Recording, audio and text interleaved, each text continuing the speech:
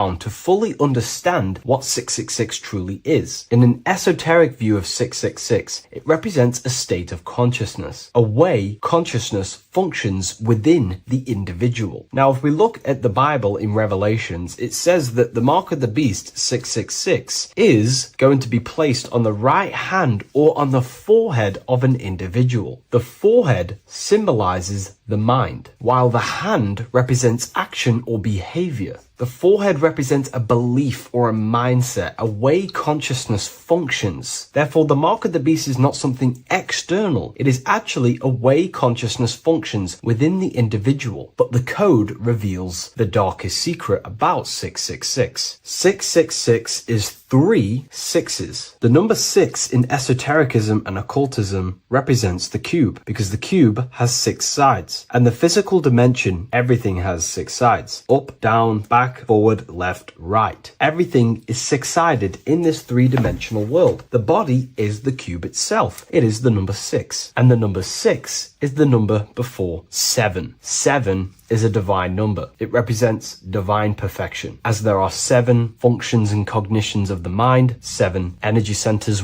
along the spinal column, 7 major planets for the 7 days of the week, 7 days of creation, 7 visible light spectrums, colors. The number 6, therefore, is often understood as imperfection, as the body is imperfect. The physical form is imperfect compared to our divine spiritual nature. But let's decode the 666 code properly so you can understand this. Now you understand that the number 6 represents the material 3-dimensional world, or the physical body of consciousness. We can then look at the number 3, because there are 3 sixes. The number 3 represents the 3 ways consciousness functions. Consciousness thinks, consciousness feels, consciousness acts. We have a mental body, an emotional body, and a physical body. Most people confuse these things to be all one. They think their mind is their emotions and their mind is their brain, and they interlock all of these, but these are actually 3 different bodies of consciousness. Consciousness has many vehicles or bodies it expresses itself in. So the 3 ways that we ultimately create our life, the 3 ways that shift our reality, and the 3 full things that we have full control over are our thoughts, emotions, and actions. If you try and control anything else other than these 3 aspects of life and consciousness, you are then breaking natural law. If you try and control someone else, you are then breaking their will, their natural rights. These are the 3 things you have full control over: your mind, emotions, and your body. Therefore, the number 3 represents the 3 ways that you express consciousness in this life or reality. And the number 6 represents the material body. 666 is the mark of the beast. Therefore, the mark of the beast could be a state of consciousness where your thoughts, emotions, and actions are all directed towards the physical, material 3-dimensional world, leaving no room for true spiritual connection with your higher self, no divine connection to the source or God, giving no attention to your true internal nature, to the self inside the mind. All of your thoughts, emotions, and actions are directed only for physical pleasures, for materialism, for status, for egoism, leaving no room for connection with the divine. And this is the mark of the beast. When people's minds become so obsessed with materialism, chasing desires for the material things, they disconnect themselves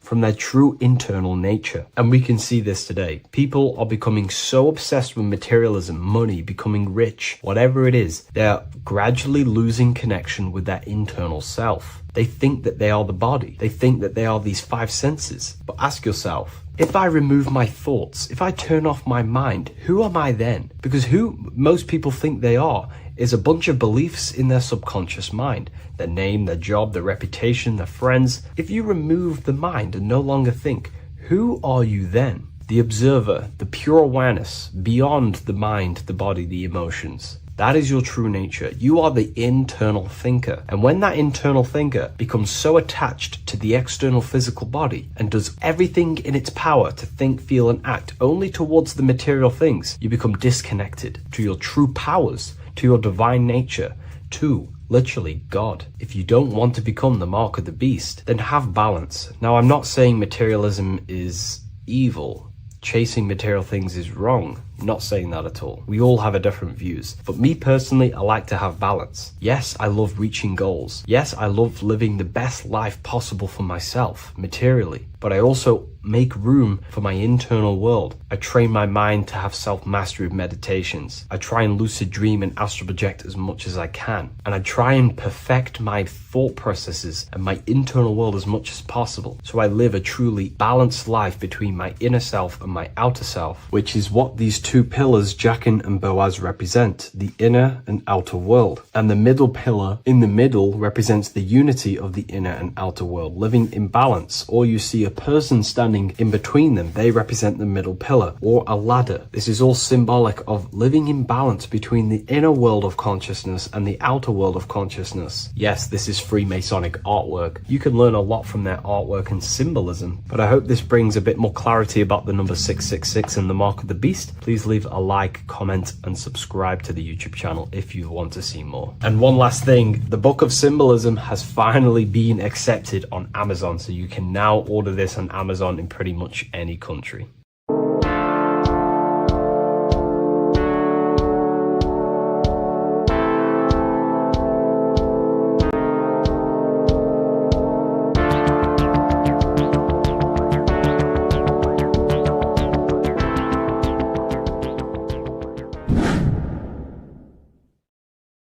Welcome back, people. We're back with another video. Let's jump straight into this. Make sure to tune in till the end, because this has got so much information in this video. So sit back and enjoy. So everything's Taurus fields. The Earth's a Taurus field. Everything's Taurus, which is electromagnetic field, electric and magnetic.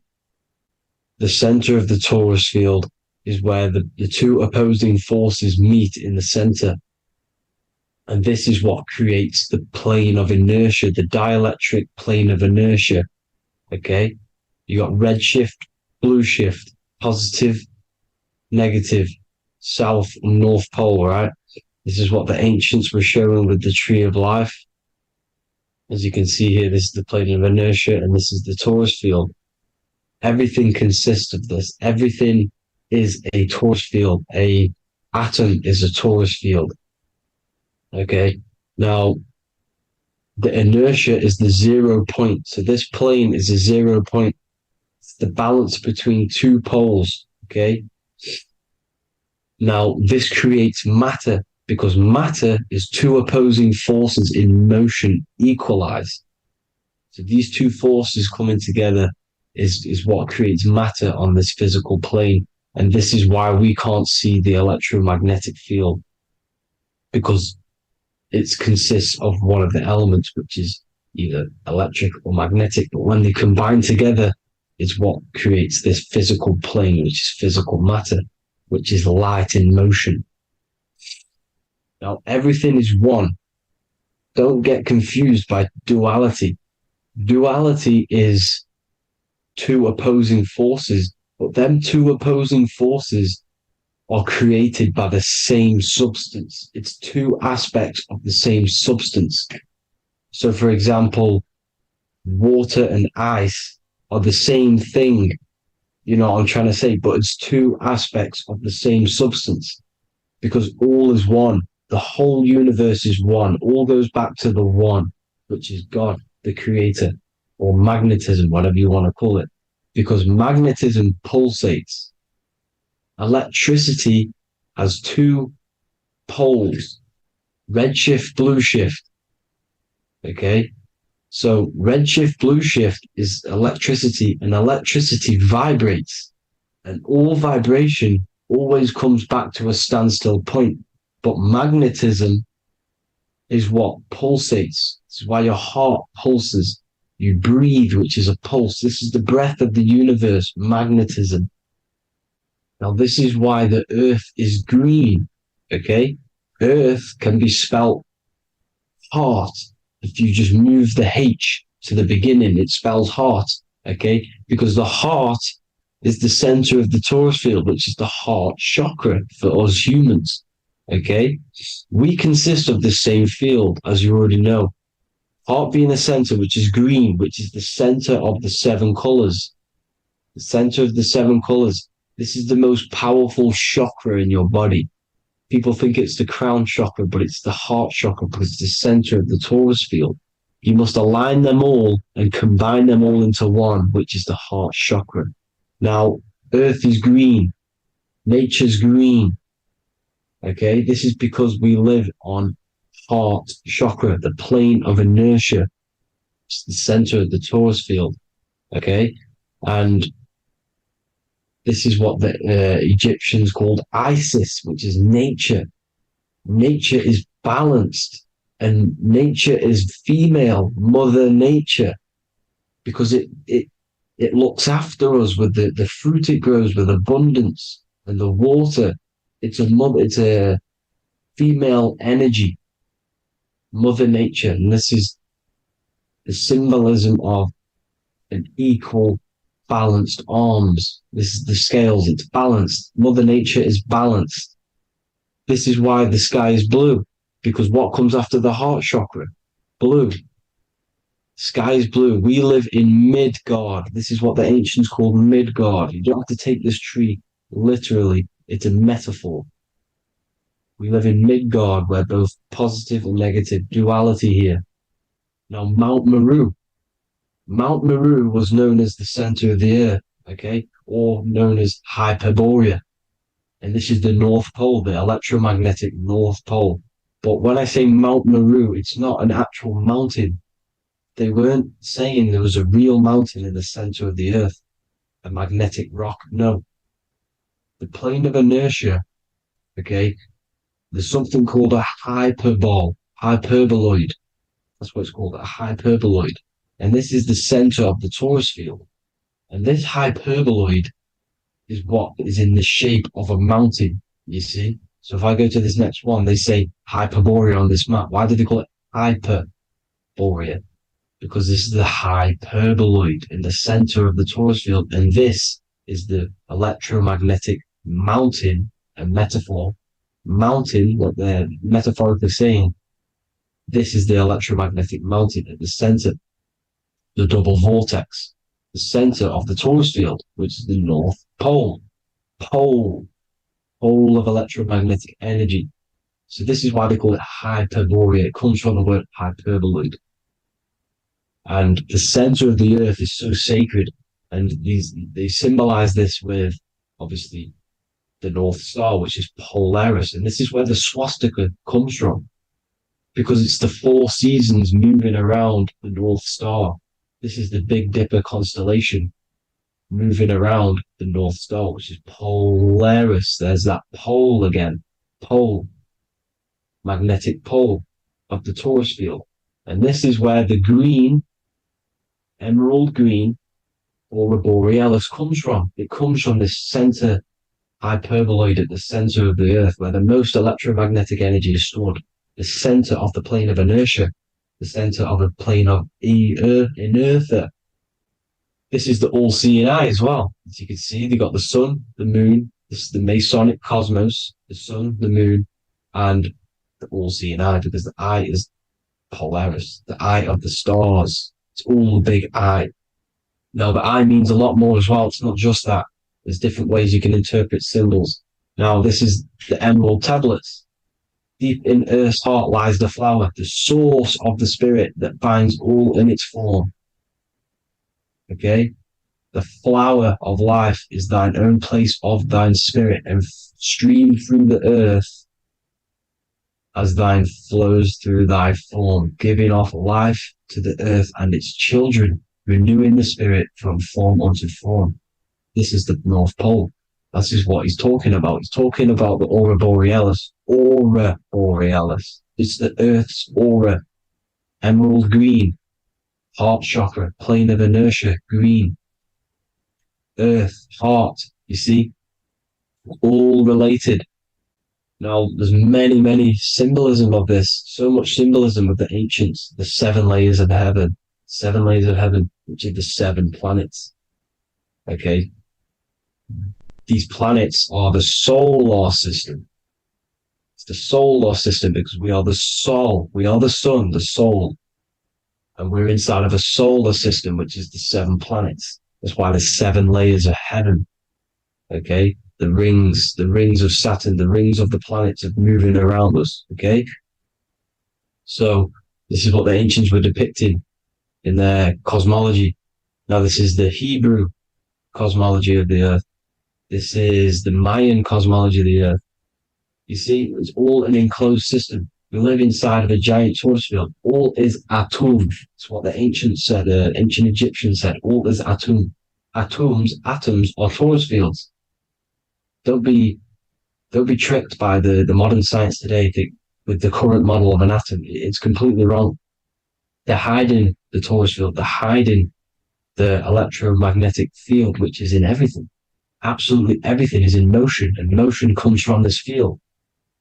And you see, this is upside down, but this is the I think it's pretty sure it's candles, but the 7 candles, the 7 planets, the 7 Elohim.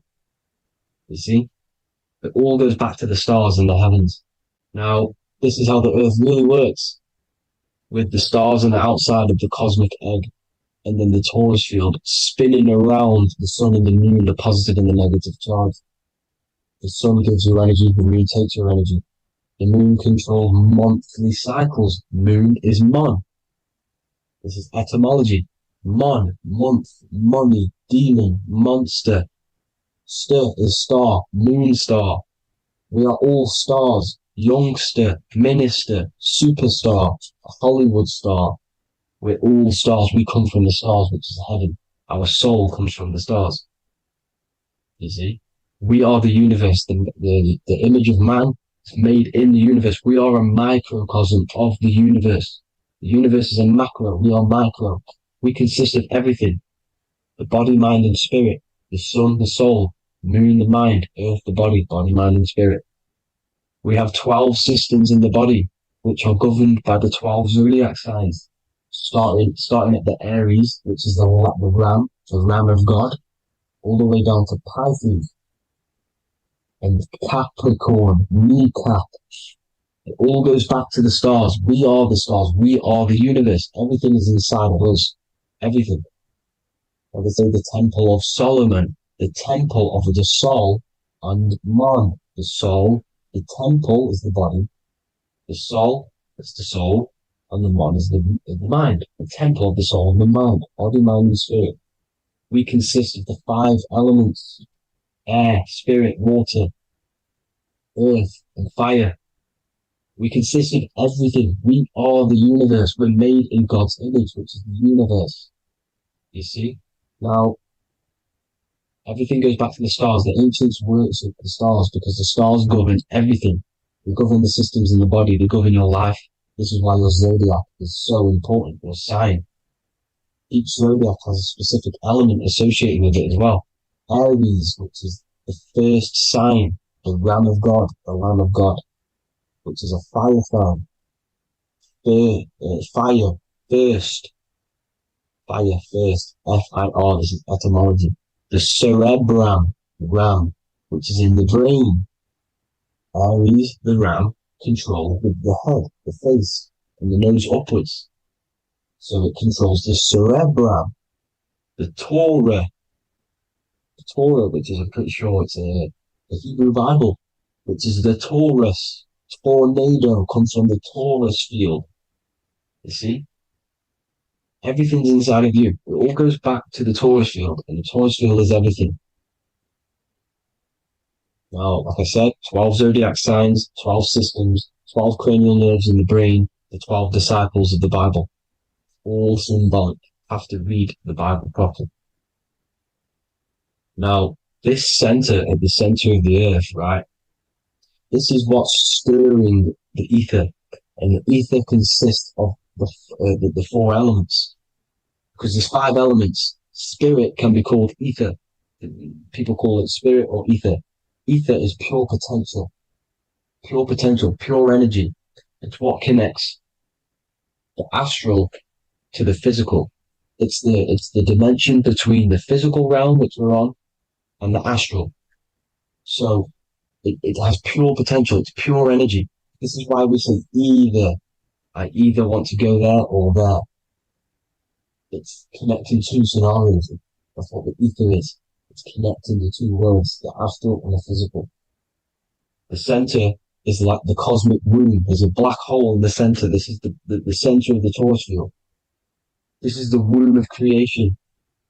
This is the womb of creation. And inside of this black womb are the five elements, and everything's being stirred around. Everything's in motion. Light is motion. Everything's motion. Now, like I said earlier, light crystallizes into physical matter. They are the same substance. Spirit and matter are the same substance, but different variations, different aspects of the same substance. Low vibrational spirit turns into matter. High vibrational matter turns into spirit. Or light, whatever you want to call it. Matter is light crystallized. This is where we get the 7 metals from. The planets. The planets are light. Specific frequencies and vibrations of light.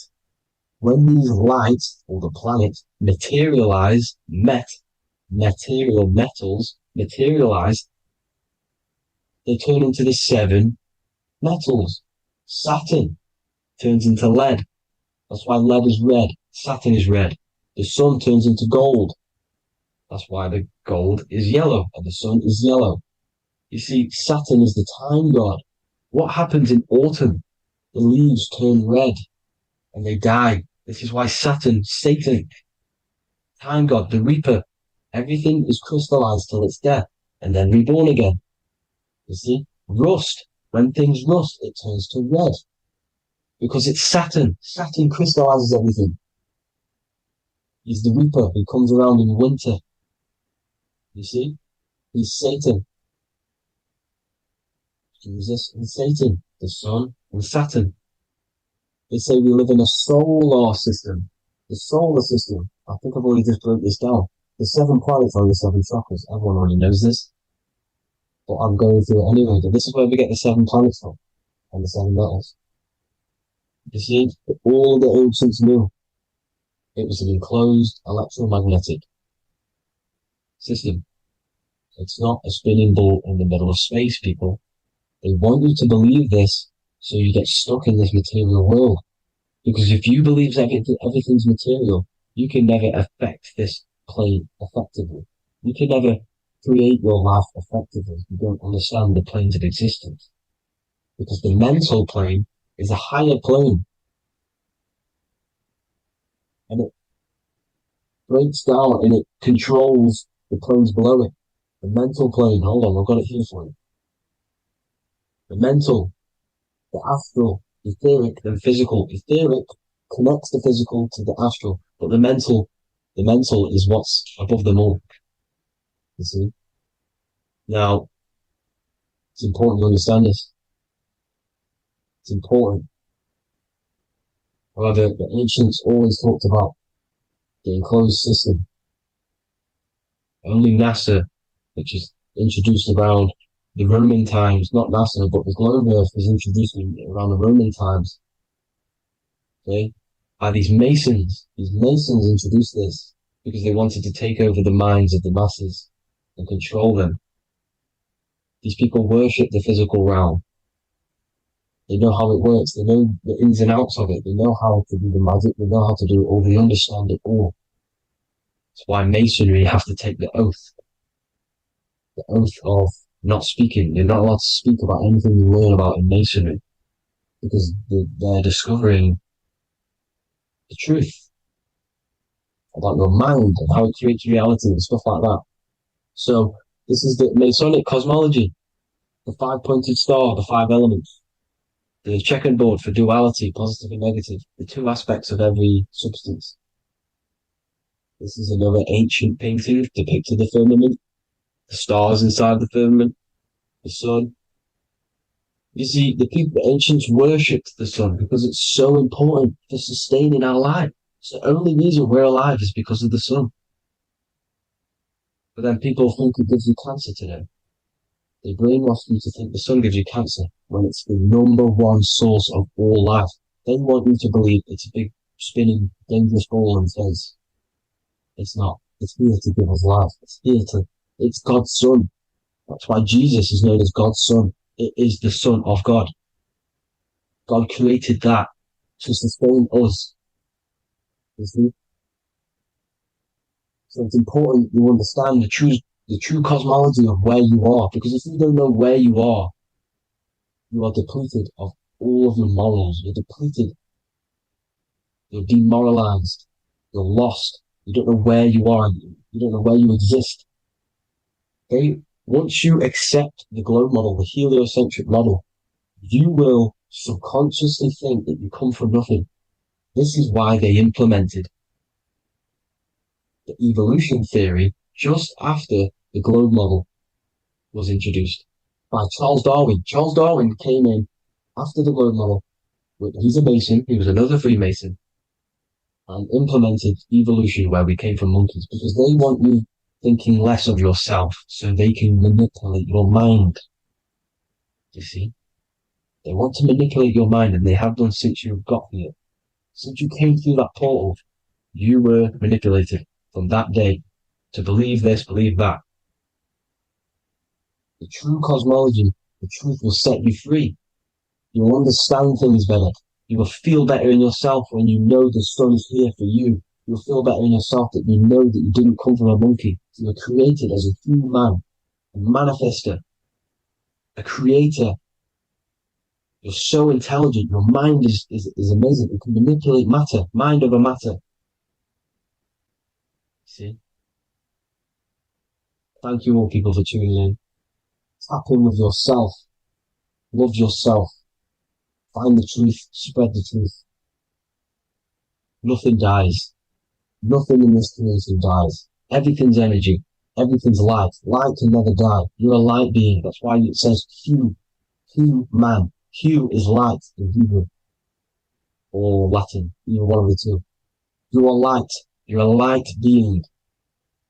You never die. Ever, ever, ever die. Ever. Stop thinking you're going to die. This body will die because it contains electricity. And electricity always goes back to a standstill point because of vibration. Electricity vibrates. You are pure light. You will never ever die. Thank you all people. God bless. Make sure to like, subscribe and share.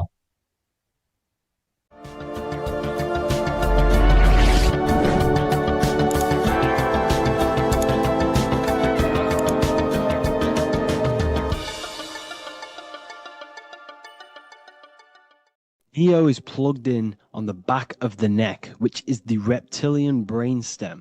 The reptilian brain is all to do with survival mode, survival state. It's always scanning the environment for safety, whether that's physically, emotionally, or mentally. It does not think. It is instant. For example, do I smack the guy or run off?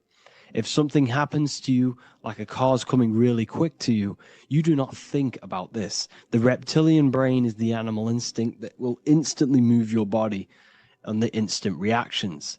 Hence why it's the closest brain to the rest of the body. It has instant access to the electrical nervous system to control the body at instant reactions. Now, Neo is plugged in on the back of the neck, which is the reptilian brain. Therefore, the matrix is the body itself. It is the lowest state of consciousness. This is what it represents.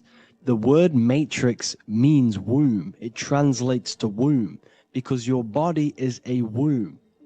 Your body is a vessel for universal consciousness, for God consciousness.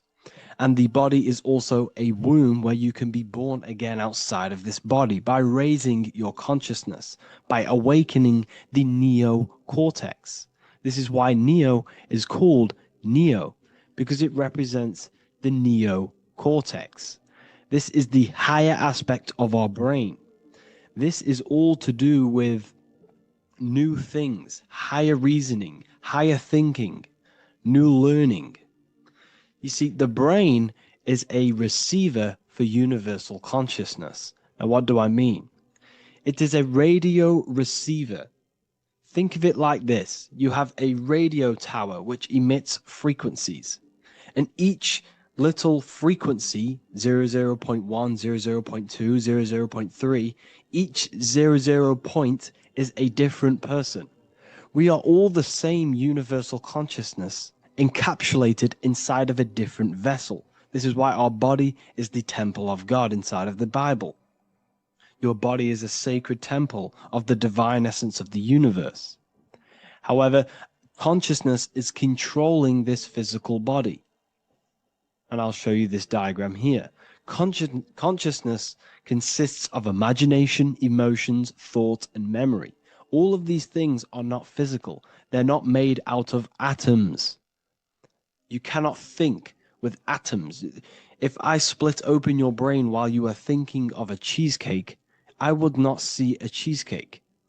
It's because these things exist metaphysically within consciousness. They are not physical. The body is physical. It's part of matter. It's part of time.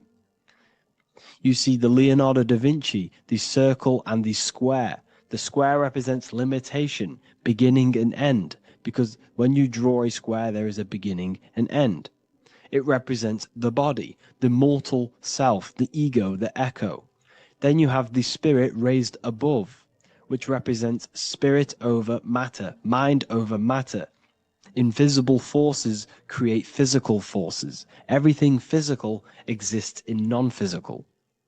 This is also the Freemasonic square and compass, why the square is below the compass, because the compass creates the circle, which is spirit or mind. Then you have the square, which is matter. Mind and matter are the same substance.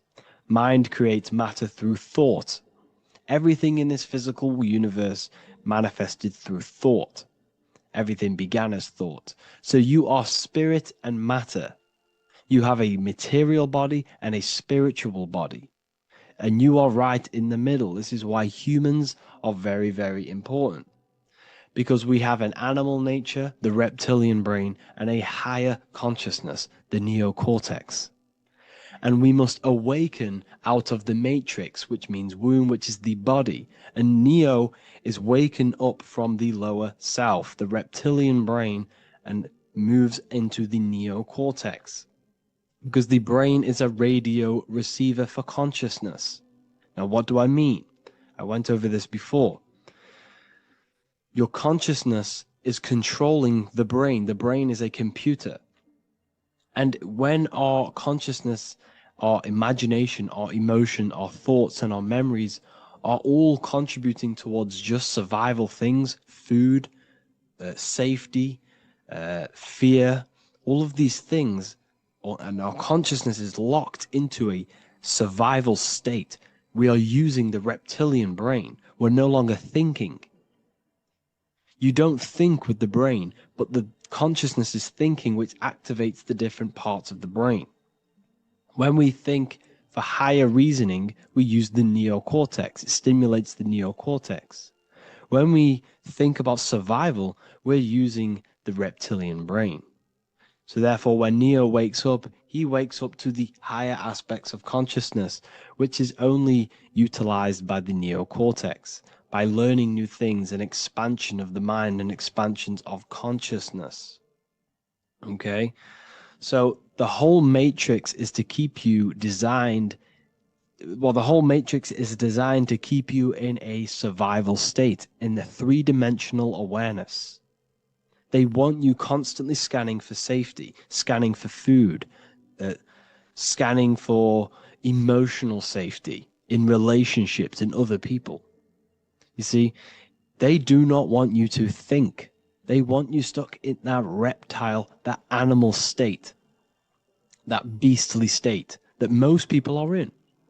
Most people, all they do is eat, listen to music, consume, have sex, lust, desire. This is all the reptilian brain.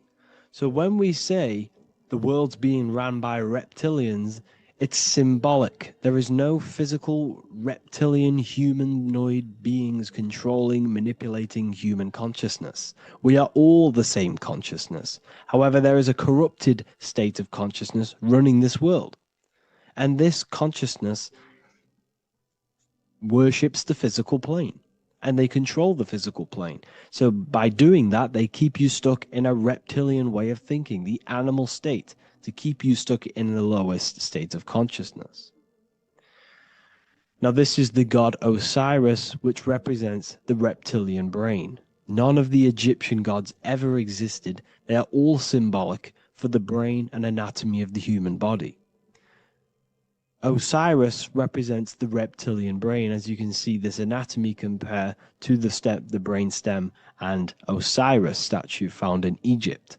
And we also see an ancient artwork of Osiris with green skin and two reptile crocodile alligators next to him, which also symbolizes the reptilian survival state of human consciousness and the activation of the reptilian brain. This is what it symbolizes. Now, this is what the Matrix is all talking about. It's talking about the awakening, the expansion of consciousness. The word divine is dive in because you connect with the divine by diving inward. There is no man in the sky going to save you.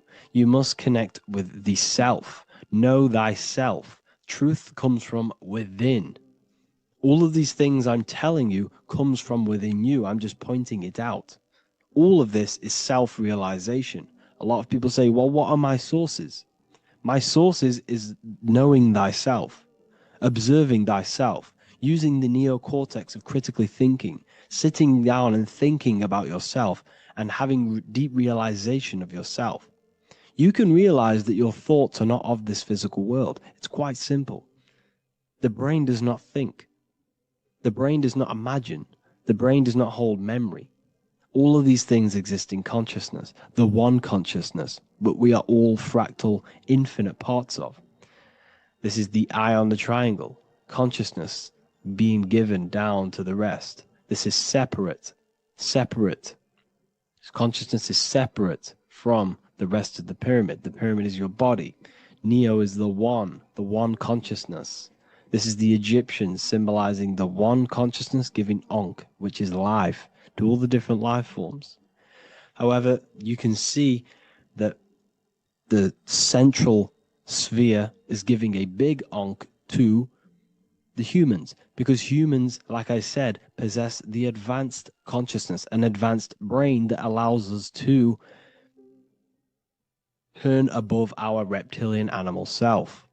For example, we can go against our reptilian lower animal nature and turn to our godly nature. Animals cannot do that. They are stuck in instinct. They are stuck in a reptilian animal way of thinking and operating. Everything they create is to survive. We can turn against our lower nature and create for amazing things like buildings, architecture, technology. We can use our creative consciousness for anything we wish, not just survival needs.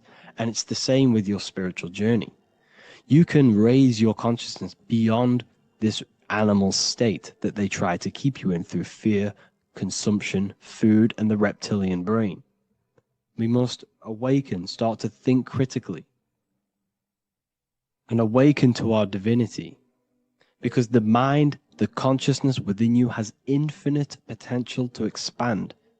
There are infinite fields of knowledge that you can explore. The mind can never be filled. It can never ever be full of knowledge. It always expands, and that's why you are alive. That's why you are part of this universe. That's why the science always says the universe is always expanding, because the universe exists in your mind, and the mind is always expanding into new fields of thought, new fields of knowledge and information. And that is your whole sole purpose, of expansion of mind and expansion of consciousness, and the exploration of the mind of God.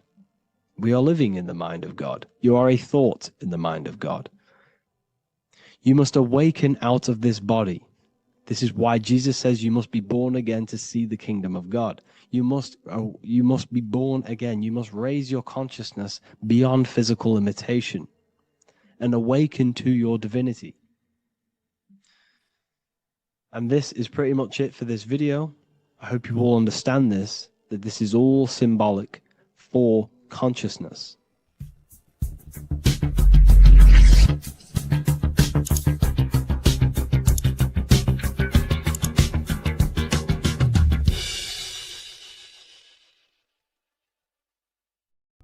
There's an ancient symbol hidden in plain sight, one that holds the key to transformation, power, and unlocking your true potential. It's been used for centuries by mystics, rulers, and even modern science, but almost no one understands its true meaning. Once you do, it will change the way you see yourself and the world forever. Stay with me, because this could be the key to your own awakening. The symbol of the snake, or the serpent, is a very powerful symbol that refers to something within you, that we all are on this journey. So first of all, we see this symbol in ancient Egypt on the top of the pharaoh's head.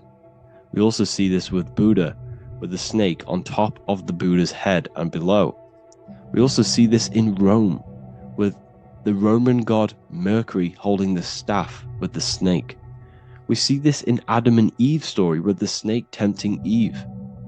We even see this today on the medical facility. What does this mean? Why is this symbol being used for thousands and thousands and thousands of years? It has a very deep esoteric meaning. We see this in the Caduceus staff, and we even see the snake representing the Kundalini. What does the snake actually mean? A lot of people think it represents the Kundalini, which it does. However, there's a deeper interpretation of this symbol, and it goes very far beneath the surface of what the snake actually represents. Okay? So first of all, when looking at symbols, we need to observe what the snake does in nature. The serpent sheds its skin. The serpent shedding its skin is a sacred symbol of an inner transformation. It transforms from its old self to a new self. It sheds layers of itself. As the snake discards its old exterior, it mirrors our own journey of realizing outdated beliefs and patterns, paving the way for a renewed, authentic self on the esoteric path of awakening. Essentially, it represents transformation, but not transformation of our physical bodies, transformation of our inner world. Now, this is where things get a little bit tricky and you may become a little bit confused, but I'm going to make this very clear for you. The snake symbol, or any symbol, can be used for different contexts. For example, the Kundalini. We see the snake representing the Kundalini. We all know that energy can't be destroyed, only transferred. Like I said, this is a transferring of energy. It's a changing, a transforming, shedding its skin. It represents transformation. Sexual energy is energy, and we can transform the sexual energy into a Kundalini awakening to activate dormant brain cells in our brain, and to activate the human light body, which is the spirit. We can cultivate, save, and retain our sexual energy, transmute it up the spine to activate the brain. This is a symbol of transformation, of energy in this context. However, when we go to the emergency services, this does not mean the same thing as the Kundalini. The snake in this context represents transformation of health. When we are picked up by the emergency services, we are looking for a transformation. We are unwell, and now we need to transform to well-being. This is why they use this symbol. It represents transformation, especially with the pole and the snake climbing. It's climbing, it's transforming from the bottom to the top, shedding its skin, shedding old layers, transformation. We see this in the Bible with the snake tempting Eve to eat the apple of the tree of knowledge of good and evil. Well, what does this mean? Where's the transformation in this? Well, this is a very hidden one. The transformation takes place in Adam and Eve's consciousness and their mind. They go from a pure, whole state of consciousness, from being tempted by the snake, and they eat it and they transform into knowing the good and evil, into the dualistic ways of thinking and the dualistic meaning of this world. Let me rephrase that. They understand the dualism of this world, And they now understand the two good and bad ways of thinking. They know the knowledge of good and evil, of duality. They shifted from a whole state of consciousness into their consciousness being split into good and evil. This represents the journey of every single soul that incarnates into this world, including yourself. When you were a child, you were whole. You had no understanding of good and evil. But as you grew older, you eaten the fruit. You grew to understand the knowledge of good and evil. Your consciousness split from a whole into a separate and divided way of thinking and divided understanding of the world. We suppressed aspects of ourselves to fit in with society norms. And we just limited ourselves with limiting belief systems. We knew the knowledge of good and evil. Our consciousness split from a whole state. This is what Adam and Eve is symbolic of. We see this with the Roman god Mercury, with the snake. Mercury represents intellect, communication. He's always flying in the air, which represents the air, the mind, the intellect. He's holding the snake to represent transformation of the mind. This is what we call mental alchemy. Turning base metals into gold, turning the unenlightened aspects of our mind into enlightened ones, turning our negativity into power and control. We see this with Buddha, and Buddha is all to do with transformation of the inner world, transformation of the mind and the soul and the emotions. And it also represents the Kundalini. We see this in ancient Egypt. We always see the snake on the head, representing the place where the third eye is, representing the intellect or the mind's eye, the third eye, whatever you want to call it.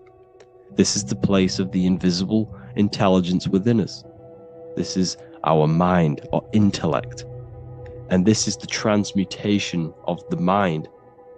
This is why the snake is on the head, representing the transformation of the mind, going from the unenlightened into the enlightened, going from the uncontrolled to the controlled mind, so that we can control the very fabric of reality.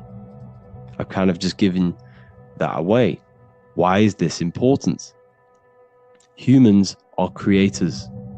We're the architects of creation, endowed with the divine power to channel the fourth dimension, which is the imagination, into reality. Each thought and intention is a seed. When nurtured with focus and clarity, transforms the unseen into the tangible experience. This creative process bridges the gap between the ethereal and the material. Humans are creators. It's impossible for you not to create. Whether you're doing this consciously or subconsciously, you've been creating your whole life, turning non-physical thought into physical reality. We are creators. However, the mind cannot create in a state of chaos. The mind cannot create with limiting beliefs. The mind cannot create with thoughts that come and destruct our minds. The mind cannot create consciously and effectively if there are impulses within our mind and we have no control over the mind. So this is where self-transformation comes from within. This is where the snake comes in. The snake represents the transmutation of our mind from the uncontrolled to the controlled. In this context of the Egyptians with the snake on their head. It's all to do with mental alchemy. In the occult tradition, the mind is seen as a delicate instrument that demands constant vigilance. Left unchecked, it reverts to archaic and destructive thinking patterns. Like a finely honed blade, it must be continually sharpened through discipline and self-refinement. In this unending process of unveiling and mastery, we learn to shape reality, harnessing the power of our thoughts to manifest the highest potential. It's all to do with mental alchemy, and this is how the snake is connected to you. And what the snake represents to you, it represents the transmutation, the changing of ourselves, of our consciousness, so we can gain control in this 3D world. If we lack control, then we'll constantly be manifesting chaos. Now, there are 3 ways that we can transform our world, and we can slowly transform our mind. Now, this is not an overnight process. It takes periods of time of purification. And number one is affirmation. Let's say we have this dirty cup of water and we have a tap of water. And in this tap, it's pouring in more water, clear water. Over time, if I keep pouring clear water into this cup, it's going to slowly purify this cup. And then in the end, it will look like the cup on the right. It's the same with your mind. The cup represents the limiting beliefs, the negative thoughts, the negative mind, the uncontrolled mind. But if we keep repeating affirmations over and over and over again, such as I am disciplined, I am powerful, I am limitless, over time this can purify our subconscious and we can gain control over the mind, and we will become conscious of the thoughts that we are giving attention to. The second way is meditation. Meditation allows one to develop an off switch for the mind, providing a sense of control over it. Over time, we gain the ability to filter our thoughts and become more conscious of the ones we choose to engage with. Meditation, over a period of time, will give you this button that allows you to filter out negative thoughts. If you have a negative thought in your mind, you'll be able to become conscious of this and redirect your mind's attention. This is all about self-control, because remember, we become what we think about. The snake represents the transmutation of the self. And another way is visualization. Visualization allows your subconscious mind to experience the reality you desire, accepting it as truth. As the subconscious becomes more immersed in this imagined reality, it works to manifest it into your conscious experience. Your visual eye, visual eye. You're using the mind's eye to see and mold your future. That's what imagination is for, to create in your future. You can become your future now in your imagination. And this can slowly purify your consciousness, slowly purify your mind, which will then, if you do all three of these over periods of time, you will see great transformation from the inside out. And your outer world will start to mirror your inner transformation, because it's as within, so without. You change your inner world of consciousness, of thought and emotion, you'll change your external reality and your circumstances. So I hope this lesson has gave you a great understanding of what the snake actually represents. And now that you see it, you will see this everywhere. Every time you see a snake, you know it represents the transformation. So please, if you can, leave a like, comment, and subscribe, and turn on the alerts to make sure you never miss a video. And if you have any video suggestions, feel free to make a comment and I can make a lecture on it. I appreciate you all watching this video today, and I'll see you all inside my university if you're inside, and I'll see you all in my Telegram if you join, and I'll see you in the next video, of course. Thank you and take care. What if I told you you don't have one body? You in fact have four. There's a secret hidden right in front of you, and most of you overlook it. And by learning these teachings today, this will change your perspective on life, on yourself, and completely change the conception of yourself. This is the key to your highest potential. If you stay with me today, you will find secrets about yourself that will change your life. But I warn you, once you step this path of esoteric knowledge, there's no going back. Once you see, you can't unsee. So stay with me, and we will discuss the four bodies of your soul and how you can master yourself to reach your highest potential. The first thing we must understand is that there is a sun. And just like the sun gives life to the earth, there is this life force within the sun that gives life to all matter. We must understand that that matter itself is dead. It has no life potential. It has no ability to create or destruct anything. All of the life comes from above, from the sun, from the life-giving power of this infinite energy source we call the sun. No matter what model you believe, the sun still gives power to this physical realm, giving life to all of the crops, giving life to animals, giving life and growth to all things that the rays come in contact with. This is a macrocosm process. We must understand the teachings of as above, so below.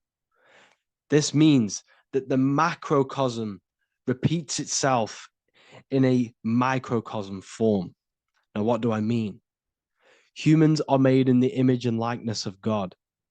You are a miniature version of God, a spark of the divine consciousness made in human form, in physical form. Just like the sun gives life to all physical matter and growth to all crops on the earth, your soul is a miniature sun, and your soul is giving life to the body. Your body is a miniature earth, which also goes through the cycles of the 4 seasons of the sun. We feel different in each one of these seasons. It's because our body does not only go through these cycles externally, but these cycles happen within ourselves, within consciousness. Your soul is the sun. The sun you see in the sky is an externalization of your soul. Your soul is the life force. You are the soul, not the body. And like the sun gives power to the earth, the soul gives power to your body. So first, let's look at the etymology of the word sun. The word sun comes from it's a Latin word solis or sol, which means the sun. Sol then became soul, sun, soul. And in fact, SON and SUN in the old etymology dictionary mean the exact same thing. They are interchangeable.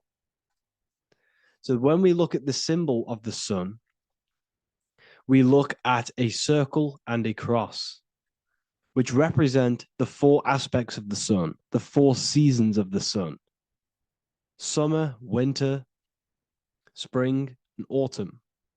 These are the 4 states of the sun. Like we said, this is why we get this symbol. You have the 4 states of the sun, which represent the 4 bodies of the soul. Now, this is where we get deep. Like I said, the sun you see in the sky is a macrocosm of your soul, an externalization of your soul. Just like your sun has 4 seasons, the 4 seasons within us are the 4 bodies. Our soul is incarnated and split into 4 sections. We have a mind, we have a physical body, emotions, and spirit. These are all interchangeable and they are all linked. In ancient alchemy, we have the exact same symbolism of the 4 stages of alchemy. But in this case, they're symbolized as the 4 elements: earth, water, air, fire. In this ancient alchemical symbol, we have the pentagram, with the top one representing the soul, ether. Our soul then has the 4 bodies, with the human here. We have the man, the eagle, the bull, and the lion. We see this on the tarot card, the Wheel of Fortune. The man, the eagle, the bull, the lion. We see this in Matthew, Mark, Luke, and John. The lion, the bull, the man, and the eagle. We see this with depictions of Jesus. Jesus, the man, the bull, the lion, and the eagle. These represent the 4 fixed signs of the zodiac: Taurus, the bull; Scorpio, the eagle. Scorpio was symbolized as an eagle. It's an ancient symbol. Now it's been changed to a scorpion, of course. Leo, the lion; Aquarius, the man. These represent the 4 fixed signs, which are 4 different elements. Taurus is an earth sign. Scorpio, a water sign. Leo, a fire sign. Aquarius, an air sign. Taurus is the earth. As above, so below. The earth is the physical body. Leo is fire. Fire is the spirit. Scorpio is water, which is the emotions. Aquarius is the mind, which is an air symbol. Air is the mind. That's why we call people airheads. Okay?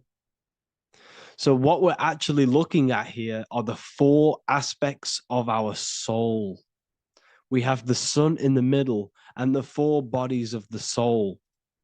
This is what Jesus is symbolizing. Jesus represents you. God made flesh with the four aspects of the soul.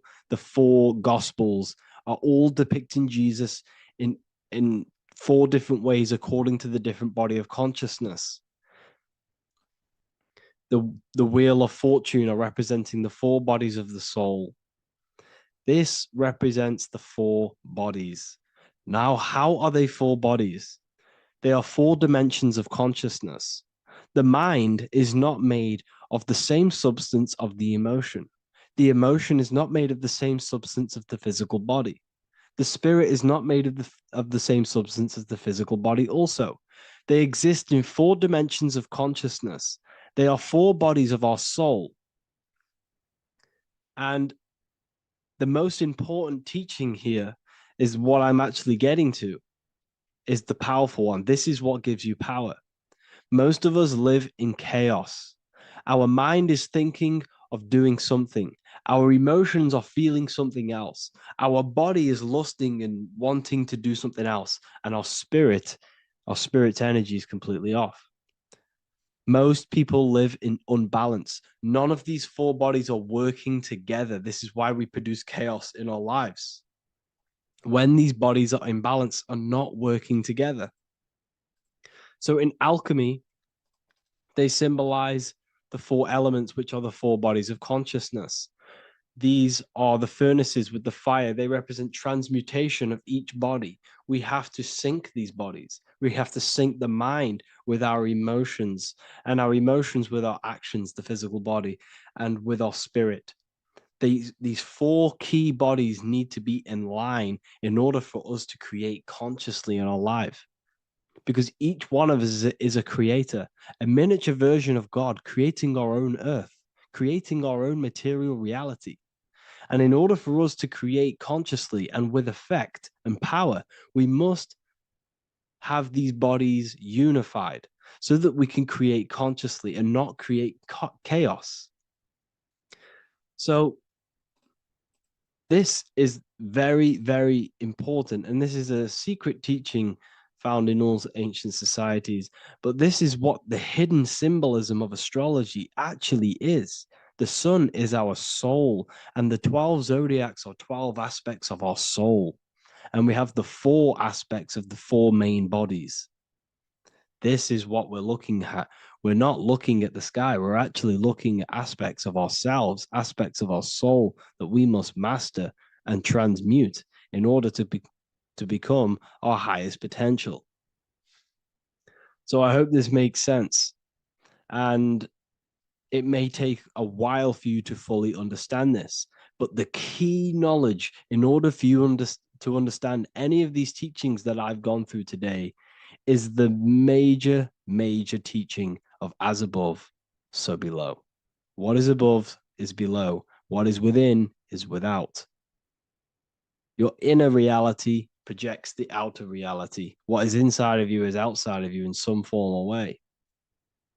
Whatever trees, whatever roots that go down will always shoot up. When you throw a bouncing ball, you shoot it down, it will go up. As above, so below. As within, so without. God did not make a creation separate from himself. We are all extensions of the divine made in physical form, and we are incarnated into four sections. Our soul is separated into four sections. These are the four corners of reality. These are the four pillars of reality that we must control. So, in order to access our soul in meditation, we must turn off these four things: turn off the mind, the emotion, the spirit, and the body. And then we access the soul. So, I hope this video helps today. And you can learn all about this in the Book of Wisdom, Volume 2. This book is a revolution in consciousness. I do not recommend everyone reads this book. This book is only for people who are serious and want to transform their lives. This book is a book that will change the scope you see reality. It will change your perspective on yourself because you will resonate with this. This book does not just give you information, it gives you a sense of well-being. It gives you truth, and you will find your power from this information. This information is not just information, it's a key to your path of enlightenment and transformation. So you can find this book in the description of this video. And if you are part of the university, I will see you on the live calls. Thank you, everyone. Please leave a like, subscribe, and a comment, and let me know whatever videos you want me to make next. Anything that you fail to understand or have any confusion with, I can make a video on it. So let me know in the comment section any reviews or anything I should do. Thank you all, people. Have a great day. Welcome to Revival of Wisdom. What is good, people? Is Revival of Wisdom. We're back with another video. Today we're going to be talking about the importance of Saturn and the occult. Let's jump straight into this. So Saturn is the god of the earth, right? It's the time of God, change, destruction, physical matter. He creates and destroys, because the energy of Saturn is the key to crystallization. It wraps things in physical matter, right? He creates everything, all life forms, and he takes things back, because the day that you're born, that's the day that your expiry date is coming. The time is ticking until Saturn takes your life. This is why he's known as the Reaper. Okay? As he's personified as eating his child here in this ancient Roman painting. As you can see, he's eating the child. We are all children of Saturn, right? He creates physical matter, our physical bodies, right? He's the god of time because he's the slowest moving celestial body. He's the Lord of the Rings, as you can see here. He's the last one on the ring. He's the slowest one moving, okay? So he is the Lord of time, of destruction and creation, okay? This is why his name is Saturn, Satan. He's the devil, okay? But I'm not saying Saturn's evil, guys. It's a part of life. Everything lives and dies, right? He's the key to crystallization. Now, as we have the clock here, our god Saturn, or Chronos in Greek, just means time. He's also the god of time, as I've already said. 60 seconds in a minute, 60 minutes in an hour, 24 hours in a day. Add 2 plus 4 equals 6. 60 seconds, 60 minutes, 2 plus 4 equals 6. That's 666. Okay? And as you see on the clock, 6 take away 12 equals 6. 7 take away 1 equals 6. 9 take away 3 equals 6. 6 is the number of Saturn. It's associated with Saturn, right? He's the god of time, of justice. Everything goes back to the Reaper in the end. Everything lives and dies. Now, the artwork of him, he's always got the Reaper staff. You see, it's personifying death. Now, when you see this, the Romans were not saying Saturn was a real person, a real god in human form. No, this is personification. This is what the ancients always did. They personified, just like the Bible. It's all personification. So the personifying Saturn eating its children because it eats, it's the Reaper. No one can escape the Reaper. No one can escape death. Now, Saturn is 666, which is in the Bible, the number of the beast, right? The number of the beast, Satan, 666, right? So on the North Pole of Saturn, you have a hexagon, which makes a cube, right? Now this hexagon, when you join up all the corners, creates the 6-pointed star known as the Star of David, right? In the Jewish religion. Now, As you can see, the 6-pointed star has 6 points, 6 mini triangles, and a 6-sided hexagon. That makes 666. And also, your Saturday is named after Saturn, the 6th planet, the 6th day of the week, and has a 6-sided polygon in its north pole. That's also 666. Now, this Star of David, this symbol goes back thousands of years, and it originates from Saturn. It's not the Star of David, right? It originates from Saturn. It symbolizes the physical and spiritual aspect combined into one, which makes us humans, right? Also symbolizes the male and female combined into one. These two sacred energies create the human. We consist of both male and female energy, also known as the Seal of Solomon. And we all know if Solomon was a real person, he talks about communicating with 72 demons. He could apparently in the text, he could communicate with 72 demons, and this is sorcery. This is black magic.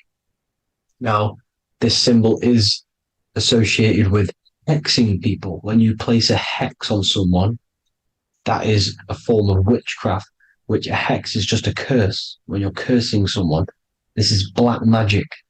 Now, the black magician would stand in the middle of the symbol and cast his spells onto other people. Now, this symbol is obviously on the $1 bill, twice on the $1 bill. And it's very, very ancient symbol. And it originates from Saturn. And let's keep going. So the cube.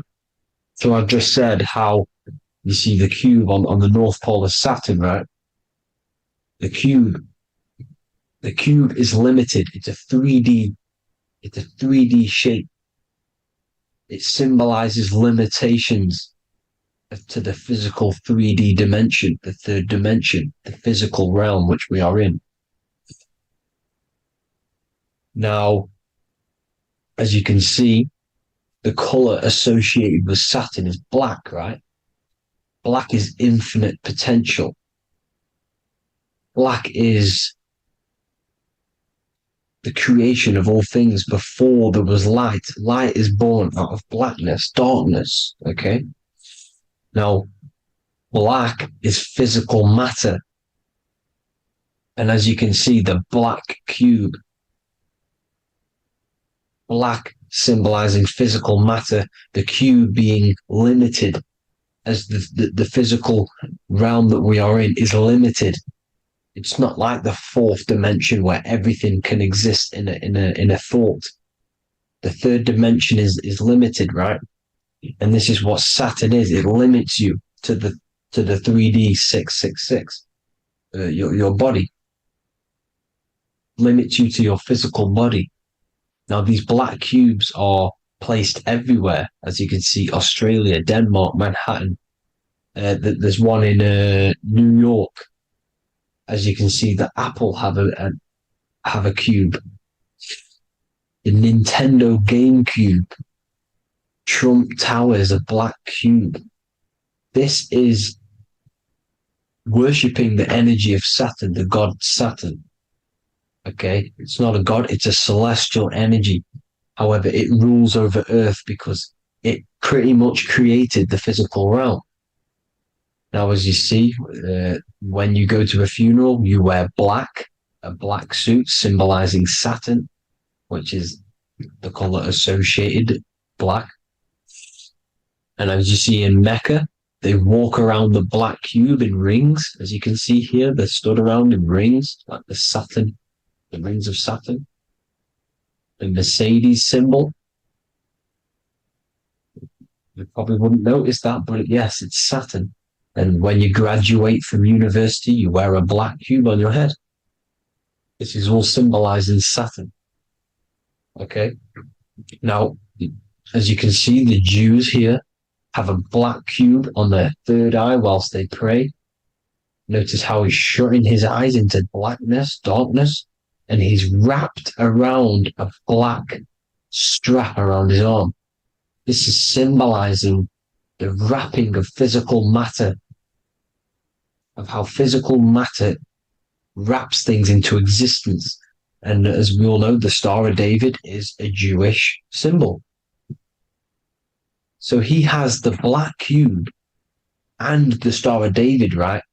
So all of these religions are secretly worshipping Saturn. Okay, this is all Saturn worship, Kronos, the god of time and destruction, the physical reality. Now, as you can see, it's symbolized everywhere in all major corporations. Pepsi, internet, that's obvious. NASA, of course, NASA. NASA means to deceive in Hebrew. Universal, Walkers, that one's so obvious. Nike, Toyota. So many different ways they symbolize it. You either see the rings of Saturn or the black cube, as I just showed you here, the Nintendo and the Mercedes, right? It's absolutely everywhere. Now, they also use 666 to symbolize it, as I've just broken it down to you. 666, the World Economic Forum. We all know how they're trying to enslave us into this new world agenda. Google Chrome, CERN, Disney, Coca-Cola, Cadbury's, all of these have 666. Now, every UPS barcode has 666. And even www is Hebrew for 666, as you can see here. Monster. It's the same Hebrew letter that means 666. Drake, 6 God. That's his God, Saturn. Why? Because they love physical realm. They love the physical dimension, the third dimension. Because they can rule here through riches. They can build an empire here. It's not like the fourth dimension. They don't want to ascend. They want to stay down here in the physical realm. Okay?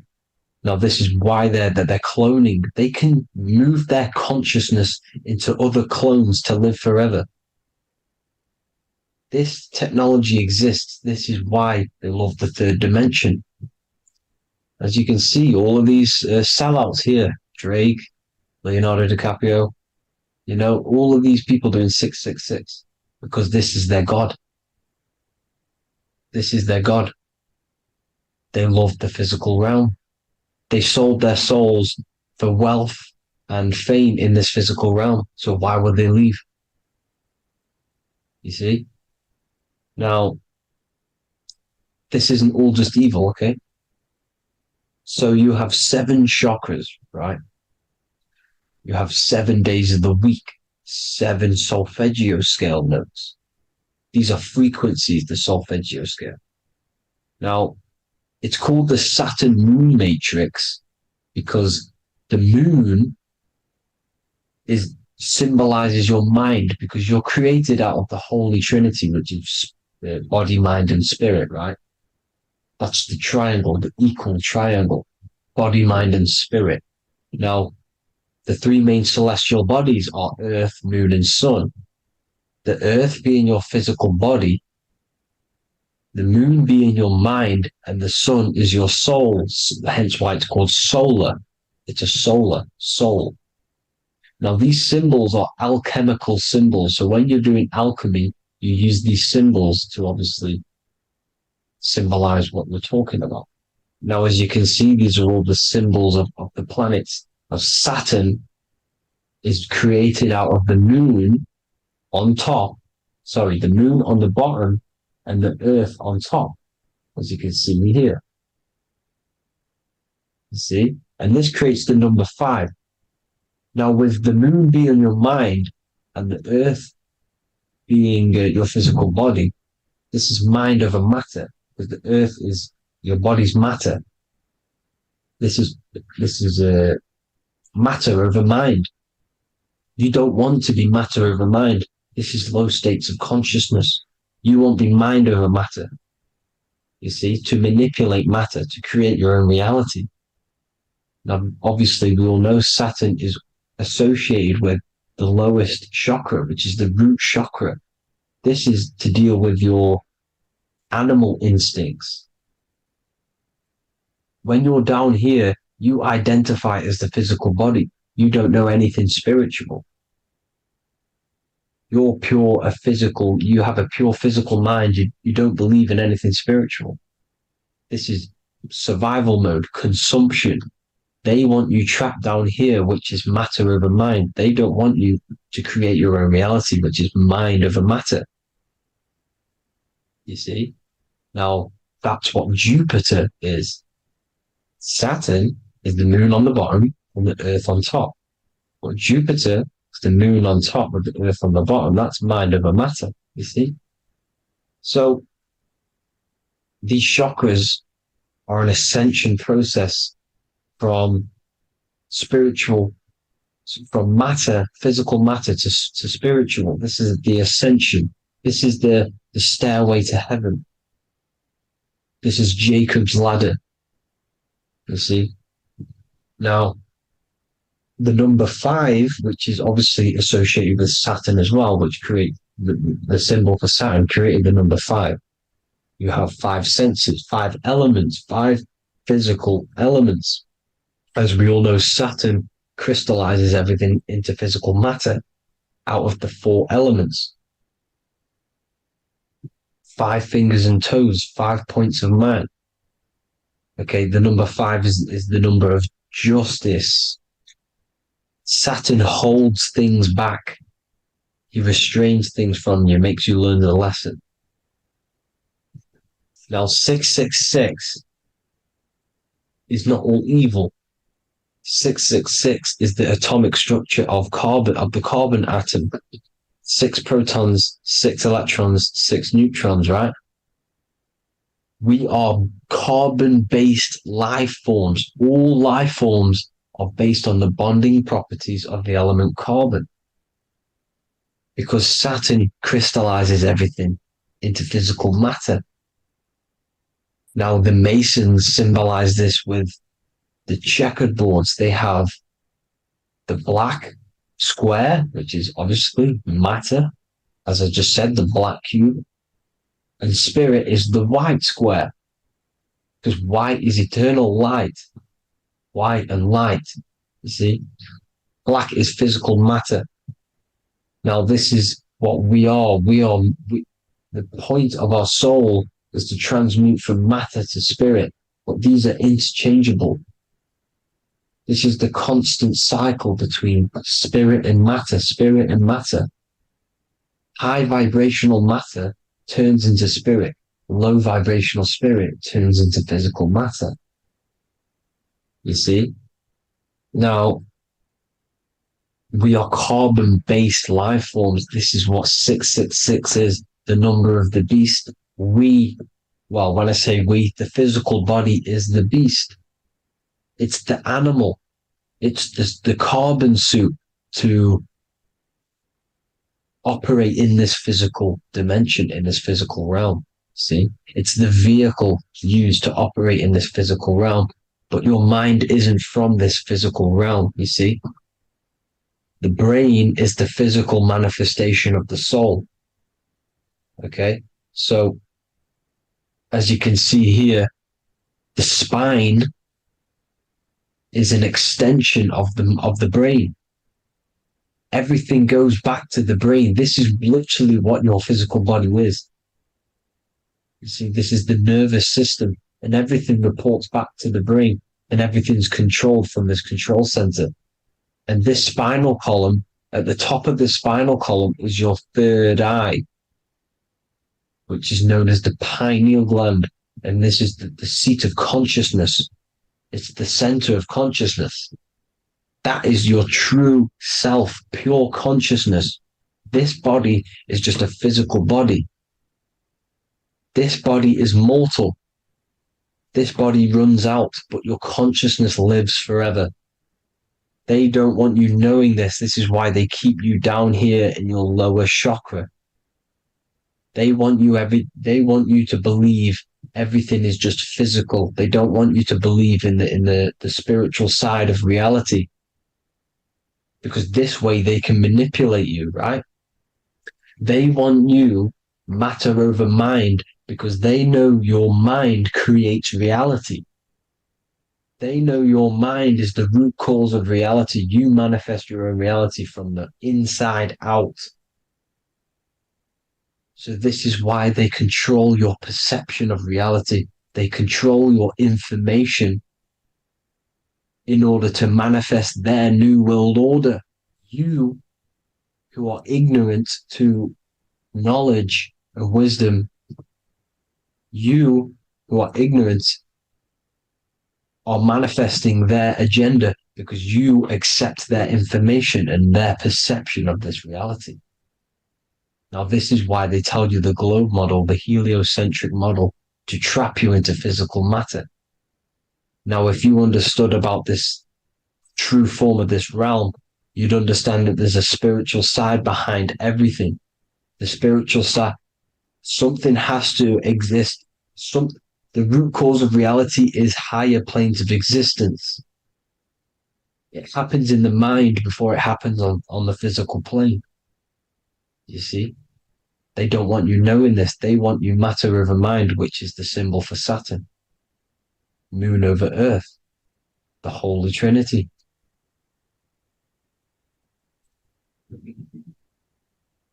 Now, as you can see, the cube also makes IXXI.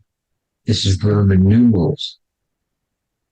This is Roman numerals, and when it's translated from 9/11. Yes, 9/11. This is the secret code of the one world order. The two twin towers, when the two become one. Okay, when the two become one, this is how you reach the higher states of consciousness, the physical and spiritual. Now, as you can see, the 9/11 memorial are two black cubes. It's two black cubes. This is all Saturn worship. Now, I'm not saying that Saturn is an evil celestial body, right? No, everything has a good side and a bad side, right? It's duality. The spirits of Saturn on the dark side are the most evil demonic spirits. Now, these are the spirits that these are invoking through these rituals, right? Yes, 9/11 was a massive ritual. It's a satanic ritual, okay? Now, we all know Elon Musk. Elon Musk is coming with the mark of the beast. In English gematria, this equals 666, right? 666, as I said, is the number of the beast. You are the beast, your physical body. You see how the Bible twisted things up to make things more confusing, right? But it's there. You just have to have the knowledge to be able to read the Bible properly. As we all know, we had this virus. I'm not going to say the name because I'll get flagged. This virus adds up to 666 because this is all part of the New World Order. It's all part of keeping you in this physical dimension. Okay? Now, as you can see here, Novus Ordo Seclorum on the back of his shirt, on Elon Musk's shirt. This is also on the $1 bill.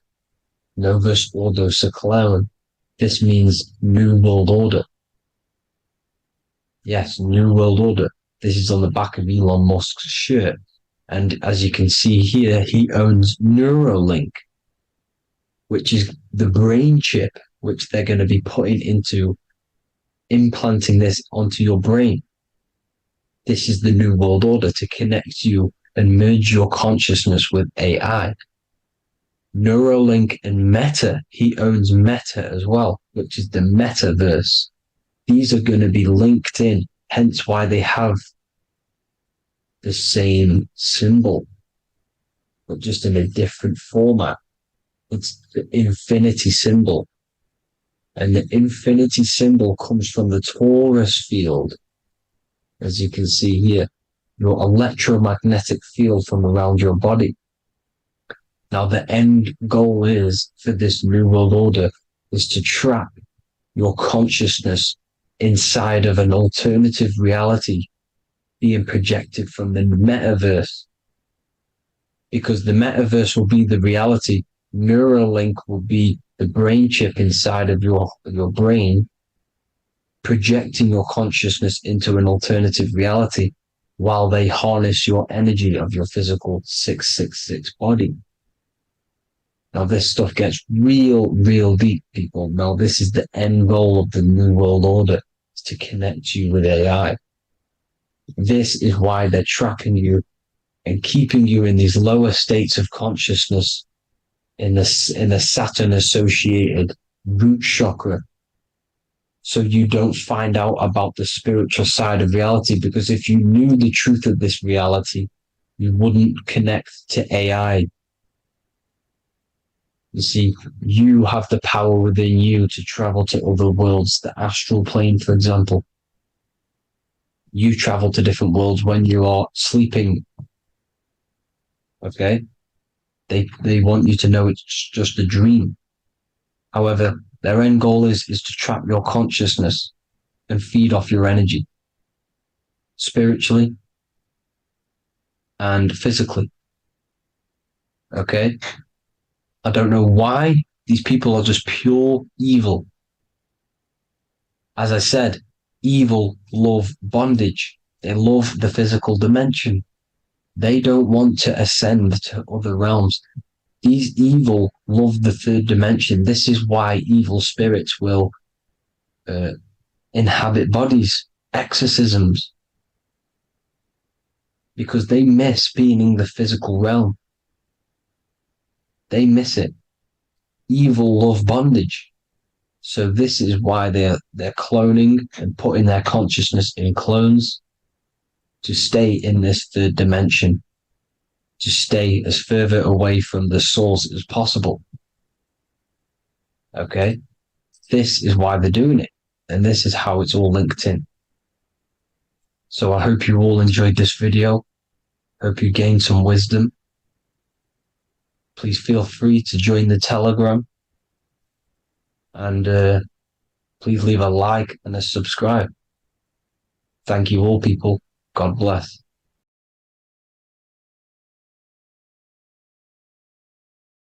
What if I told you that the Egyptians were trying to give you instructions on how to not reincarnate and come back to this material world and ascend your consciousness, your soul, to a higher plane that exists in the various dimensions of consciousness? This is Anubis, and this is his scales. You can find this image in the famous Book of the Dead, which is a famous Egyptian book and text talking about death, reincarnation, and the different things that go into death and how to prepare our mind, our souls for death. The Egyptians saw this as a massive thing in life. We must prepare our consciousness for the transition from a physical reality to a non-physical, tangible reality. The first thing we must understand in order to understand death is the term as above, so below. We die every single night. Consciousness goes to sleep, which is the withdrawal of consciousness from the material body into the inner realms of the mind. At nighttime becomes the darkness, and consciousness goes within itself. When the daytime comes around and the sun becomes more powerful, the rays of the sun increase the brain waves, and the body becomes active again, and consciousness manifests things externally. So the nighttime is the internal world, death or sleep, and the daytime is life, the external world. When we die, it's just a bigger version of sleep. We enter into our inner realms of consciousness. However, this transition needs some preparation. In order to understand the universe, understand what happens after we die, we have to understand that life is mental and the mind is not the brain. The brain is just a physical computer for the mind to operate the physical technology of the physical body. What you are seeing right now in your eyes is a simulation produced by your brain. Light waves entering in your eyes and the visual cortex at the back of the brain brain, producing an image of what you call reality. Therefore, reality is not outside of you, it's a simulation produced by the body. The five senses are just electrical threads of light, all sending information back to your brain, and your brain is interpreting these electrical signals as senses: touch, taste, smell, and hear, and see. So everything you're experiencing right now is a simulation produced by the brain and the nervous system. But you are the observer of that reality, of that simulation produced by the technology of the body. So when you die, the technology, the simulation produced by the electrical system called the human body, is no longer running. Therefore, we don't actually leave anywhere, but the simulation stops running and we are dissolving one layer of ourself. So most people think they leave the body when they die, but we're not. We're simply just removing an aspect of ourself, a different dimension of ourself, and casting off that dimension,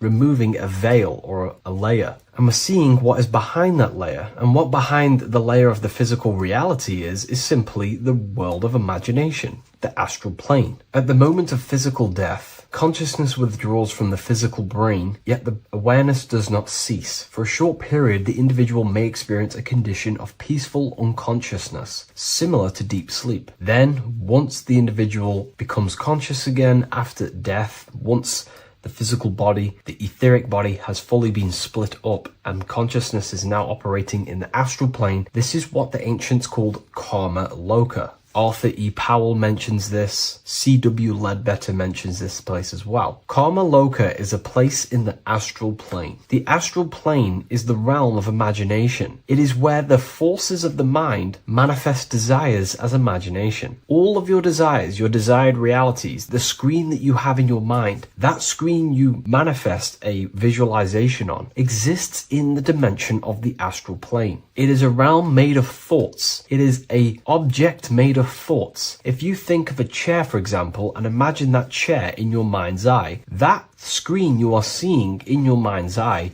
is a thought animated. That thought is an animated desire, and that exists in the realm of the astral plane, a realm of subtle thought forms. Therefore, the physical world has an exact copy of this world, however, in the astral plane. Just like how if you remember the house that you grew up in as a child, if you could sit down right now, wherever you are, and you can imagine, walk around that house in your mind. You can imagine the layout of the street of the house. So in our minds, we have our own layout and map of our house, but then now connect all of the collective consciousness's minds and memories of places on the earth come together to create a collective astral plane, a world made of thought forms, but it's an exact copy of the material world. To go into a bit more detail, this would exist on the lower astral plane. On the lower astral plane, there is an exact copy of the earth, made of everyone's memories, imaginations, and things along them lines. Karma loka is where the word karma comes from. This is the region of desire and emotion and imagination. This place is not a place of reward or punishment, but a state of consciousness corresponding to the emotional nature of the person who passed on, who transitioned from the physical to the astral. Your state of consciousness, the thoughts you think every day, the fears that you face every day, the belief systems you have in your mind every day, still is passed on from the physical into the astral. The astral plane, you will go into an astral plane that directly corresponds to your state of thought, just like a dream. In your dreams, you will see materializations of your fears, belief systems, and things going on in your subconscious mind. You will go into an environment and a landscape when you die in the astral plane that match your desires, habits, and your state of mind. If you believe in Jesus, you will go to a place where then thought forms manifest in the astral plane. If you believe in Buddha, you will go to a place where then thought forms manifest. That is the environment. It's mental. Reality is your level of realization. You are seeing through the lens of your mind, of your beliefs, and you see the world tinged with your belief systems. Karma loka is a place where you balance out your desires, sensual cravings, ambitions, jealousies, fears, emotional fixations continue to assert themselves in your mind when you die. Yet because there is no physical instrument through which they may be gratified,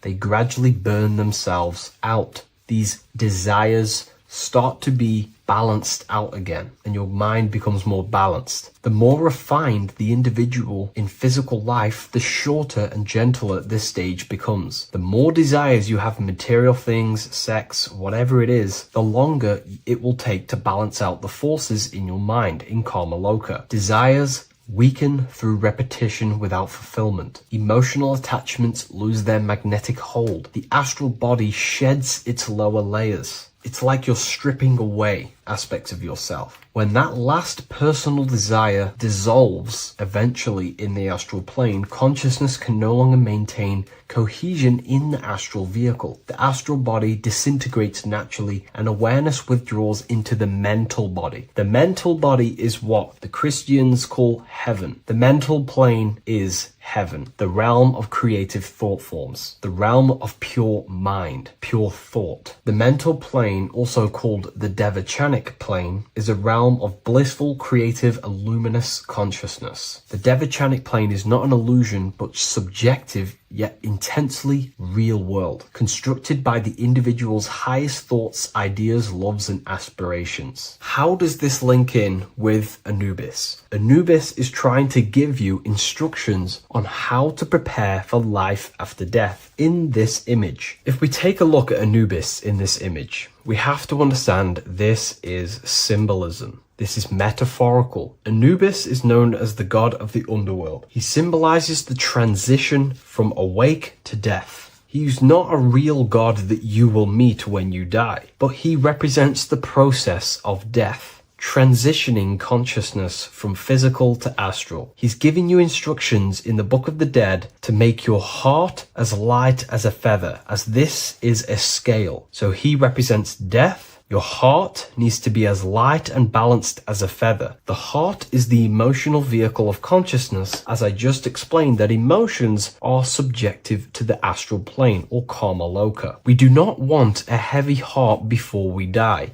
We do not want addictions to smoking, addictions to pornography, addictions to status, the ego, material gain. If we die with these things, this means we have a heavy heart, and this will manifest in the astral plane when you die and take longer to balance out them emotions and desires. So this is telling you to remove any addictions, any emotional attachments, mental attachments you have to the material plane. This does not mean go full monk mode and don't have anything physical, don't chase after anything material. We should definitely have material things as we are spiritual and material. However, do not place your heart on it. We should all aspire to have the best possible life, have the most possible resources as possible in our lives, have an abundance in everything. That's completely fine. But placing our soul on it, your desires on the material world, will only pull you down in life after death, take you longer to balance out them forces and desires. This is why transformation during physical life is essential. We need to release attachments to master our thoughts and emotions and align with truth. We don't want to die with false identifications, that thinking and believing that we are the physical body.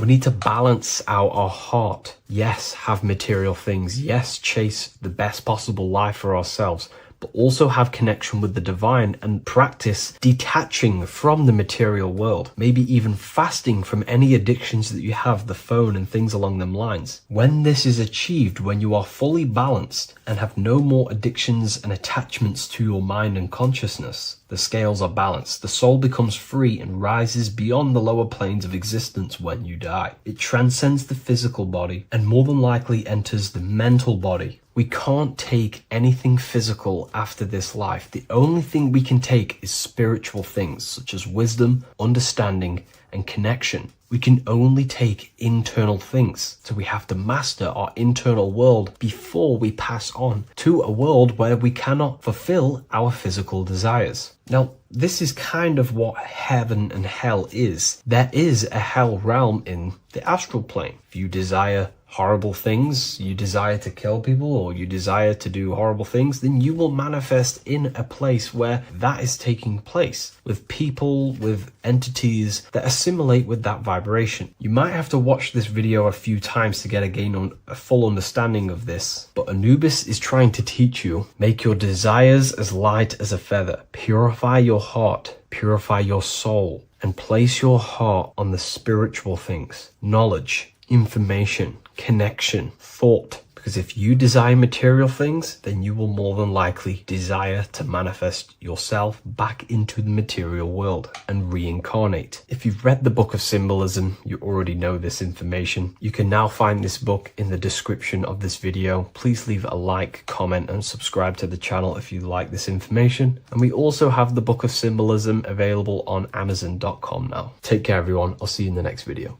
There is a secret meaning behind the number 666. 666 is 3 sixes. The number 3 in occult and esoteric numerology represents the 3 aspects of human consciousness.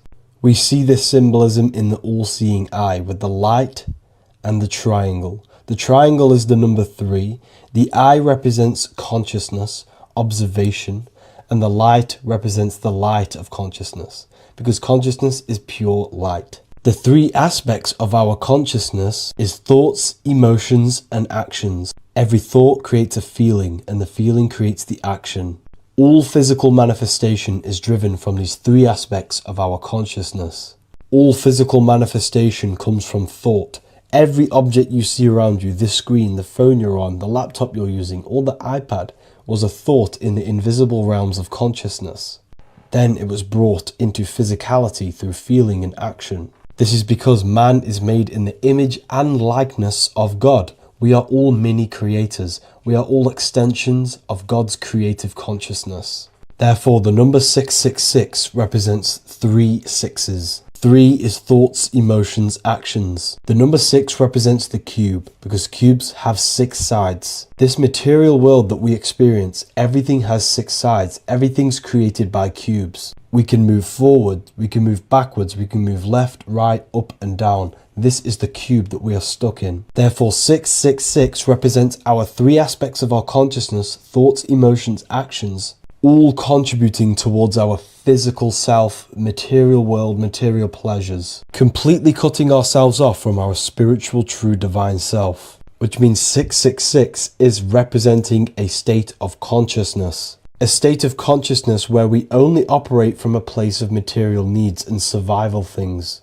As humans, we possess a physical material body in the physical material external world, but we also possess an invisible inner world, which is what we call spirit. When we disconnect ourselves from our inner worlds, we become lost in this materialistic way of thinking and acting, which can lead to no life purpose, a feeling of emptiness and voidness in our hearts. Humans possess the ability to transcend our animal instinctual natures and turn to the divine mind, to the spiritual inner world.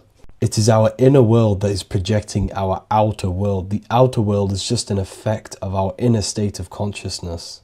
It's important as we go through this human life to not lose ourselves and look for our validations outside of ourselves. The external world is simply just a mirror, mirroring with mathematical precision what happens inside our consciousness. When we change our inner world, we produce effect in the outer world. To get back on track about this number, this represents when we are lost in our material self and we are completely cut off from our true divine self. The devil is always having goat horns, which represents a ground animal. This is the lower animal self of man. He's always red. The frequency of red is the lowest vibrational color, and it also represents the root chakra. This is all to do with survival mode and our physical needs and physical self. Red represents chaotic and intense emotions like hatred and anger. This is why the devil is always red, because it represents anger and an uncontrolled state of emotion and consciousness. You see, we've been taught in the church and all through religion indoctrinations that the devil is an external deity which influences humans. And in fact, this is nothing but a metaphorical story. The devil is a character which represents an aspect of the human mind, the lower aspect of the human mind, a facet of our own consciousness and psyche. The voice that we have in our head that tells us to do these negative things is not an external deity pushing us to do something bad. This is an aspect of our own mind. Jesus and Satan are just 2 characters which represent the 2 voices that we have in our own consciousness. In fact, the word devil was never present in the early Gospels. Instead, what was mentioned was a spirit of evil. A term spirit of evil was not meant to denote a specific deity or being, but rather any force of negativity, whether it manifests as a destructive thought, emotion, or action. The spirit of evil represents the darker sides of our mind, the part that leads us astray and brings forth negativity in our lives. The reason why they want you to believe in a devil is because they don't want you taking responsibility for your creations. They don't want you to realize that the external world is truly a mirror of your inner state of consciousness. Instead, when something bad happens in your life, you blame it on some external devil or Satan who tempted you. Everything is your creation in your life. When you realize this, you take full control and you begin to reshape your external world by changing your inner state of consciousness.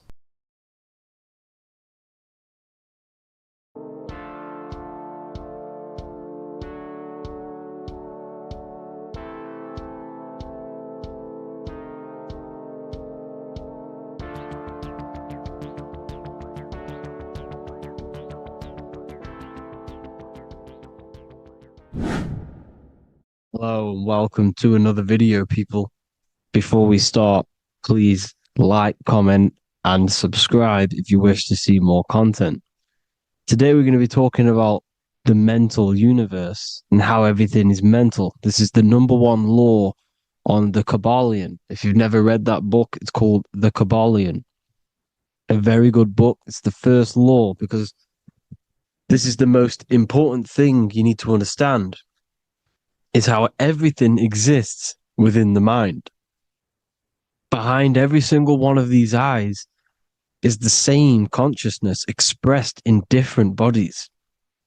The mind is what gives perception to what you're experiencing. Behind every single one of these eyes is the exact same consciousness, but the brain that they inhabit is giving them a different perception, a different being, a different body. Now, this is the difference between humans and animals. Humans possess a advanced consciousness, an advanced mind that gives us the ability to be aware of ourselves mentally, physically, and spiritually. We can reflect on ourselves. When a dog looks in the mirror or an animal looks in the mirror, it doesn't know what it's looking at. It doesn't realize it has a consciousness. It can't reflect on itself. It can't say, I want to improve in this area. It doesn't have that consciousness. We have a divine consciousness. Take away the N for divine, and you get with a D, put it with a D, you get divide, because we have a divided two-way consciousness.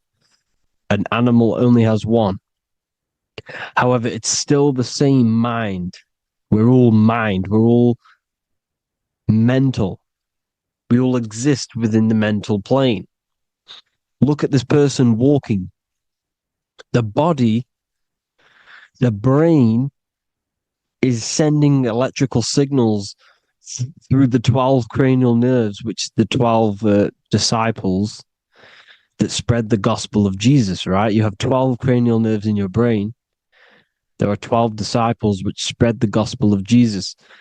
Jesus represents the mind, the intelligence, the invisible intelligence that we all are, the same intelligence, the same exact consciousness, which then sends a command into the brain.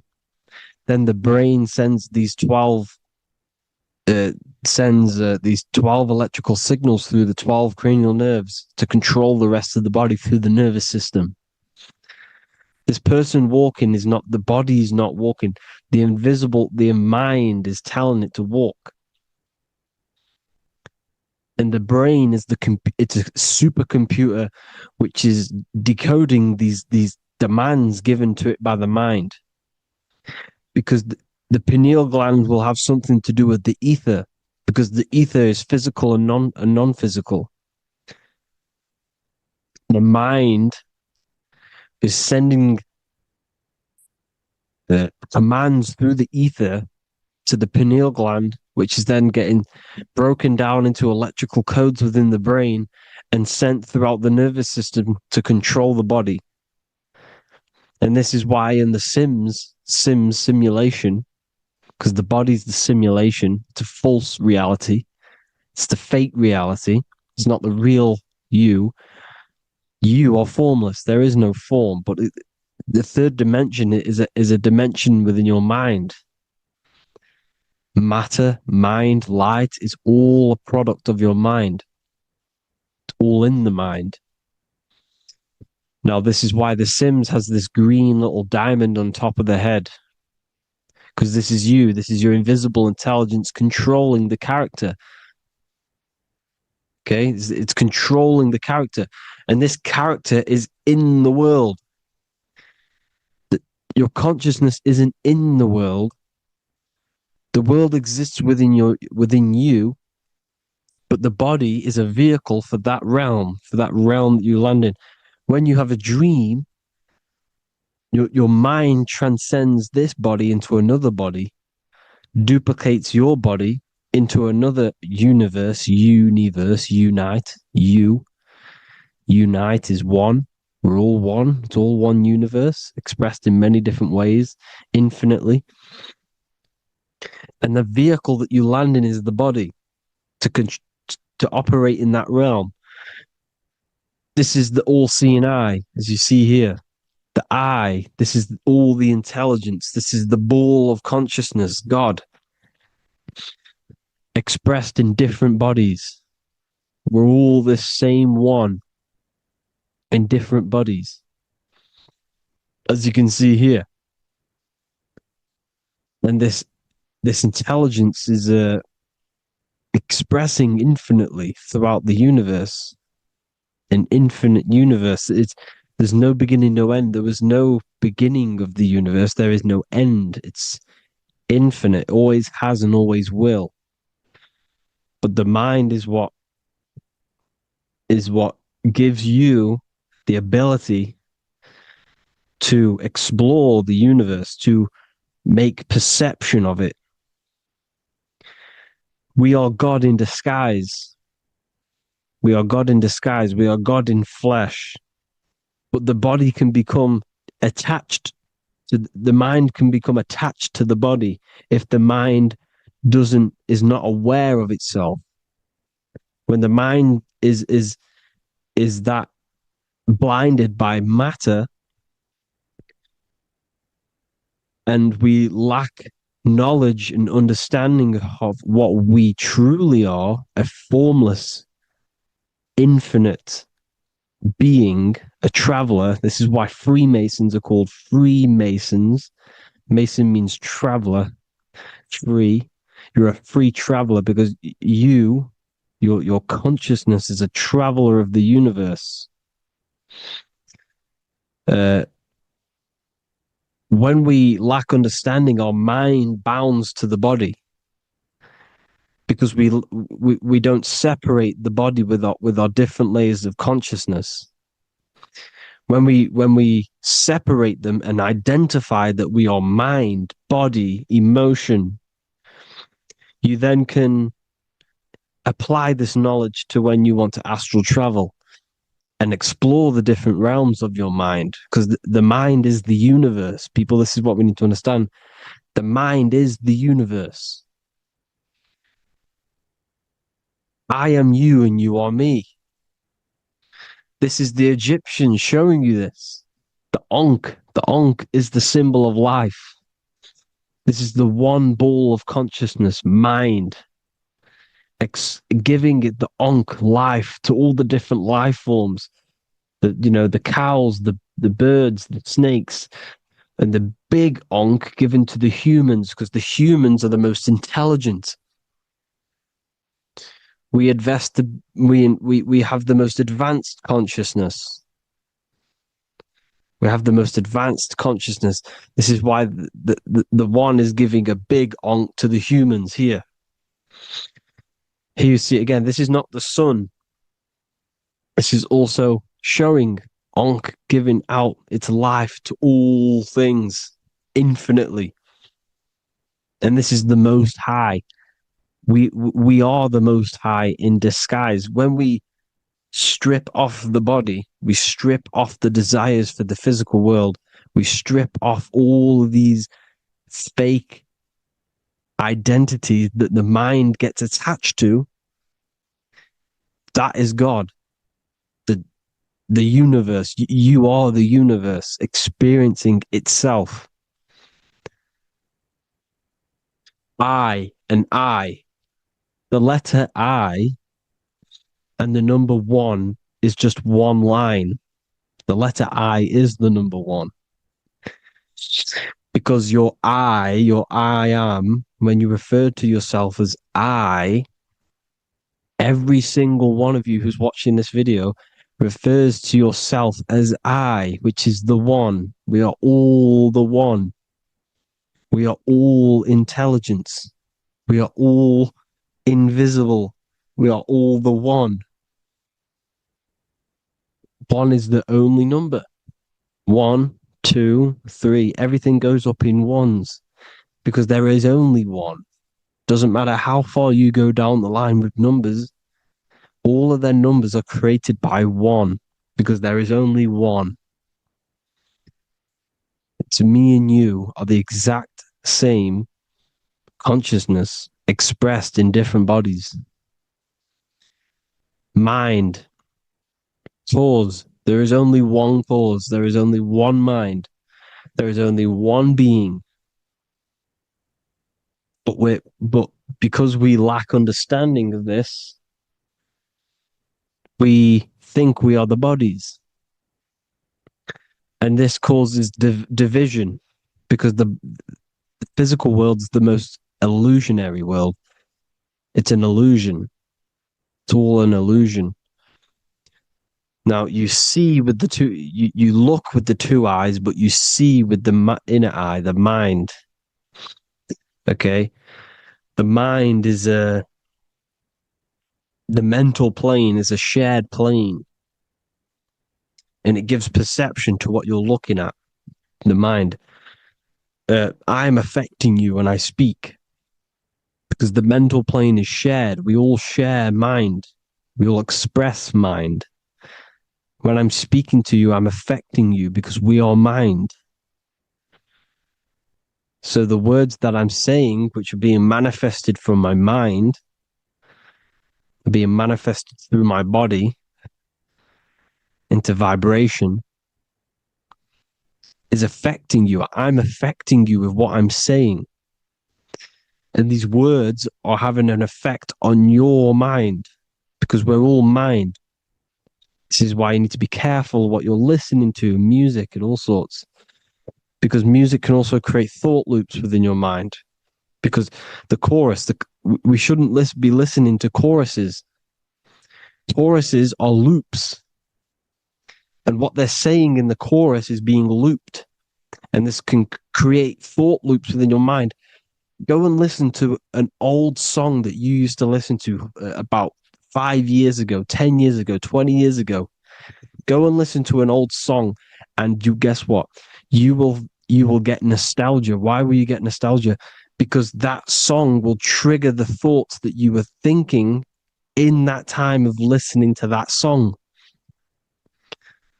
So songs with choruses create thought loops and they reprogram your subconscious mind. It's important why music is very powerful. Mine and mind, same word. See, language is the truth, people. This is why I use language in all of my presentations, especially the English language. It's riddled with occult truth. I is my me, I, you, and me, or I, one. We are not the name, we are I. Every single one of you is I, because we are all the one, all mind. Now, the only thing that is truly mine is my mind. When you say something is mine, it's an illusion. It's not yours. The only thing that is mine is mind, my mind. Okay? It's my mind. It's the only thing. It's the same word, mind and mind. Like I said before, everything's one. Hot and cold is different degrees of the same thing, of the one substance, of degrees. The 7 colors are different frequencies of the one white light. Everything is one. There is only one. We are all one. Everything is one. Hot, cold, day, night. It's the same degree of one, which is mind. The mind's perception is what's giving it, labeling it hot or cold. The mind's perception of colors is what is giving it red or purple, hot or cold. There is only mind. The mind gives things perception. There is only one, that is mind. The conscious and the subconscious mind. The male and the female, these are married. The subconscious mind is your hidden part of the mind. Okay, it's hidden. You can access it through different meditations and Reiki teachings and dreams or manifestations of your subconscious. This is how you know mind and matter are one, because your mind creates matter in dreams. Your subconscious manifests everything in a dream, in the astral realms. The conscious is what you're conscious of, what you're consciously thinking of. So me, I am conscious that I am speaking into this mic and creating this video. My subconscious mind is the hidden part of the mind, which is speaking to my heart, telling it to beat. It's telling my food to digest. It's regulating all my blood. It's doing everything in my body without me being conscious of it. Without me being conscious. The subconscious is the feminine. The conscious is the male. The Bible, of course. Proverbs 12:4. Helpful, not helpful, an excellent wife is the crown of her husband, but she who brings shame is like rottenness in his bones. In the same way, husbands should love their wives as their own bodies. He who loves his wife loves himself. You can take that physically, you can take that literally, or you can take it metaphysically.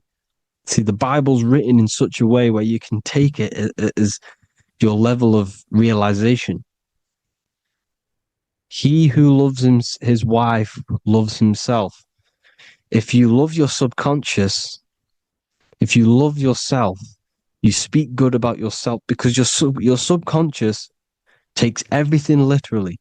If you say, I hate you to someone, your subconscious does not know the difference between me and someone else. It only thinks me, me, me. Why? Because mind is the only thing that exists. You are mind, I am mind. If I say, I hate you, you're saying that to yourself. Your subconscious picks that up and says, I hate myself. And that's telling your subconscious that's what you want. Because your subconscious manifests 90% of your behavior. The programs within your subconscious. Tying your shoelace is a program. You don't need to be conscious of it. You can just do it because it's a program. It's deeply interwoven in the subconscious. Driving your car, texting on your phone. You don't have to think about what letter. You just do it because you know where the letters are. It's a program. Therefore, if you look after your subconscious, they are a married couple. It's your wife. Your subconscious is your wife. And it manifests 90% of your daily basis thought patterns, actions, behaviors, emotions, all the things that you all the trauma that you've experienced is stored within your subconscious, which is affecting you. So let's say you were in a car crash 10 years ago. and you had a really traumatic event, you really hurt yourself, and you had a very, very, very strong emotion that you felt of pain, that will still affect you today. And why? Because it will manifest into your behavior. How? Well, you'll be cautious of what cars to go in and who. You'll be cautious because of that event that stood within your subconscious, because of that feeling you felt was so painful and so strong. It's still manifesting into your behavior today. For example, you won't go in certain cars, you won't go with certain drivers. The subconscious stores everything, all your memories, the programs, and everything. So if you trick your subconscious, that's how you manifest your life. To trick the subconscious, you already have something. And therefore, it will manifest into your life, and into your behavior, thoughts, and actions. This is why the golden rule is to treat others like you want to be treated. Because I am you and you are me. We are all subconscious. We all have subconscious. Whatever I do to you, I do to me. Because my subconscious picks that up and thinks I'm speaking to me. Mind is very powerful. Whatever I do to you, I do to me. Treat others like you want to be treated. The golden rule. That is the only rule we need in this realm, in the universe. If everyone understood this rule and how the subconscious works and how karma works, we'd live in heaven on earth, the Garden of Eden, the golden age. As a man thinketh in his heart, so is he. Proverbs 23:7. Where your heart is, there will be your treasure. Your heart's the emotions. This is the storehouse of emotions. It is where you feel emotions. You have to let your emotions move through you, not become you. You can't let your emotions become you. But except be like the sky and let them pass through you. Be like the clouds and the stars passing over. Let them pass through you. Do not let them become you. And this is how emotions can take over your mind. We are driven by, when a man is driven by emotions, he has no self to control. You must control the mind, because the mind can be corrupted. Because your thoughts are electrical in the brain. Your thoughts come from the mental plane. So how the mind works is that you place your attentions on something in the mind, and infinite information just flows in. Think about it. When you think of a certain topic, as soon as you think of that topic, information comes flying into your mind. Different ideas, ping, ping, ping. It's all connected. It's why we call it a mindset, because your mind sets itself to frequencies. And when we think of something, we tap into that frequency, and just the universe, the mind, the mental plane just flows in information based on that frequency and that thought. The universe is just information. All of the information out there, nothing is new. It's all there. You just have to tap into it. You can tap into these different thoughts, and it's all there. Everything already exists within the mental plane. You don't think. We all share the mental plane. We affect each other. I'm affecting you. Speaking, listening to me is affecting your mental plane, your mind. The physical plane is the lowest plane. It's the world of effect. Everything you see in the physical plane is the effect of mind. Like I said, the person walking is the effect of their mind telling the body to walk.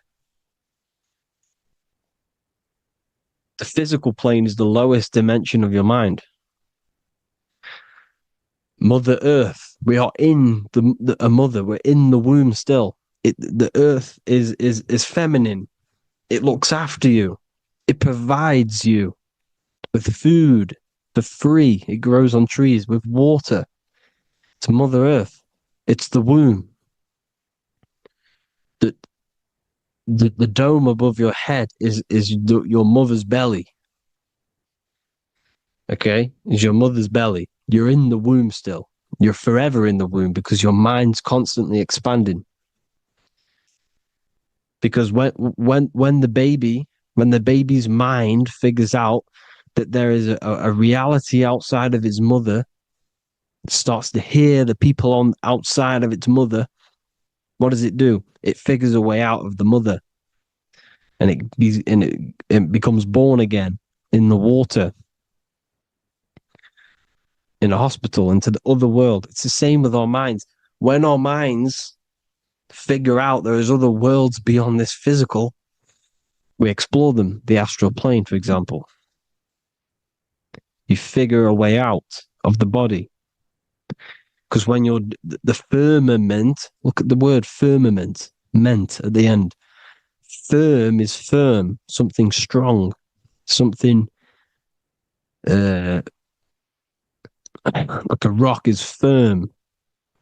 If your mind is firm like a rock, you will be stuck under the firmament. So, for example, people who are very programmed and can't think outside the box, they have a firm mind and they'll be stuck under the firmament because your mind is the only thing that's keeping you under the firmament. It's the only thing.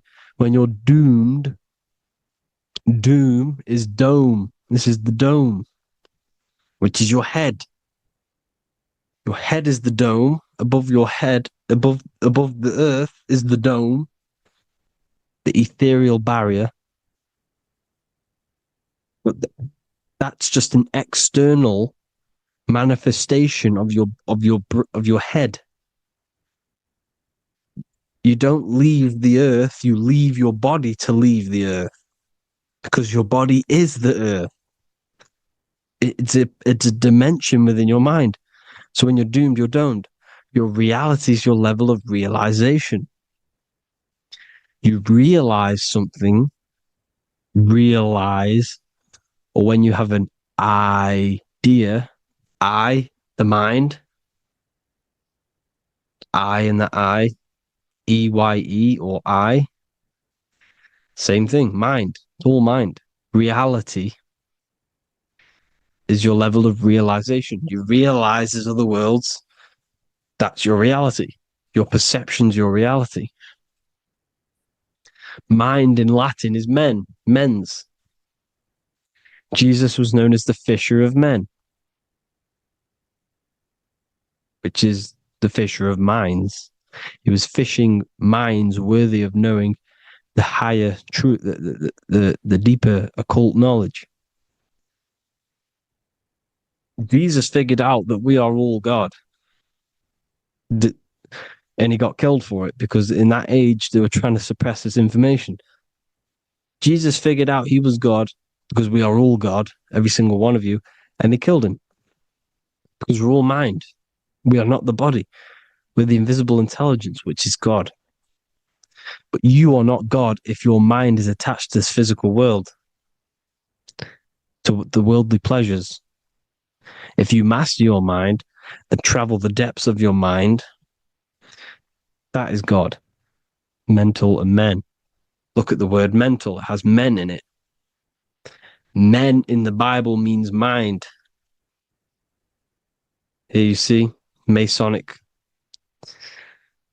Masonic symbol with the eye, the mind.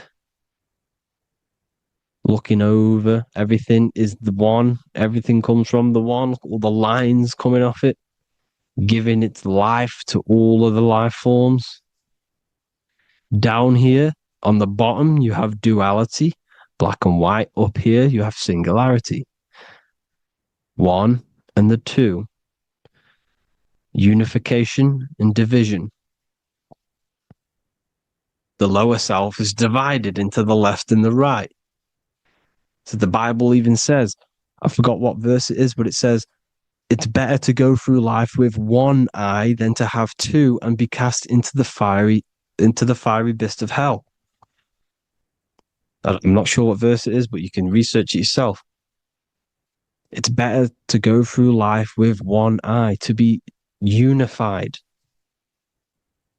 unified consciousness, dimension. No brainer. No brainer. The language tells you the truth, people. Dimension. The dimensions are in your mind. Entertainment. Entertain the mind. Disappointment. It's all in the mind. Environment. The environment that you are in is a product of your mind. Within, rearrange spells high twin. Within is your mind, and your external world is mirrored from the decisions you make in your mind. Advertisement, commitment, it's all meant, it's all mind. Everything is mind. Everything. So, this is important. The collective thoughts and collective beliefs. The collective, because we all share the mental plane. And because of this is why we are in a weakened state of consciousness at the moment. Because the collective thoughts and the collective minds overall are asleep. And they don't believe in anything. You see, everything is true within the mind. You think of something, it is there instantly. You think of a chair, it's there in your mind. You think of anything, it's there instantly. So everything's true within the mind. Anything can happen in the mind. Anything can happen on the physical plane if the collective consciousness, the collective minds, believe it to be true. This is why back in the days, in the ancient days, you look at all the old world stuff, you see all this crazy technology, and it's because as a collective, as humanity back then, they believed that they had much more open minds. Therefore, the things manifested in the physical world were a lot more out of the box, so to say, compared to today. For example, magic is not as powerful today because the masses don't believe in it. It's still powerful, don't get me wrong, but if the masses believed, or if everyone knew magic could be real, because it is, anything's real in the mind, it would be a lot more powerful. You see? So and what they're trying to do is create a hive mind worldwide. They're trying to make one religion, an external God. What happens when you worship something external? You give energy to it, because where attention goes, energy flows. Where your mind gives attention to, energy goes there. And when we all believe in external gods and give our worship and our power to these external things, we all give energy to it, which will manifest as a demon in the astral planes. It's a hive mind. They're trying to make a hive mind to summon our energy. Trying to summon our energy. And it through mind, through collective thoughts. The hive mind. They want one religion, one government, one currency, one belief system. And that will create a hive mind, which will limit our consciousness, which will limit what we can do in the physical world. Because if everyone doesn't believe in certain things, it cannot happen, because it's all in mind. Mind is so powerful. I am you and you are me. I hope you all enjoyed this video, people. If you haven't already, join the Wisdom Academy. The Wisdom Academy, we have many occult lectures just like this one. Also, we have just launched Mindwave Hub. If you want genuine frequencies, genuine binaural beats, because the ones on YouTube, the ones on Spotify, Apple Music, they're all tuned to A440 hertz, which shuts down the right hemisphere of the brain. If you want to gain access to your true consciousness, your mind, you need to balance the two hemispheres and balance the chakras. You can do that externally by listening to binaural beats. If you want true frequencies, true binaural beats to hemisync the chakras, hemisync the brain, to gain access to the different dimensions of your mind, well, you can gain access anyway, but it's going to help you if you're trying to learn this. Join Mindwave Hub. The link will be in the description. Listen to the binaural beats, meditate to them, listen to when you go to sleep. They'll massively benefit you. Thank you all, people. Hope you had an amazing, lesson. Hope you learned a lot. And please subscribe. God bless you all.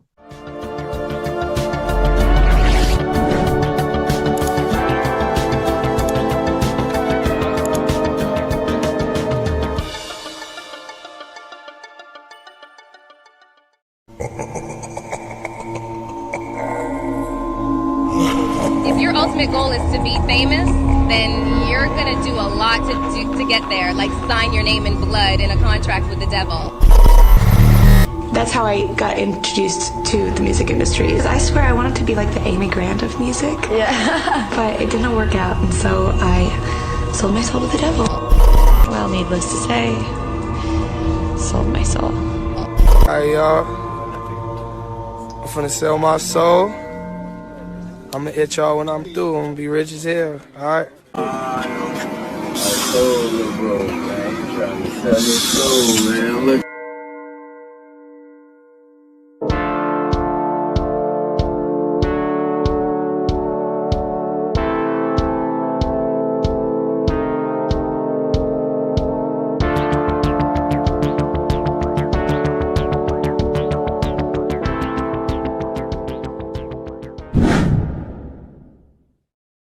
So what exactly is selling your soul?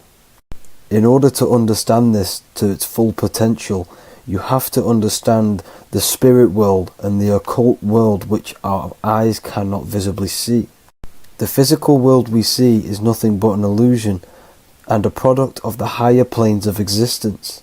For example, you can see someone's physical body, but you can't see the complex structure of the consciousness and the thinking behind that being. With that being said, there are forces and entities not attached to physical bodies, which they exist on the astral and etheric plane behind the physical plane. Now, there are numerous videos and music with artists talking about this. For example, I sold my soul to the devil and the price was cheap. Why do you still do it? Why are you still out here? Well, it goes back to the destiny thing. I made a bargain with it, a long time ago, and I'm holding up my hand. What was your bargain? To get where I am now.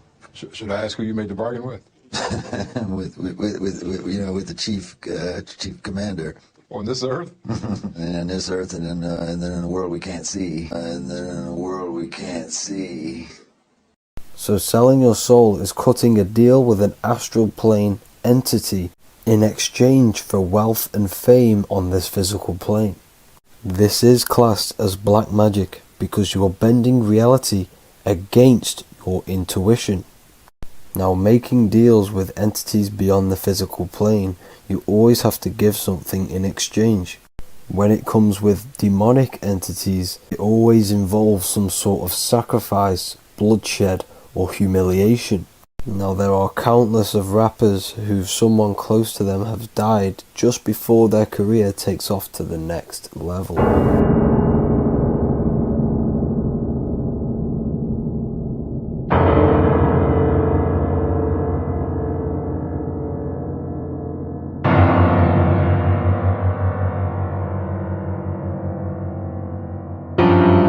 My mama was sacrificed. Me too. You understand? Yeah. I'm Christian. Michael Jordan, what about him? His daddy, right? Bill Cosby, his son, right? Dr. Dre, his son. Out in Hollywood, a lot of people come up missing. So these rappers and celebrities do have to do sacrifice rituals in order to take their career to the next level. Tough flight, I've been growing up, it's a ritual. So the occult side of this reality is heavily connected with the music industry and the elites This is why they are all connected to Freemasonry.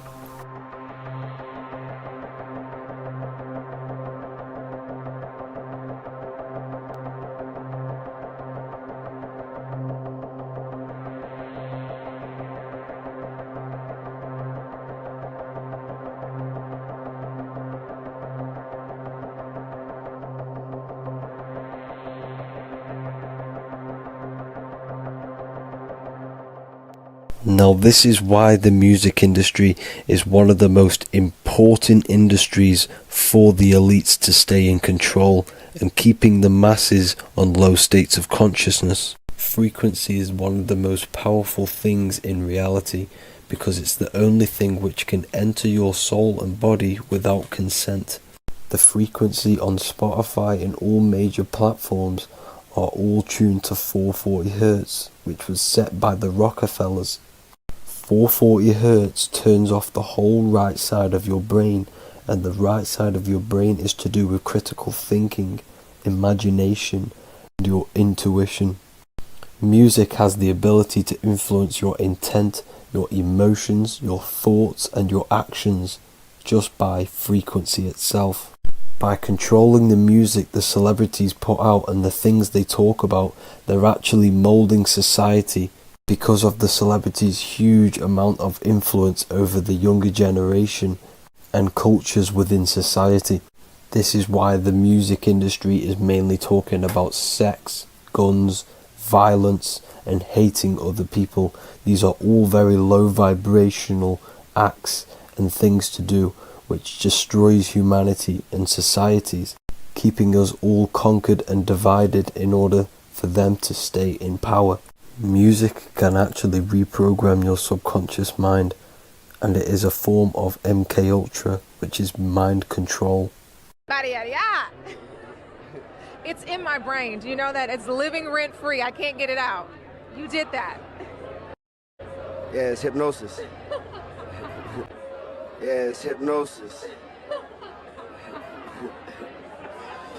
You're so awesome and dope. You do need to be very careful with what you're listening to and what frequency it's playing at, because all of this has an effect on your electromagnetic field and your state of consciousness.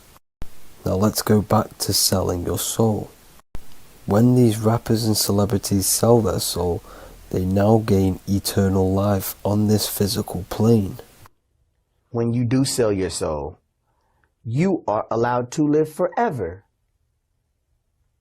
And these people that are called youngins, rookies, new booties, like I was, had no idea that these people still live.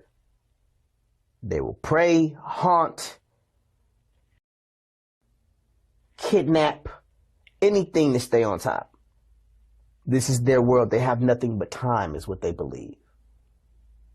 Now this explains why there's so much Saturn worship, because Saturn is the father time. He's the god of time and crystallization in the physical realm. If you want more information on that, go to my previous video. Now here is ASAP Rocky standing inside of a pentagram, but notice the way he's standing, it's an inverted pentagram. The pentagram is associated with magic, however, the upright pentagram is the 5 elements with spirit on the top. It's either called spirit or ether. It's at the top because it rules the other 4 elements, because it's the baseline of reality, which is spirit and matter. Spirit is behind the physical reality. However, when it comes to black magic, they invert the pentagram, so spirit is at the bottom because they worship the physical world. This is why the Baphomet is the inverted pentagram. These people are operating off their animal instincts. They do not want anything to do with spirit. These are antichrist. All of these celebrities know full well the effect what they're doing on the rest of the world. They have sold themselves out, and the elites use them as puppets to push this new world order and mold society in the way they want it. This is why all the celebrities are linked to Freemasonry, because in Freemasonry you have to take the oath of silence, where you can't speak on anything that they learn inside of Freemasonry. This is the symbol of silence.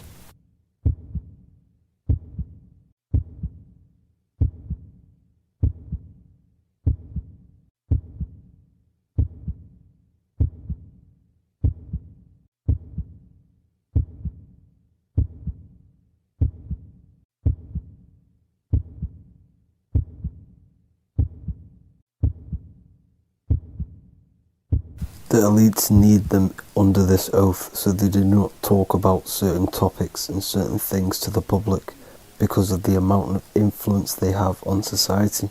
Now, even the name Hollywood is an occult term, because back in the ancient days when they used to create wands, they used to create them out of Hollywood, out of the holly tree, because each wood has certain attributes and virtues when it comes to magic. And the holly tree was known as the holy wood, and they used to create the wands out of it to cast spells.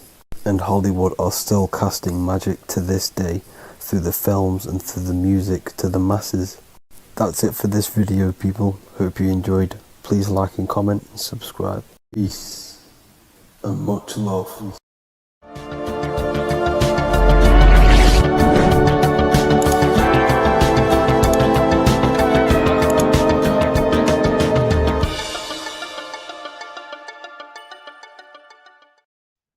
Hello everyone, today we're going to be discussing the esoteric and occult meaning behind the story inside of Genesis, the story of Adam and Eve. This is a widely known story, but not many people know the true esoteric meaning behind it, okay? So today we're going to be breaking this symbolism down. Before we get into this, please leave a like and a subscribe on the channel. I would greatly appreciate it. And please comment below any lectures or anything you wish to know, and I could maybe make it in the future. The first thing we must understand about the Bible is that it is an esoteric and occult book. It is written in allegory. It is written in such a way that we understand the book compared to our level of perception. Now, what do I mean?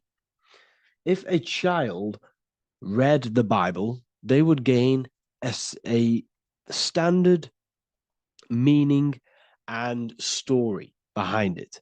They would gain a normal interpretation of the book, of being good, praise God, and be a good person. However, me, who have studied the occult and esoteric and symbolism for a very long time, when I read the Bible, I see a deeper meaning. I can read between the lines of the allegories, which means the Bible is written in such a genius way that it speaks to your level of intelligence. Depending on how advanced you are mentally and with knowledge, will depend on how you decipher this book and how the parables inside the book can speak to you in your personal life. Okay? So the Bible is the greatest psychological book ever written in history. This is why it's known as the greatest story ever told. It's a story. What we must understand with the Bible is that the Bible creates on the surface a logical way of thinking, which is what we call religion. We read the Bible and if we think logically and we take that book literally, then we gain a religion. But if we look beyond the surface, this is what we call esoteric, metaphorical, symbolic.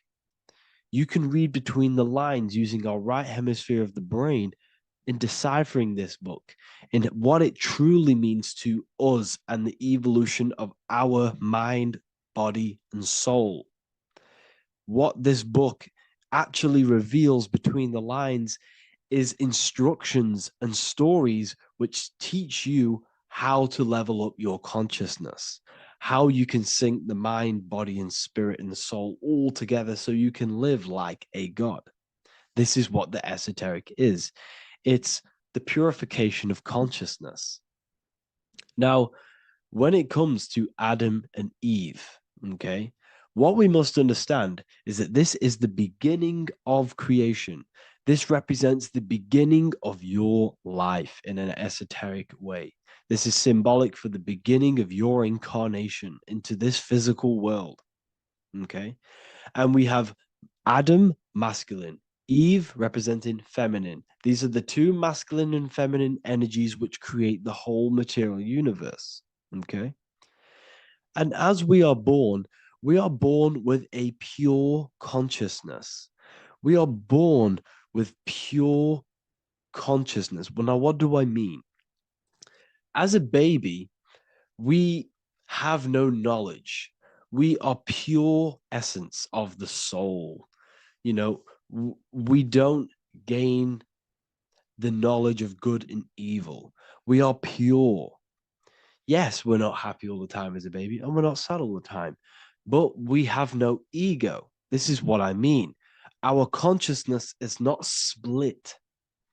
As a baby, you are whole. You have a whole consciousness. You are yourself. You have no false identifications, no limiting belief systems, nothing. You are pure awareness and the pure soul and the pure mind.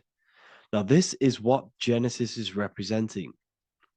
As we grow older, the more experiences we gain, the more thoughts we start to think, the more knowledge we gain of this world, the more impure our mind, our heart, our soul, our spirit becomes, the more impure our body becomes.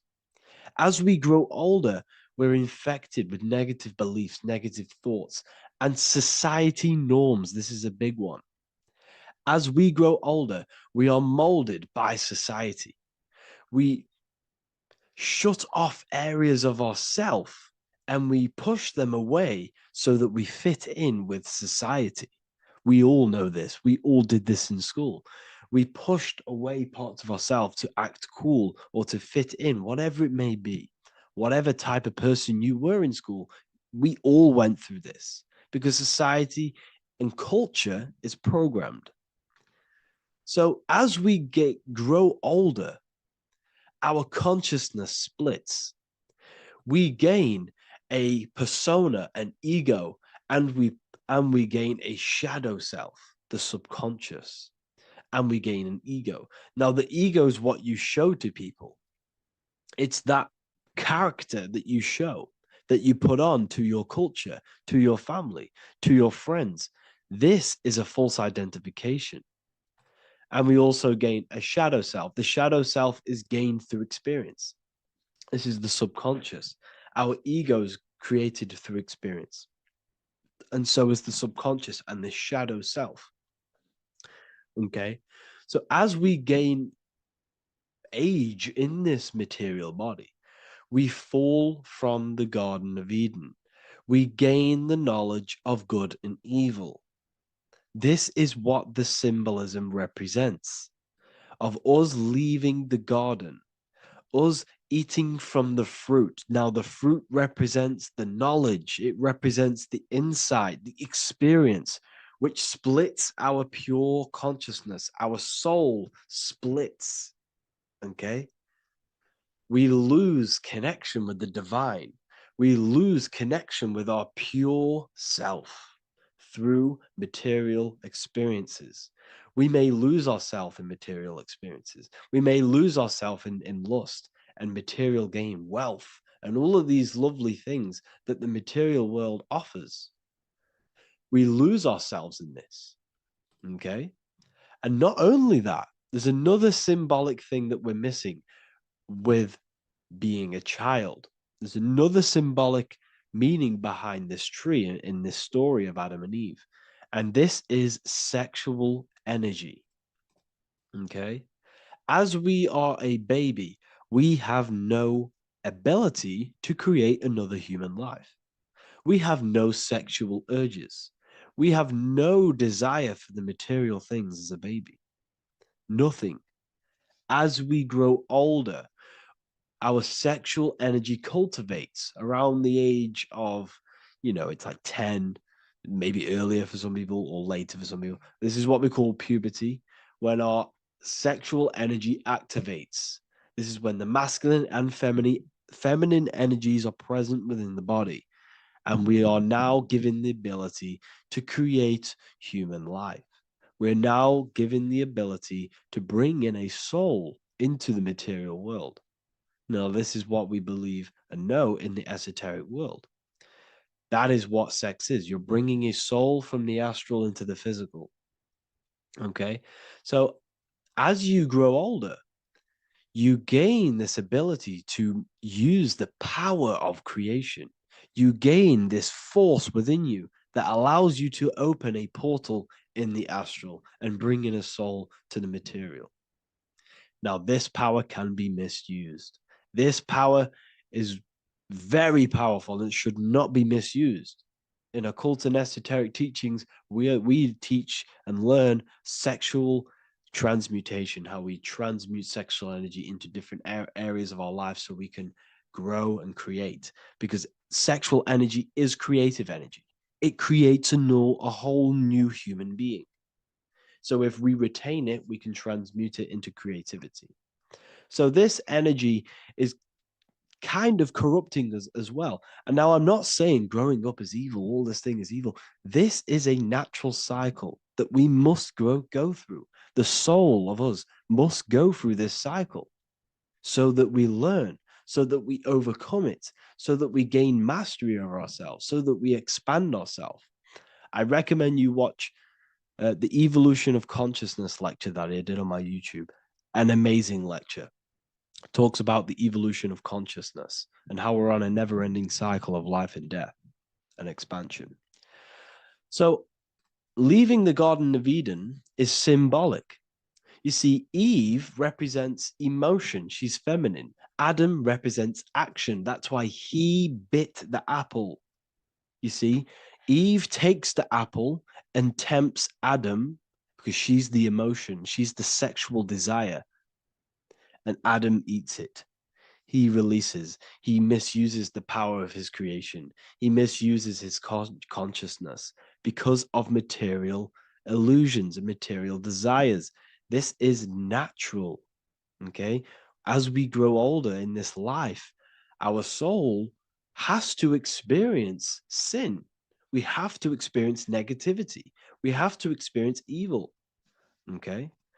And we have to misuse this power within us to learn about it so we can overcome it and gain control over it. Now, this is why the Bible says in Genesis 3:6, for God doth know that in the day ye eat thereof, then your eyes shall be opened. Ye shall be as gods, knowing good and evil. This is very, very, very symbolic. We come into this world to experience a dualistic way of reality. We come into this world to challenge ourselves so the soul can grow, because the soul comes from pure love from God. But we come into this world so the soul may know what it's like to be evil. You see, we are like a seed. Our soul's like a seed. And when that seed grows, okay, and it's planted, them roots must grow to hell in order for the top of the tree and the roots to grow to heaven. In order for the soul to reach the highest states, it must descend down into the lowest states. Good and evil. This is the story of good and evil, okay? And this is the story, a psychological story of how the human mind has functioned in this life. This is what this story is representing, of how our soul and mind is functioning, how our consciousness is splitting and growing up and evoluting. Okay? Like I said, snakes represent sexual energy. They represent, snake, when you've been snaked. This is why we say you've been snaked, because it represents a temptation of sexual energy. This is why the Kundalini is symbolized as a snake. This is the serpent within us that we can rise to activate dormant brain cells in our brain. Now that's called the Kundalini awakening. I'm not going to get into that into this video, but this is what it symbolizes, the tree and the knowledge of good and evil, because our body is the tree. Our central nervous system is the tree. The snake is our sexual urges and this false temptation that tempts us to interact with sin, the material world, okay, and go against our higher divine self. This is what it represents. Now, it's very, very symbolic. Not everyone is going to agree with this, but this is my interpretation of Genesis based on my research of occultism, symbolism, metaphors, and me studying the Bible. This is my interpretation, and I hope it resonates with you. It might not resonate with you, But this is what makes sense to me, and this is what has made sense to many other occult researchers who are in this space as well. Okay. So please leave a like, leave a comment, leave a subscribe. I'd greatly appreciate if you could, just give me some support on this channel. We're nearly at 100,000 subscribers, which is insane. I just want to say thank you all. And yeah, I will see you inside the university if you join. I'll look forward to mentoring you, connecting with you on the live calls. There's a new symbolism course which is going to be available very, very soon. And yeah, if you join the university, you also get a 30% discount on all of my products, astrology readings, one-on-one calls, all of my books. Yeah, so I hope you gained some insight on this video, and I'll see you in the next video, and I'll see you inside the university. Have an amazing day.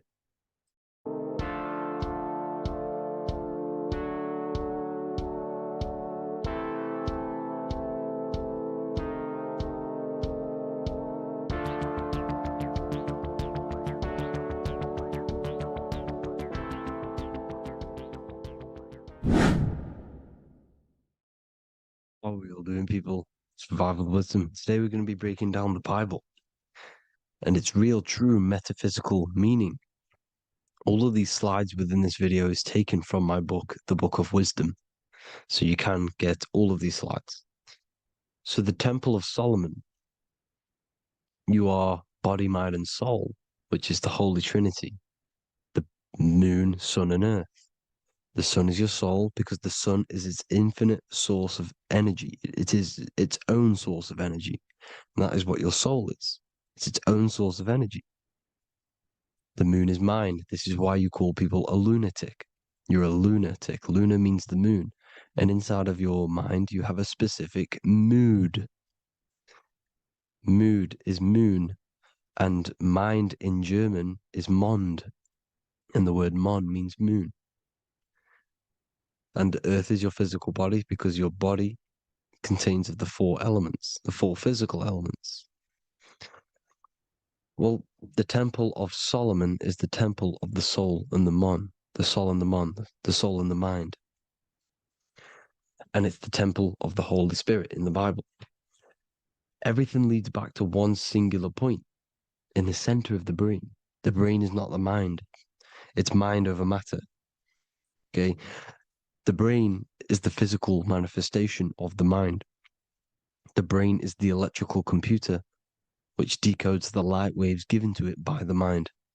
This is why everything in the body leads back to one singular point.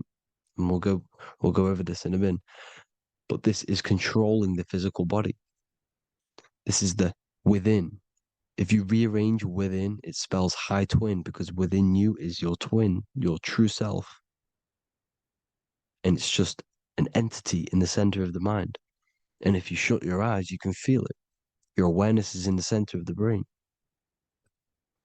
So there's just an empty chamber in the center of the two cherubs, the two brains. They are two separate brains. They're two hemispheres.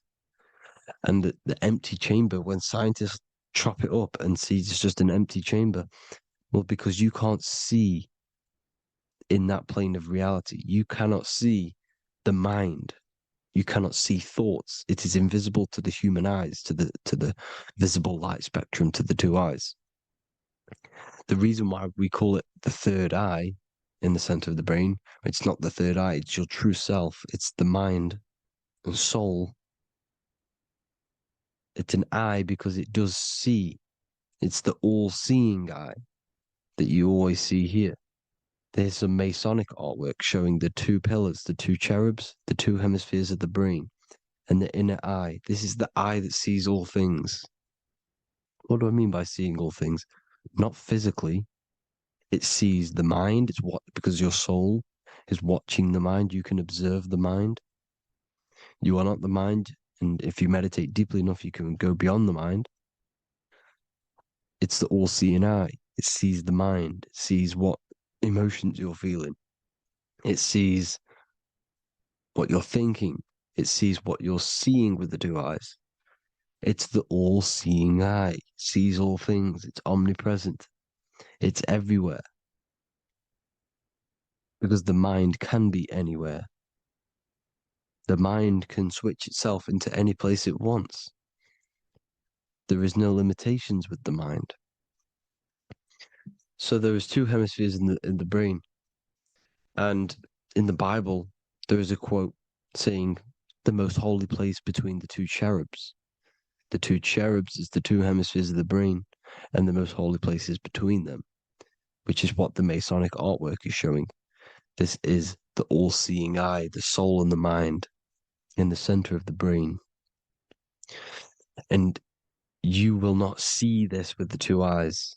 So when scientists come to seeing the empty chamber in the center of the brain, they wonder because they do not understand the occult side of the world. They do not understand the layers of reality. How the two eyes, everything physical comes from the unseen. Everything seen comes from the unseen. Now, the two hemispheres of the brain play a major role in our lives. The right hemisphere is the artist. The left hemisphere is the scientist. The right hemisphere controls the left side of the body. The left hemisphere controls the right side. So there's a crossover. Now, the right hemisphere is to do with your feminine energy, creativity, unification, metaphors, visualization, intuition. The left hemisphere is to do with sequencing, facts, materialistic details, language, and logic. So they keep us normally trapped within the male aspect of our mind, which is the left hemisphere. You know, if you listen to Spotify, Apple Music, and radio, they're all tuned to 440 hertz, which shuts down the right side of the brain, makes you left brain dominant. And we learn, well, 90% of people learn to write with their right hand. They're taught to learn with their right hand, which is to do with the left brain. You see, so we are being trapped within this left side of the brain, which is all to do with logic, thinking logical, not creative. You know, very analytic. But the right side of the brain is to do with your creativity. So the right side of the brain is perceiving reality as a holistic perception. Now, what do I mean? If you're riding through a woods, for example, if you're riding through a woods, your right hemisphere is seeing the whole woods as one unified woods. The left hemisphere's job is to break down the perception given to it by the right hemisphere and break it down into individual trees. So what am I saying? The right hemisphere is seeing humans and everything in creation as one unified consciousness. The left hemisphere is seeing individual egos. This is why the left hemisphere is the place of the ego, the right hemisphere is to do with the higher self. They're both needed, though. I'm not saying one's better than the other. It's balance. Now, they don't want you to see the unified picture, perception of creation. They want you to think everything is individual, everything doesn't come from the one, because all things come from the one. And we experience the two in this reality, dualism. In order to understand the one, we have to experience the two to advance. So, anyways, let's get away from the two hemispheres. The right hemisphere, like I said, is to do with the higher self. And this is why in John 21:6, it says, cast the net onto the right-hand side of the boat and you will find fish. Meaning, cast your energy, cast your perception into the right hemisphere of the brain, and you will find God, unification, and higher self. You will see things from a unified perspective. How we are all one. Because we are all the same consciousness. The same spark that is in me is in you. This is why I am you and you are me. We are all the all-seeing eyes of God, just split up into individual bodies. We are all made up of the same essence, consciousness. And that consciousness, that mind and soul, is in the center of the brain. You are just in different avatars. And until we see this, we'll forever be divided and conquered. Until we figure this out as a collective consciousness, we will forever be divided and conquered and ruled over. This is why the Bible says, ye are gods. You are the sons of the Most High, because we are. We are the Word made flesh. We are God made flesh.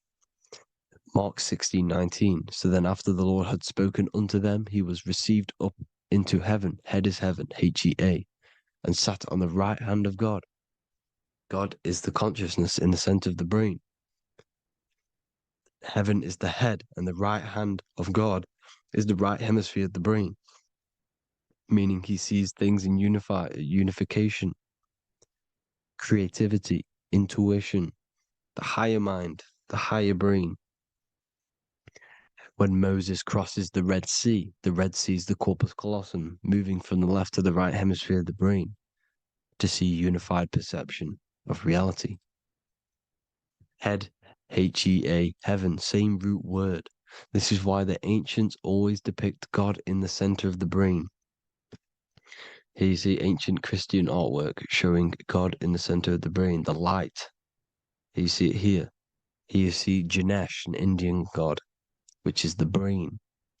Here you see the Father, the Son, and the Holy Spirit in the dome, the brain. This is the brain, because you are God made flesh. That's what consciousness is.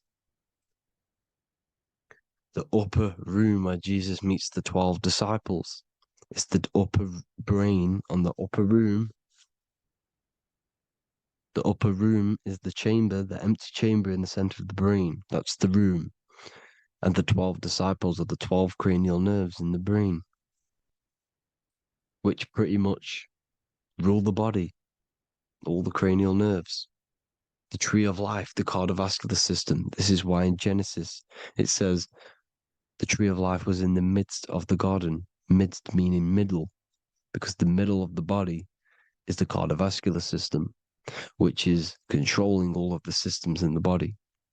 The tree of knowledge of good and evil is the nervous system. It's the spine and brain. This is what's detecting good and evil. The brain is the electrical computer with the left and the right hemisphere, decoding the dualistic world, decoding the light waves given to it by the external world. It is an electromagnetic computer. It is artificial intelligence. It is very intelligent, the brain and the nervous system, the human body as a whole. But the tree of knowledge of good and evil is the nervous system, because it is the tree that detects good and evil, makes you learn good and evil in this dualistic reality. Here you see Adam and Eve around the tree of knowledge of good and evil. Adam and Eve, male and female energies, but the serpent in the tree, and the tree of knowledge of good and evil. Well, this is the spine, the brain, and the serpent is the kundalini of the spine.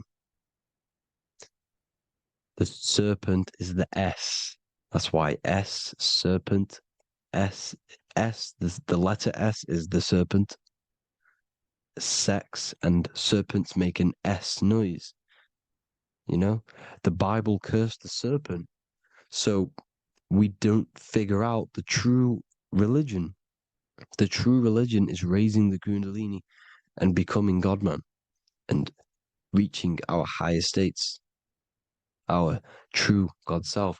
Because once the kundalini is saved and hits the pineal gland, it activates 100% of the brain, when we're only using around 20 to 10% as of right now without the kundalini awakening.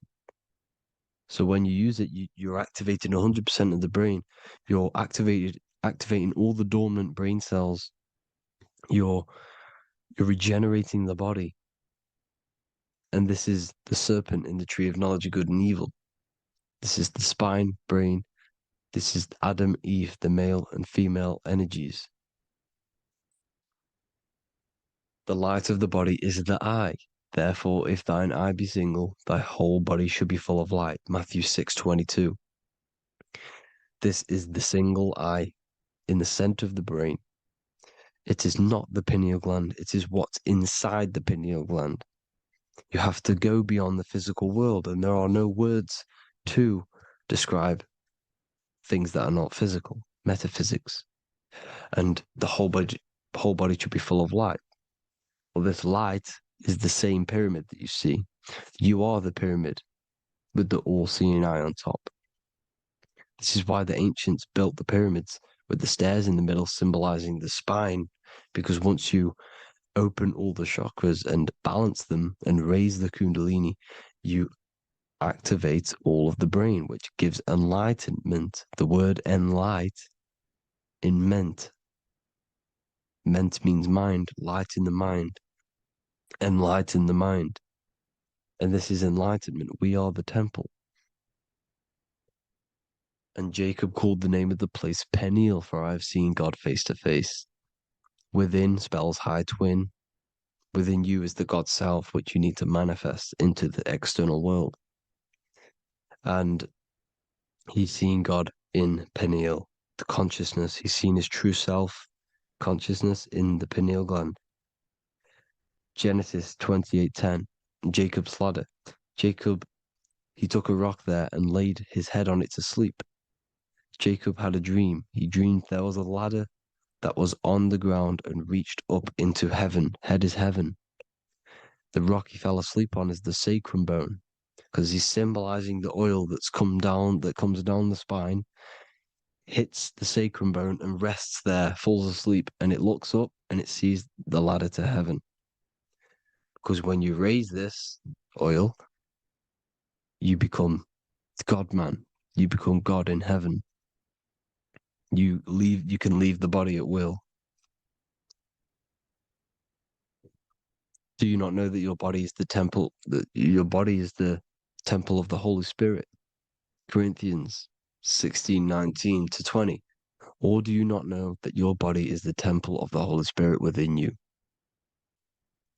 Your body is the temple of the Holy Spirit, the soul and the mind within the center of the brain, the temple of Solomon, temple of the soul and the mind.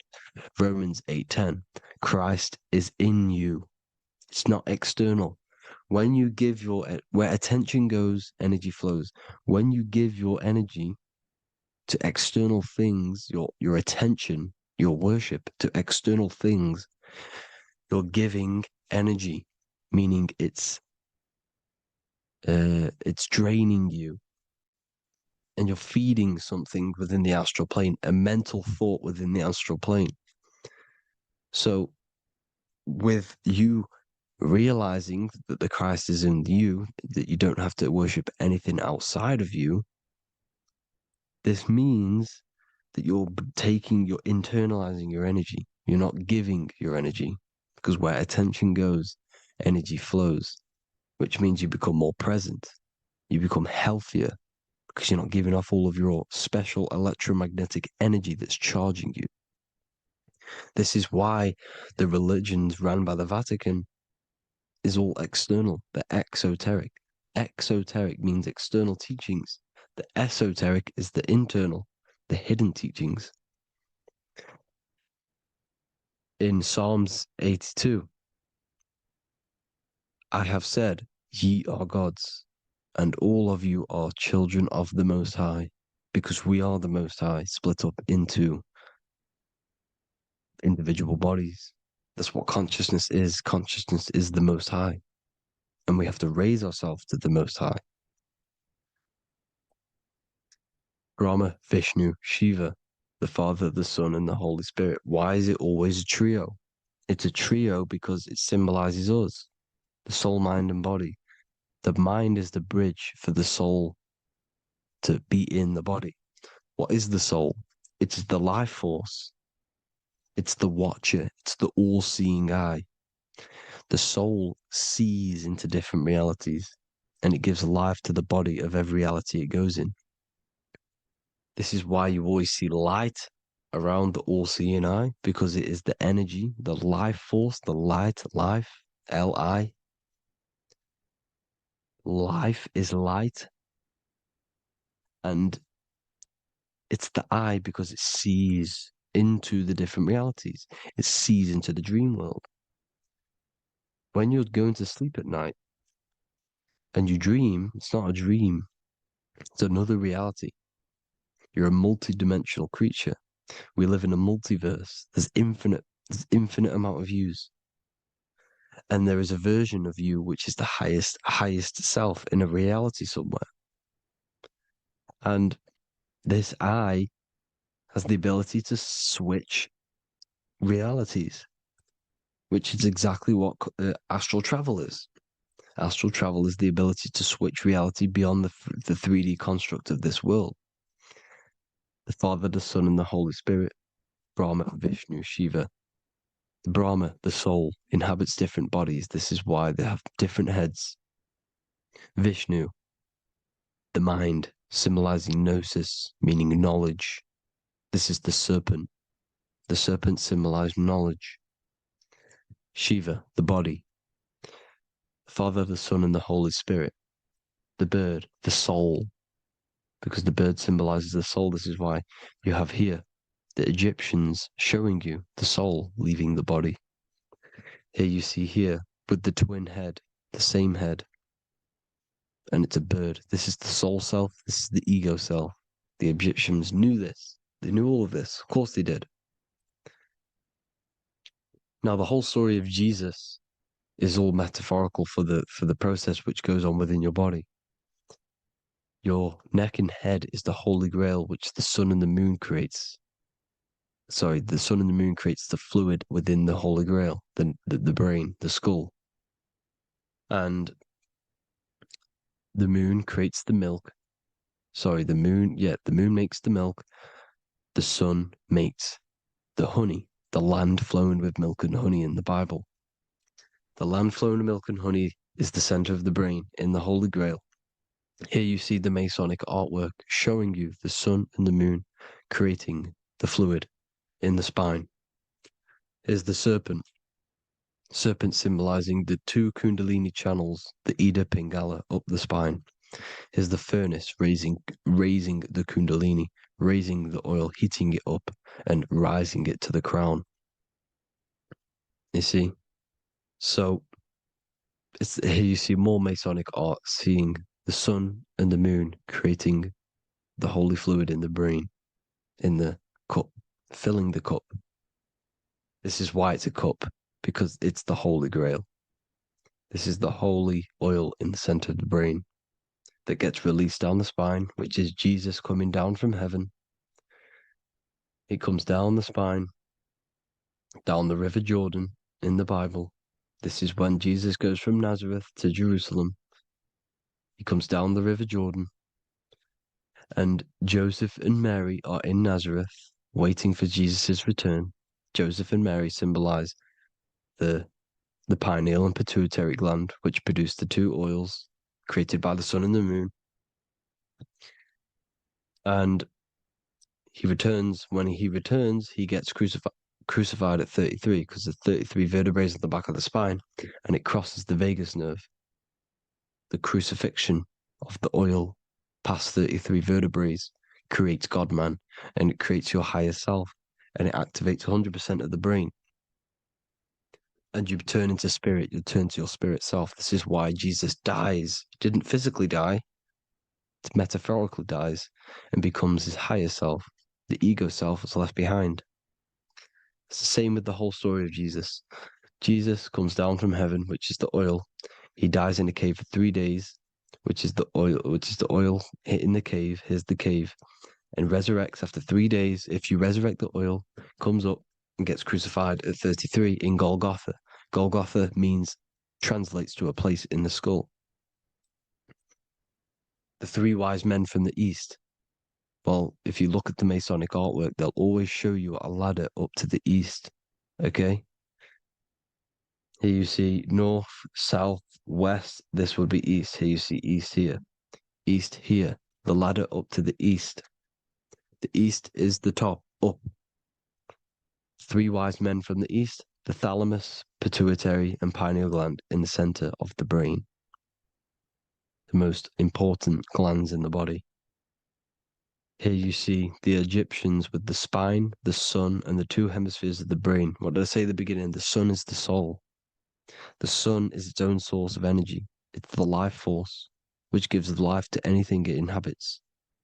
The soul is the same thing. That's why sun and soul mean the same thing. So, what I'm saying is consciousness is God. And this is why when it refers to as God in the Bible, it means your higher self, pretty much. And returning back to this higher self, because God is something that you need to manifest. Consciousness is God, and your body is a reflection of the creation by God. This is why everything in the body corresponds with the stars. The stars rule the body. We are an image of the stars. This body is an image of the whole of creation. Aries rules the head. This is the cerebrum. The ram in the brain is the ram, Aries. And we have something called the cerebrum, Aries, the ram. This is the Lamb of God moving to the higher mind. Taurus, which is the lower brain and neck, the cerebellum, the bull Taurus, the lower mind, and the cerebrum and the cerebellum, the ram and the bull, is what makes you ramble on. Ramble meaning walking. The higher mind and the lower mind working together makes the body ramble. Ramble is what makes you walk along. Thank you to Santos Bonacci. Gemini, the two twins, rules the two arms, the hands, and the lungs. These are the two twins of the body. Sagittarius, the horse, which rules the hips. Hips means hippo. Hippo means horse. Hippopotamus means water horse. Hippo means horse, and this is why we call them hips, because horses have massive hips. Capricorn, the kneecaps. Pisces, the two fish, the 2 feet. Then they make us swim. We are an image of the stars, people. Well, the body is anyway. Consciousness is God, and the body is the image of the whole of creation. It's a reflection of the whole creation, as above, so below. 12 systems in the body, 12 cranial nerves for the 12 constellations, 12 cell salts. The body's made out of 12 cell salts. So, this is where it gets kind of deep. This is where we get deep. And he said Jesus was known as the fisher of man. And fisher of man, meaning man does not mean man as in the male. Man means mind. He's the fisher of minds. So the Bible is not patriarchal. It's not patriarchal. Man just means mind, pretty much. So the fisher of mind, man, because he was fishing minds out of this reality into the higher realities. He was teaching people how to leave the body when he walks on water. Walking on water is the physical, etheric, astral, and mental. These are the different planes of reality. The ether is the either, because the ether is the substance that's on either side, astral and physical. It's the fifth element, is ether. And the fifth element is the water. The same water at the beginning of the Bible when it says, let the firmament divide from the waters above from below. The water symbolizes the ether. It's the base of all physical matter. And the ether symbolized is known as the water. So when you're walking on water, you're walking on the ether, meaning you're leaving the physical body. So when Jesus walks on water and he's teaching Paul to walk on water, Paul becomes scared and falls back into the water. Well, when you astral travel and you become scared when you're projecting, you'll fall back into your body. So he's pretty much saying walking on water is leaving the body, and walking on the ether, because the ether is the veil between the astral, and that's what devil means. Devil has the word veil in it, because the devil is trapping you between one veil, which is this world. They're trapping you in this world, this thin layer of reality. Your dreams are different veils. The ether, the astral, the mental are different veils. Devil is the veil. The veil. You need to escape being stuck in one reality and live in between realities. And this is when you truly become a multi-dimensional being, because your soul is just the eye. That's what you are. You're just an eye, and you see into different worlds. And it also, when Jesus means the fisher of man, the fisher of minds, I truly believe, because of my research, that there is other worlds. It's not just this one. There's higher worlds. There's an infinite amount of you, and you've been in them dreams. You call dreams. Them dreams are other realities that you are in. That's why when you're there, you don't feel like you're in a dream. You feel like it's 100% real, because it is real. So this is why the ancients always depicted the many different heads, because there's many different versions of you. And this I, the soul, the watcher, is switching itself into different bodies at all times. Well, when you sleep, when you astral project. And this is what the ancients were doing. They understood the multiverse, and they could switch bodies at will. And this is what the 7 seals are in the Bible, also known as the 7 chakras. These are literally portals within us to these different worlds. We're in the heart at the moment. Earth, rearranged, spells heart, meaning middle. This is where good and evil exist. It's the middle point, the midpoint of realities. So, I hope you all enjoyed the video. All of this knowledge that I've give you in this video is inside of my book, the Book of Wisdom. The Book of Wisdom gets updated every single month with new pages. It's a one-time payment for a lifetime worth of research and knowledge by me. So if you do want to get it, the link will be in the description. But I hope you will gain some amazing insight. Please like, comment, and share to help the algorithm, and drop a subscription. And for more lectures, every 2 days, I drop lectures and knowledge within the Patreon. If you want to support the channel, join the Patreon. Everything's in the description, because we are not monetized on YouTube. Thank you all. Have an amazing day.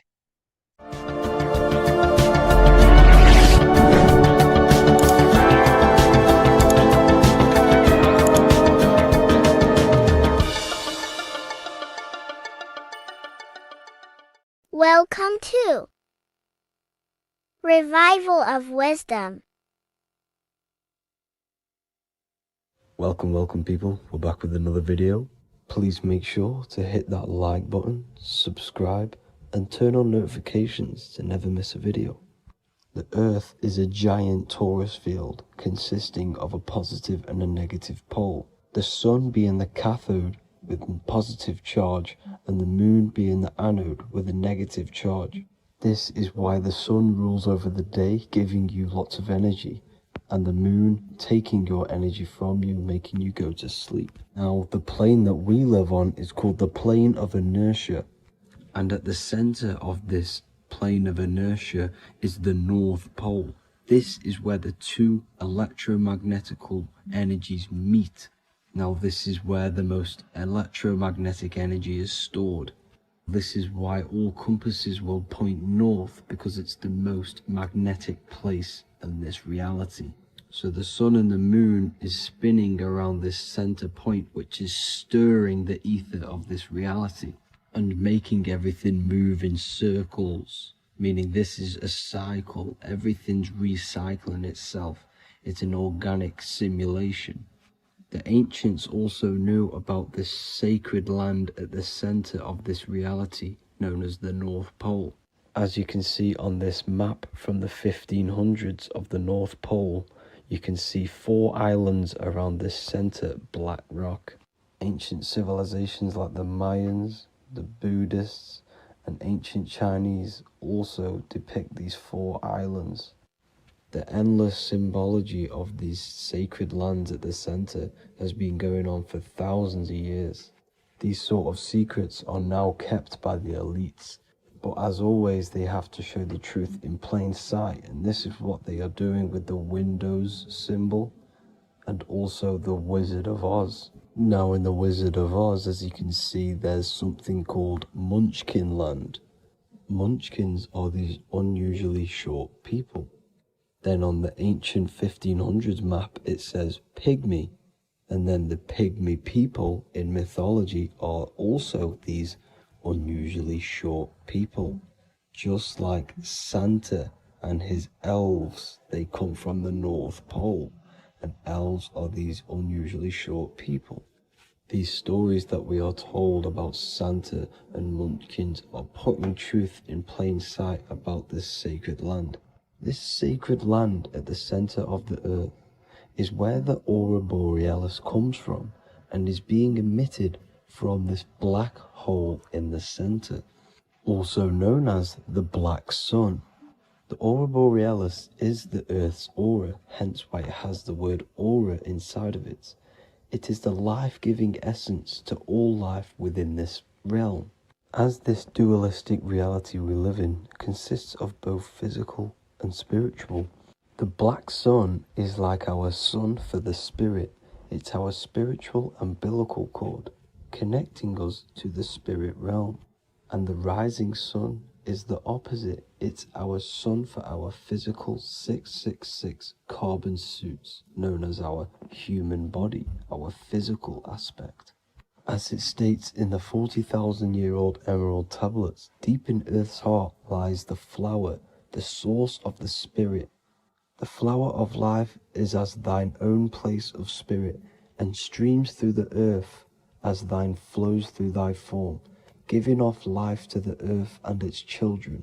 So the North Pole is the core of this spiritual reality, and the closer you get to it, the more spiritual and lucid it becomes. So the elites have covered this up in order for us to forget the true nature of this reality.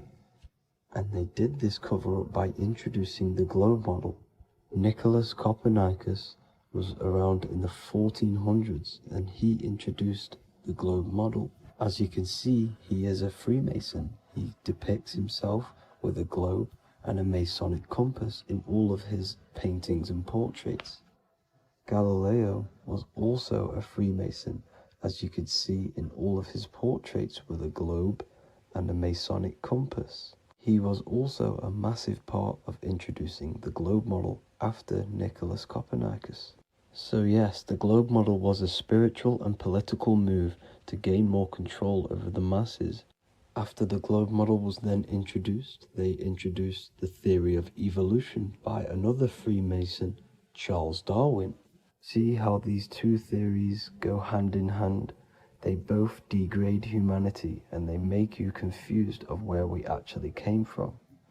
By hiding the true form of this divine creation and hiding the true power of each and every one of us, they maintain control over the masses. Now this is order out of chaos, known to be the 33rd degree slogan of Freemasonry. Now this is the Masonic cosmology, and as you can see, you have the checkered board for the duality, the 5-pointed star for the 5 elements, the 4 corners for the 4 pillars, the all-seeing eye, which is Polaris, the sun, the moon, and the 7 stars. So even Freemasons are taught the flat earth cosmology and the true form of this reality. Now the true nature of the sun, the moon, and the earth is shown and reflected through the Masonic compass. The Masonic compass is the sun, the moon, Polaris at the top, and the black sun at the bottom. It makes sense why all the scientists who introduced the globe model all use the compass and the globe together because it's truth in plain sight. As I explained in my other video, all Freemasons have to take the oath. So it goes to show, why are we all learning these theories from Freemasons who can't talk about certain topics that they learn about? Why should we believe their theories when they're holding back the real truth about this reality? Now going on to NASA. NASA means to deceive in Hebrew, and they are also funded by the government. They are not a private company. The old owner of NASA, Werner von Braun, on his grave has the Bible verse Psalms 91. The heavens declare the glory of God, and the firmament showeth his handiwork. Now why would the owner of NASA put this on his grave? Seems a bit suspicious to me, alongside with the NASA astronauts are all Freemasons. And not to mention the countless mistakes they've made on their live videos in space stations, the moon landing, and the CGI footage of the Earth, which is obviously photoshopped. Just by tricking the masses that they live on a spinning ball, the elites gain the perception of the masses. Not only does it hide the divine creation we're inside of, it hides the divine spark within you. It hides the creator, the source. And by believing in space and we live on a spinning ball, it makes people come to the interpretation of that we are a coincidence and we do not have any purpose. And of course this is false. When you come to realization that we are all a divine creation and we can create our own divine life in this reality, life becomes more sacred and you start to enjoy little things. The elites want you to believe everything exists only in the five senses. They want you constantly looking outside of yourself because they know that will keep you on lower states of consciousness. Now this brings me to our next point.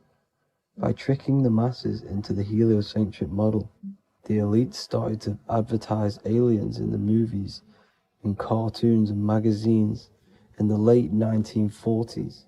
Now this is subconsciously programming us about aliens and extraterrestrial threats, which then they can use to their advantage. And this is something called Project Bluebeam. They are more than likely going to fake an alien invasion to push this 2040 agenda, which is for one government and one ruling currency. That's it for this video, guys and girls. Hope you all enjoyed. Please make sure to leave a like and a comment.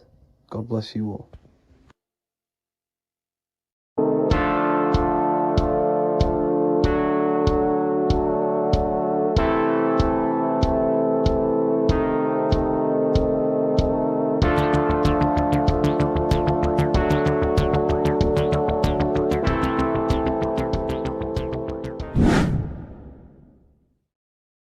What's good, people? We're back with another video. This is going to just be a quick video. Manifestation, magic, bending reality. So let's jump straight into this. So you have a conscious and a subconscious part of your mind. The conscious is what you're conscious of, what you're actually doing, where you can choose or not. However, the subconscious is the part of your brain which is automatic. So all of the systems in your body, like the digestive system, your heartbeat, these are automatically being ran. And you do not have to tell these systems to do anything. You do not have to consciously tell your heart to beat. It's automatically doing it. And this is what the subconscious mind is controlling. It's like the dark aspect of your brain or your mind. It is the way bigger aspect of your mind. Okay, it controls all the systems in your body. Okay, and this is where all of your programs are. So when you're in it from your childhood, what you've learned in school, all of these things are being kept in your subconscious, maybe traumas and stuff like that. So the subconscious is the female aspect, and the conscious is the male aspect, because the male is all about action and doing, and the female is more about creation, creativity, intuition. So you have a right and a left hemisphere of your brain, and these are obviously male and female. The right side of your brain is your female. It's to do with creativity, imagination, intuition, insight. Okay. And this is one of the most important sides of the brain. This side of the brain is the most attacked by the elites, whatever you want to call them. This side is one of the most important because obviously your intuition is a massive part of reality. And if you don't have intuition, then you lose track of the things around you. You can't consciously feel if things are wrong or right. They don't want you to have intuition or creativity or imagination. They want you in the left side of your brain, which is just reasoning, logic, and basic things. So they just want you to tell you what you want, tell you what to learn, and then that's it. They don't want you thinking for yourself, which is the right side of the brain. So whatever the conscious side of your mind impresses the subconscious side of your mind. So if you do affirmations, for example, if you consciously do affirmations every day, you're reprogramming your subconscious mind. You're impressing a vibration and a word into your subconscious mind, and therefore it will reprogram it. So the male and female aspect are symbolized by the Star of David as well. The male being the upside triangle, the female being the downside, connected all in one, because we both have male and female energy. So every thoughts are electric, which is the male aspect. Emotions are magnetic, which is the female. Each thought creates a wave of vibration in all directions. So think of it like a water drop in a pool, but it going out in every single direction. It's not just flat. And these thoughts have a certain frequency, has a certain vibration. That vibration has a certain frequency. And this affects your aura. Every thought, every emotion directly impacts your aura and the strength of your aura. So if you're angry all the time, your aura in the astral plane will look red. However, if you're happy, it'll be more like blue and green. So it's very important. Your electromagnetic field is created out of your emotions and thoughts. And that affects reality because you're 60% water, and frequency and vibration creates certain patterns and has a certain effect on water. We'll get into that after this slide. So each thought that people are thinking around you, you are actually subconsciously picking up these thoughts because it's emitting this vibration in all directions. So this is why you can pick up thoughts of other people on the odd occasion. However, when you're more in tune with your intuition, your right side of your brain, you can start to pick up on vibrations, thoughts, and other people's auras. You can pick up on the energy once your third eye is open, and you know whether you should be in that environment or not. This is what we call an atmosphere when we go into a room and you can feel the tension if someone's been arguing, for example. This is the atmosphere, this is the vibrations, these are people's auras emitting these certain frequencies and vibrations. Okay, so our aura is contained of multiple layers. Obviously, we have the physical body. This is the electromagnetic layer. However, you have the different planes of existence, the spirit, mental, astral, etheric, and then physical. The physical is the lowest plane of existence. And the physical plane is a product of all of the planes above. So the mental impresses on the astral impresses into the etheric, and then the etheric creates the physical object. So the mind is the root cause of reality. The mind is the cause of everything. Your consciousness is pure cause. There's no effect. Everything you see in this reality is the effect. Everything that you experience is the effect because the root cause was the mind. The decisions you made you experience that certain experience. And that decision was created on the mental plane. And this is just pure thoughts. And thoughts are things. If it exists in your mind, it is a thing. It's a certain frequency. So if you have a certain level of thoughts, if you're thinking positive, for example, you're going to have a strong aura, you're going to have a higher vibration, and that attracts like.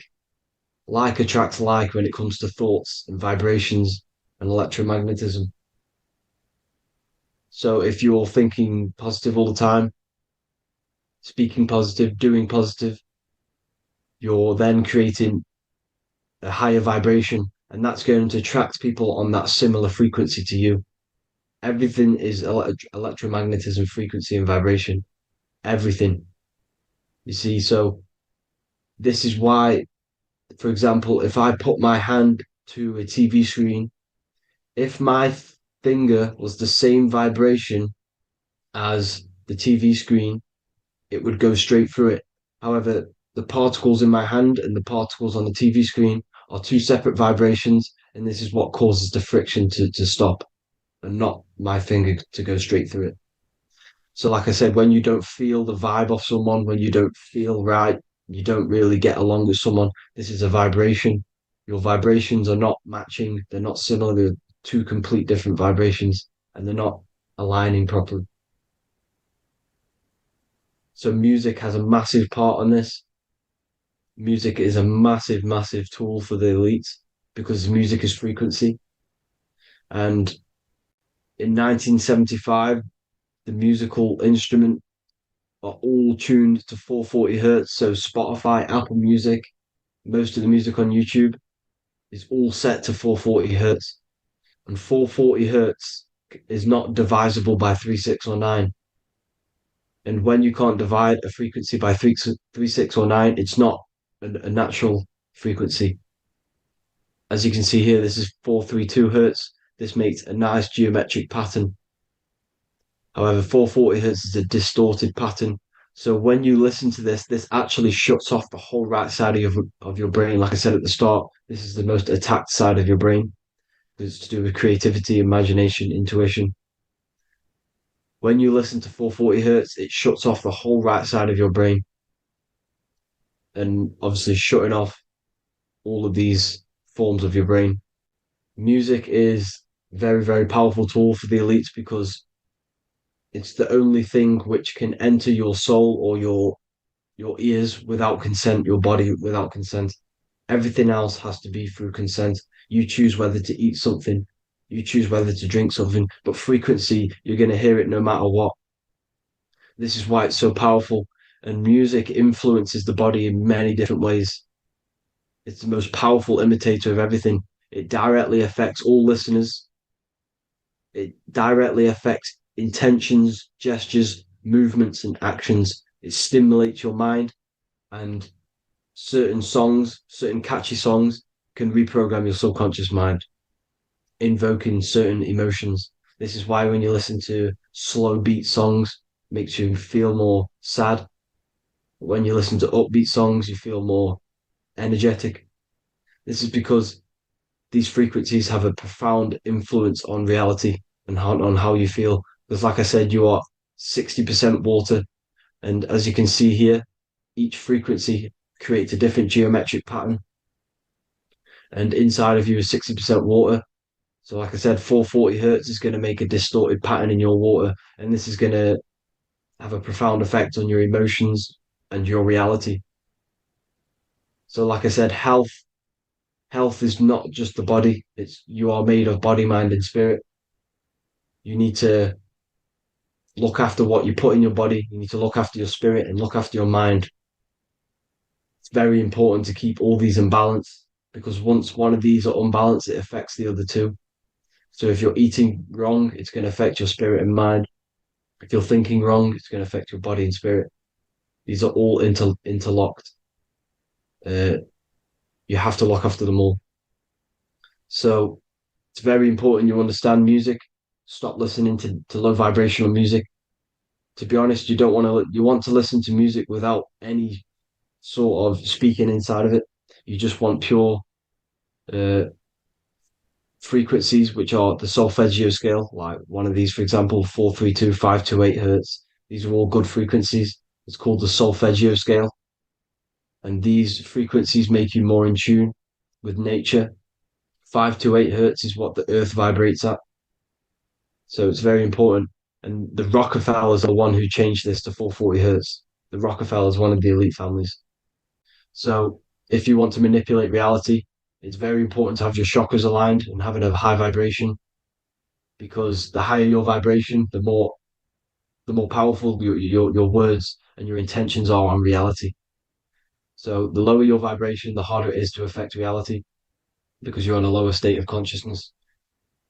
You want, like I said, you have the mental, astral, etheric, and physical. Everything is a product of the one above. As above, so below. This is what Hermes Trismegistus was saying in the Egyptian days. This is where it comes from. As above, so below. If you affect above, it directly affects below. So, like I said, meditation helps on this, helps align your chakras. Think positive, feel positive. Like I said, your feelings are magnetic, your thoughts are electric. So once you combine these two together, you're then creating an electromagnetic frequency, and that will have profound effect on reality. So the law of cause and effect. Every law, so the law of cause and effect. Every effect has the root cause. Like I said, your mind is the root cause of everything. Every decision you make is having a different effect on reality. Everything happens for a reason due to the root cause, which is your mind. You choose everything that happens in your life. Okay, so it's very important you understand this and you constantly make the right decisions, the good decisions, to have good effects on your reality. You have to be very conscious of this law, because nothing escapes this law. This is the law of all consciousness. So think about it. Imagine a massive ball of consciousness. However, off this ball are different sparks, and each one of these sparks are in each and everyone's body. This spark is governed by these laws, the law of cause and effect, the law of correspondence, the 7 hermetic principles. It's very important you understand this, because this mass ball of consciousness is what is obeying these laws, and everyone has this spark of consciousness inside their third eye. And like I said, everyone is the same consciousness. This is why if you do bad onto someone else, that will directly affect your reality. So if you hurt someone, it's going to come back to you in one way or another, because you are that same consciousness. This is like a mirror of reality. As within, so without. Whatever you feel on the inside, you're gonna see that on the outside. You're gonna experience that reality, whatever you've impressed. So there's different ways to bend reality to your will. This is kind of a sort of magic. So obviously you have black magic, which is manipulating reality to harm and influence others, or to be very selfish. And then you have white magic, which is manipulating reality for the good of humanity. So you do have to be very careful with your intentions, people, when you're trying to manipulate reality, because this is nothing to be played with. If you are manipulating reality for the wrong reason, it's going to come and bite you in the ass in some way or another. Because everything is balanced. Everything balances out in this reality. Nothing escapes the laws. Not one thing escapes the laws. So if you're stealing from yourself, because it's just going to come back in one way or another. Inside of everyone's heart, you know whether you're doing good or wrong. You know, you can feel it when you do something wrong. You can feel it when you do something good. The heart is the center of the torus field. It's balance. And this is why you say follow your heart, because it's the center of the torus field. It's very important to listen to this inner voice inside of you, because that is telling you the right things to do, the good decisions to make. And when you keep following that voice, that good voice inside of you, it takes you to your life path. Very important to follow that voice. However, don't let the ego get in the way of it. Don't care what your friends are going to say. It's very important to understand this. So you have different ways of manipulating reality. You have sigil magic. This is where you create your own sigil or symbol. You create your own sigil and symbol, and then you charge it. You behind that symbol, you have an intention. So for example, if you want to manifest wealth, you create a sigil which represents what you want. You create that sigil, you draw it out, you charge it, because wherever your attention goes, energy flows. So whatever your attention is, you're sending energy that way. So what you do with your eyes and your hands, you place attention on the sigil. Imagine that it's glowing. Imagine that you're sending energy to the sigil, and then you burn the piece of paper once you've done this.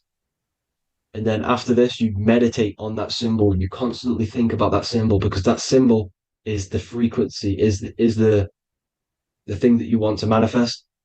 So that's one way. Or you can just meditate on your reality. So imagine yourself having already what you have. This is what they call a mindset. You must set your mind to the frequency what you want to manifest. Okay. So if you want to manifest wealth, for example, imagine yourself being wealthy. What would it feel like? What would you be doing? Imagine a scene in your mind. Constantly do this, and you're putting out that frequency. Like I said, you must think, because the thoughts are electric, and then you must feel, which is magnetic. Together, this creates an electromagnetic frequency, and this is how you attract things to you. You will attract the certain people to come in your life to bend reality to your will. Okay. Or you've got mirror magic. Stare yourself in the mirror, because a mirror reflects light. It also reflects energy. So you've got to be very careful with what you say to a mirror. You've got to be very, very, very careful, because whatever you send into that mirror is directly sent straight back to you.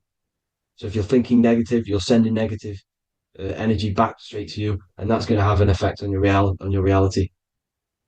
Affirmations are very important, because your words are frequency, your words are vibrations, and each word you say has a certain frequency. If it's positively charged, it's going to affect you positively. If it's negatively charged, because like I say, your brain and your mind is like the director of energy. That's what your brain is. And it directs energy into certain things. You can either positively charge it or negatively charge it.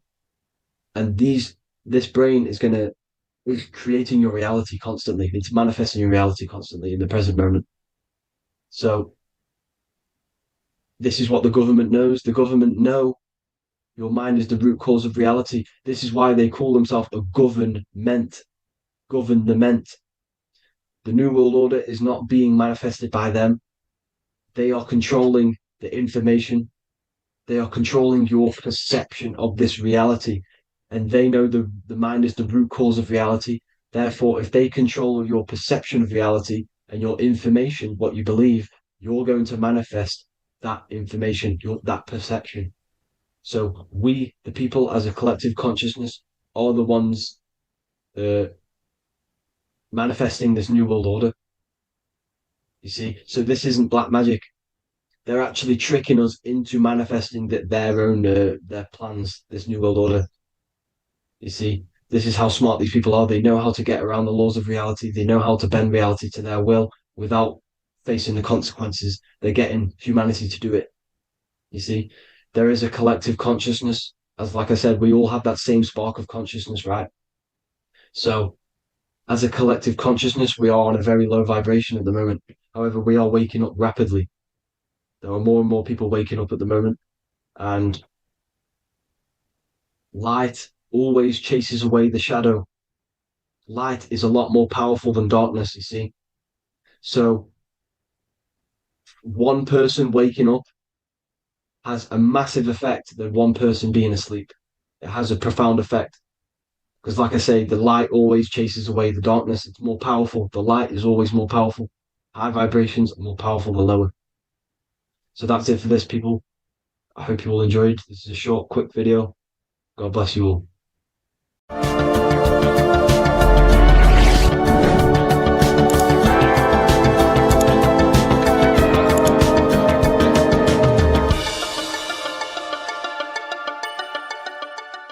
Neo is plugged into the matrix on the back of his neck. And if we look at the human brain, The back of the neck is the reptilian brainstem, and when one operates their life out of the reptilian brainstem, they are unaware, unconscious. They are consciously dead because the reptilian brain does not really critically think. It acts on instinct, fight or flight mode. This is considered in the occult spiritually dead. When one is taking actions without intention, simply very reactive to life. They're not living, they're simply experiencing. When you're walking down the street and you see someone, and in your mind you think me versus them versus me, that is an animalistic way of thinking. I used to be trapped in this way of thinking, always thinking of fight or flight, always judging people, always reacting to the world, never consciously creating and commanding with intention in the world. This could be considered the matrix, when one lives unconsciously, simply surviving in the world. Another symptom of living in the reptilian brain could be obsession, a constant need to assert your power over others to feel safe or superior. Views relationships as power hierarchies, not as mutual connections. It could be a conquest for sex, lust, seeking validation through sexual activity. Sex becomes a tool for dominance, escape, and self-worth. Intimacy is avoided. Pleasure is pursued without emotional depth. Seeking pleasure all the time. This is all to do with the reptilian brain. Seeking safety. It could be compulsive eating or food hoarding, driven by craving and not actual hunger. Eats to soothe fear or emotional discomfort, often unconsciously. This is the unconscious. Fear-based decision-making. Every choice is shaped by perceived threat or insecurity or fear within the subconscious mind. Long-term vision is sacrificed for immediate safety and gratification. All the reptilian brain. Territorial behavior overacts when personal space, possessions, or status is threatened. Acts as though survival depends on ownership or status. Addiction repeats patterns to feel safe, even if they are harmful. Avoids anything unfamiliar or unpredictable. Low empathy. No empathy or emotional care for one another and for fellow beings in the world. Sees people as threats, tools, or competitors. This is all to do with the reptilian brain. Intense jealousy or possessiveness. Sees others as rivals or objects to control. Cannot tolerate perceived threats to loyalty or status. Quick to be angry. Slow to reflect. Reacts with rage, withdrawal when challenged. Lacks emotional regulation or deep self-awareness. So this is considered, this brain could be considered the matrix, hence why Neo is plugged into this brain. He's operating the life out of this brain, unconscious, simply navigating life like an animal. I was in this state, and you can only really realize this when you come out of this brain and you start to function from the higher regions of the brain, which we will discuss very soon. And my life was chaos because there was chaos operating internally. I was never thinking about the future. I was always operating life out of fear, out of lack. Never had care for another person. When you operate life out of this brain, the matrix, things outside you, can easily control you. This is why they keep us in a constant state of fear. So we operate life out of this. So we never gain full control over our reality, over our actions, over our thoughts. So Neo is called Neo, and he works at a place called meta cortex, very symbolic of the neocortex, the higher region of the brain. Now, this brain makes you human. It ultimately allows you to hold control over the animal urges. Okay, the neocortex is the brain that allows you to have self-mastery, that allows you to control your urges, your instinctual survival urges. So humans can overcome their reptilian animalistic state and start to operate their life in a conscious mastery state. And Neo is plugged out of the reptilian brain, and he starts to use his neocortex, the human brain. This allows one to learn to have self-control, allows one to create, allows one to think about others. It allows one to critically think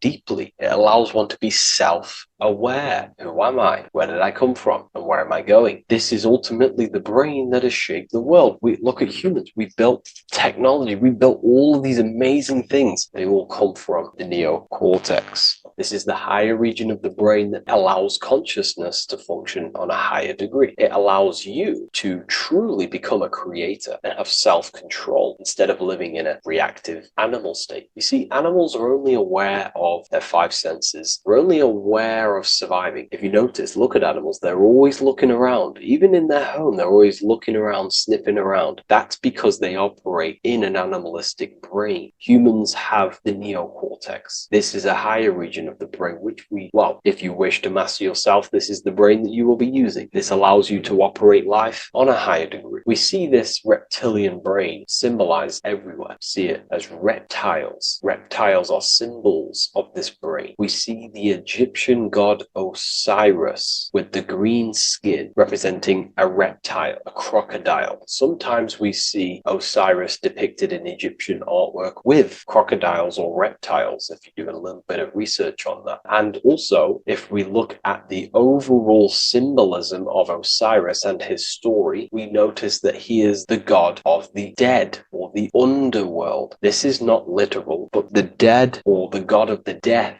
the god of the death of self, the dead of consciousness, because you are a divine being with limitless potential to create. And ultimately, to create, we have to master our reptilian brain. But when we function from this reptilian brain, we are dead to our higher powers of creation, of imagination, of actually gaining control and operating life from the higher mind, operating life as the divine being as you are. But if you operate life in Osiris, he is the god of dead. You are spiritually and consciously dead. You act unconsciously. You are dead, not physically, but mentally and spiritually. So what we're looking at here in the Egyptian artwork is the reptilian brainstem. We have the left hemisphere and the right hemisphere of the brain. Notice a curve. The feminine body is very curvy. This represents feminine. The masculine body is very liney. So if we study geometry, we know that lines are masculine, hence why the word masculine, line, and the feminine body is,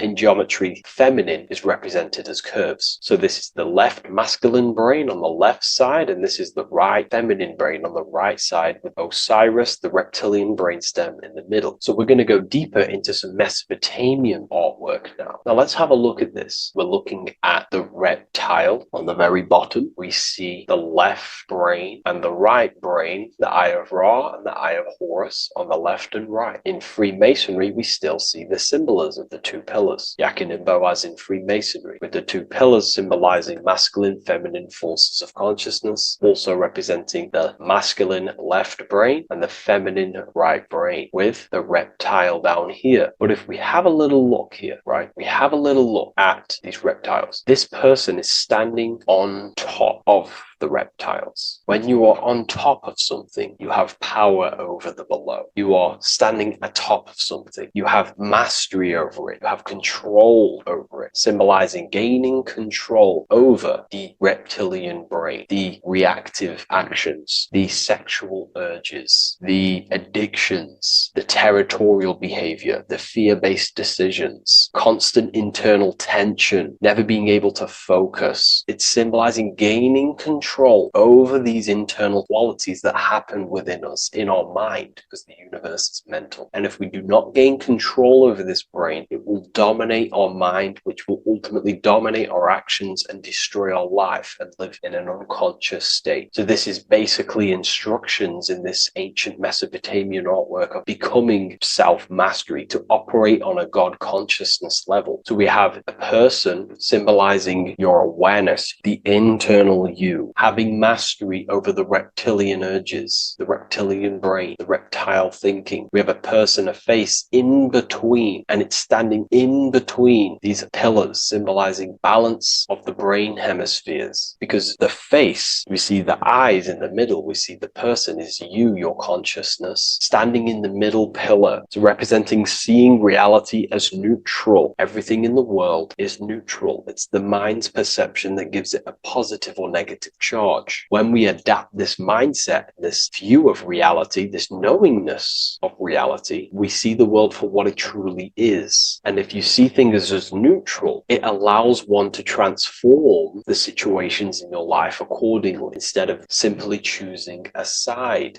This is a major problem in society, and this was a problem within myself also. We like to choose sides, and choosing sides can keep your consciousness locked in a certain mindset, in a certain belief. And belief is what is ultimately destroying humanity. It's about knowingness, and knowingness is in the middle. We want to seek to know things. Knowing things allows you to go out there, directly experience it, and know it for yourself. For example, I know I'm not on a spinning global ball flying through space. Why? Because my senses tell me I'm not doing that. My senses tell me I'm not going 1,000 miles per hour and 360,000 miles per hour through space while spinning around the sun. I know that because I know myself. I know I'm not my body because I've had direct mystical experiences beyond the physical body. So we should seek to know things, and that's what we call gnosis, direct knowledge obtained through direct experience, knowingness. And that is a middle pillar quality. So in Freemasonry, we see the middle pillar. The matrix is designed to give you two wings all the time. Democrats, Republicans, feminism, and then there's another side. There's always two sides that they're giving you because they want you locked in either way, which is seek the middle pillar, seeing things as neutral, seeing things as the middle pillar, seeking direct experience, gnosis. And this aligns with the brain because the brain gives us these two perceptions also. The right brain sees the woods, the whole woods, but the left brain sees the individual trees and branches and leaves. If we're too left hemisphered, we're going to see everything as divided. If you're too left hemisphered, you're only going to see yourself. You're only going to think about me, myself, my ego, my consciousness, my life. And I'm only going to operate in the world, take actions only towards me without considering the collective, which is the right hemisphere quality. The right hemisphere allows you to see the bigger picture, how we're all connected, we're all one family of consciousness, we're all one being separated in different bodies, one consciousness operating in different bodies. So it's about aligning these perceptions of the brain and standing in the middle and also conquering the reptilian brain. This allows us to operate in the world and see the world for what it truly is and operate from a place of balance. We also see some more symbolism in Egypt of the Ram Sphinx in Egypt. Ram Sphinx. Please leave a comment and please leave a like and a subscribe onto the YouTube if you like my content. Smash that like button and we'll get straight to this. So this is the Ram Sphinx in Egypt, also symbolizing the brain. This is my research.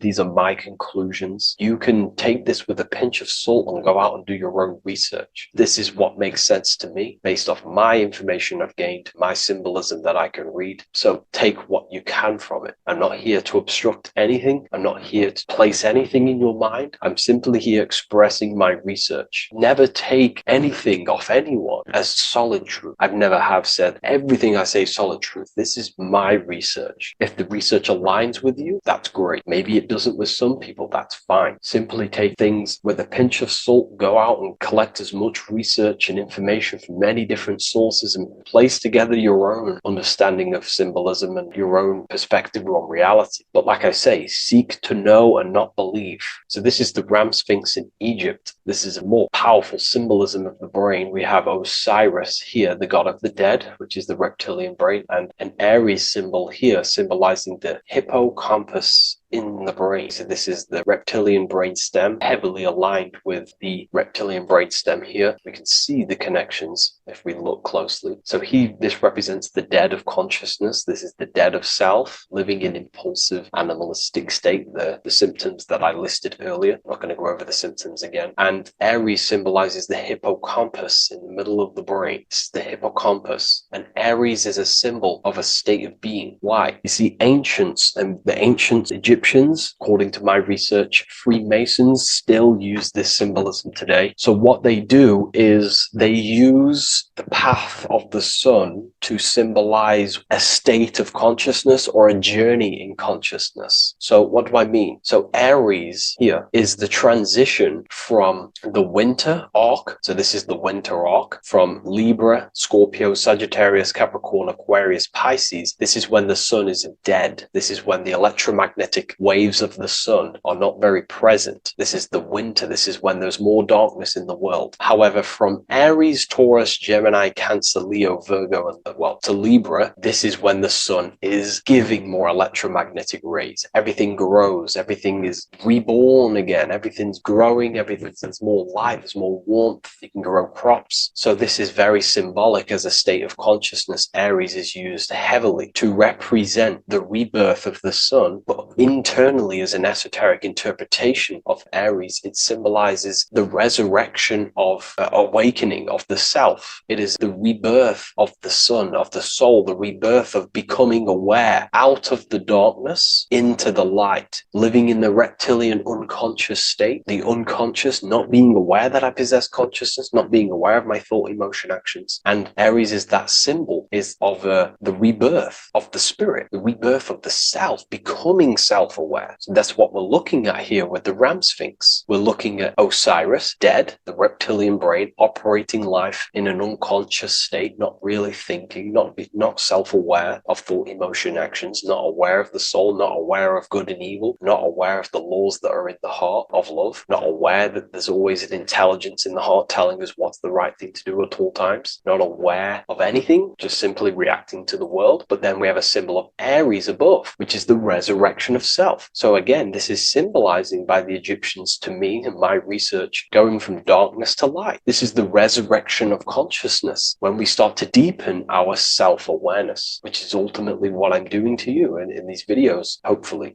I can awaken some people's minds and make people think deeper. And that process of internally what's happening within you that's what Aries represents when you're starting to say, wow, my mind's going deeper and deeper into the self, and I'm realizing more. That is what Aries symbolizes. When the sun returns, it's also a symbol of a sacrifice, because obviously when the sun returns back to Aries, we're sacrificing the winter, when we're transitioning, and all transitions require sacrifice. So in Aries, the Jews celebrate the Passover. It's the Passover of the sun, and what do? They eat lambs in the Passover Aries, because it's all symbolic of this internal process. In Aries, Christians celebrate with Easter, which is the resurrection of Jesus, the resurrection of the sun. Remember, it goes deeper. There's deeper layers to this. It's the resurrection of the self and the mind deepening into a deeper awakening. So again, we're going from the lower regions of the brain, and when we start to critically think and become self-aware, we're starting to use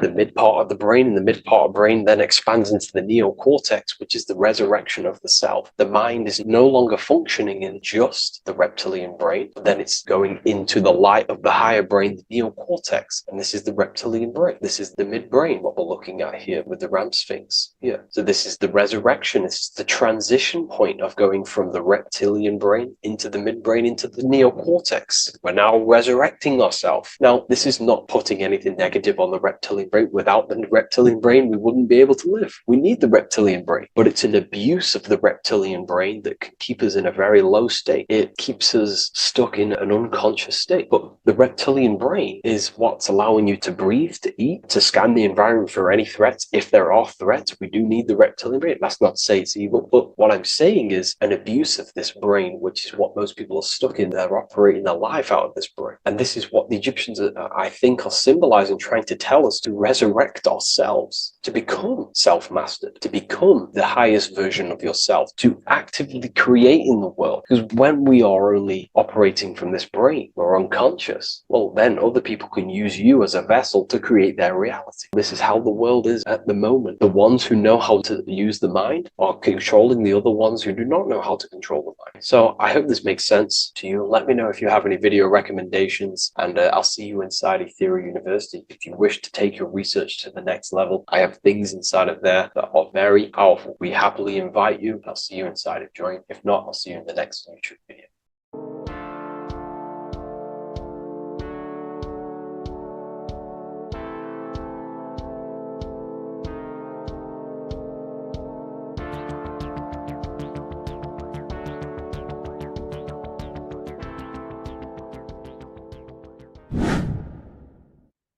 How are we all doing, people? It's Revival of Wisdom from the Wisdom Academy. Today, we're going to be breaking down God, consciousness, and the higher and the lower self, and how to overcome the lower self. Now, the first thing you need to understand is that you are the invisible intelligence within the brain, within the body. This invisible intelligence is known as the mind. But you are not the mind. You are the observer of the mind, which is the soul, the invisible entity. The mind is your intellect, your intelligence. Now, the mind is, it's hard to put this in words, but the mind is something that gives you the ability to explore the universe. And this inner self is the I am. It's the quiet, the inner self, the voice you see in you hear in your head.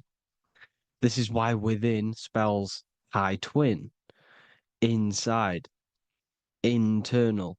The I is also the number one, which is one line. Because the one and only, is the inner self, which is the I am. This is why you say, my name is Harry. You are not Harry, you are the I, the inner self, the intelligence. Okay, this is why Jesus in French is I am. You look with the two eyes and you see with the inner eye. I and I, the same thing. Okay, because the I inside is what gives you the perception of what you're looking at. So when someone's trying to explain something and then you catch on saying, I see now, it's because you're seeing with your inner eye, the one that gives you perception, gives you intelligence, gives you the ability to understand things. This is the internal I, the invisible self, which the physical body is nowhere near as complicated as this inner self. Is in infinite potential, infinite potential. God, God, generator, operator, destroyer, soul, mind, and body. Brahma, Vishnu, Shiva, the Father, the Holy Spirit, and the Son. They're all, the reason why you see God is always a triad is because it represents yourself. Your invisible intelligence is God. Me and you are the same invisible intelligence. We are the invisible intelligence experiencing the program being run by the central nervous system and the brain. I always say this in my videos, but I have to, in order for you to understand the things that I'm going to say later on in the video, you need to understand this concept, is that you are the consciousness experiencing the nervous system, the tree of knowledge of good and evil, which is you here. You would be in this invisible intelligence right here in the center of the brain. Now, this is why the ancient Christians show God is in the brain. This is the brain stem. This is the brain. This is also the brain stem and the brain. The brain stem and the brain. It's all depictions of the brain because the brain's the computer, the electromagnetic computer, which decodes the demands created by the invisible intelligence, the I, the inner self, you, your true self. The person moving, if you observe what someone moving, this is going to sound, but if you observe someone walking, it's not the body. The body is moving, but the thing telling it to move is the invisible intelligence. Before you kick a football, a decision is made within your invisible intelligence, your mind. And this consciousness, this invisible intelligence, is either stuck between the lower self and the higher self. Okay? When the invisible intelligence, meaning the true self, identifies itself with the physical body, it will trap its mind within physicality. This consciousness that we have is either operating in the lower self or the higher self. It's either feeding the material body or it's feeding the spirit. Okay? But because we are physical and spiritual, we need to be even. We don't want to be meditating all day long, because we do have a physical body as well whilst we are here. We are playing a game in physical matter. Okay? Now, the reason that you incarnated here is to learn a lesson, because the mind can manifest anything it wants within the astral planes, within the world of imagination. It can manifest anything it likes, but it incarnates into matter, into this game, so we can understand labor, because anything in matter you have to labor to manifest. But in the astral, you can manifest at the click of a finger. You come here to learn the knowledge of good and evil. And your consciousness, I came out a bit off topic there, but your consciousness is experiencing the lower or higher self. The lower self is manifested in the lower parts of the body. Sex, food, and power, the lower three energy centers. These centers are like mini brains. You are literally thinking with these centers. And when your mind is stuck within these lower centers, you'll think. Have you ever heard the term of thinking with your penis, or thinking with your, you know what, as a man? Even females maybe, but mainly this is a boy saying, you're thinking with your penis. This is a truth. It's truth in plain sight. You think with these energy centers. When you're living off the lower three centers, all you care about is sex, food, and power. Eating, sleeping, and greed. Power's kind of like greed. Now, when we move up to the higher parts of the body, when we live our life within the higher parts of the body, this is considered heaven. Love, expression, intuition, and wisdom. This is what we need to be aiming to do, moving out of the lower half of the body and living our life within the higher self, the higher parts of the body, thinking with the higher energy centers, thinking with love, expression, intuition, and wisdom, spreading love, expression, intuition, and wisdom to others. Heaven is even. This is why Jesus is pointing at the heart chakra, always pointing at the heart. Earth rearranged his heart, because in earth you're manifested as a physical being. You're in the heart, good and bad. You need to be balanced between the good and bad, because love can be a demon too. That's a whole nother video, but love can be a demon. Now, the seven chakras are known as the seven seals in the Bible. When the Lamb opened the seventh seal, there was silence in the heaven for about half an hour. This is a verse from the Bible. The Lamb is Aries, which is the higher brain, the cerebrum, Ram, Aries. Because when the Ram opens the seven seals, you enter the kingdom of heaven. Because these chakras seal your invisible intelligence. They seal your true self. You are behind these seven seals, your true invisible self, your true consciousness. Because behind these seven seals, you do not think about anything materialistic. Your intelligence is not material. It's not physical. It's not from the physical world.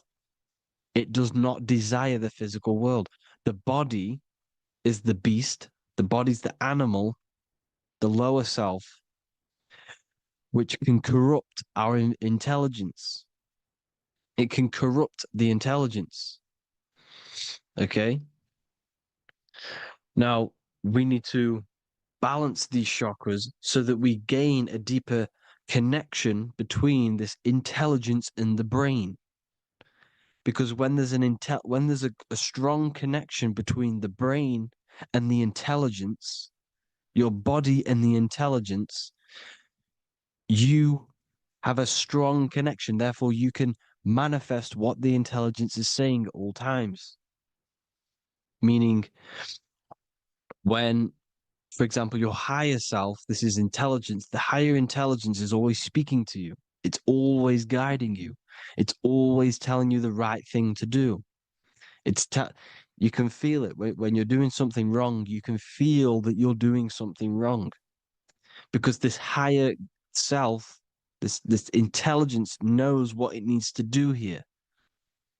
And when there's no connection between the body and this our intelligence, our true self, when we strip away, when you close your eyes for long periods of time, you will figure out you are this invisible, infinite, creative being. There's no words that I can't describe what it is. But it's the voice inside of your head that you can feel when you close your eyes. You are this being inside of the heaven, because this is heaven, this intelligence. And when there's a strong connection between the body, you can manifest everything it's saying. When everything is balanced, when you're no longer thinking with the lower centers, when they're all balanced, you're not thinking in particular with every center, you balance them all, you can manifest everything it says. Your body will act out what the intelligence is always saying. This is God in the brain, the intelligence, trying to touch Adam, representing the lower self. This is why they're not touching. Notice how Adam is resting, but the intelligence is always reaching out, stretching, symbolizing metaphorically saying it's guiding. I'm always reaching out. The intelligence, your intelligence is always guiding you. It's always reaching out to you. But Adam is ignorant of it. The lower self is ignorant of it. And that's why he's so relaxed and God is so stretching out. Because at our highest self, that when you think of when you want to better your life, that highest true version of yourself is God. When you're manifesting this, your highest self, this is God. Your truest form, your most perfect form, that is God. Your highest version of yourself, that is God. Emotions are not what you've been taught. Emotions are not something that should be reactive, okay? You should not let the emotion be you, except that you should experience them instead of letting them become you. You need to understand there's a separation in our consciousness. You have the soul, which is the person who is observing your thoughts. When you think a thought, who's the one observing that thought? The soul, you, the I am, the I, the inner self, the one and only. And inside of every single body, inside of me, inside of you watching this video, there is this same intelligence that is inside of me, inside of you. And it's the exact same intelligence, experiencing a different body. And this is what we mean by the universe is mental. We are all sharing the same ball of consciousness in a different body. The animals, the fish, the cells, all expressing this one consciousness. Me and you are the same. This is why the golden rule is treat others like others should be treated, because I am you and you are me in a different body. Now, going back, you need to identify that there's different levels of consciousness: soul, mind, emotion, and body. Okay? Your emotions are on a separate layer than the body, the mind, and the soul. So when you identify there's a difference between all of these, you do not let them become you. You do not let your mind rule you, because your mind can be corrupted. Your soul is the one that is pure good, pure love, but your mind can be corrupted. Okay? Your emotions can be corrupted. The body can be corrupted, but the soul can never be corrupted, only layered on top. You can only throw piles of programs within the subconscious, layering the soul down, but deep down inside of every single one of you, there is a loving being. Because love comes from the heart. Love is the universal emotion, expression. Now, your thoughts can become bondage, your emotions can become bondage. Now, what do I mean by bondage? By conquering the lower self, we need to conquer our own mind, because the mind is what's manifesting the lower self. When you're thinking with the lower half of the body, when you're becoming your emotions, you need to experience the emotion, not become the emotion. Do not let the emotion become you. Do not let your thoughts become you, because your thoughts are tools that you can manifest. Your thoughts are the idea. Your emotion is the energy that you can use to manifest that thought. Your emotion is energy in motion, emotion. You use emotion to manifest, to feel as if you already have the thought. Therefore, you become that vibration. Therefore, your emotions are actually a creational force that is given to you to manifest things, because you're a human, a manifester. You're here to manifest things. You're a creator. You are a god. Your inner self, your intelligence, your I am, the one and only inside of you, the inner self, the quiet one, the one that's deep, deep down, the invisible intelligence, is it's creating things all the time. All the time. Speak no evil, see no evil, hear no evil. This is the astronauts, they're Freemasons, but they understand this, because thinking, seeing, and hearing can corrupt your mind. And when you have a corrupted mind, you'll have a corrupted subconscious. The subconscious will manifest into the body, because 90% of your behavior comes from the subconscious mind. So you got to speak, see, and hear no evil. But sin, what is a sin? To overcome our lower self, to overcome our lower self, the 7 deadly sins are not something that goes against an external God. A sin is something that goes against your inner guide, your inner conscience, the inner self that is always speaking to you. It's always telling you the right thing to do. A sin is something that goes against this inner guide. And this is why you can feel something where you can feel you're doing something wrong, because the inner guide is speaking constantly. And when you commit these 7 deadly sins, which are 7 internal states which keep your invisible intelligence bound to your physical body. Because evil, right? Evil love bondage. This is why they stay in this realm and they control this realm, because they love the bondage of the body. They like matter. They want to stay in matter for eternal life. They don't want to ascend back into the heavenly realms where you do not have a physical body. You can explore the universe within the astral planes. They stay bounded to the body, bounded to the 3D construct of the physical world. They have greed, lust, envy, gluttony, wrath, sloth, pride. They want all of this. And if you want that, that's okay. But deep, deep down, you don't want that, because your soul is always telling you the right thing to do. Your soul knows what to do to get out of here.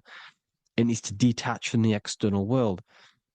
Detach from all of these 7 internal states which bound you to your lower self, your lower centers.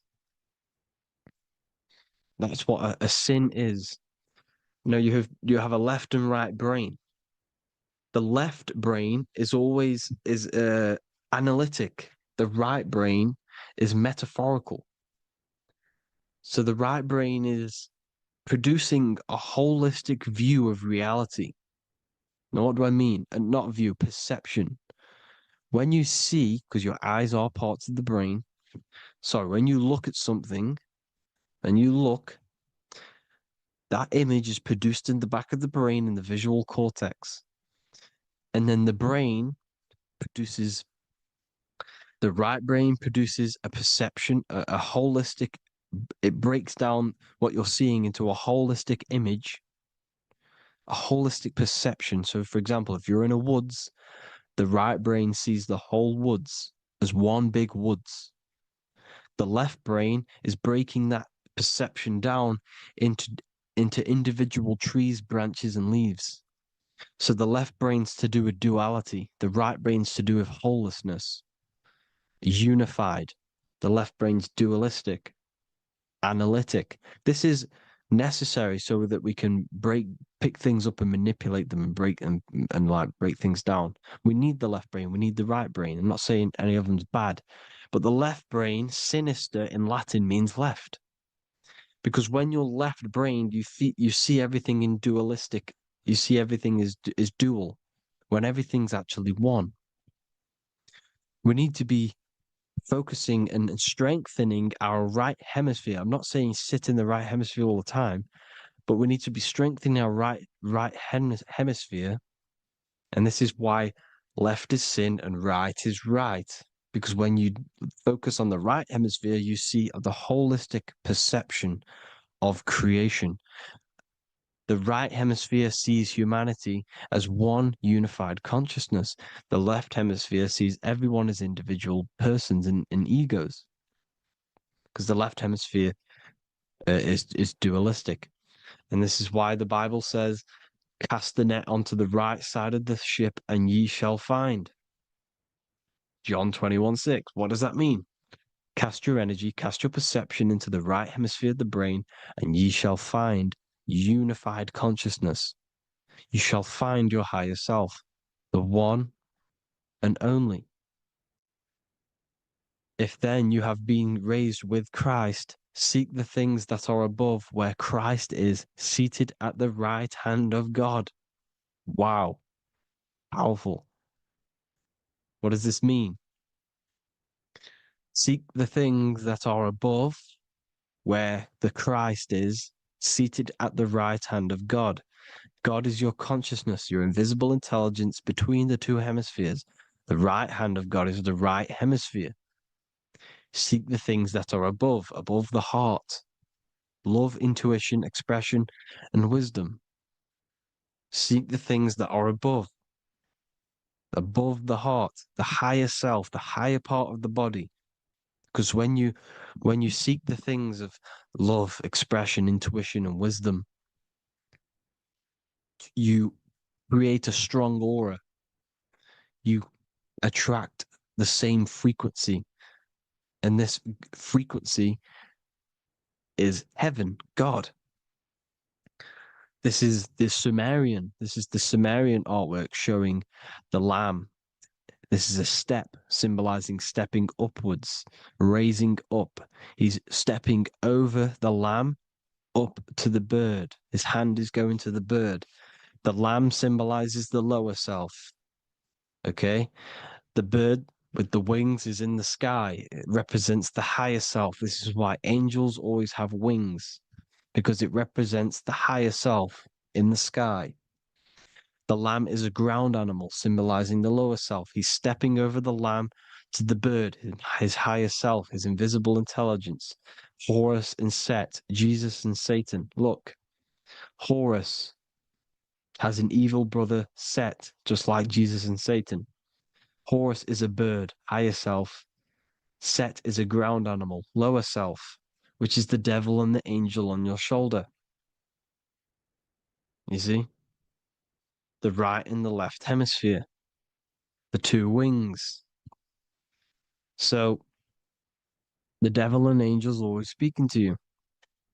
The higher and the lower self. It's the battle between the higher and the lower self. Between the invisible intelligence and the physical body, because the body's the one that wants the sugar, it wants the pleasure, it wants the sex, it wants the porn, it wants all of the materialistic things, it wants the 7 deadly things. Okay, it wants this. There's a battle between the higher and the lower self, your intelligence and the body. This is why you need to become balanced. so that there's a deep connection between the body and the invisible intelligence that I am. You need to master your mind with discipline, and you gain a connection between the brain, the body and the intelligence. Resurrection, transmuting sexual energy. Okay, this is important. Res is resh, which is Hebrew. The early Hebrew resh symbol is the head. This is the head. Resh, erection. Erection is a sexual stimulation. Resurrection is rise erection. You got to raise your sexual energy up the base from the spine to the head.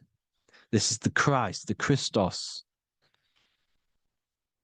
Because there's a psychophysical psychophysical oil produced in the brain every month. Go and watch my other video on raising the chrism. Okay? And every month there's this fluid produced in the brain, which takes 2 trips, because one's produced by the pituitary, one's produced by the pineal, magnetic female, magnetic and electric charge. And it takes 2 trips down the spine to the solar plexus, the bread of life in the Bible, or Bethlehem in the Bible, because the River Jordan's your spine. Goes down to Bethlehem. It gets born in Bethlehem, just like Jesus. Because when this oil travels to the solar plexus, it creates the seed, the seed of life, and it feeds the body, all the central nervous system, all the cells. It regulates the blood, does all sorts of good things for the body, this oil. Now, when you save your sexual energy and you raise your resurrection, you awake the Christ, you raise it from the solar plexus or the sacrum bone up to the brain, you activate 100% of the brain, and this is the true resurrection of Christ. Instead of wasting the energy and giving away your sexual fluids, because behind the fluids is the energy. So when you release that fluid, the energy is out there. You've released the energy.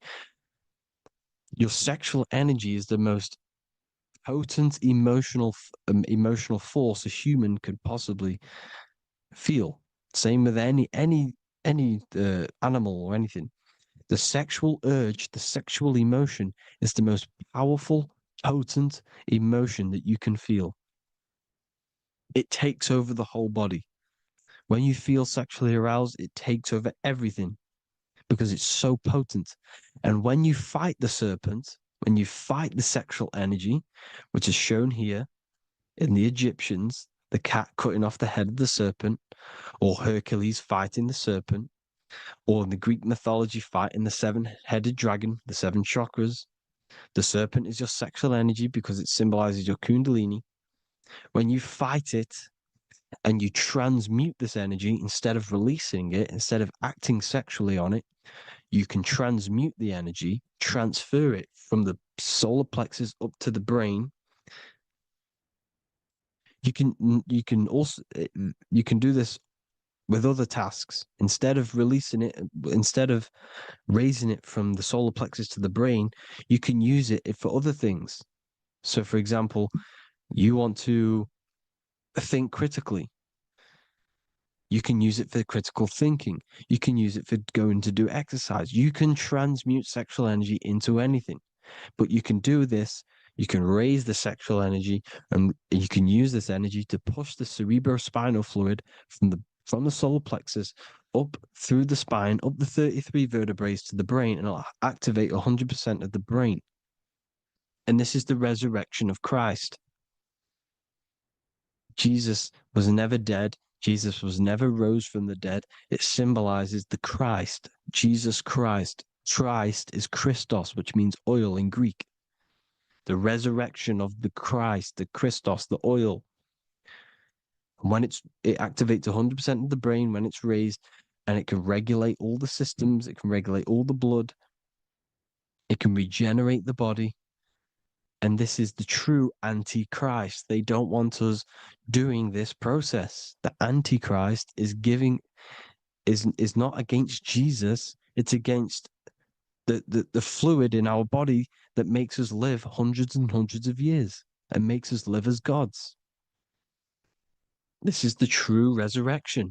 And when you fight the serpent, you fight your sexual urges, your sexual emotion, the most strong emotion that you could ever feel. You can do this process. And this is the true secret of transmuting sexual energy. Because when you transmute the sexual energy, you can become a god. And this is why Hercules is fighting the serpent. Notice how the serpent is low. He's reaching down to it. It represents the lower self.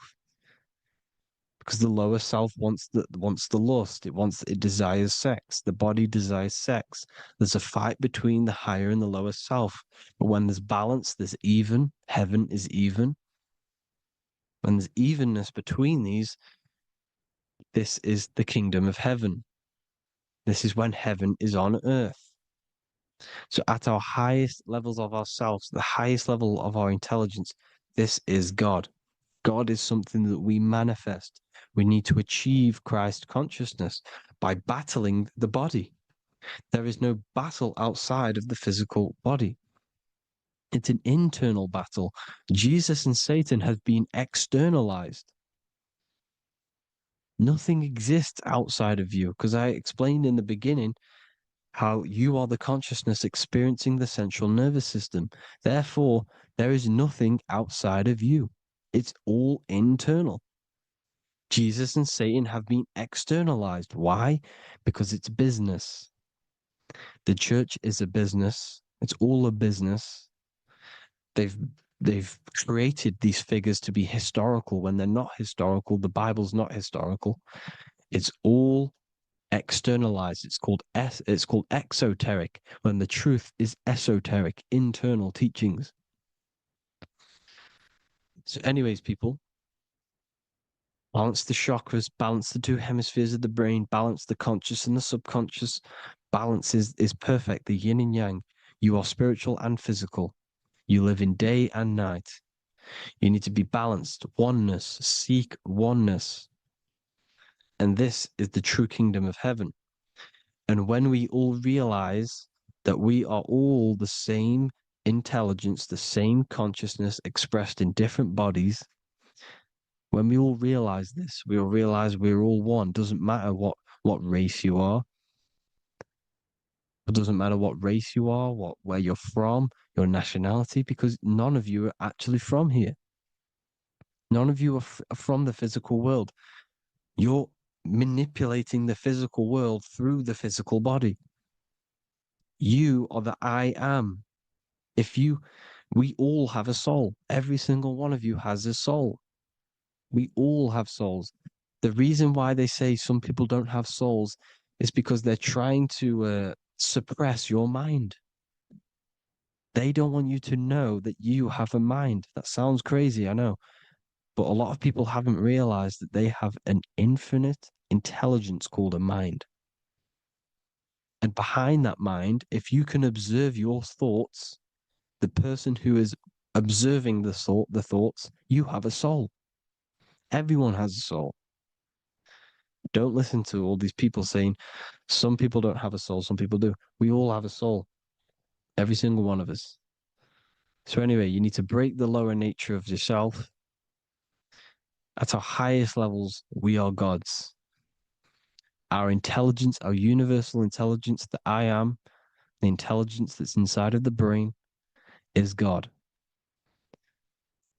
Our minds are being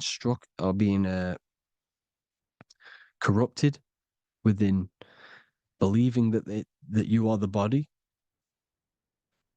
and the result of this is a society like today, because everyone thinks they're the body, and everyone's living in the lower nature of self, where everyone only cares about themselves. But when we realize we're all one big consciousness ball, we're all the same consciousness expressed in different bodies, there will be peace. So thank you all, people. If you do want to learn more, if you do want to read my book, it's called The Book of Wisdom. I'll put it in the description. It's an amazing book, people. It's going to give you the best understanding possible about creation, yourself, and the world. It's amazing. The Bible, everything. I have just launched a new cymatic library. A friend of mine has just added this to the website. He creates beats and he creates the purest beats. So they are actually the frequency that it tells you. Most of the stuff on YouTube and Spotify and Apple Music is all, it says it's a certain frequency, but we know these major platforms are all playing with the frequencies of the app. So if you want a real binaural beats, solfeggio scale frequencies to meditate on or listen to throughout the day, join the Occult Library. You can get a 2-day free trial. I'll put the link in the description. Thank you all, people. Hope you all enjoyed this video. God bless you all.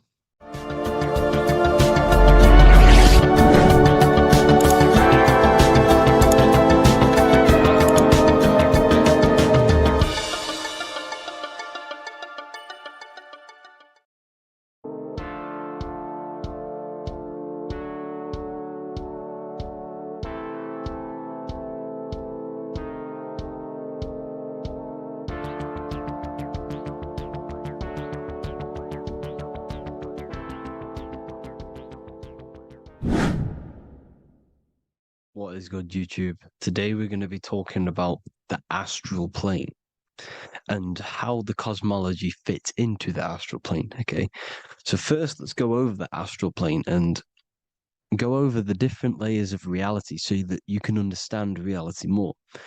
You are a multi-dimensional being.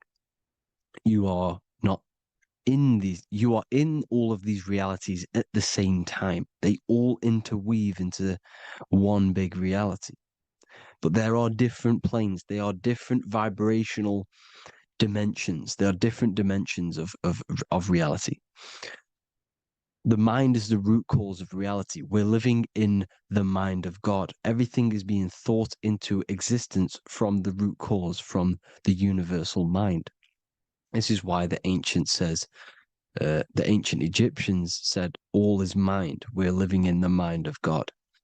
And we are a microcosm of this mind. This is why we all have the same mind. This mind is the world of thoughts. Now, this world of thoughts is just the thought alone. For example, it is the thought of a chair. But then when you start to imagine this chair and you start to mentally see the chair, you're now manifesting the thought, the singular thought, into some sort of form. So now you're imagining the chair. You're imagining the form of this chair, which is then manifesting into the astral plane. The astral plane is the world of thought forms manifesting. So when you are imagining something, you are seeing into the astral plane. Okay? Your third eye, it is an eye because it sees the astral plane. It is seeing the other side through imagination, through dreaming. Well, we'll go over dreaming later. So the thought of a chair is a singular thought. The imagination of the chair is the manifestation of the chair. And in the astral plane, it's basically the world of all the chairs that could ever exist. So you're thinking of the chair as a singular thought, which is the mental plane. The astral plane is the imagination of that chair, is the thought, the manifestation of it. Depending on the vibrational state of the thought will depend what level of the astral plane it will go to. For example, if you're thinking about a chair to torture someone on it, it's going to go on the lower astral plane. Or if you're thinking and imagining happy things, it's going to go to the higher astral plane. So wherever your mindset is, that we call it a mindset because your mind is setting frequencies to certain things. Thoughts are frequencies. And a mindset is setting your frequency, setting your mind to a certain frequency. So when you set your mind to a certain frequency and you imagine something in that frequency, you're going to match everything in the astral plane that are on that similar frequency, just like you would in the physical world. because we're all in these worlds right now as we speak, but we can't see them with the two physical eyes. We can feel it though. When you're around someone and you've just met a new person, for example, you can feel their vibration, and if you're not on a similar vibrational match, you will not get along with that person, or you just won't not get along, but you won't connect with that person because you're on two opposing frequencies, not matching. And this is something you can't see, you can only feel, because it's the astral plane. It exists within the astral plane. Everything in the astral plane is made out of vibrations. So if you do astral project, and if you already know how to astral project, you will see beings and people and things that are on the same frequency as you. This is why before you astral project, you need to sort your vibration out before you astral project, because you are projecting your consciousness into this. It's the mind. The mind is the bridge. It can move between realities. You are a observer. You are a observing soul which observes different realities. And the mind is the bridge between all of these different realities. The mind can choose. If you want to project into the astral, you set your mind to it, you can. Okay? So let's not get off track. The lower astral plane is where demons are. The higher astral plane is where heavenly beings are. Heaven and hell are kind of a real thing. The etheric plane is a powerful substance, the ether, the fifth element that they don't tell us about. If you type in on Google the 5 elements, they will try to remove it with wood or metal, because they don't want you knowing about the ether. Ether is the energy double behind all physical objects. So the ether is very important. It is the 5th element. It is part of the physical world, but it's also part of the astral world. It is on either side. You see how they're showing you the truth in the language? Ether and either are the same word.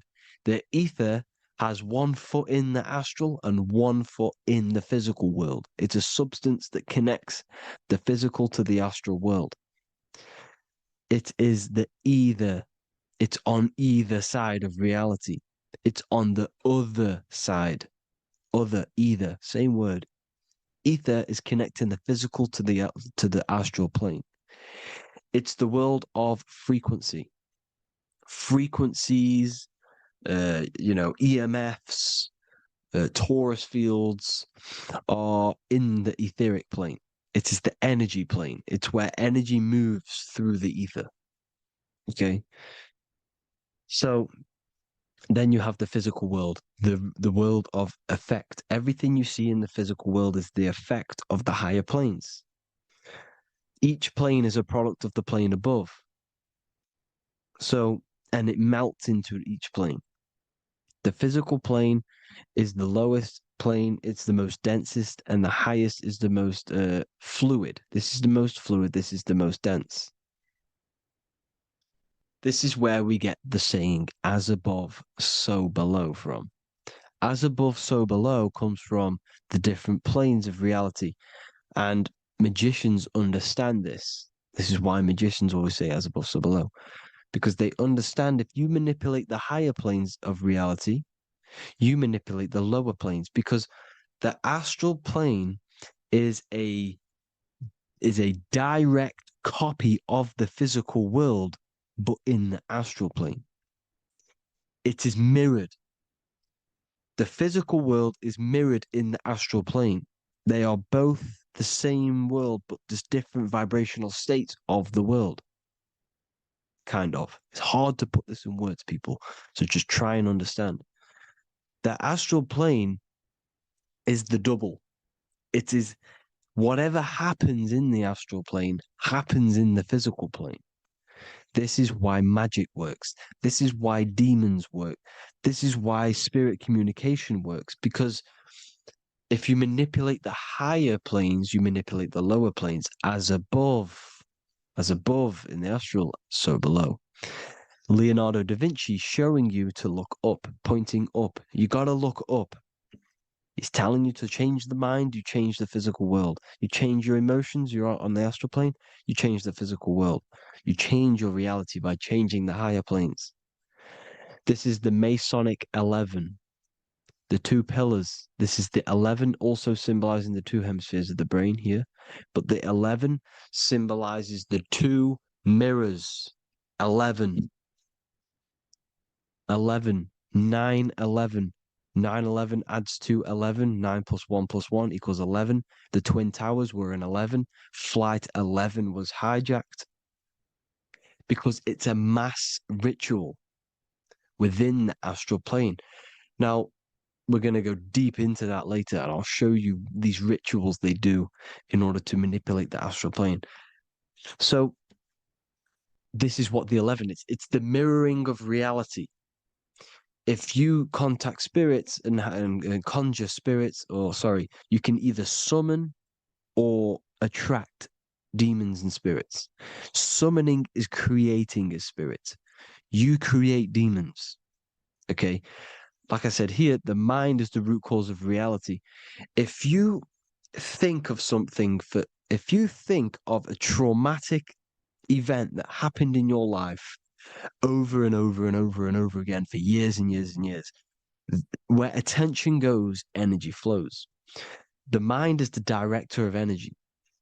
If you are directing energy into the specific emotion, the specific thing that is torturing you in your mind, that will manifest as some sort of being in the astral plane, which is called an elemental. And this elemental being that you have created through your thought forms and emotions will latch onto you and feed off this energy. So it's important that you get your mind right, okay? It's important you sort that you file the mind and you discipline the mind. Make sure it's only entertaining positive things, because you are quite literally creating your own demons. The word demon has the word mon in it. And if you've watched my videos to know, mon means moon. The moon is your mind, the sun is your soul, the earth is your physical body. Demon is mon means mind, moon is mind. You create demons with your mind. Summoning. Now, this is where the rituals come in. 9/11 was a ritual because everyone was thinking about this big fearing, the death of 9/11. Everyone was thinking about it. And all of their minds thinking about this horrific thing will manifest and summon a negative energy spirit elemental within the astral plane. That's how all of this works. This is why it was a mass ritual. Okay, Chris Brown, new album name 11/11, release date on the 11/11. This will be my 11th album and contain 11 songs.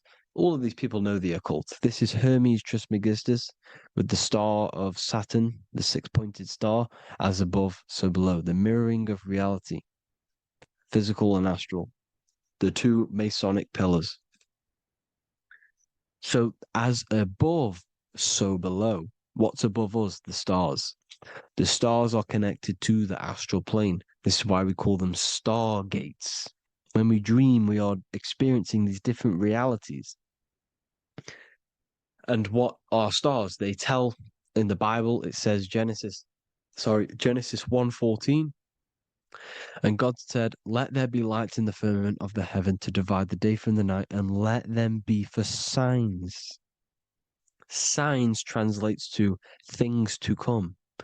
Why things to come? The stars tell the future. Why? And why do we say as above, so below? As above us is the astral plane and the etheric plane. As above, so below. Whatever happens in the stars happens on Earth. The stars are connected to the astral plane. Above us is the astral plane. We are a star in a physical body. This is why we say Mr., sister, stir equals star. The E and the A are interchangeable. We are stars. And the stars are the start of our incarnation. We start in the stars, same root word, and we descend through the 7 energies, which are our 7 chakras. Then we enter the heart of the soul system. The heart rearranged spells earth. And this is the true cosmology. Here's the Masonic cosmology. This is Masonic now. Here's the firmament. Let there be a firmament in the midst of the waters to divide the waters from above, from the waters that below. Genesis 1:6. The firmament, firmament comes from the word firma, Latin, I'm pretty sure, which means firm. When something is firm, meaning it's stable, it does not move, it is firm. The firmament is firm. So, is the firmament Genesis 1:6. What does he say? Genesis 1:3, sorry. Let there be light. This is before the sun and the moon was created. Let there be light. Before the sun and the moon was created, light was appeared. So what's that tell you? This is a holographic projection from some sort of light being, some sort of projector.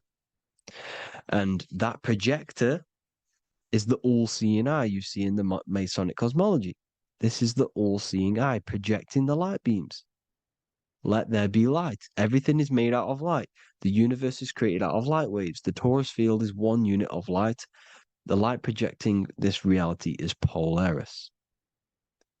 Okay, the famous all-seeing eye. Now, what else? Then we have after let there be light in Genesis 1:16, and God made the 2 great lights. This is the sun and the moon, electric, magnetic, male and female.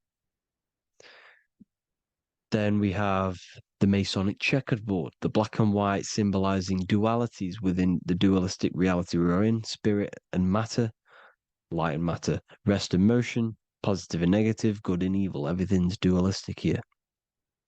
Okay? And it's a dance. The universe is a dance between flickering of white and black light, which is the torus field. We're not going to go over that, but this is all connected to the astral plane. This is the true cosmology. The astral plane cannot work on a spinning monkey ball in the middle of space. Does not work. Cannot work. It's impossible. Okay? Impossible. So, even in the Quran, it says, Allah has made the earth for you as a carpet, flat. Quran 15:19. And the earth we have spread out like a carpet, set there on mountains, firm and immovable. It is immovable. In the Quran, it also says 65:12, it is Allah who has created the 7 heavens of the earth. The 7 heavens, meaning the 7 layers of heaven, the 7 planets. And Psalms 104:5, he set the earth on its foundations and it can never be moved. Never. So here you see in Isaiah 40:22, he sits enthroned above the circle of the earth and its people are like grasshoppers. He stretches out the heavens like a canopy and spreads them out like a tent to live in. We live in a tent. This is the tent. The projection of light. Here you see an ancient picture here. Here you see the ethereal barrier, meaning the firmament, the etheric barrier. And here you see his head popping out. Why is his head popping out? Because your head is heaven. Your heel is hell. Your head has access to the astral plane. This is why your head is heaven. The pineal gland, when stimulated, has access to project itself, project consciousness into the astral plane. Here you see another ancient picture here with the Masonic Royal Arch, with the zodiac here, the zodiac on the top, arching, because there's a firmament above us. Here's God in the brain. Consciousness is God. Here you see the Masonic Royal Arch, symbolizing the firmament. George Washington above the Masonic Royal Arch. These are the stars. This is Polaris projecting reality. Here's ancient churches with the dome. Polaris projecting reality with Jesus. Disney World is under the dome. The seven layers of heaven, ancient paintings, all depict the if you go and look at the ancient paintings, they'll all depict the firmament, the arch above us. This is where we get interesting. The Masonic Royal Arch has the 6-9, which is Cancer. The constellation Cancer, which is 6-9 is associated with portals because CERN is the 6-9. Okay, CERN is opening portals. They're trying to create a portal to the other side. Cancer has the word CERN within it, so there is a link between Cancer and the opening, the firmament opening above us to ascension. Here you see the Masonic art with the Royal Arch and the light and the opening. Here you see the light and the opening. This is the opening of the firmament. Here's the Hebrew cosmology with Sheol, the underworld, and the opening. So Cancer is definitely some sort of portal in and out of this reality. I'm just connecting dots here. Now, we're going to go change a bit now. These celebrities that you are seeing they have not sold their soul to Satan, okay? They have not sold their soul to Satan. Satan is a demonic, low vibrational energy that has been summoned over the thousands and thousands and thousands of years of evil occult arts. So since Babylon was summoning this demonic energy, and this demonic energy in the astral plane will grow and grow and grow. It has no form. It has no physical form. Okay? But you can see it in the rappers. If your third eye is open, you can see clearly that these people are demonic. You can sense the energy that they're manifesting. Selling your soul is not what you've been told. It is gaining, because your soul is pure love, okay? Your soul does not want to do anything bad. So when you sell your soul, you're gaining physical gain. You're gaining physical wealth, for example, like for these rappers. They will be given millions of pounds because the people in control of the music industry, which is the dark occultists trying to brainwash the masses, the people in charge, they're dark occultists. They understand Satan and the energy. They are satanic energy, which has been summoned in the astral plane. They see that they have influence over the masses, so they will go to them and say, "I will give you this amount of money forever if you manifest this satanic, demonic energy through the music and through social media to blind the masses, to brainwash the masses into this demonic energy." Because when you listen to music is frequency. Whatever you listen to, you become that frequency. So if you're listening to these people, they're throwing energy, this demonic, satanic energy that they sold out to. Sold, soul, same word. When you sold something, you've got your soul involved. They have exchanged money, physical gain, so that they manifest this satanic energy within the astral plane and through the music, through the videos, through social media, to keep us in this vibrational frequency, in this low state of consciousness. This is what it actually is. It's not, you're not selling your soul to some sort of devil. This satanic energy has no physical form it is formless in the astral plane. It's a summoned energy. Now, the root chakra is red. This is why the devil is red, because it symbolizes the animal nature of man, When you are operating off your root chakra, you will kill, you will fight, you will do anything to survive because it's all about survival mode in the root chakra.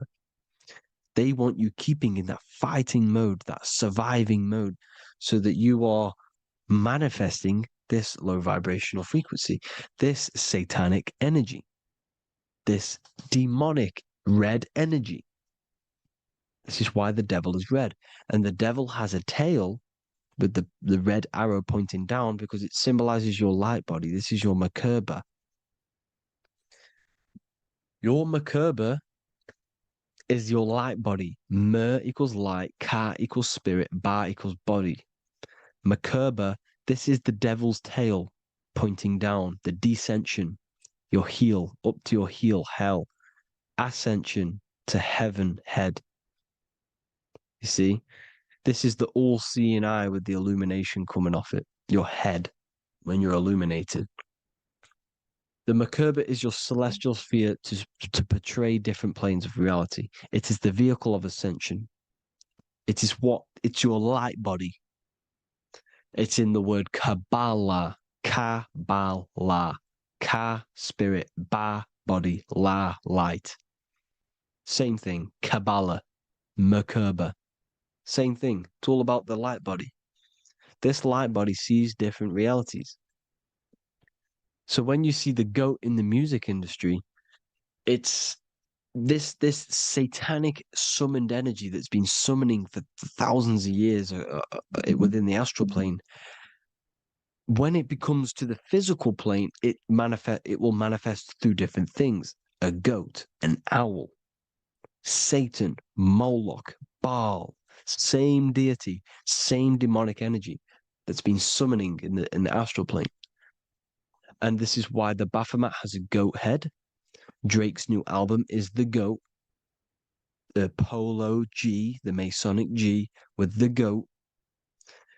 And here's Rylo Rodriguez in the mirror with the goat in the mirror and him in his physical body. It symbolizes, the mirror symbolizes the astral plane because he's manifesting the goat, the demonic energy. He's sold out to the demonic energy. And in the physical plane, he's his physical body.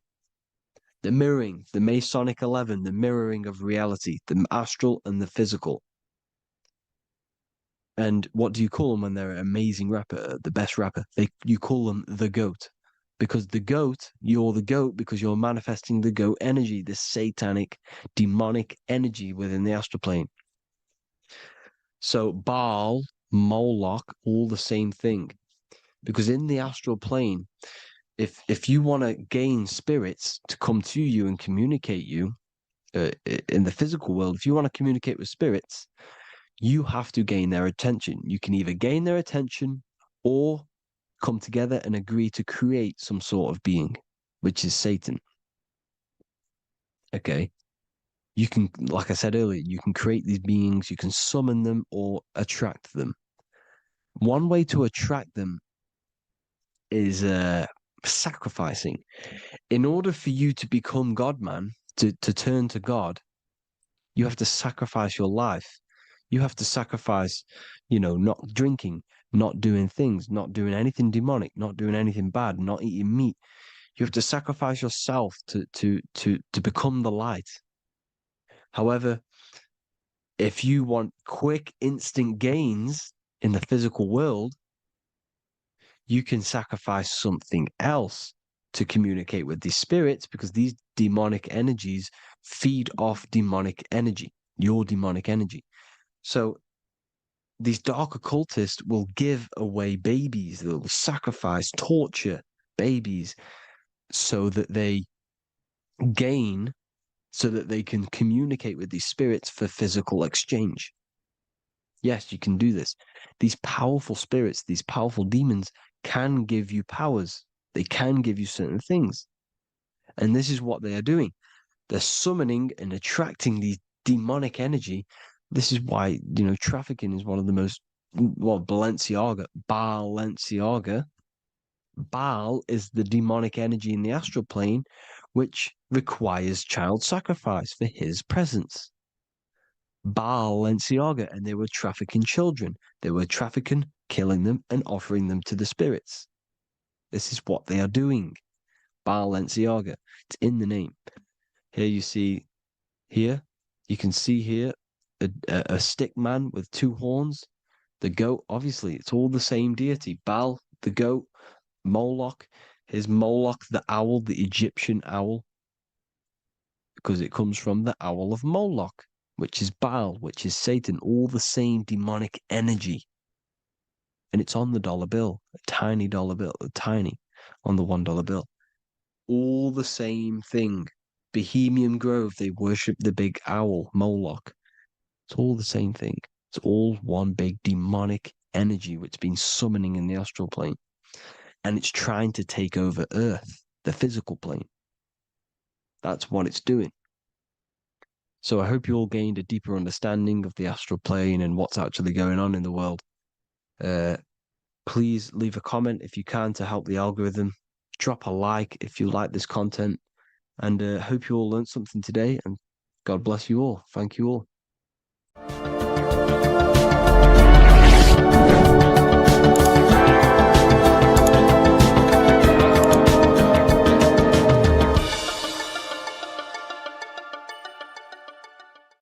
Greetings everyone, it's Revival of Wisdom.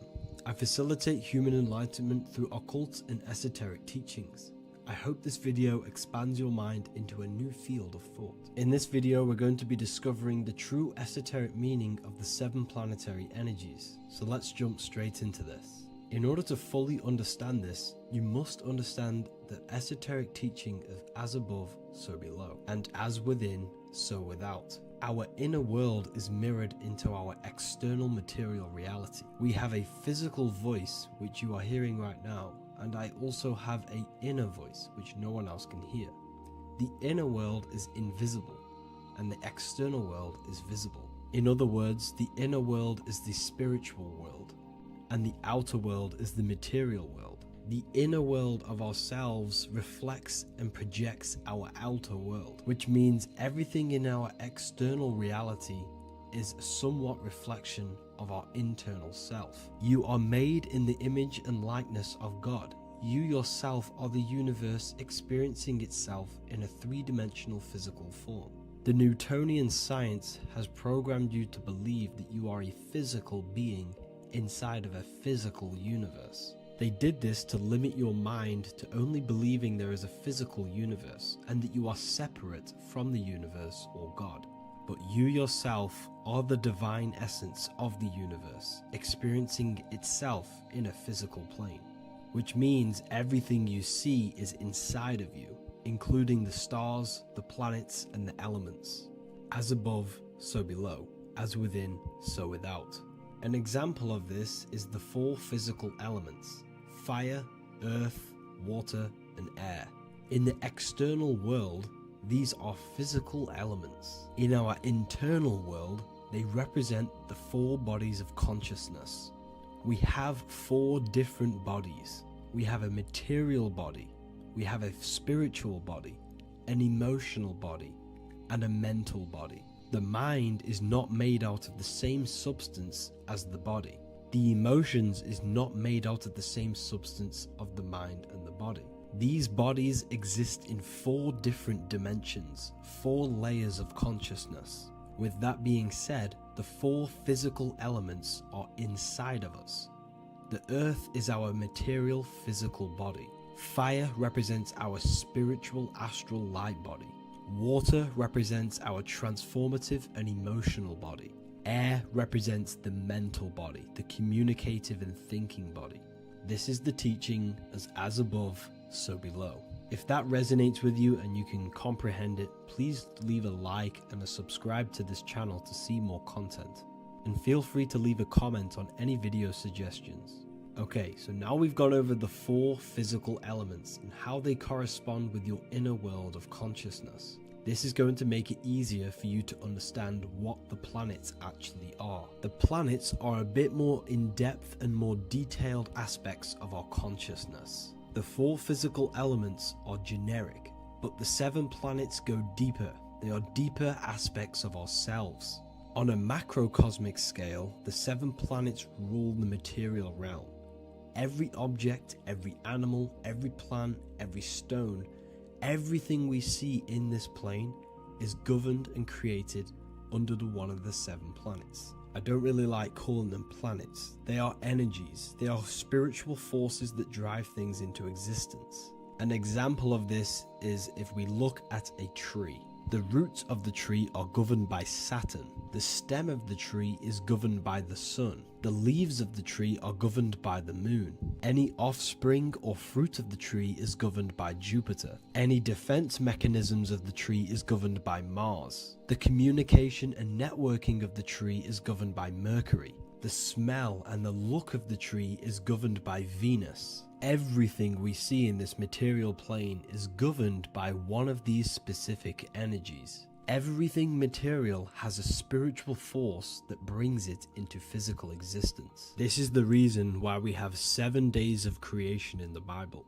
The 7 days of the week, all governed by the planetary energies. Monday is moon day for the moon. Mars governs Tuesday. Mercury is Wednesday. Jupiter is Thursday. Venus is Friday. Saturn is Saturn day. And Sunday is for the sun. This is the reason why there are so many 7s in this physical plane. 7 days of the week, the 7 colors, the 7 chakras, the 7 diatonic musical notes, the 7 lamps on the Jewish candlestick.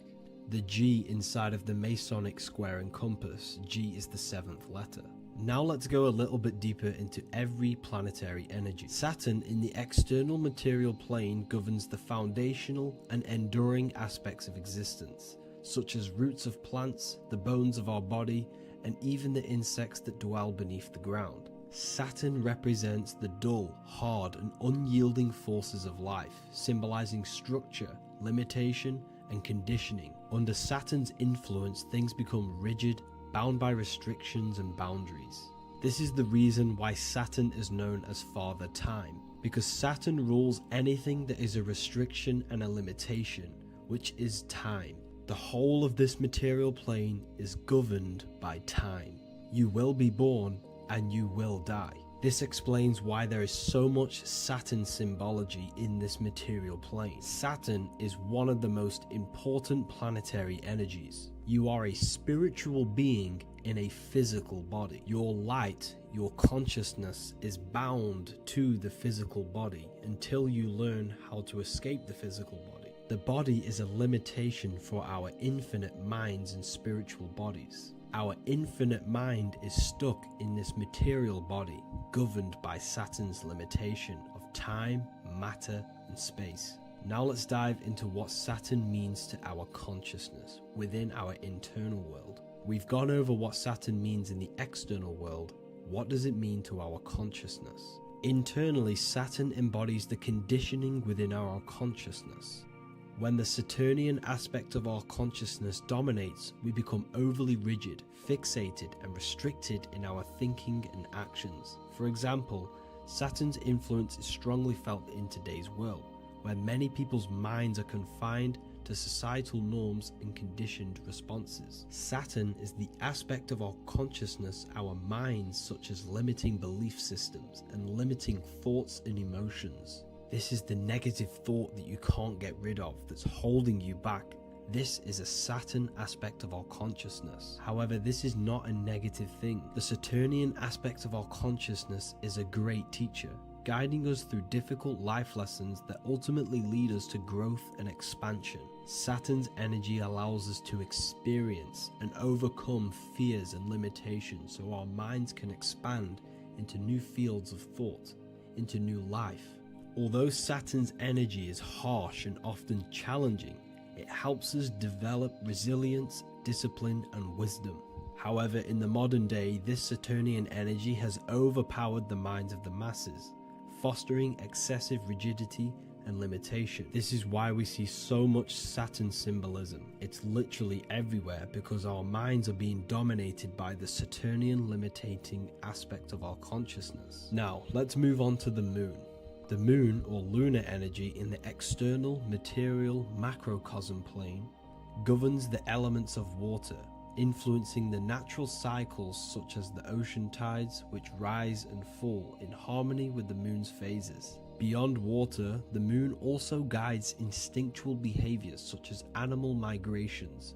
Birds, insects, and other creatures rely on the moon's subtle energies to navigate their journeys. For example, dung beetles use polarization patterns in the moonlight to orient themselves and travel safely home. The moon creates the months. M-O-N is moon. There are 28-day cycles, and this 28-day cycle of the moon is reflected in the woman's body, known as the menstrual cycle. The moon is a feminine energy, governing the feminine elements such as water and the feminine cycles of the body. The moon is the womb.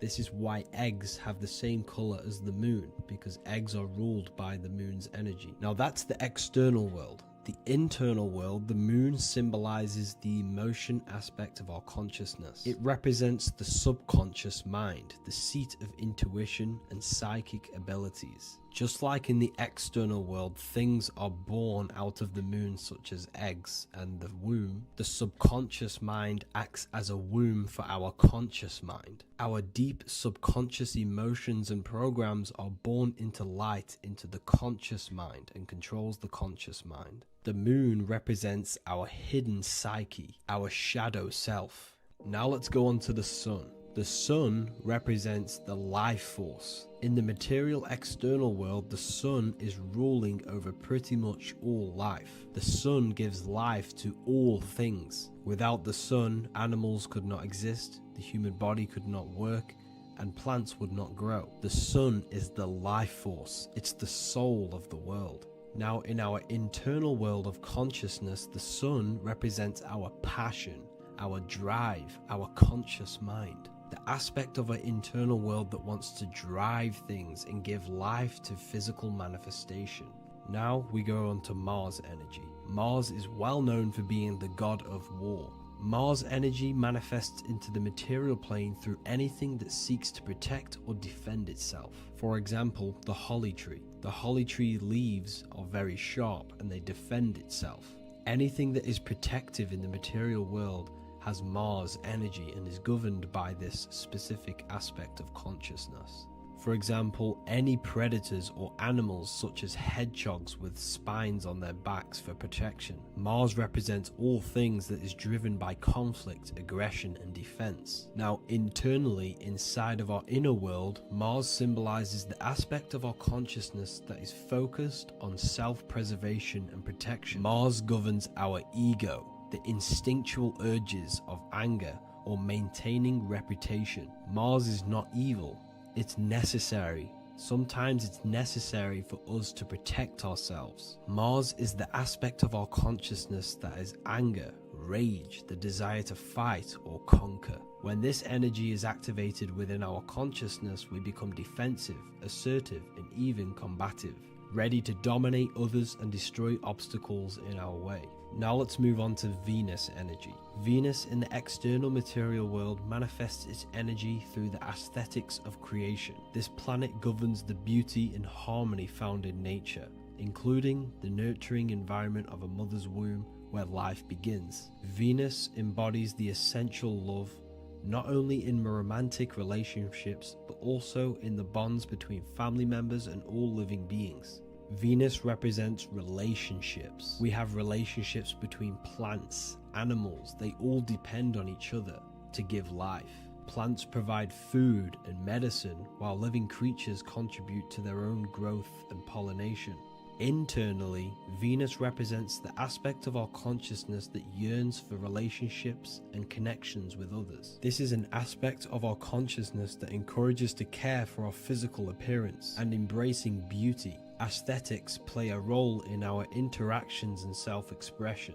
This is why there is a beauty brand called Venus. Now let's move to Jupiter energy. Jupiter in the material plane manifests its energy as forces of fortune, abundance, and wealth. This energy manifests itself as plants, as fruits that we can consume and eat in abundance. Anything that is nourishing and cultivated by the earth for humanity and animals. Jupiter embodies the giving energy that provides for and sustains life, fostering growth and ensuring that resources are available to all. Its influence is seen in the natural cycles of abundance, where fruits must grow and ripen before they are enjoyed, symbolizing the importance of effort and patience.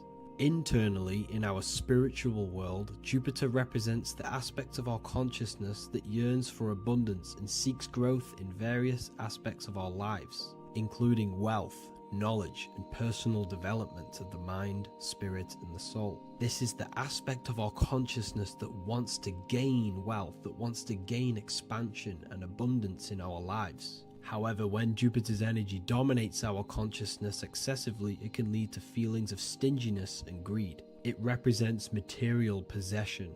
The last planet is Mercury. Mercury in the external world governs the vital elements such as seeds, air, communication, education, and electricity.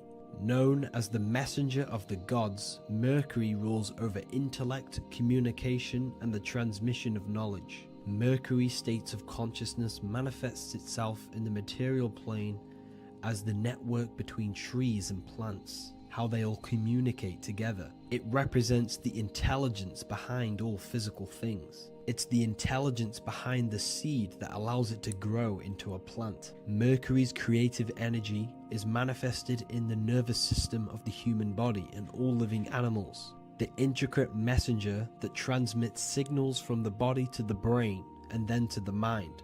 This intelligence within us allows us to facilitate thought and movement. Internally, in our spiritual aspects of consciousness, Mercury is the state of consciousness that seeks knowledge, understanding, and intellectual growth and expansion. This part of us is curious, eager to learn, and driven to communicate ideas and information. It represents our mental body. The Roman god Mercury is often depicting flying because this symbolizes the air. Air represents our mental body. When the Mercury aspect of our consciousness dominates, we become highly intellectual, constantly seeking information, analyzing situation, and communicating our ideas. While this can enhance our understanding and ability to interact with the world, an excess of Mercury's influence can lead to overthinking, excessive analysis, and focus on intellect over emotions or intuition.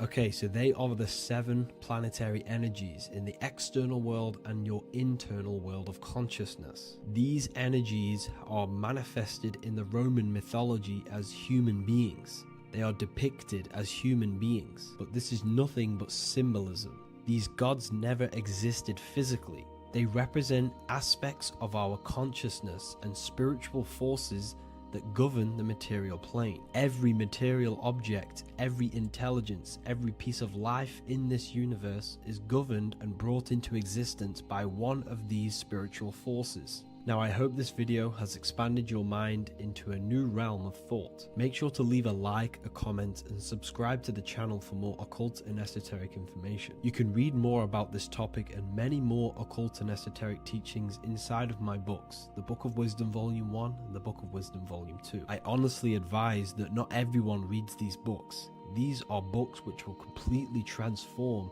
your view on reality. You will feel a lot better reading these books because you will find a connection with yourself and the universe. Understanding truth and knowing thyself gives you a sense of well-being. Like I said, this is not just a book. This is a beginning of your journey of expansion and growth. Reading them can be life-changing. Inside my university, I host live calls where you can ask me questions, and you can watch all the pre-recorded live calls. You also gain the ability to manifest your own reality through the Manifestation Mastery course. There is also a library with all of the PDFs that I've read in the past of occultism, symbolism, and esotericism that you can gain access to. There is a whole lecture section where you can watch all of my occult lectures. This is a place of transformation. The price of the university will be going up very soon. If you join now, you will gain a free sexual alchemy course which will teach you how to transmute sexual energy into creativity. I'll leave all the links in the description for the university and also my website where you can get my books. I hope you enjoyed this video. Take care. What if I told you that you are under a spell and this spell is controlling you in every aspect of your life? And you don't even realize it. Spells are not what you've been taught.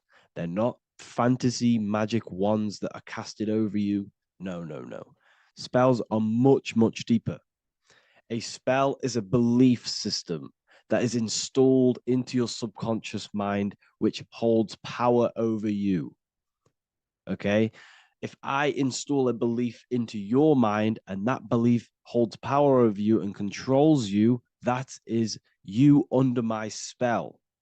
A spell is a belief that someone has installed into you. Okay? You have a subconscious mind.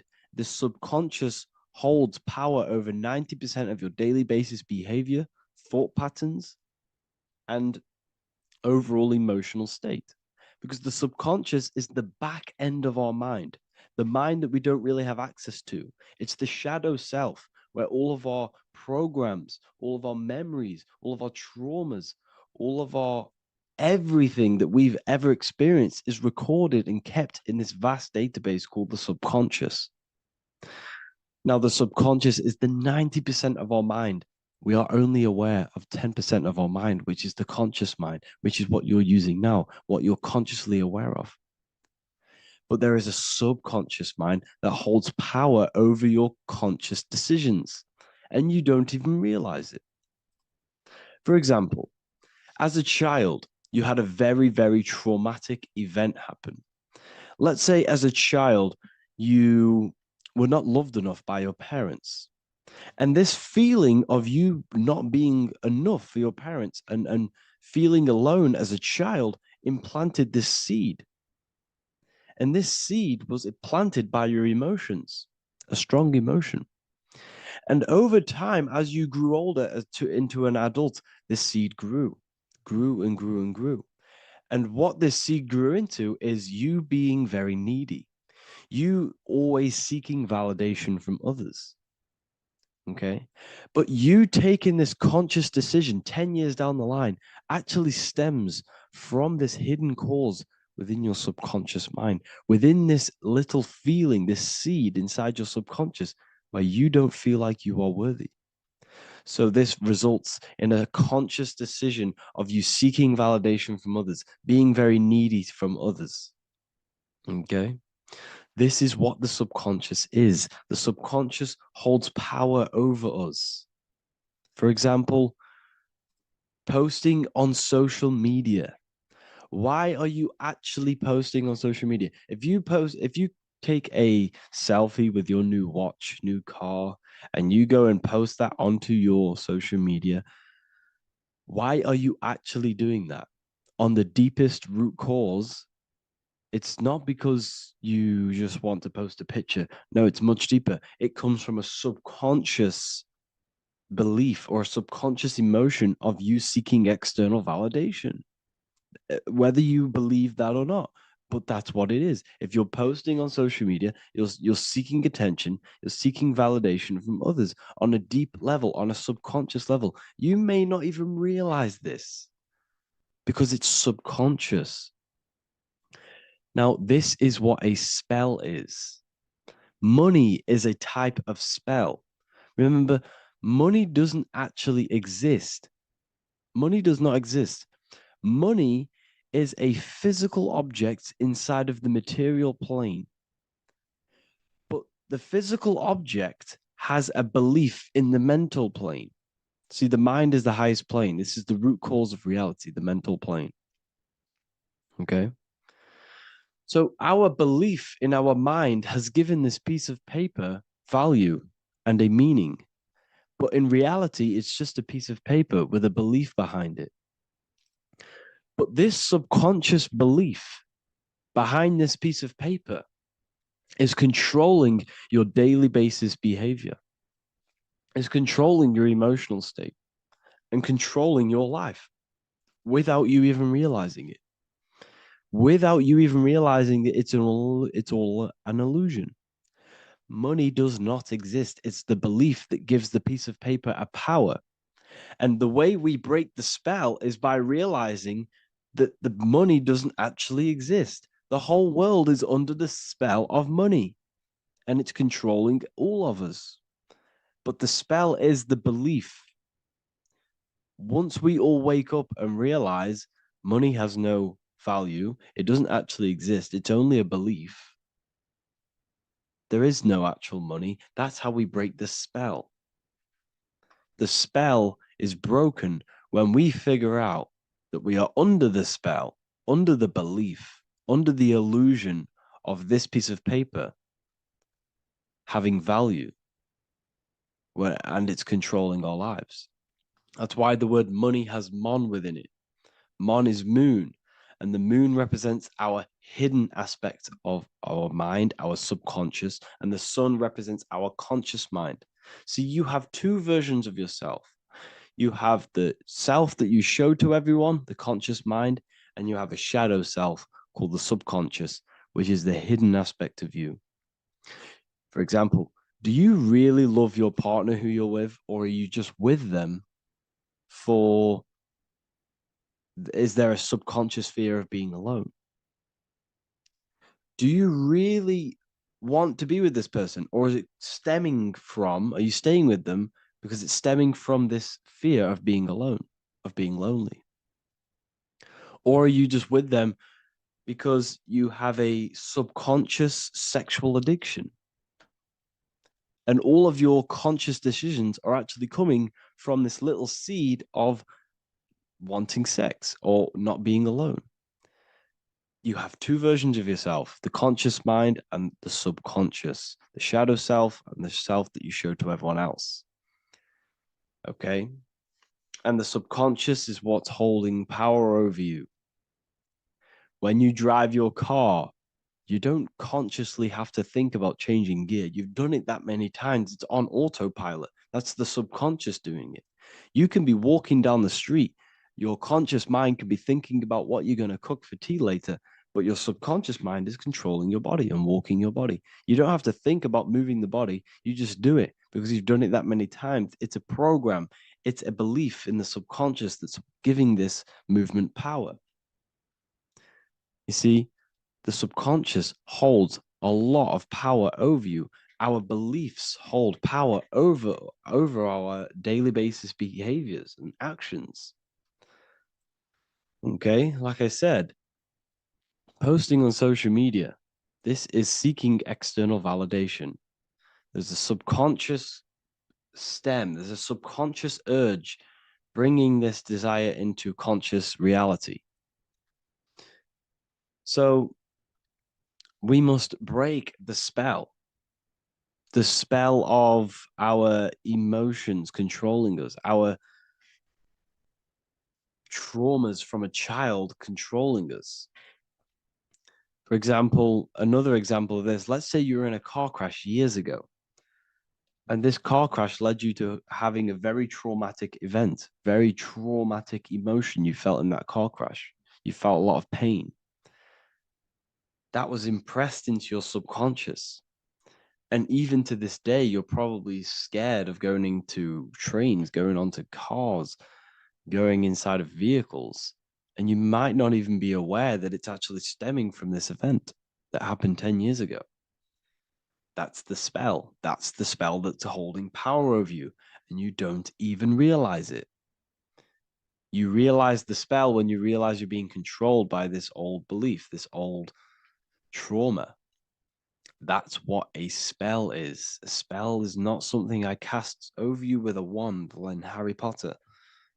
Spell's much deeper. It's the hidden aspects of our mind that hold power over us, that control us.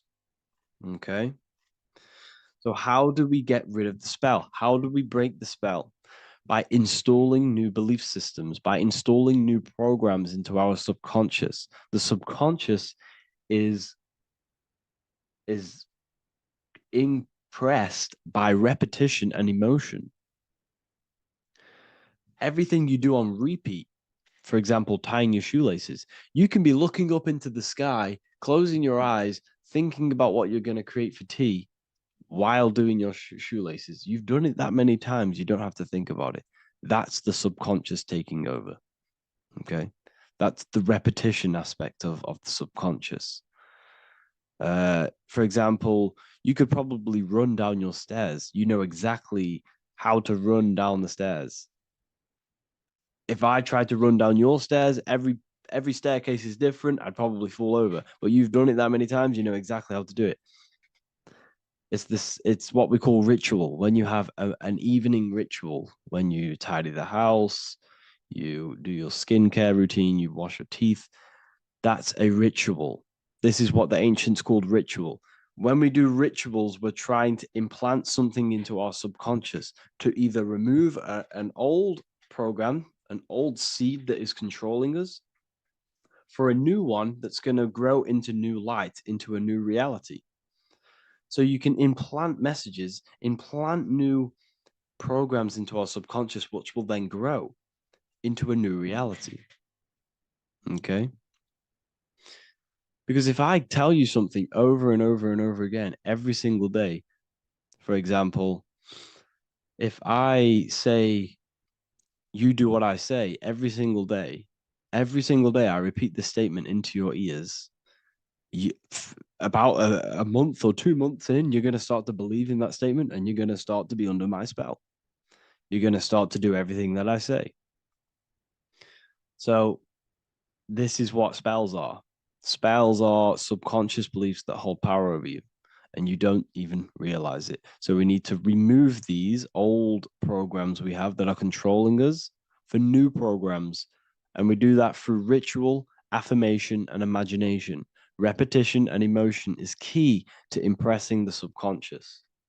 They are the two ways that spells are created, that programs are created. The subconscious only knows the now, and it only knows you. So every word you say is a spell. So when you call someone else a name, you're calling yourself a name, because your subconscious takes everything you say as truth, because it only knows you. It doesn't know anyone else.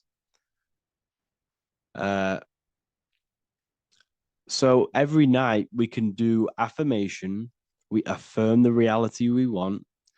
This is what we call a ritual. We sit down or we stand up, whatever it is, you affirm the reality you are, I am statements. And then you imagine that reality. And you do this over and over again, every day, twice a day, 3 times a day, however many times. And this will cause repetition.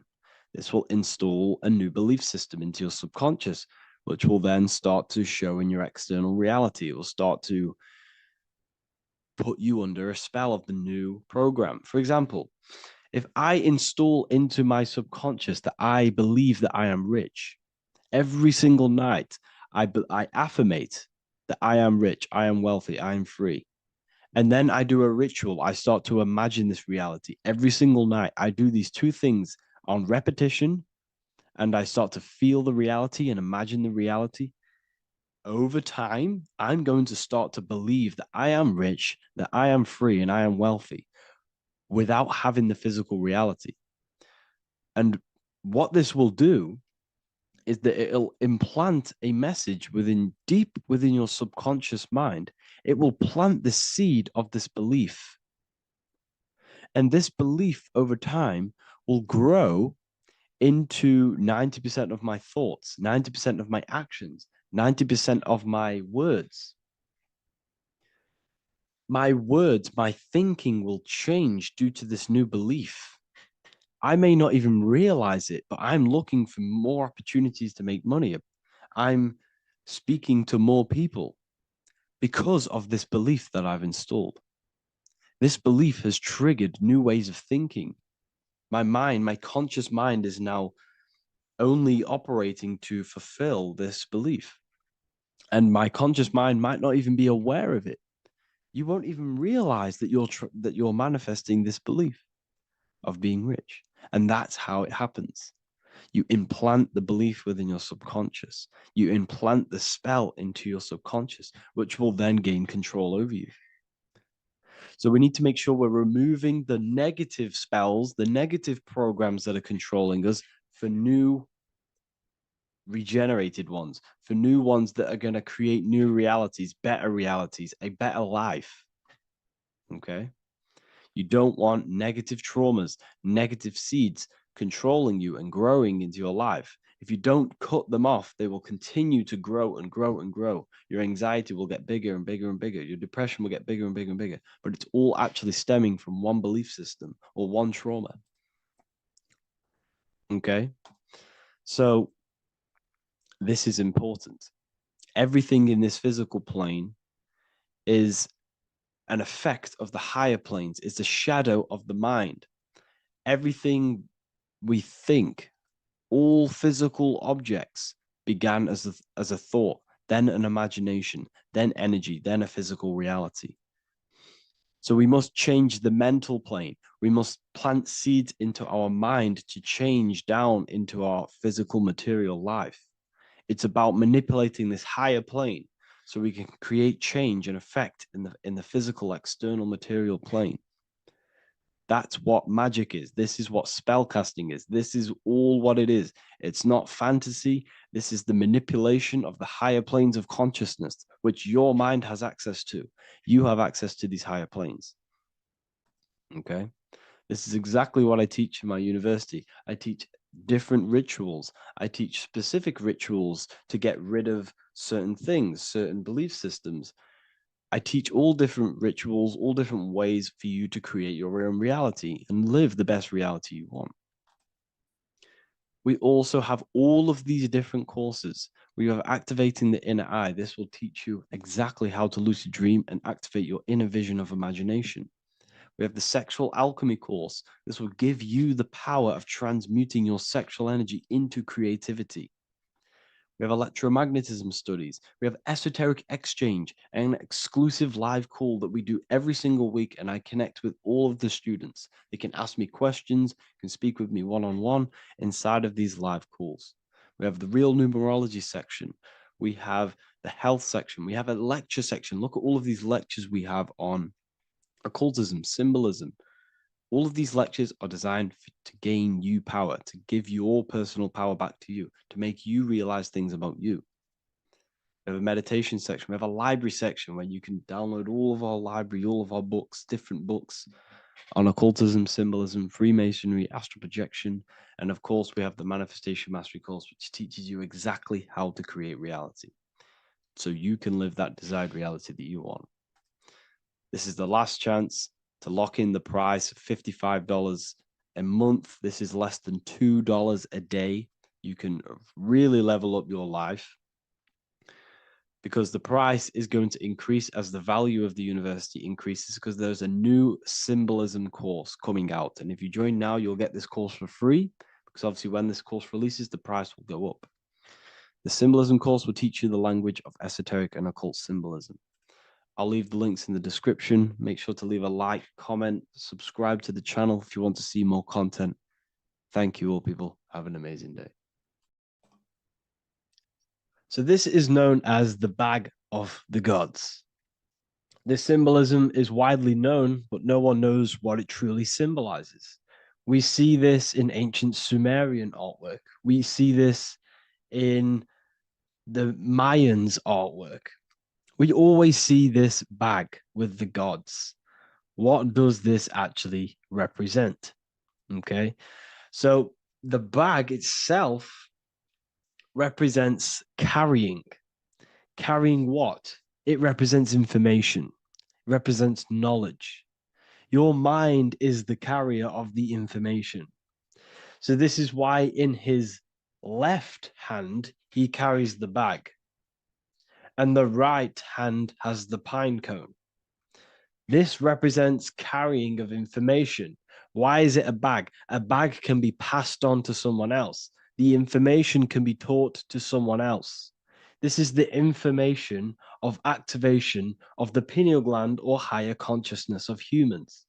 Because as humans, we all possess an animal nature, the nature that tells us to eat, to steal, to gain material wealth, to survive, to hate. This is our animal self. This is our animal behavior. But we also have a divine nature of consciousness, which we have access to, the higher planes of consciousness, the planes that manipulate this material world and create all things in this material world. The human mind has access to. The animal does not. The animal has no idea he exists. The animal has no inner dialogue, but humans have the inner dialogue. Humans can create infinitely. We can expand our minds infinitely into new realms of thought. So we have this higher divine nature and a lower nature. This bag of the gods is basically just representing the knowledge they possess of higher consciousness, of the higher aspect of life, okay, which is the activation of the pineal. The pine cone. The pine cone is in his right hand. The right represents wisdom. The left represents intellect, knowledge. Knowledge and wisdom are two separate things. Wisdom is applied knowledge. It's a feminine aspect. Knowledge is just gained information that you know, which is masculine. So in his right hand, he holds the pine cone. The pine cone can be opened and shut. The shut pine cone represents the asleep human being, the human being that exists in his lower nature, that just basically survives, lives on eating, consumption, material lust, living in chaos with his emotions, living in a place of hell. This is the animal nature. Then we have the awakened human, the one who has consciousness of himself, the one who looks within himself, the one who knows there is more to him when he looks in the mirror. He is far more than just the physical body. He is a divine spiritual being, a divine being who has limitless potential of creation into the material plane. So this represents the awakened. This represents the asleep. This is why he carries the pine cone in his right hand. It represents applied knowledge. This is the information. This is the intellect he possesses. And this is the applied knowledge of the awakening, of activation of the pineal gland. Because remember, the pineal gland is not your consciousness. The pine, pin, pineals, the same root word. Pine cones were always symbolizing the state of consciousness one was living in, whether he was asleep or awake. We see this at the Vatican. We see the pine cone over the two pillars. This is the two pillars of Freemasonry, and the dome. This is the Royal Arch of Freemasonry. This represents your head. This is the two pillars, the two hemispheres, and the pine cone in the middle, which is the pineal gland. What is the pineal gland? The pineal gland is not your consciousness. It is not the third eye, and it is not the mind. It's not the mind's eye. The pineal gland is a radio receiver. This is your body. Your body is an antenna. Most people think they are this body. This body is nothing but a receiver and a downloader of consciousness. Your brain does not produce consciousness. You are not this brain in your head. This brain is a downloader of consciousness. Consciousness comes from a way higher divine plane, which is what this image is showing here with the clouds. The mind is light. Consciousness is light. And this light is coming down into the material plane, and your body is basically a crystal antenna which is receiving and downloading this consciousness. So you can experience a three-dimensional reality. So God can experience himself in a divided, separate state. This is what this represents. Now, the pineal gland can be activated, okay, and stimulated, because the pineal gland has physioluminescent crystalline jagged-shaped cells on it. And obviously, these are crystals. Crystals are on your pineal gland. And what do crystals do? Radios use crystals. Your phone uses crystals. They tell you that crystals are woo-woo and pseudoscience because they don't want you to know the power of crystals. Your body is basically a giant crystal. Your pineal gland is a radio receiver for your consciousness. So if they can ruin your pineal gland and damage it, this will damage your connection to the divine, to your true self, to consciousness, to God, whatever you want to call it, the source. There is all one source consciousness, and we're all collectively connected to it. And this is our connection. This is our antenna.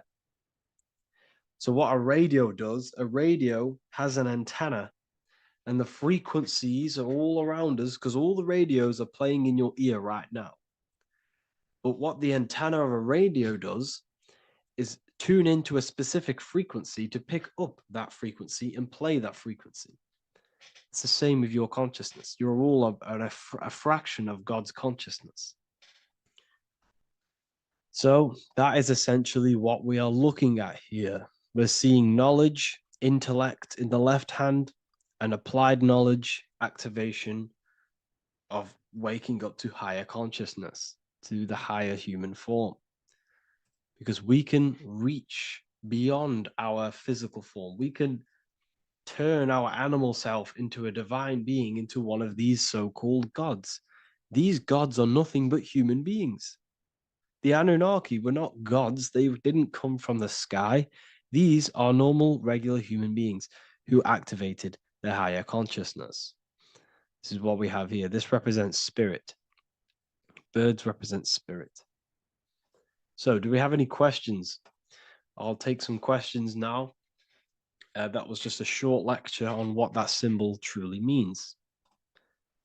Okay. So if we have any questions, feel free to go ahead and ask some questions. Anything that you don't understand, anything that you want to know. Okay.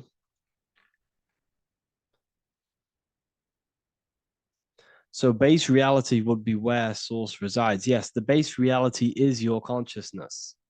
Are these lectures available in the university?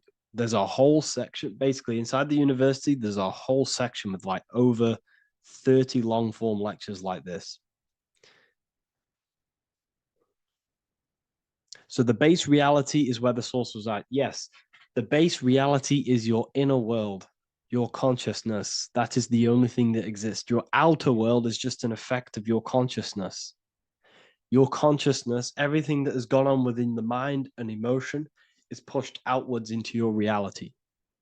You have thought and felt your way into your external circumstances. Your life is a direct correlation of every thought you thought in the past. Therefore, your inner world of consciousness is creating and molding your outer world.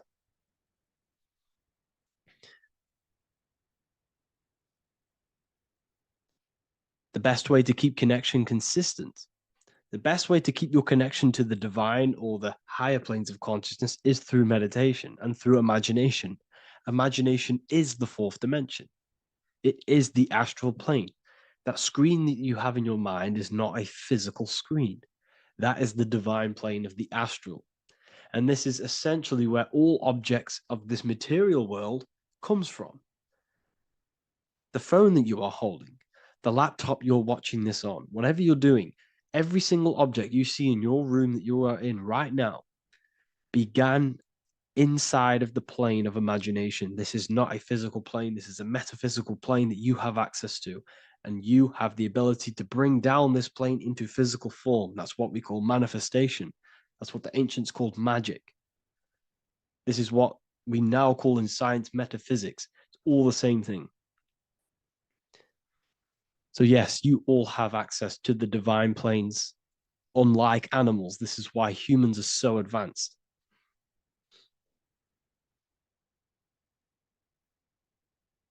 Okay.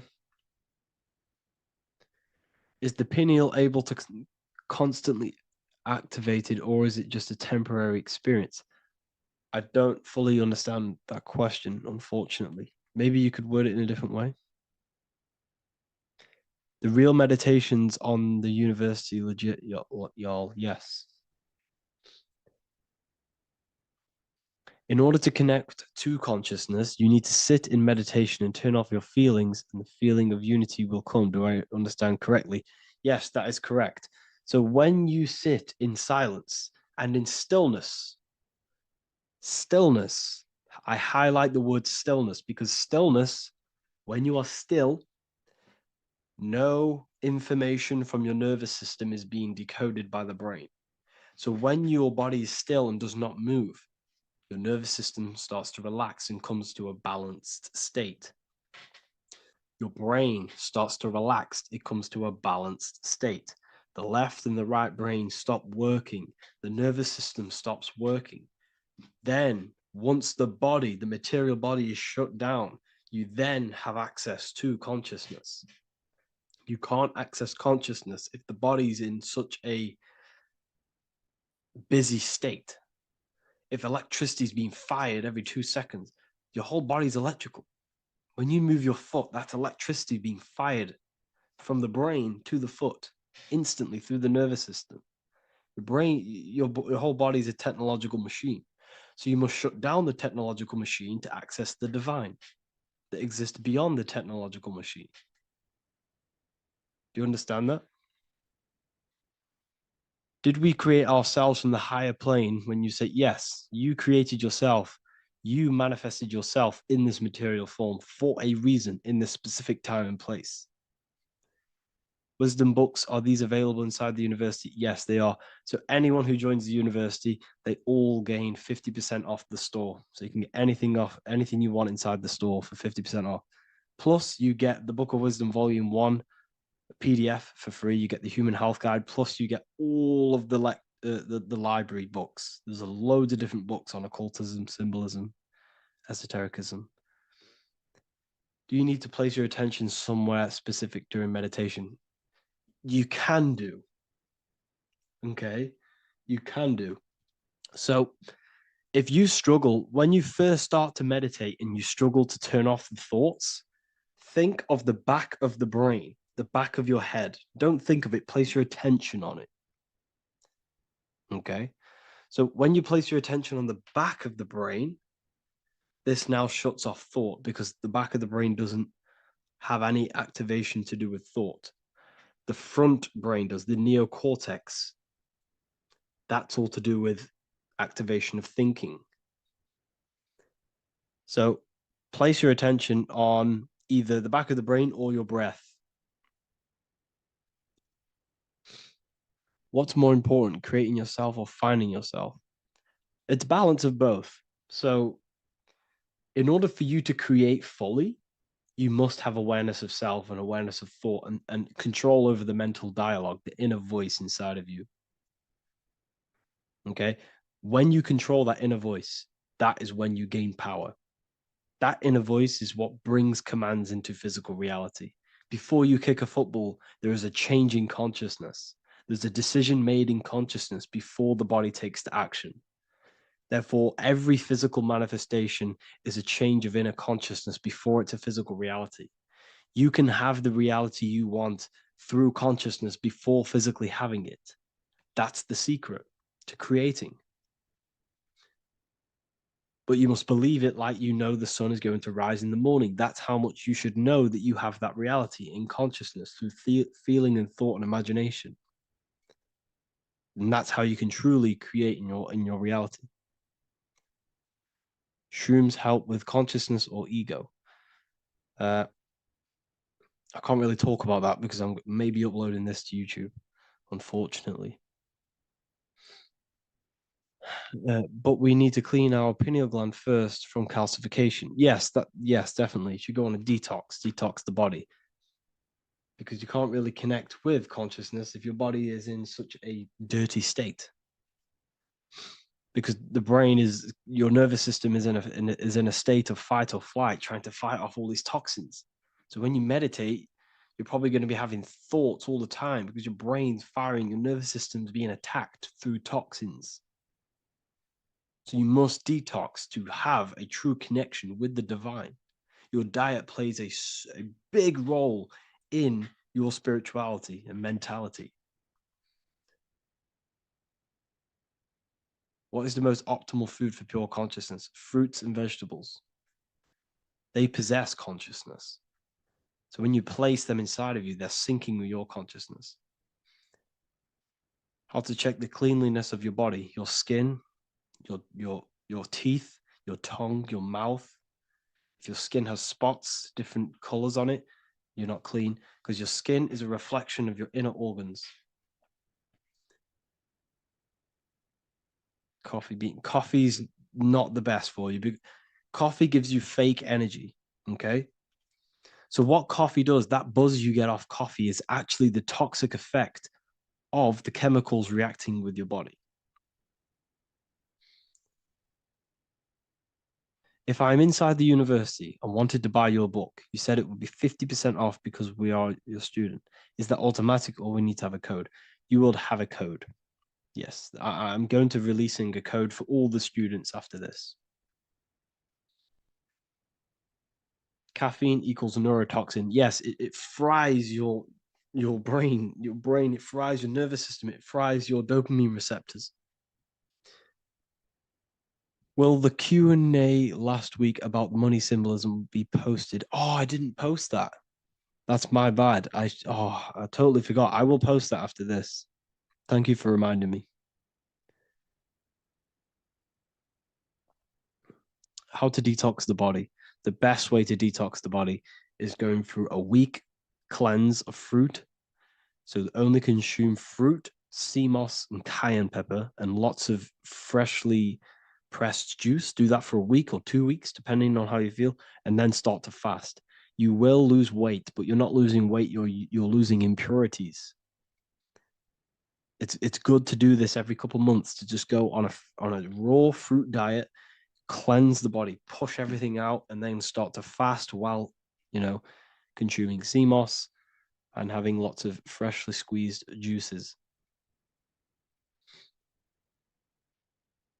What is an alternative for coffee? Something with high energy levels. Okay. We're not taught the most simplest thing about the human body. It is an electromagnetic machine. It's electrical. It runs off electricity. The only energy you need is electricity, and that is found in fruits, vegetables. If you want energy, drink pure, fresh, pressed juice. That will give you more energy, more electricity than coffee. Can we cleanse ourselves through oil pulling? Do you recommend it? I do oil pulling every day with coconut oil in my mouth. Celery juice is a good one, very good one. Yeah, celery juice.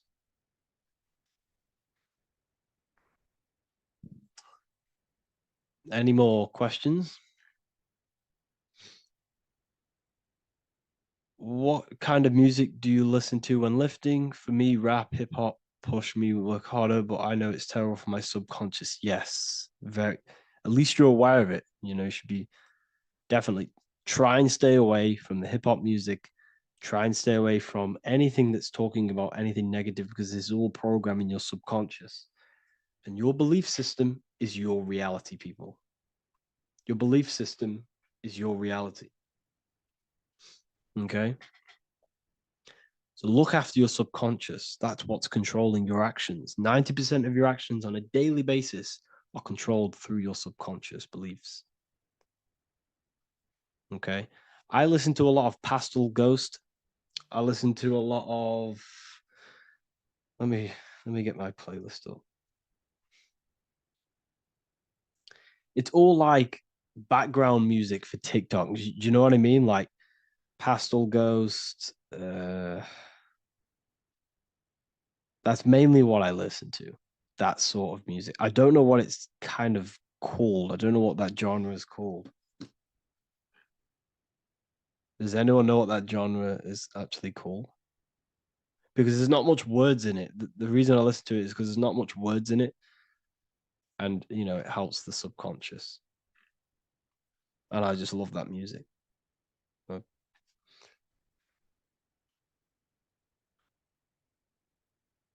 Like lo-fi, yeah, a bit of lo-fi.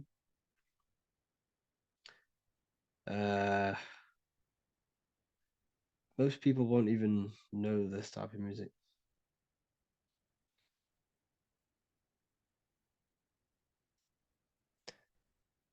Can you tell us how you use cayenne pepper?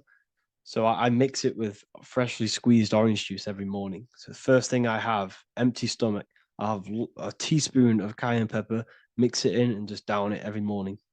And sometimes at night. The feeling you get in your stomach after putting cayenne pepper on an empty stomach is absolutely amazing. It tingles in your stomach. It kills parasites. It kills all horrible organisms.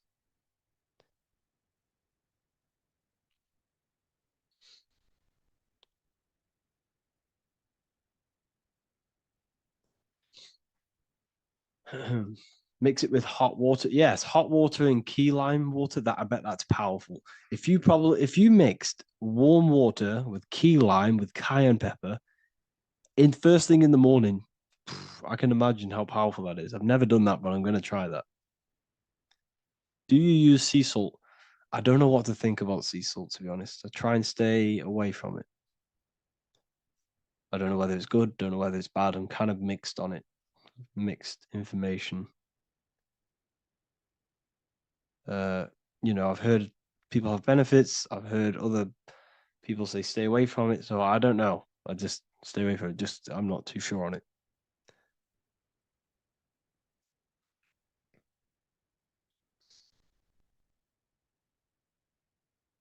I drink fresh pressed celery juice every morning. Yeah, definitely. Is there any chance we could move to esoteric occult questions? The only reason I say that is because I might be posting this to YouTube, so it's I don't want them. I don't want them thinking I'm giving health advice, because I'm not. This is what I do. I'm not giving anyone medical advice. This is what I would do to myself. Because I can probably get in trouble for that. So the subconscious is the all-knowing. It is the all-seeing eye. The subconscious knows everything. Your conscious mind does not. Your subconscious knows every single cell in your body. Your subconscious is making your heart beat. It's talking to your heart. It's talking to every organ, every cell in your body is being connected and spoken to by your subconscious mind. It is the all-knowing. The subconscious has access to the astral plane, imagination, the fourth dimension. It has access to the mental plane, thoughts. It has access to the ethereal plane, energy. And has access to your physical body. It's the door. It's the portal. The subconscious is the portal to the divine. You must go through the subconscious in order to access the divine. Any coupon codes for book 2? Yes, inside the university, there will be a 50% off coupon code. Speaking of ancient civilizations, why did they use symbols to give us true knowledge? This is a very, very good question. Very good question indeed. The reason they use symbols is because symbols are their keys. They hide meanings. They hide things. For example, if it was written down, if all of this sacred knowledge that I'm speaking now was written down, it can be easily taken. It can be easily misused. Someone can take it, read it, and steal it and misuse it and abuse the world and create horrible things. The reason they use symbols is because they're hidden. They hide the teachings. Only the ones who possess the key, that possess the knowledge, can read the symbol. So the symbols act as a guard towards this higher wisdom, this higher knowledge, which gives you power. All of the knowledge I teach you gives you power. And you can misuse it. You can misuse your imagination. You have no clue, unless you've put this into action, how powerful your inner consciousness is. You can become a Okay, listen. If you hate your job, it's not the job that you hate. Think about it. It's not the job that you hate. The hate is coming from your inner consciousness. It's the state of consciousness that you hate. So what does that tell you? You can change that inner consciousness to another reality, the feeling of another reality. You can become that consciousness within before you actually externally have it. And by becoming and knowing that reality, that's what produces effect on shaping your outer world. When you really truly know that reality inside of you, of being free, of being wealthy, of having abundance, your outer world has no other choice but to rearrange itself to your new inner state of consciousness. That's what magic is. It's manipulating your inner state of consciousness. It's convincing yourself that you already have it, not believing it, knowing it. Okay? Knowing is different than believing. Believing is a lie. You should know thyself. Okay? So we can say that human overpopulation is intentional. There is no human overpopulation. We're all cramped in these cities. We're all cramped into one little place. We're not supposed to live like that. We're not supposed to live so cramped. This is why there's so many weirdos out in public. So many weird people doing weird things. This is when things start to go weird, and we shouldn't be living in this state, in this condensed state. We should be spread out. Okay? There is no overpopulation. It's just an illusion because we all lived in such... Have you ever been on a plane? Have you seen how much land there is? It's crazy. There's no overpopulation. And how many people do they say there's in the world? There's not that many people in the world that they say. I think it's like 8 billion. I think they say there's 8 billion people. There's not 8 billion people. There's probably more like 2 billion. And the reason I say that is because I have a friend who only has like 300K followers. That's a lot of followers, okay? And he gets recognized everywhere he goes. And he's into all this stuff. And he says, listen, the population is definitely not 8 billion or whatever they say. I think it's like a couple billion. It's probably more like 1 billion. How to properly manifest intentions. Thought, emotion, and imagination are the key. You must know that you have that reality. Don't believe it. Become that reality within your consciousness. All day long, as much as possible. Feel it. Imagine it. Say it. And have zero doubt. How to have zero doubt. You can't, well, okay, so the doubt, that little voice that will seep into your mind saying, you can't do that. You can't do this. That's your old voice of your subconscious program. Listen, the reason why most people fail in life is because they have trained their subconscious that they will fail. They have told and believed that they will fail. The reason I will succeed for the rest of my life is because I have trained my subconscious to say, I will win, I will succeed, I will solve any problem. That's my belief system. And if my belief system is that, then my external reality, my conscious mind will seek a way to fulfill that belief. It will seek to control and create that belief in my external world. It will seek to solve any problem. I've trained my subconscious mind to know that I already have the reality, to know that I'm abundant, to know that I have everything that I already need. Therefore, if any problem comes, I can sort it straight away. But most people have a different belief. It's not your fault. We've been kind of manipulated and told this, that they will fail, that they can't do anything, that it's too hard. And that basically casts a spell on the conscious mind, where your conscious mind is just like, no, I can't do that, because of this subconscious belief that you hold. So you must reprogram your subconscious that you can do it, that you will solve any problem, and that you are abundant. That's the reason why successful people succeed. It's because they have a complete different mind state, a complete different belief system in their subconscious.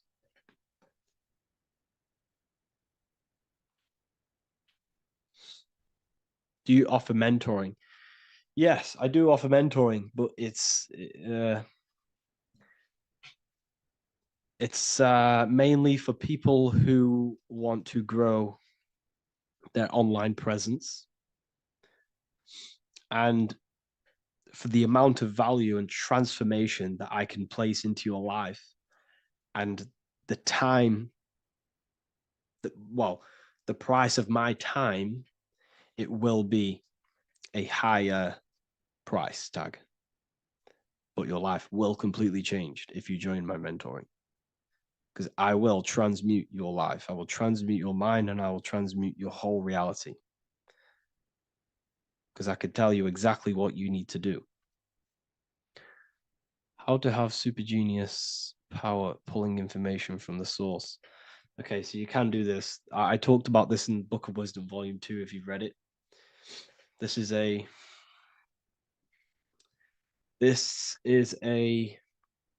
technique that Albert Einstein used. This is a technique that Thomas Edison used. This is a technique that all of the ancient geniuses have used. So you get on a chair, you place metal below you or plates, and you hold a metal ball in your hand, and you fall asleep. And every time you fall asleep on the chair, you're going to drop the ball because your body will become unconscious, and you will basically drop the ball and it will wake you up because it's going to hit and make a loud bang on the plate. And every time you go to sleep, basically what this is actually doing is shifting your consciousness from conscious into the subconscious. So from physical into the astral, your consciousness is shifting between these two planes. And as you do this, you can bring down great ideas from these higher planes. So when you fall asleep, have an intention. And when you fall asleep, you'll drop the ball. And when you wake back up, you'll have an idea, and you got to write it down.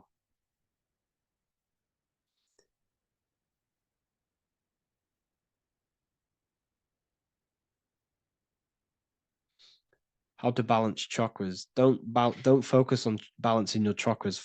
Focus on the mind. The mind is the cause of the chakras being blocked.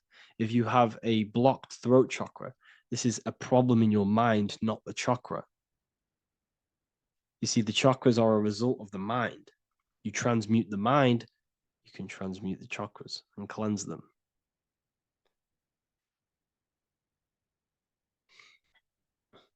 So was Jesus a real man that walked?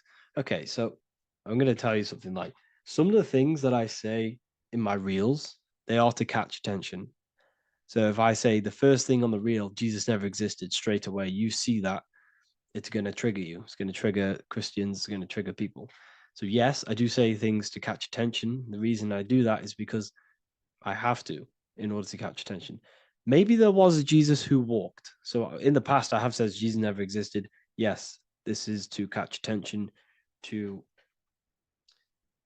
boost the reels, views, and comments and stuff like that. Maybe there was a man who was called Jesus and walked the earth. But listen, he was not the Son of God. You are all the Son of God. Jesus represents an archetype. He represents morals. He represents a way of living that you should embody in your life, not to worship.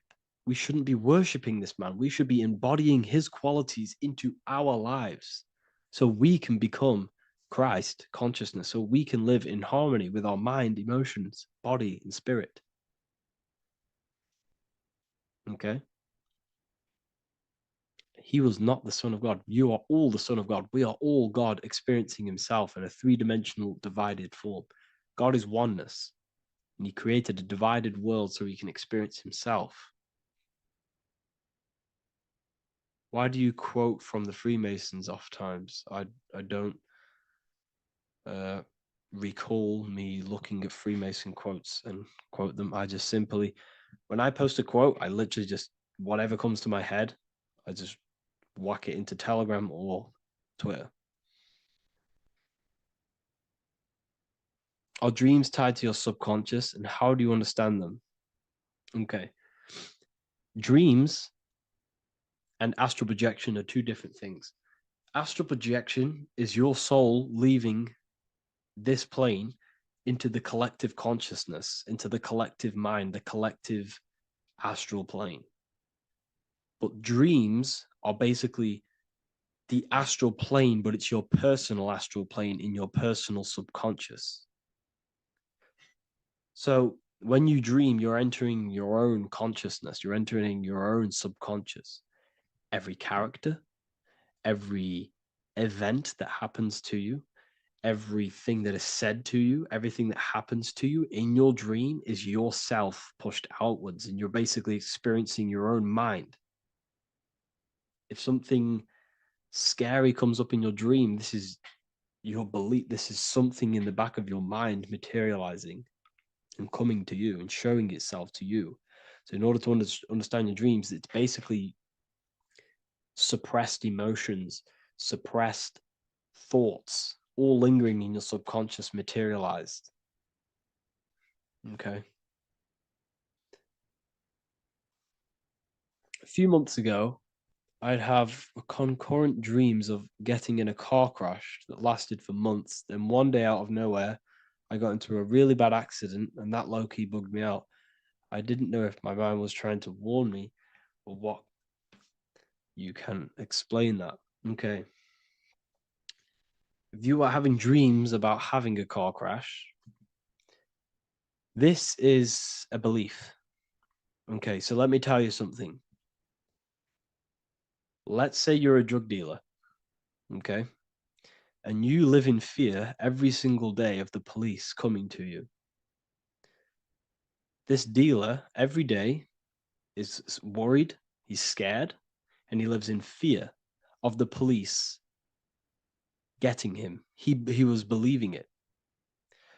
This fear, this emotion he was feeling on a regular basis, repetition, and the emotion is basically impressing your subconscious. It's impressed his subconscious that deeply that he now believes it. It's now become a belief. So one day the dealer gets caught and he goes to prison. Let me tell you something. He placed himself there because he created a program, a belief in his subconscious of the police. And his external reality is now in a prison cell.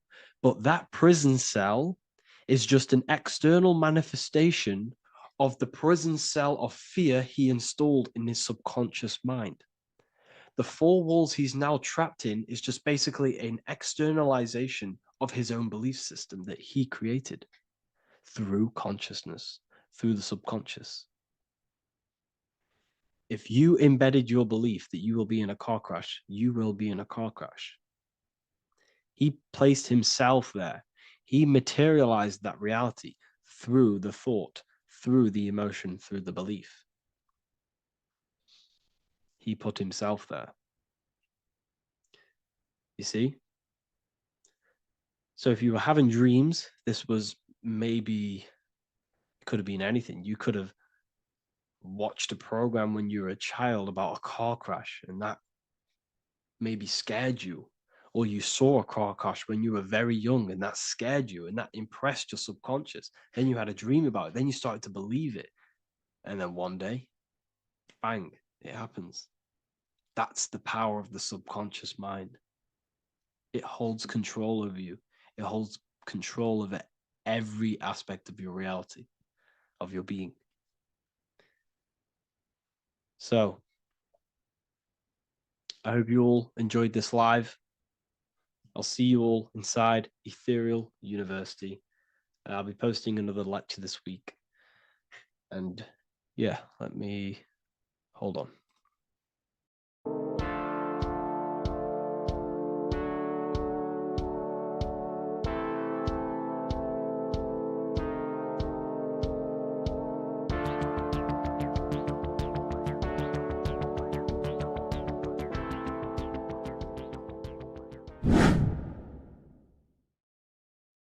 How are we all doing today, people? It's Revival of Wisdom.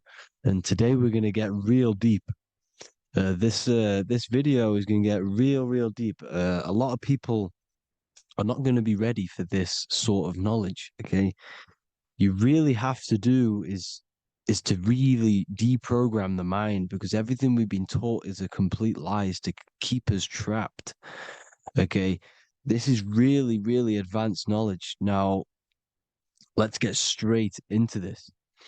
All of the ancients depicted other worlds, and they called this place Midgard. Midgard is the mid garden, the middle garden.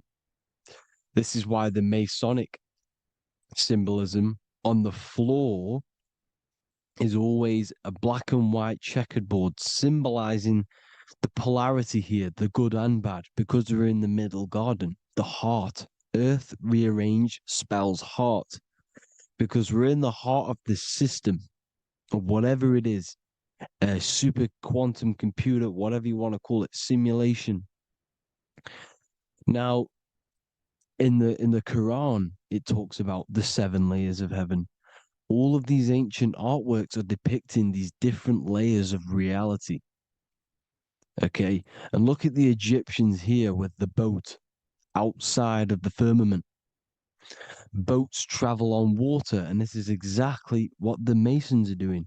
So they're still using the same symbols. Why? Because it's the same knowledge, just hidden.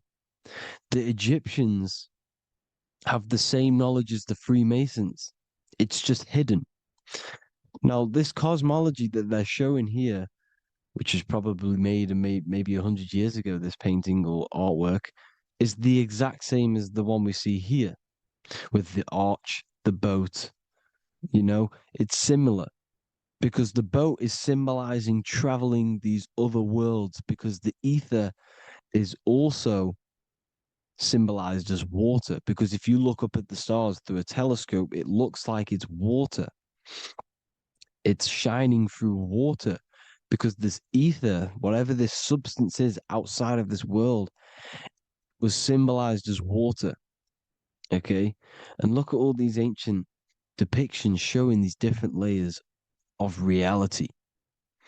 Now, we are being trapped within this 3D dimensional world, which is the cube, the Saturn cube, because there are 6 sides to everything in this world: front, back, left, right, up and down.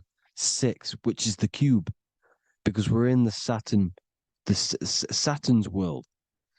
Okay, now, always been depicted as a tree of life, the tree of the universe has always been depicted as this tree. Because let's get a bit deeper. Now, the cosmology of this reality is the sun, the moon, and Polaris, always in the Masonic art. The sun, the moon, and Polaris, the all-seeing eye. If you go inside of the temples, of the Masonic temples, they always have this star in the middle, shining light beams. Okay? Look here. The light beams coming from the big star in the middle, which is Polaris. This eye is God. It's God's light shining down from his abundance. Now, when you astral travel, you will see this big ball of light above you, and this big ball of light is God. But you cannot travel towards it until you are pure. It doesn't work like that. You have to become formless. You have to become pure before you can become one with the light. In all these Masonic artworks, it's all depicting the star in the center. This star is Polaris, because Polaris is the way out of this place. And this is why you see the stairway to heaven all the way up to the light beam, the light source. What does it say in the Bible? God is light, because everything is made out of one substance, and that substance is light. And it symbolizes the eye, because God is an eye. All things that are alive have an eye. And we all say, I am. We all see these realities through eyes. God is an eye. He's the all-seeing eye. He sees all things. at all times. And he is projecting this light. And this light comes down to create all the different levels of the worlds. And this is what the two pillars symbolize the number 11. 11, the number 1, is just a vertical line. It's the 1. It's a 1 point. 11 symbolizes the mirror nature of reality. Everything's mirrored. As above, so below. Now, the 11 also symbolizes openings, doorways. And as you can see here, an opening to the all-seeing eye. And you see here again, an opening to the stairway all the way up to the light. This light is the light of God in the astral worlds, beyond this world. Now, Polaris has also been symbolized as the UFO. They put the truth in plain sight. So, you know, in the films, how the UFOs suck people up. That's what Polaris is doing. If you ascend beyond this world, if you do not ascend beyond this world, you will be reincarnated in this world. The whole thing is to outgrow this consciousness to the plane above. And I'm not just making this up. I'm going to be bringing in scriptures after this. But you can see with the Christmas tree, we always put a high, big star at the center, at the top, which is the star of Polaris, which is exactly what the Masons are doing here. The star at the top. And it's on top of our Christmas trees. And all of these symbolize the other stars, because Polaris is the most high star. And all the other stars are wrapped around the firmament lower than Polaris. And that's exactly what the Christmas tree is. And it's a triangle. It's a triangle, just like light beams travel from one point in the triangle, just like the all-seeing eye. It's a triangle. The light is coming from one point and sending its rays downward. You see, it's kind of like you see here with the water. And the lower you go, the darker it gets, the more evil it becomes. And this is what the ancients would call hell. Now, this all-seeing eye is Polaris. And below Polaris is Mount Meru, the North Pole, the magnetic North Pole. The Tower of Babel, which is in the Bible.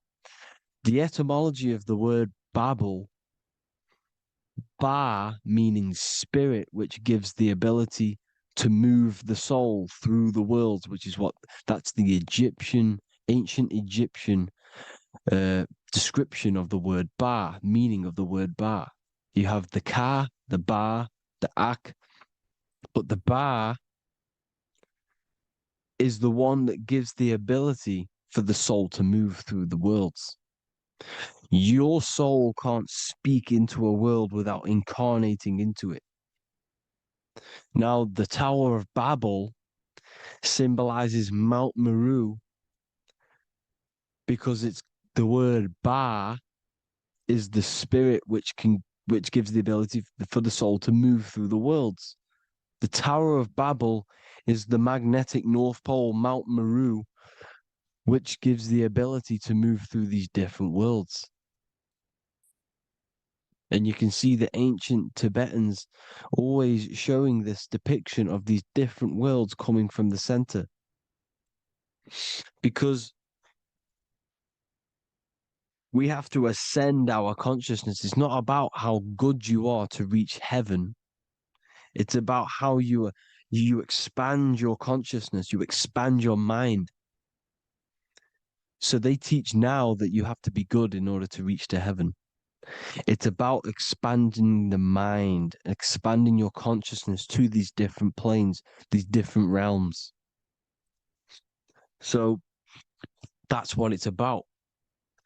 And Jesus was known as the fisher of man. Now, Jesus is a massive part of this. He was known as the fisher of man because he was fishing. He could have been fishing. He could have been one of these deities that had come down from these different higher realities and pull people up. So they would so they called Jesus the fisher of man. And he says unto them, follow me and I will make you fishers of men.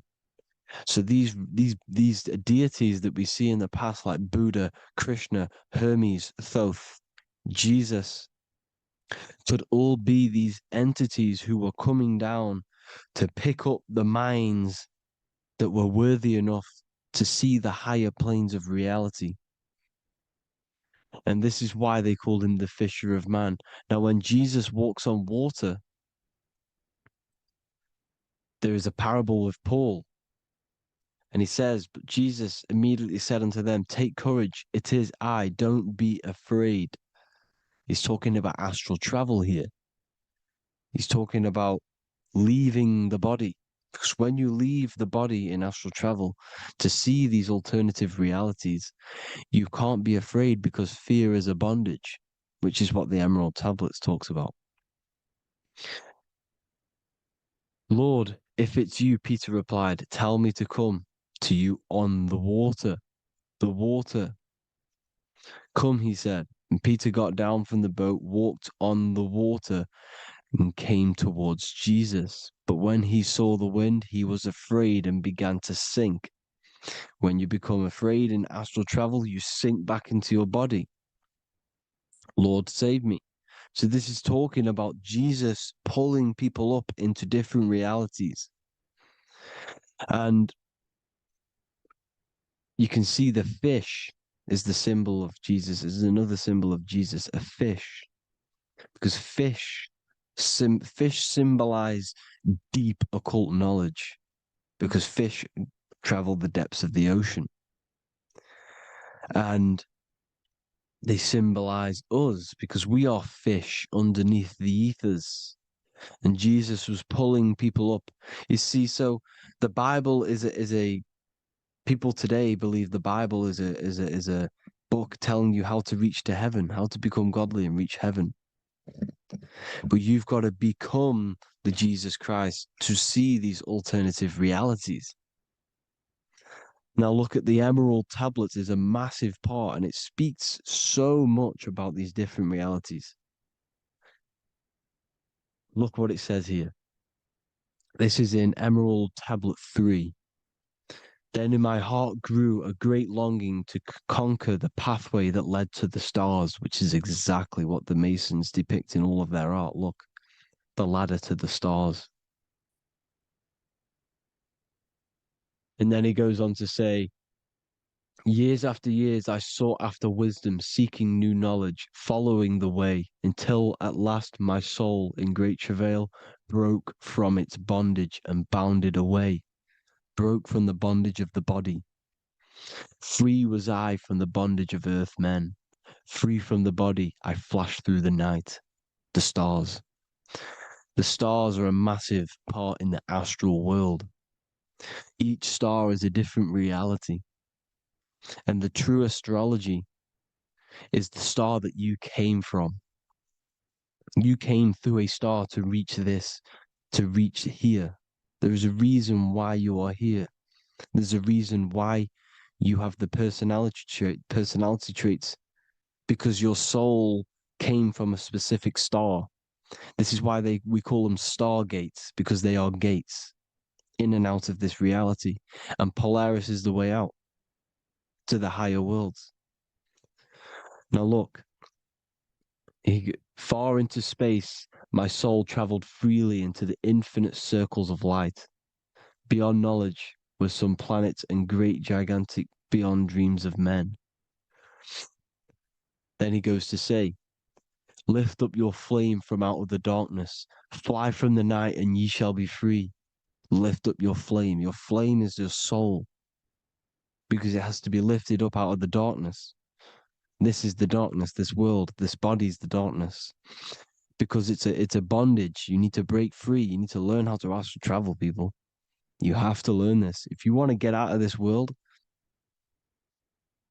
You have to learn how to astral travel and see the other realities. Traveled I through space-time, knowing my soul at last was set free, knowing that now I must pursue wisdom until at last I pass to a plane hidden from knowledge, known not to wisdom, extension beyond all that we know. So he's talking about he went to a place where we cannot even comprehend here, a place that is not even known to earthmen. He's telling you he's ascended out of this world to the planes that are beyond. And it says here in the Emerald Tablets, man is in process of changing to forms that are not of this world. Grows he in time to the formless, a plane on the cycle above. Know ye, ye must be one, ye must become formless before ye are one with the light. The light, the same light that I was talking about, the Masonic light, with the triangle, God, the one source. Ye must become formless before ye are with the light. Formless, you have to leave the body. You have to leave the body. You have to gain the ability to leave this body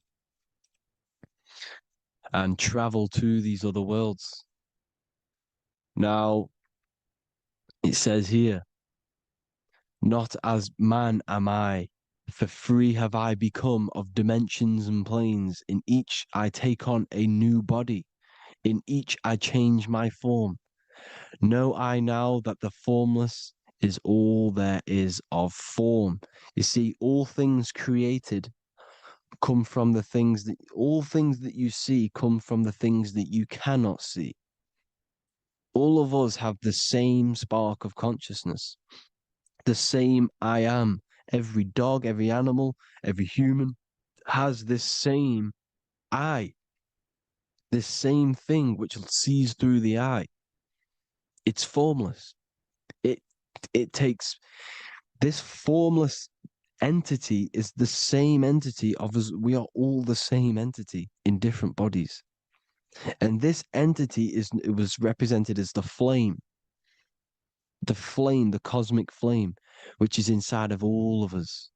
And this is why the Masons depicted your spine as a candle or the Holy Grail. You would either see this or a candle with a flame on the top, because the Holy Grail is your consciousness, which is on top of your spine, which is the candle.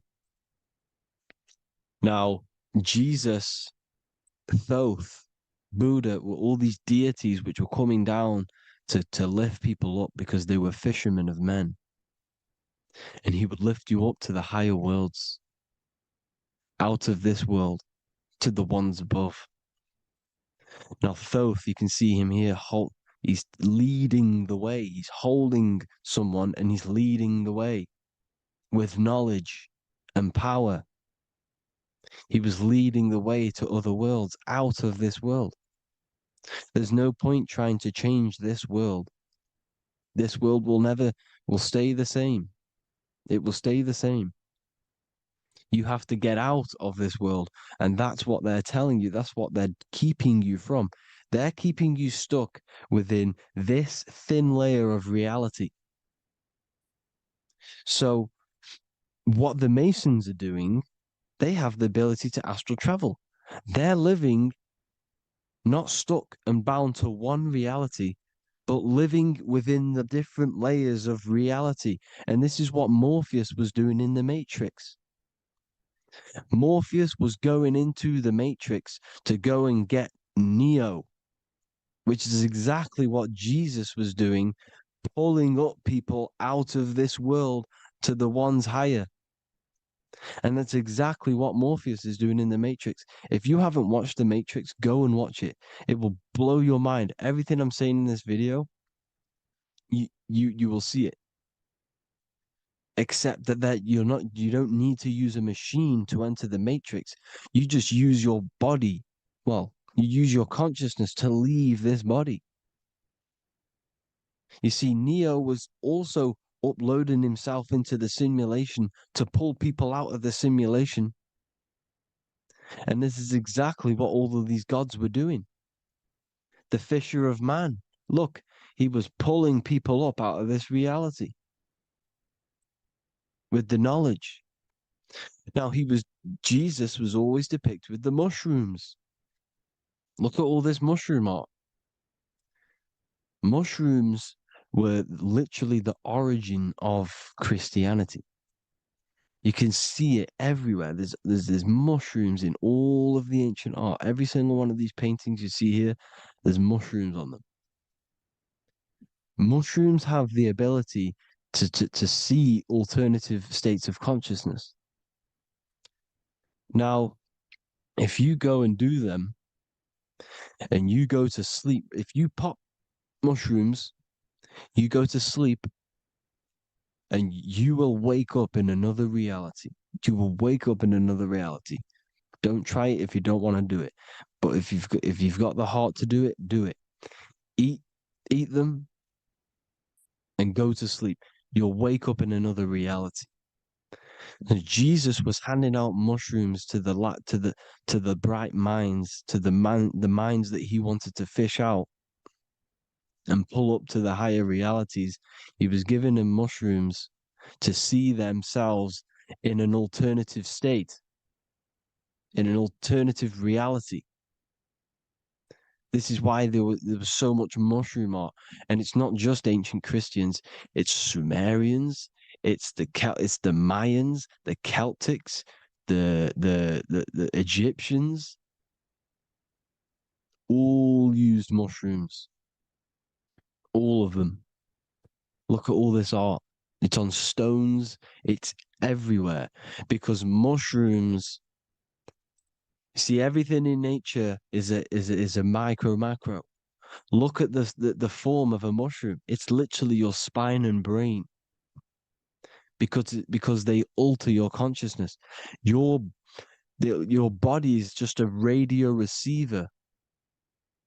Everything that you're experiencing is a program being ran by the central nervous system, and your consciousness is experiencing this program.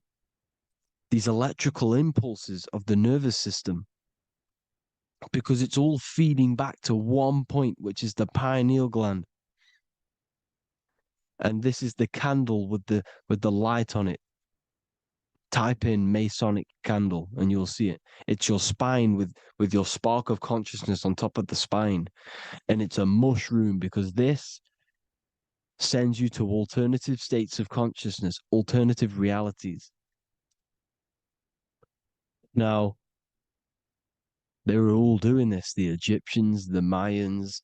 Now, there's more symbolism which goes into this. Look at the Christmas trees we use. The Christmas tree with the presents underneath them.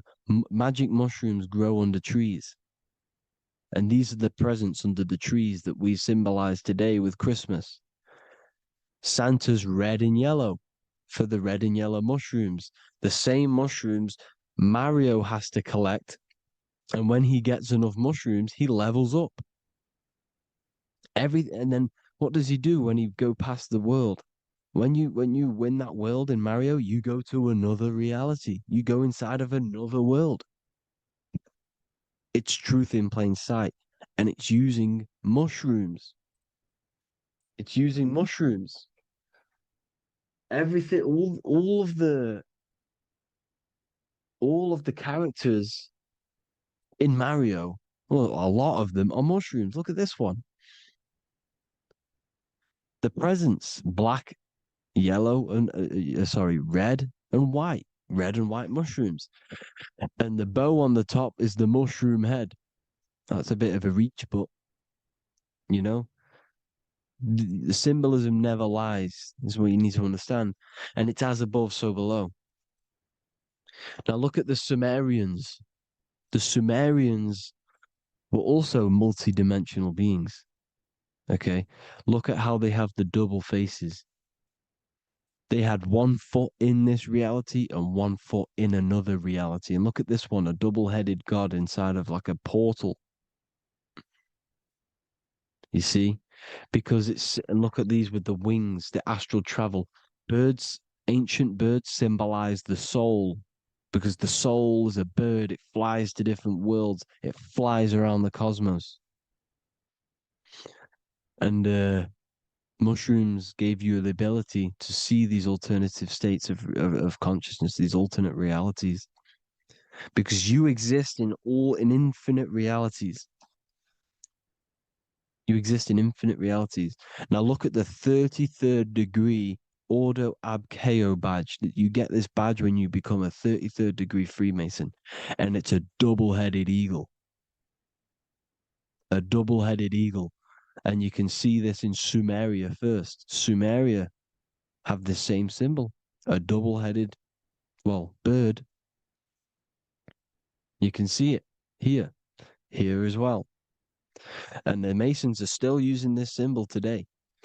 And when you become a 33rd degree, 33 vertebrae on the back of your spine, above the vertebrae is your consciousness, and it's a double-headed eagle. One reality in one. You become a multi-dimensional being in the 33rd degree. And I've heard many interviews of Masons say it becomes Luciferian. You see, they speak in code. These Masons can't tell you about what they learn about, but they will speak in code. They said it becomes Luciferian. The word Luciferian is lucid. The root word of Luciferian is lucid, and lucid is lucid dreaming, alternative realities, dream worlds. You become a god. Luciferian means you're becoming your own god, pretty much. Because you are becoming a multi-dimensional being living in between the different layers of reality at the 33rd degree of Freemasonry. And look at the double-headed eagle, because the birds symbolize the soul. And they reach high, they fly high, just like the soul wants to fly high to the light, to become one with the light, like the Emerald Tablet says. Now look at Janus. Janus was another god, and he's known as the god of doorways. Janus always depicted with a double head. Janus is why we say janitor or January. And January is entering a new year. Janus is known as the god of doorways with keys, always got a key, because keys open doors. That's why the janitor holds all the keys. And Janus always has double heads, because he had one foot in this reality, one foot in another. He was a multi-dimensional being, a Luciferian, living between the different layers of reality, instead of being stuck in one like we are. Well, a lot of people. And that's the whole point. You see, all of this stuff is about like changing the world and stuff like that. This world will probably never ever change. It's probably been like this forever. Well, forever, for a long time. But it's about moving out of this reality to the higher states. And the Masons always depict the ladder to the luminaries, the stars, with a key, the same key of Janus. The Vatican is a key, and it's in charge of all the religions. Why is it a key? Because they're holding back the key.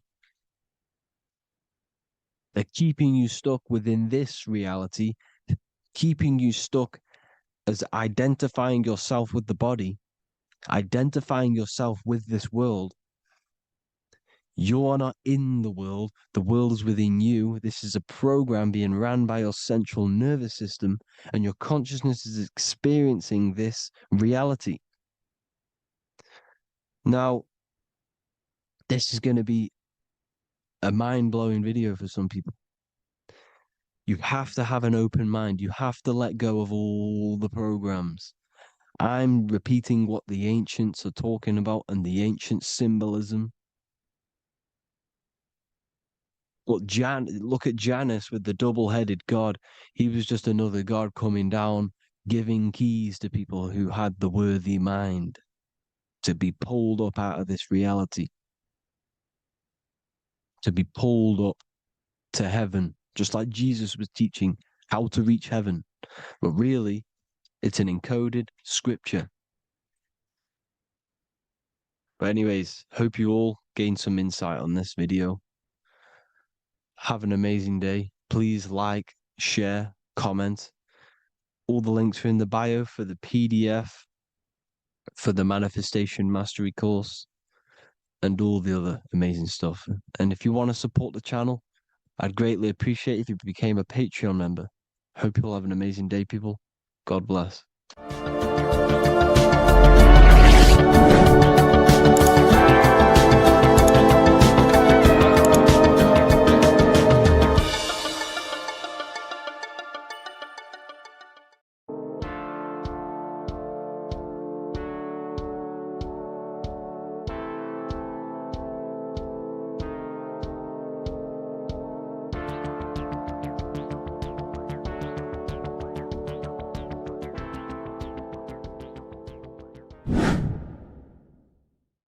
What is good, people? It's Revival of Wisdom. Today we're going to be talking about Saturn.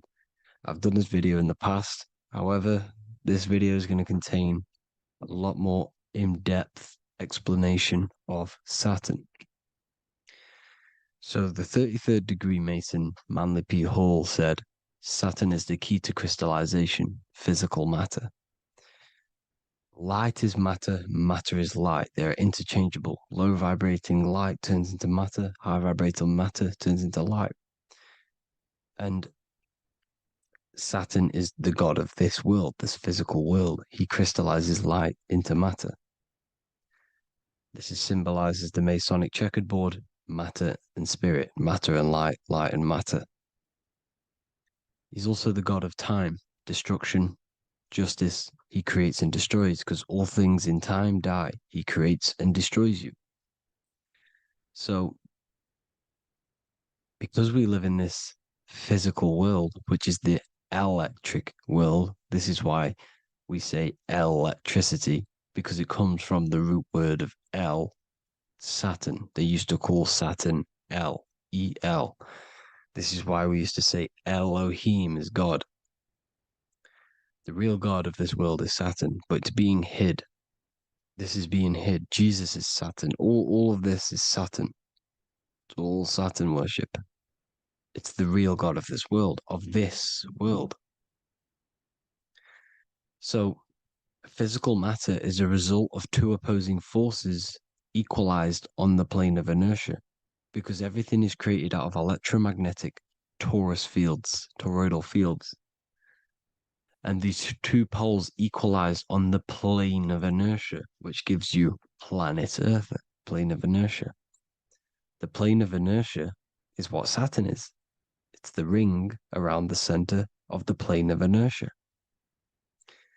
Thank you to Walter Russell saying, physical matter is a result of two opposing forces on the plane of inertia. This is what Walter Russell says, so please check out his work. He's got many books, many books on light and electromagnetism and stuff like that. So I advise you to check him out. So the torus field gives you the binary code 0 and 1, the female vagina and the male phallus. This is the code for this world. Saturn crystallizes physical matter. Now Saturn is the most outermost layer of the 7 layers of heaven, where it says in the Quran, it says, Allah, it is He who created the 7 layers of heaven. Saturn is the outermost layer. He's the top. He's the most high. So when we say the most high, we're referring to Saturn. He's the most high before the firmament, before the stars. So Saturn is the god of this world. He's the Lord of the Rings. He wears the crown. The crown is the rings. Crown, Chronos. So the planets are luminaries. They are lights. They are beings. They are energy, conscious energy. And We're in the heart of the solar system. Saturn is the outermost layer. He is the one of this world. He's the god of this world. Now, on the North Pole of Saturn, you have the hexagon. Add up all the sides, it creates the six-pointed star. Or it can be created as a cube. The cube is very important. The six-pointed star is very important. 6 points, 6 triangles, 6 side, 6, 6, 6. Black cube adds up to 6 in gematria.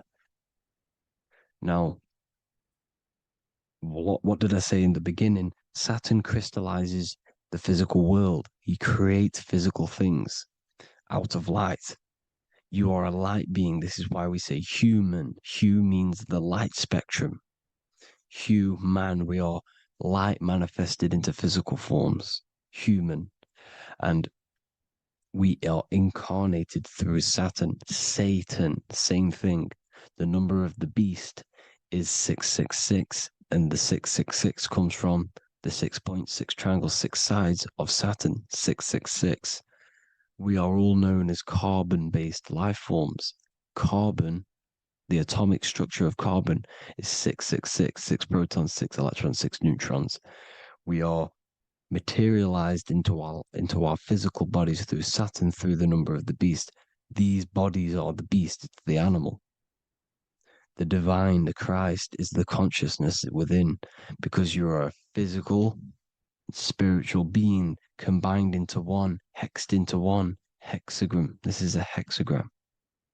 You're hexed into physical matter, spirit and matter, light and dark, combined into one. Now you contain of the mark of the beast, the mark of your body. Your body's the beast. It says in the Bible, Satan, who is the god of this world. This world.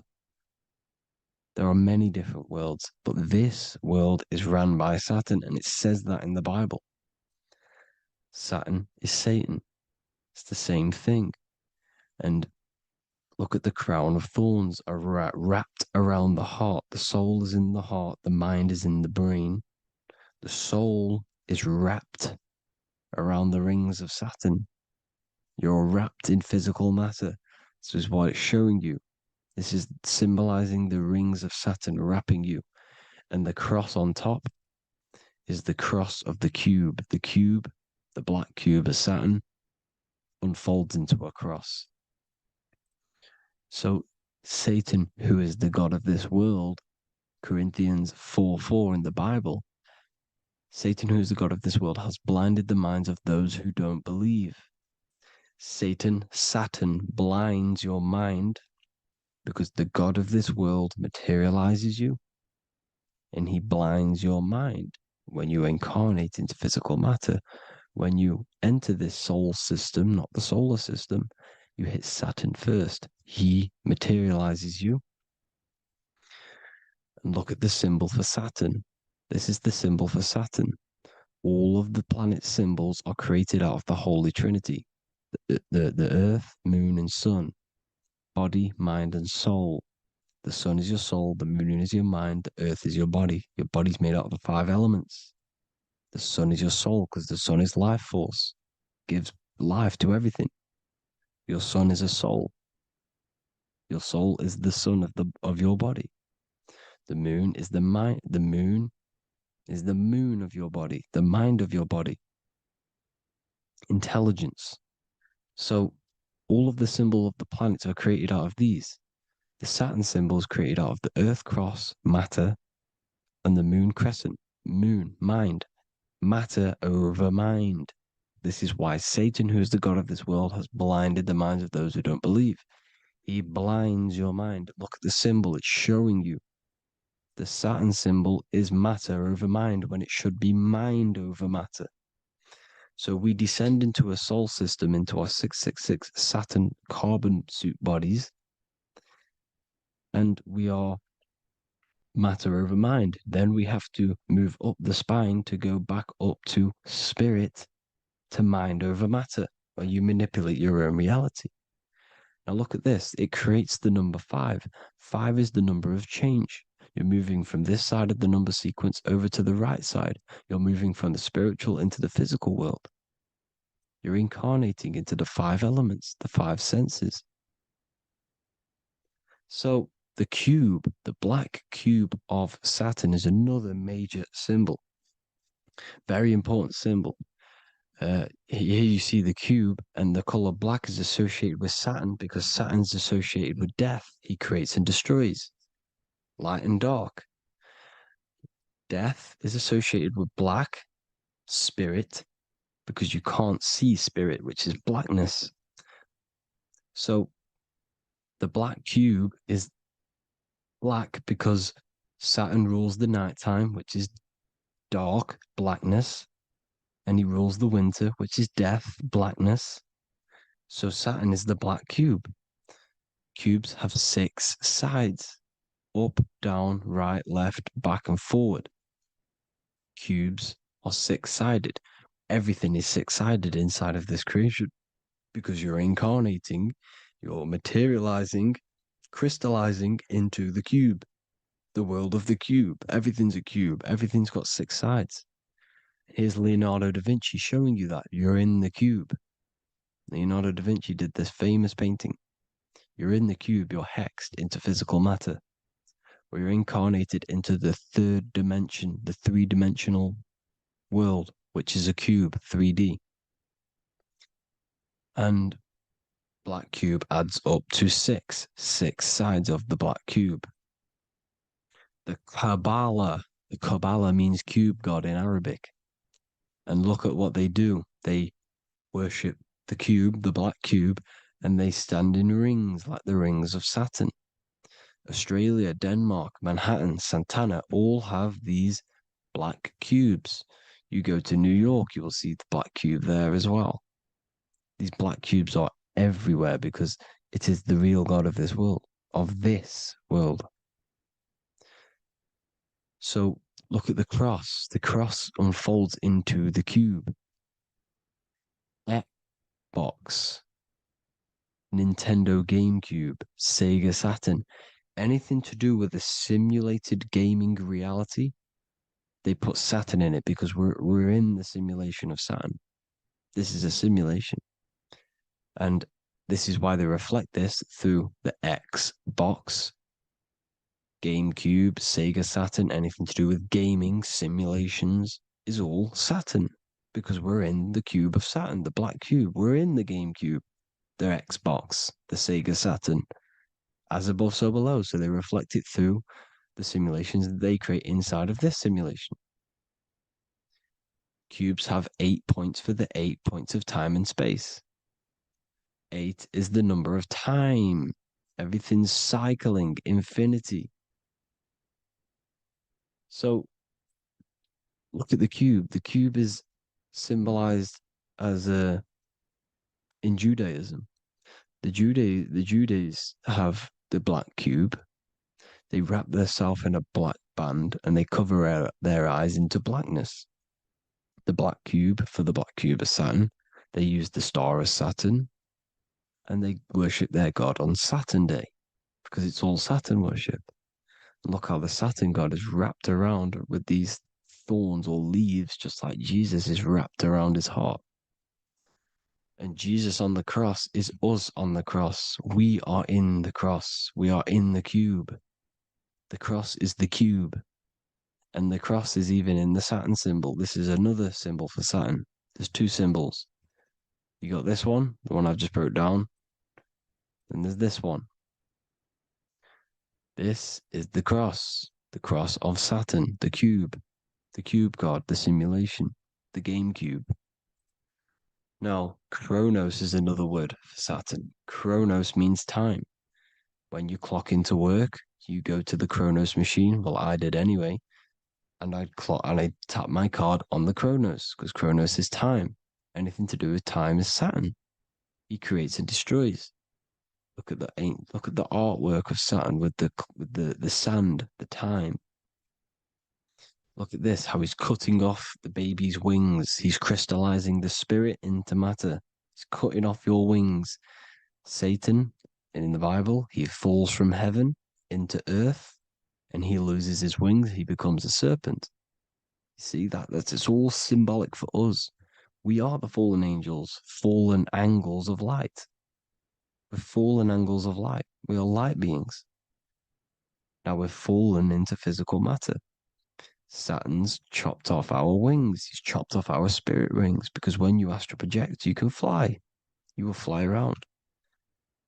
He's got the Reaper staff here, always depicted with the Reaper staff. Now look at the clock. Saturn day is the 6th day. The number of the beast, 666. Look at the clock. 6 take away 12. 12 take away 6 equals 6. 7 take away 1 equals 6. 8 take away 2 equals 6. 60 seconds in a minute. 60 minutes in an hour. 24 hours in a day. 2 plus 4 equals 6. That's 666. Everything's 666 because it's time. Saturn. All goes to Saturn. He's the god of time. We're in time now. We're in time. We're in the time, which is God, the god of this world, the god of time. Now look at this. The Reaper is also depicted as the Reaper with the staff, the black cloak, black symbolizing death, spirit. Judges wear black because Saturn is the law. He's the god of this world. He's the law. This is why they wear black cloaks. When you graduate from university, you wear a black cloak and a black cube on your head. You've been hexed. Funerals, you wear black because it's all to do with Saturn, father time, father crystallization. Now Saturn, here's another one of him cutting off the wings of a child, because he cuts off the wings. He creates and destroys your body. We're in the electrical world. Everything that is electrical vibrates. All vibrations have to come back to a standstill point, which is death. This is why your body dies. Your atoms stop vibrating. Corona. Look at the crown. The crown is the corona. Corona means crown. And look at this is an alcohol brand for beer. You can see the staff of Saturn in the symbol with the moon crescent. Corona, which is the crown, Saturn, the crown on Saturn, the rings. And then you've got the staff. It's all Saturn worship.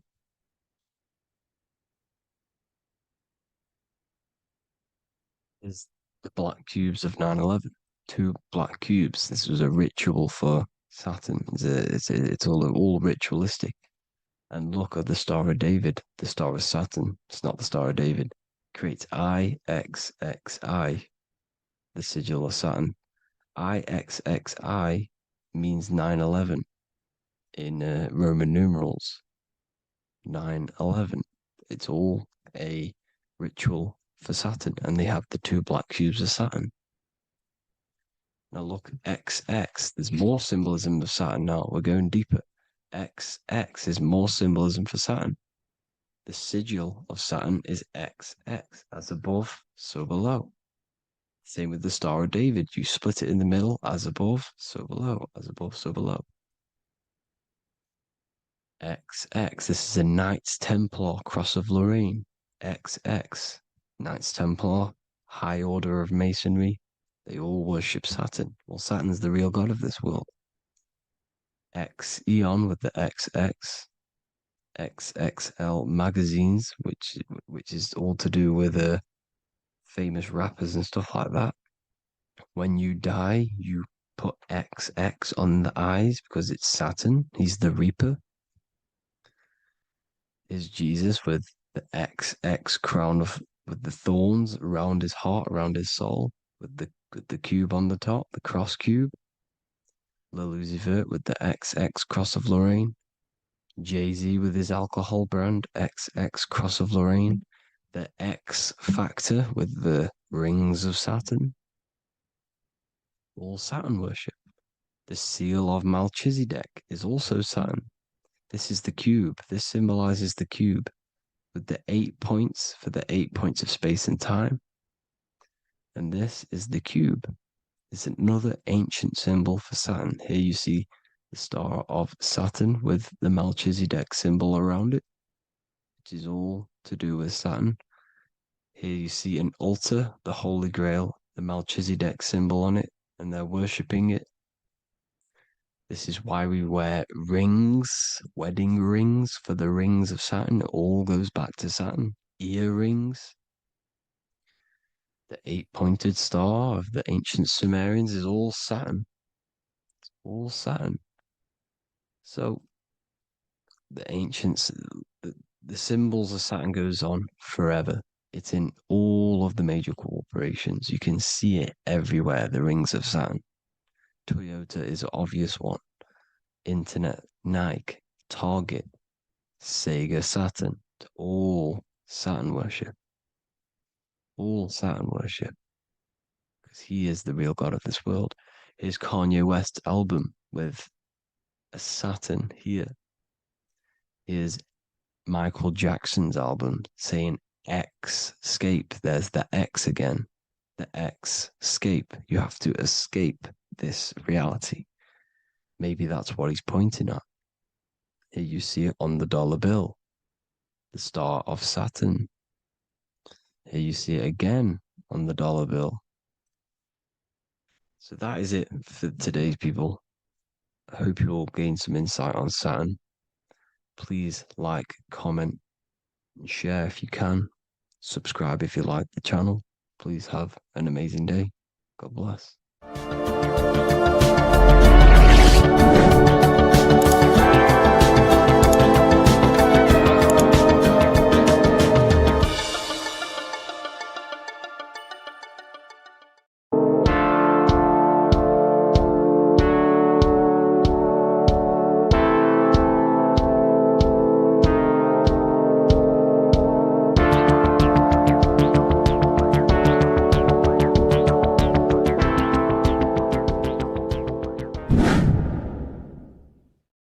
What is good, people? It's Revival of Wisdom. I hope you're all doing well. Now, this video is how to raise your holy oil or your kundalini. Let's get straight into this. So this is a monthly cycle. Every month, when the moon is in your zodiac sign, this oil is released. Now, the moon is in control of monthly cycles. For women, it's the menstrual cycle, and as well, this holy oil cycle. The moon changes sign every 2.5 days and passes through the zodiac signs in 27 days. So the moon tells the day, the sun tells the time, the stars tell the month. This reality is a massive clock, if you like to say. It's a cycle. Okay. The moon controls the night, emotions, water, fluids, and the mind. Okay. So this oil is produced in the claustrum. It's produced in the claustrum, which is here, right? This is where you get Santa Claus from. Now, the claustrum is at the center of the brain, and it is next to the pineal gland and the pituitary gland. Once it starts in the claustrum, this is the holy present. This is the present that Santa gives to us, Santa Claus. And it goes to the pituitary gland and the pineal gland. And what's connected to the pituitary gland and the pineal gland is the Ida and the Pingala. The Pingala is the pineal gland's nerve, which is the honey, which is the positive charge, electric. And the pituitary is the Ida nerve, which is the magnetic charge. This is the milk, the land flowing with milk and honey. This is the brain, the heaven, okay? And it travels down the spine using these two nerves, these electromagnetic charge. And this is what the ancients symbolized with the two serpents wrapped around the spinal cord, the Ida and the Pingala. And this travels down to the sacrum or the solar plexus. Okay. So once it's here, okay, the spine is an elongation of the brain. So the spine is pretty much the brain. It's an extension of it. And it's kind of a microcosm of how we descended from heaven to physical reality, to physical matter, which is our consciousness has done. Our consciousness has descended from heaven into physical matter. And this is a microcosm of it. Okay. So once we're in the sacrum bone, this holy oil, like I've just explained, this holy oil starts in the Santa claustrum, goes down the chimney to the sacrum. This is the sacrum, the solar plexus, and drops the present off at the sacrum. Now, once we're at the sacrum, we need to raise our vibration to take this oil back up the spine. Okay. And the River Jordan symbolizes this in the Bible. King Herod wants to kill Jesus in Nazareth, which is here, this is the River Jordan, is Nazareth. He goes to be born in Bethlehem and then goes back up to Nazareth to Joseph and Mary. Joseph and Mary, the pineal gland and the pituitary gland. The Bible is huge symbolism. It's all metaphors for this sacred process which goes on inside of your body. You are the Temple of Solomon. You are the Holy Land. The Holy Land is your brain. Once this oil is at the sacrum, you need to raise your vibration in order to take it back up. Once this oil has gone back up to the pineal gland, it activates the crystals which are wrapped around your pineal gland. Your pineal gland is this tiny little beam here. This is the claustrum. This is the pineal gland. And it's wrapped in crystals. And when this oil travels back up the spine by raising your vibration, back to the upper room where Jesus met the 12 disciples, or the 12 cranial nerves in the brain, and it activates and it turns on this pineal gland. And once it's turned on, it illuminates all the cells and the nerves in your brain and turns them all on and activates the higher God man, the God consciousness, Christ consciousness. And it regenerates the whole body. This is the secret to regeneration. It regenerates all the cells in the body.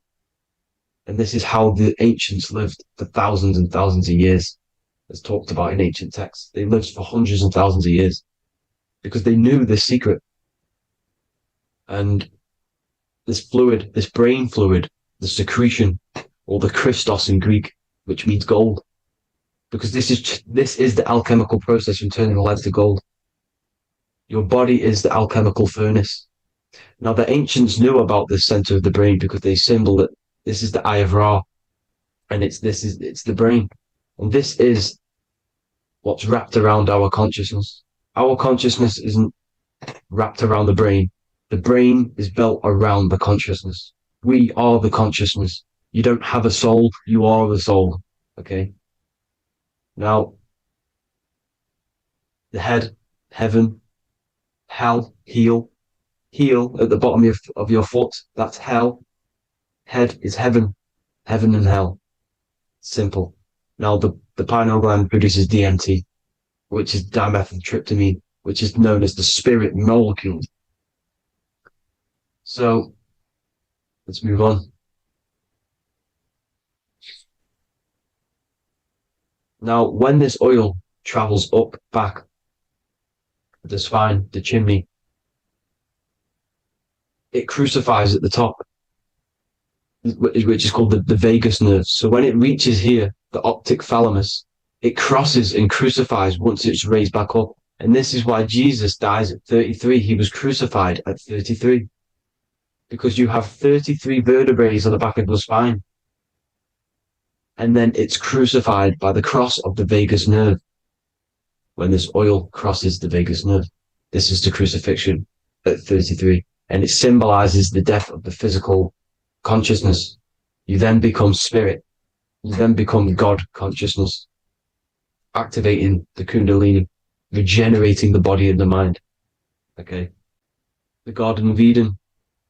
You are the Garden of Eden. The land of milk and honey is upstairs. The pituitary, which is the milk, the pineal gland, which is the honey, which is DMT. It even says this in the Bible.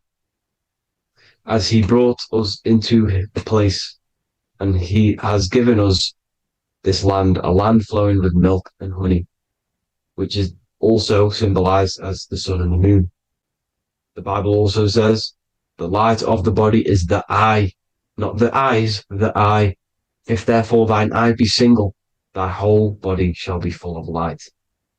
This is the activation of the pineal gland by raising this oil back up to the pineal gland, to the center of the brain.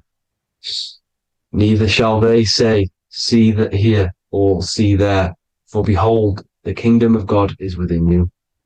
So he's saying, don't look out there. Nothing is out there. It's all inside of you. Everything's inside of you. You're the universe. Now, how to raise this oil back up to the pineal gland? Every month, like I said. The moon controls the cycle. The moon controls monthly cycles. When the moon is going into your zodiac sign every month, this oil goes down the spine, and you must raise your frequency to get it back up. You must retain your seed. This is the most important.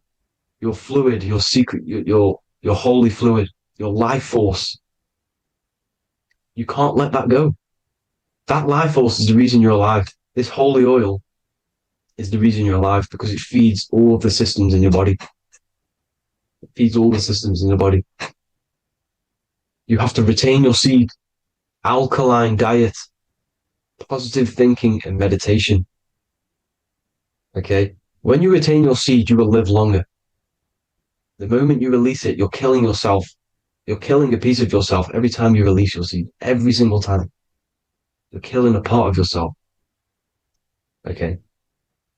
Now, this could be why this could be the illumination, the single eye on the Illuminati's symbol, the Freemasonic symbol, the illuminated eye, the triangle, which could symbolize the body, mind, and spirit, but the eye illuminated. Now, in the Bible, it talks about the two trees, the tree of knowledge and the tree of life. The tree of knowledge is the tree of good and evil, which is the most important system in your body, which is the nervous system. The nervous system, the most important. The tree of good and evil. And the tree of life, which is the cardiovascular system. Now, this oil, when it's released every month, feeds these two systems, and these two systems feed everything. Now, it's important you understand that. Okay? The ancients knew all of this knowledge. The Bible's telling you this knowledge. But it's in a metaphorical way. You have to understand the context behind it so you can read it properly.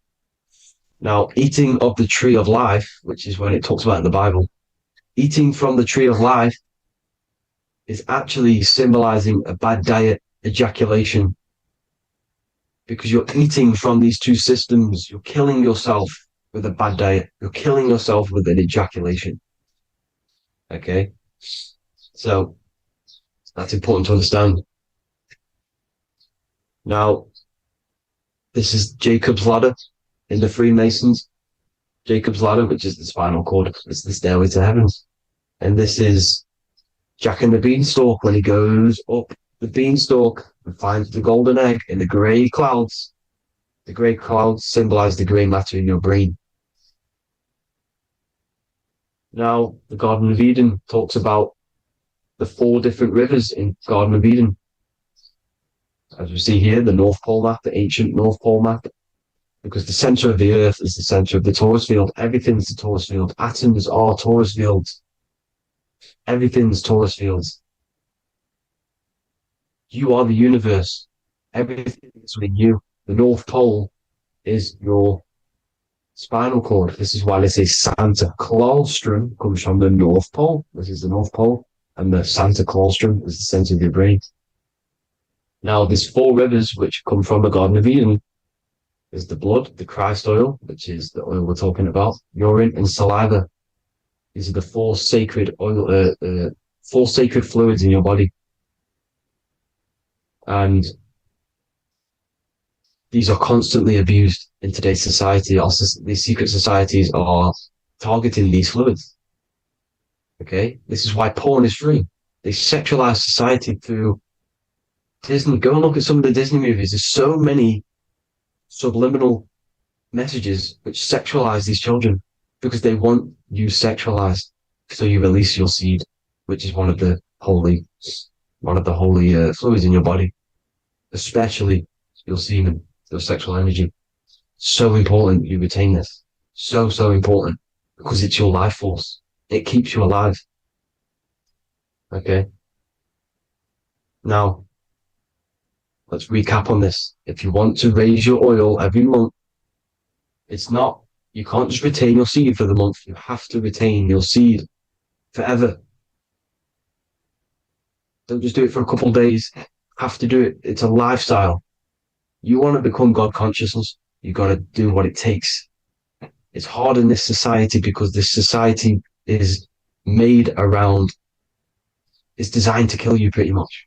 It's designed to keep you in these lower states of consciousness with all the bad food, the chemicals in the food, the chemicals in the water, the sexualized TV programs, sexualized adverts, sexualized TikTok and apps, videos, subliminally stimulating you. Because that is your weakness, sex. It's your weakness. Now, you have to retain your seed, meditation, and an alkaline diet. Why alkaline? Because acidic is low vibrational. This is the color spectrum. And what's the highest vibrational color? Violet. It's the lowest, red. You have to have an alkaline body in order to raise this oil.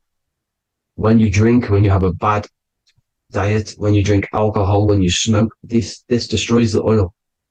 It destroys the oil in your sacrum and it can't be raised again, can't be raised up. This is why it's so important. Without that oil, you don't live. That oil makes you live. It feeds everything in your body. It's crazy how we're not taught this. It's insane. But that is how you raise the oil, people. I hope you all gain some knowledge out of this video. And I hope this assists you on your journey, your spiritual journey. And please like and share this video. We need this knowledge out to the public to wake up humanity. Thank you all, people. God bless.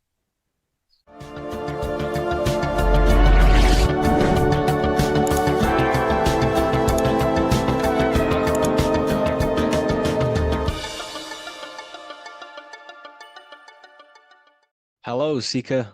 Welcome to Revival of Symbolism, a channel devoted to the language of esoteric symbolism, helping you discover yourself and expand your consciousness into new realms of thought.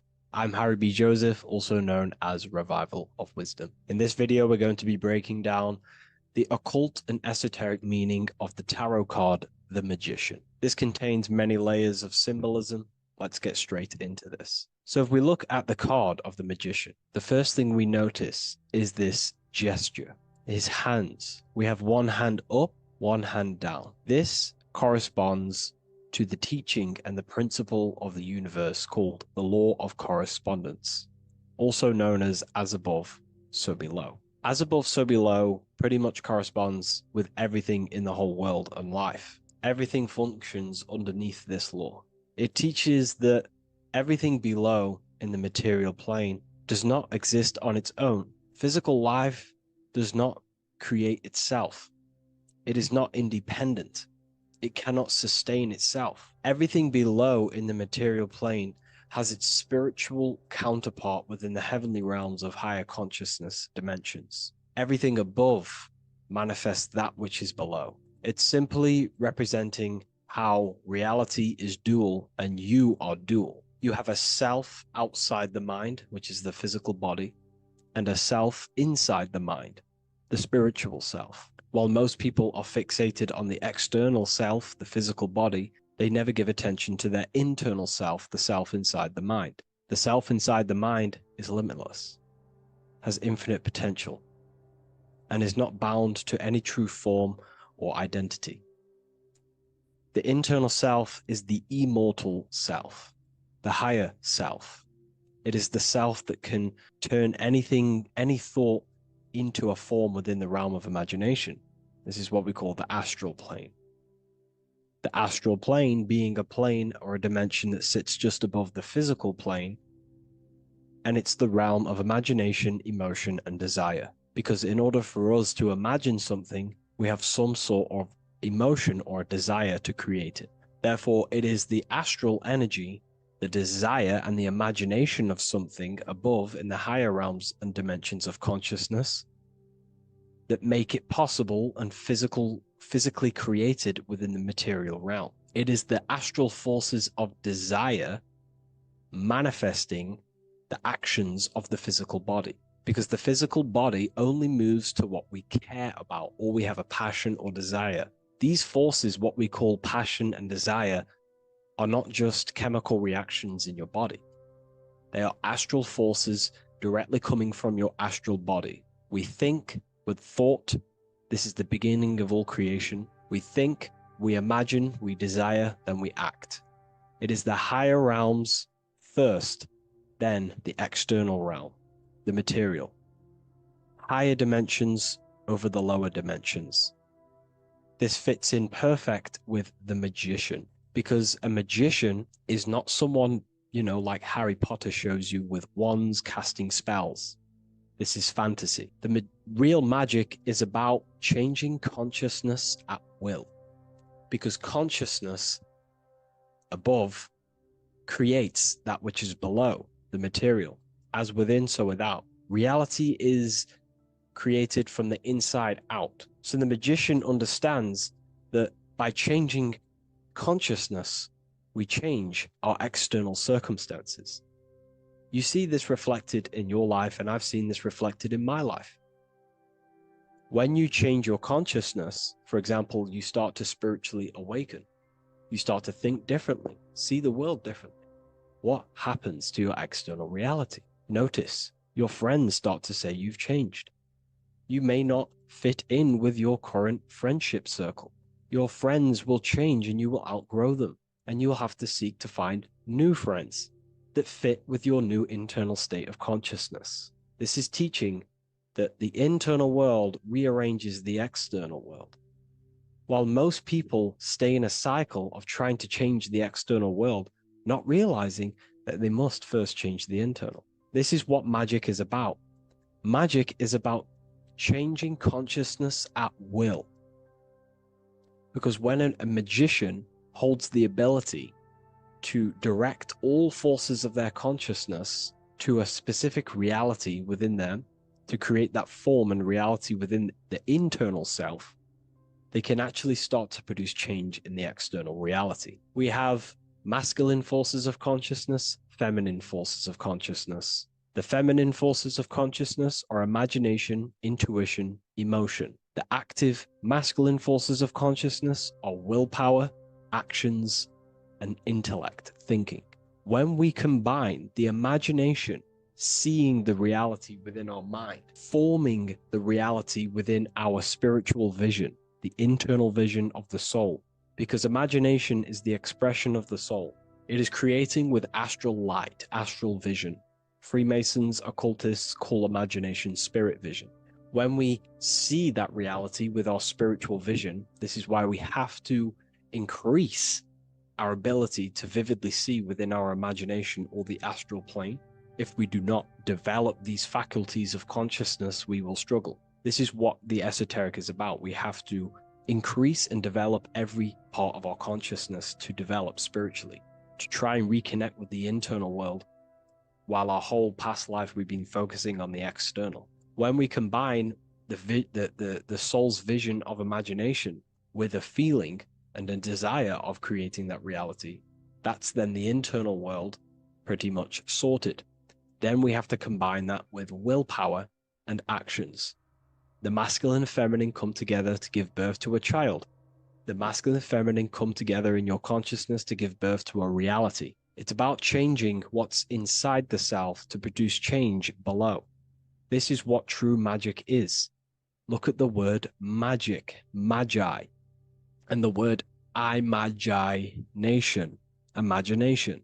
Imagination is about working with the forces of the soul and the forces of consciousness, producing change in consciousness at will to produce change in the external. This is what this represents. Changing above so we can change below. No point trying to change the external world because the external world is already formed. It is a form, it is an effect. So to produce true change in the external world that lasts long term, we must first gain control over ourselves and produce change internally. This is why the magician is called to gain mastery in every element of their being. They have to gain control over every aspect of consciousness and develop every faculty of the soul. This includes developing strong imagination, developing a very strong willpower. We can do this through exercises such as imagination exercises, holding one specific vision for a long period of time, meditation, thinking on one specific thing for a very long period of time. This will increase the willpower. It's also about gaining control over the subconscious impulses, the subconscious thinking patterns that seek to control us. It's about gaining control over every aspect of our consciousness. This is what a true magician is. And this is what the true spiritual path is. Developing every faculty of consciousness. It's a never-ending journey of self-mastery. If we look at the magician, we see this infinity symbol rising just above his head, symbolizing the mind being filled with higher knowledge. The mind aware of higher dimensions. You see, the mind is the cause, physical reality is the effect. We need to raise our consciousness from effect consciousness to causal consciousness to truly become a magician and a master of our reality. What do I mean by effect consciousness? Most people live in the realm of effect and reaction. Their consciousness, their mind, emotions, and imaginations are constantly thinking, feeling, and imagining the things that have happened to them. Instead of doing this, we need to change this state. Instead of reacting, we need to become the cause. Instead of thinking and imagining and feeling the realities that's already gone past and things that have happened to us, we need to change this so we use the powers of the soul, the powers of consciousness as imagination, emotion, the intellect, as causes and not reactions. This is how we truly become a magician and apply this principle of as above, so below. We need to think, feel, act, imagine, and use all the faculties of consciousness and the creative powers of the soul to cause things, to create a better future, to imagine a better outcome, instead of dwelling in reactivity, because reactivity will create a constant cycle of negative manifestations.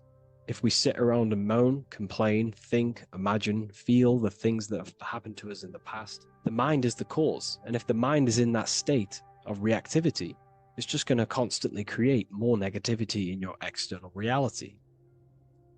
This is what it's all about, as above, so below. You can see the sword here. The sword cuts through the air. The air is one of the 4 physical elements. Fire represents the spiritual body of consciousness. Water represents the emotional body of consciousness. Earth represents the physical body of consciousness. Air corresponds to the mental body of consciousness. So this sword is a symbol of a sharp mind. The mind needs to become very sharp and very disciplined and very controlled, both consciously and subconsciously. What does this mean? We have to gain control over the mind. We have to become more conscious of the thoughts that are happening inside our mental field, because the mental field of consciousness is pretty much the birth of all creation. We think, imagine, feel, then act. So we must gain a sharp intellect, a sharp mind, a sharp, powerful mind. The sword is also a symbol of power. So this is a symbol of a powerful mind, a mastered mind This is your sword. This is your tool to create, because you are a co-creator. As above, so below literally tells you that you are God itself. The same powers God used to think everything into existence, such as nature, the stars, the human body, the macrocosm, the world. God thought the world into existence. We live in a mental universe. All creation is first thought, then manifested physically. The same powers of thought God used to create the world is the same power that you use to create your world.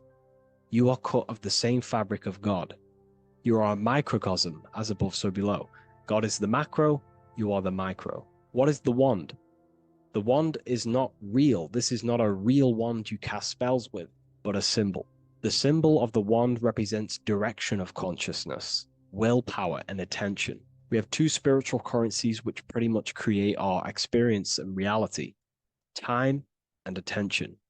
That's why we say we spend time and I pay attention. These are your currencies. These are how you create and generate reality. Moving on to Jesus and Satan, we see there's an exact same symbolism within the ancient paintings. Jesus pointing up, Satan pointing down. Satan is the egoic force within one's consciousness. He is a symbol. Satan is not a real identity or being or entity. He is a symbol of a personality and a force within one's consciousness. Satan represents the negative forces of the ego that tells you to do things that is wrong. In your heart, you know what is morally right and wrong. Let's say you're thinking, you get a random thought of stealing an old lady's purse. You, in your heart, know that is wrong. But Satan is the force inside of you that says, do it anyway. Don't listen to the heart. Get the personal gain. I want the money. That's Satan. Jesus is the higher mind, the aspect of our consciousness that dwells above the ego. It's the part of our heart that desires the spiritual. Our heart is the generator of our reality. And whatever we desire is what we generate. You only take action and generate your life on what you care about or what you feel. If someone's talking about something you don't care about, you say, oh, I don't care about that. But if you care, you will listen. If you care about something, you take action towards it. If your heart desires the material, you have been taken over by the egoic force of Satan. Not a real entity, a part of your consciousness, a part of your nature, the dark side of yourself. Jesus represents a heart that desires the spiritual wisdom, the things that cannot be seen. The heart must desire the things that can't be seen, because this is what gives true satisfaction to ourselves. We feel void when we chase material things because nothing material can satisfy our hearts. So this is as above, so below. Jesus is the higher mind. Satan is the lower mind. We must place our hearts on the higher things and give our hearts and desires to knowledge, the things that we cannot see, because this is what gives us true fulfillment. We also see this symbolism in the Baphomet. As above, so below. The material realm below and the fire up here. The fire symbolizes spirit. The spiritual made manifest in the physical. This is all the same symbolism. It corresponds to everything. You can use as above, so below to determine truth. If someone tells you something, tries to make you believe it, and it does not correspond with the law of correspondence, then you know it's a lie. You can use as above, so below to manifest things. You can use as above, so below to see the world as a reflection of God. We are in God's kingdom. This is God's world, and you are creating in the world through the same powers of God, thought. You are a small version of God, co-creating a world and reality in earth. You yourself are an earth. Your body's the earth. Your consciousness is God and heaven. So I hope this video helps. The occult goes deeper than you could possibly imagine. If you wish to go even deeper, join our community, Ethereal University. Please leave a like, share, comment on this video for more. What if I told you that the seasons don't just change the external world, they also change your internal world? They have a psychological and a spiritual effect on your consciousness. If you're new to esotericism, you may not really understand this. But if you have some deep understanding of as above, so below, you already know this. But today we're going to be explaining it in great detail. So tune in, take a pen and paper, maybe make some notes. So we have 4 seasons. The sun is the main source of life on the earth. And it changes the circumstances on the earth in 4 different ways. Of course, we have spring, summer, winter, and autumn. These are the 4 states of the earth due to the sun's cycle. Not only do they take place on the earth, they also take place on you, your body, your mind, your spirit, your consciousness. They change things internally and externally. The first thing we need to understand is that we have a dual nature. We have a mind, and in that mind, we have an internal self. That's what we call the spiritual self.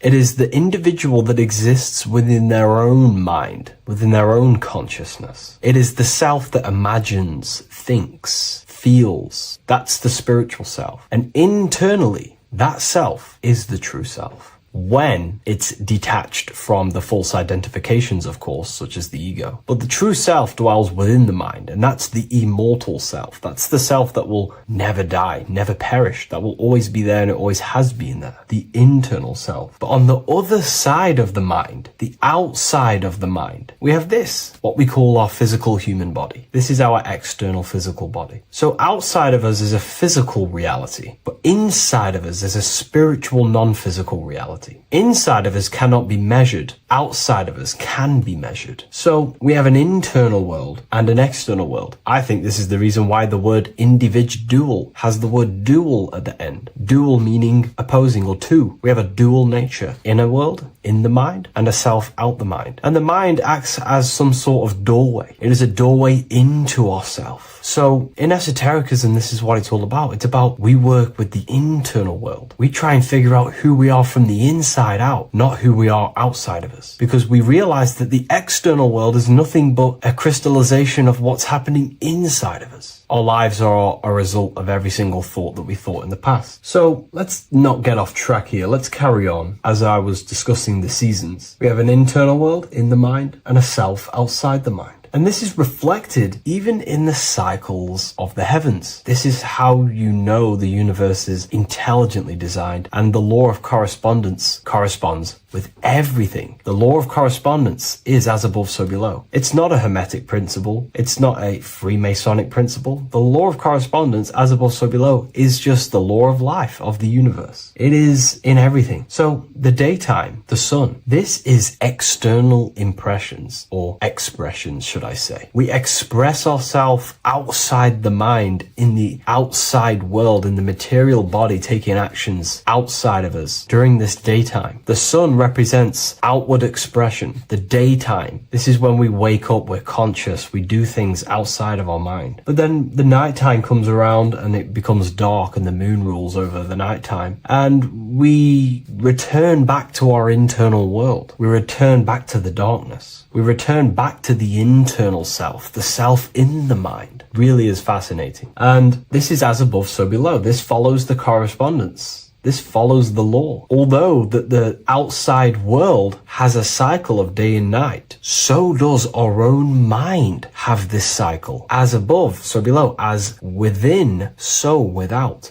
What's happening outside of us is also happening inside of us. The mind is also going in a cycle. Because in the daytime, the mind wakes up and we express things externally. But when the sun goes away and the electromagnetic rays of the sun are not very strong, our brainwave decreases, our body activity decreases. It slows down and we return to the internal self. The body switches off and we return to the internal self in the mind. We enter in the doorway of the mind and return to the internal, the spiritual self. And when the body is less active, this is when we are more connected to the internal world, our spiritual true self. So as above, so below corresponds with the day and night, the sun and the moon. The moon represents our internal world, the world inside our mind, the self inside the mind. And the sun represents the external self in the external world. So not only are these cycles happening in nature, the darkness outside of us when the sun goes away is the same darkness that we go within ourselves when we go to sleep. It's the same cycle. Our bodies are in the cycle of the external world also, as above, so below. But then we can even take this even further. This fractals down even further. If we look at the cycle of the yearly cycle of the sun, which is what we call the 12 zodiac signs, we notice that these 4 seasons seasons also take place in every single cycle of the day. So a yearly cycle can be seen as a big version of a daily cycle, or a daily cycle can be seen as a smaller version of a yearly cycle. For example, if we look at Aries, which is spring, this is when the sun springs everything back to life in the spring. This is when the crops start to spring up and start to grow again. But we could see that at 6 a.m. in the morning, when the sun rises and just cracks over the horizon and starts to bring light into our day. Aries is associated with the morning time also as spring. Morning time is a smaller version of spring. Then we look at the summertime. The summertime is midday, when the sun is at the top of the middle of the sky. This is when the sun is most powerful, most radiant in our day. This could be seen as the summertime. Then when the sun starts to set, this is associated with autumn. Autumn time is the sunset. Then the winter time is associated with the nighttime, the midnight, when everything's very dark. So a daily cycle is basically a smaller version of a yearly cycle. And just how I explained how the cycle of the sun outside of us also happens inside of us with our consciousness falling asleep when the sun goes away, is also happening to us on a yearly cycle also. So the daytime is associated with the summer and the nighttime is associated with the winter. The winter is like the inhale. The summer is like the exhale. It's the breath of the universe, just like how we breathe in and out of our lungs. Everything takes this rhythm and polarity, okay? So winter is associated with the self and the world inside of ourselves, inside of our mind, the spiritual self, the internal. Because the winter is when the sun's rays, electromagnetic rays, are not very powerful. And this decreases brainwave activity, making us more connected to our internal world, inside the mind. But the summer's the complete opposite. The summer is when the sun is very, very powerful. And the sun's powerful electromagnetic rays increase brain activity, making us more actionable in the physical world outside of our mind, in the external world. So summer is the daytime and winter is a big version of the nighttime. Vice versa. Just like how in the winter, we're more in the house. We're inside buildings because it's very cold outside. Animals hibernate. They go inside. They go into little places. They collect all their food and prepare for the winter. They go inside. They go in darkness to hibernate. So does our consciousness, our spirit, the self inside of our mind. We can use these cycles to our advantage, to evolve spiritually, to connect and be more balanced. You know, I've mentioned a lot of this inside the university to my members, to the family inside of there. We discussed this. We had a great discussion about this. And, you know, the live calls we have are priceless. The conversations you can have with someone when they're awake, you never forget them. You always have deep, meaningful conversations. And we discussed this deeply, and we were going into some interesting things about how we can use these types of changes in the seasons for our spiritual growth. We even discussed about spring and autumn and how they're associated with the different spiritual bodies that we have. But anyways, let's not get off track. Lucid dreaming, dreaming itself, and astral projections, I find are more easily accessible during the winter and the night times. Like I said, because the brain activity is decreased due to the sun being not powerful, we are more reconnected with the self inside the mind, the spiritual self, the immortal self. Wintertime is a great time to work on yourself, to start to gaining discipline, to meditating, to really working on the subconscious. Because spiritual work is harder than any physical labor. You really got to dig deep within yourself and be honest and true with yourselves. I think this is the reason why, you know, a lot of people convert to spirituality from religion. They come into spirituality and then they go back to religion because they realize spirituality is it's difficult. You have to be honest with yourself. You have to really face the traumas, the negative aspects of yourself, the dark side of yourself, and bring it to light and transform it. And that sort of work is a lot more difficult to do than any physical labor. So the winter time is the time that we go inside ourselves. We reflect a lot more. We need to work on ourselves, on our mind, on our negative habits, on our dark traits, on our things that we have been pushing away and not controlling. The winter time is that time we can really start to connect with the internal self, work on our imagination, imagination, work on our mental willpower, work on all of these things like lucid dreaming, astral projections, and purifying ourselves, removing any mental barriers, any negative belief systems that may be subconsciously holding us back. It's easier to access the subconscious in the nighttime and in the winter, especially the winter. That's why I made this video, because we're in autumn now. We're transitioning into the winter. So I thought I'd share this with you all. And it's important to understand that you are a microcosm of God. Like I said, the law of correspondence associates with everything in the universe, people. Everything. And that's the best thing with the law of correspondence. And I've been using this for the past 3 to 4 years, right? The law of correspondence has determined and filtered out so many lies that was given to me, that's given to you, that's given to everyone in the world. The law of correspondence is like a filter. If someone gives you a piece of information, for example, gravity, and it does not apply with the law of correspondence, then you know it's a lie, because it's a universal thing. What happens inside of me also happens outside of me. What happens in my astral world happens in my material world, more than likely. As above, so below corresponds with everything. The same structure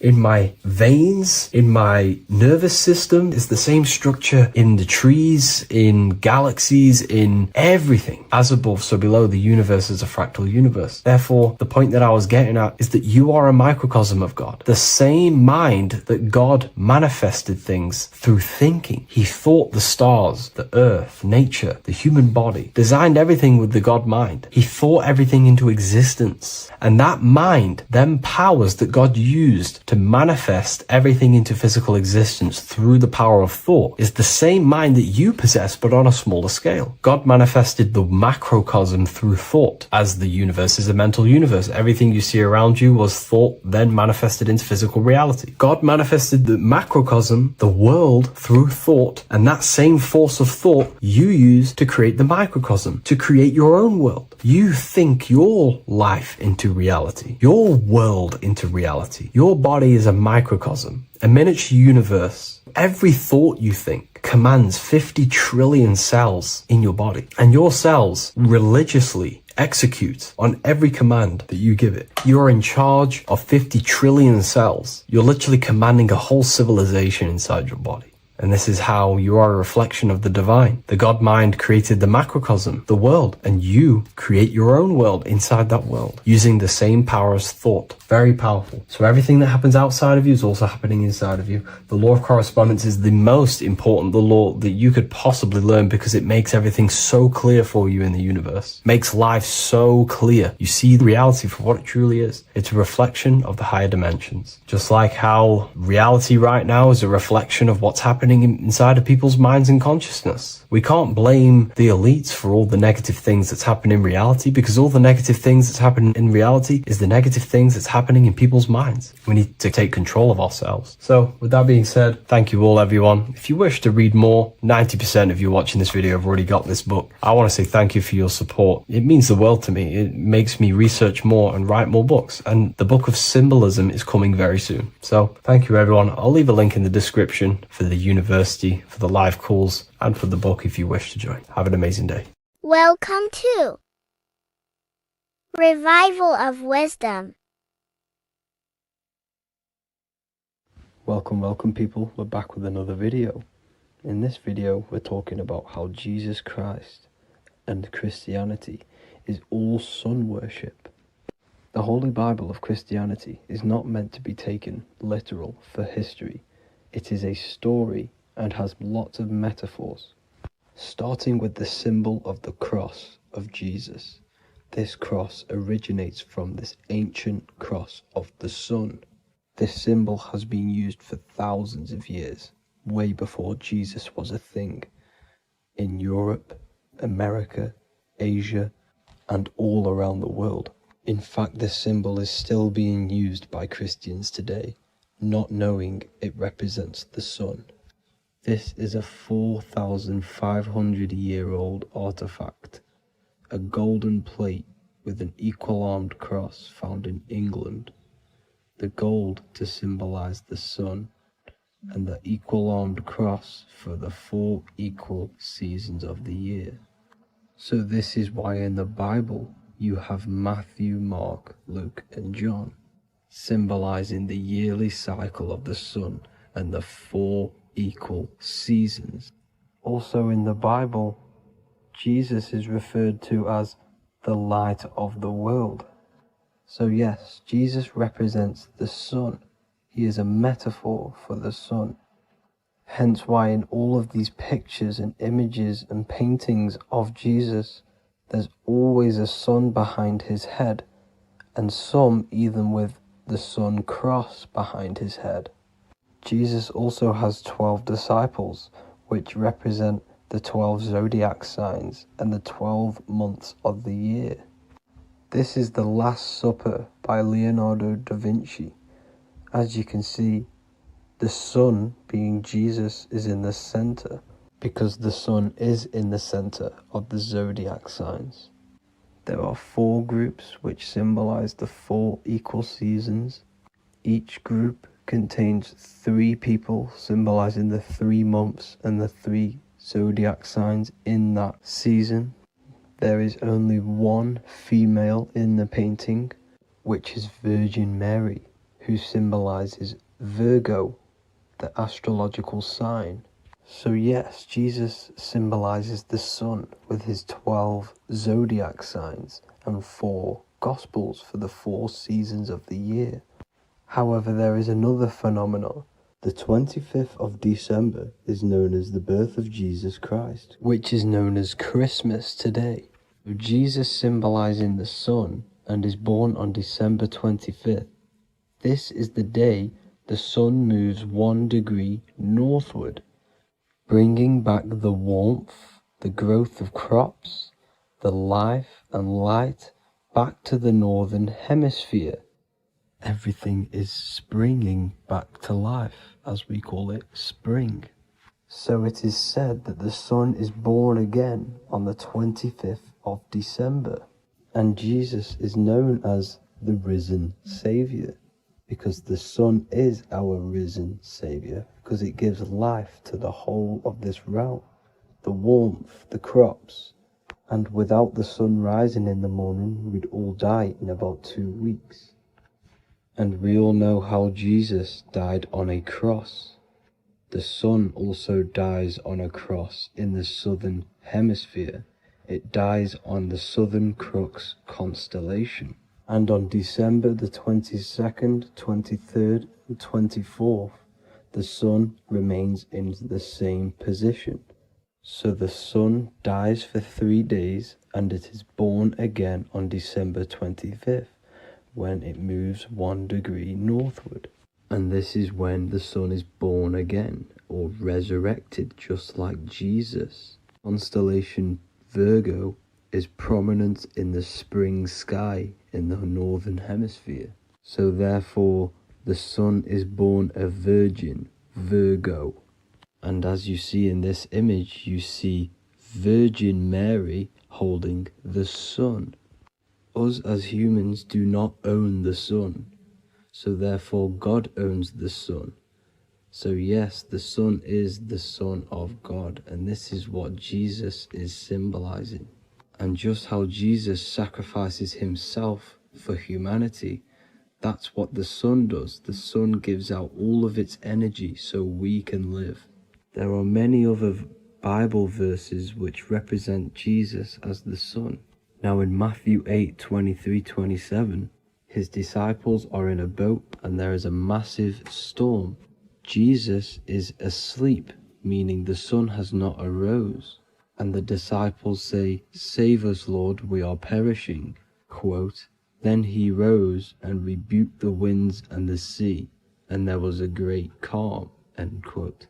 Now this is a metaphor for the sun rising and calming the storm, because in the ocean, when the sun is down, that's when there are great storms. The worship of celestial bodies go back thousands of years, and it's called astrotheology, and it can pretty much be traced back to all ancient civilizations. Now going back to the ancient Egyptians, the god Horus, the god of war, and he symbolized the sun in the morning. Ancients used to say that he walked over the sky in 12 steps. Yes, this could symbolize the 12 zodiac signs. It also symbolizes the 12 hours of daylight. So we have 12 hours of Horus, but now they've rearranged the word to hours. Horus and hours. And when the sun rises, Horus rises, we say horizon, which is Horus is rising. That's the etymology of horizon. Another Egyptian god called Amun-Ra was known as the god of all creation. He was the first god of them all. Amun was also a sun god.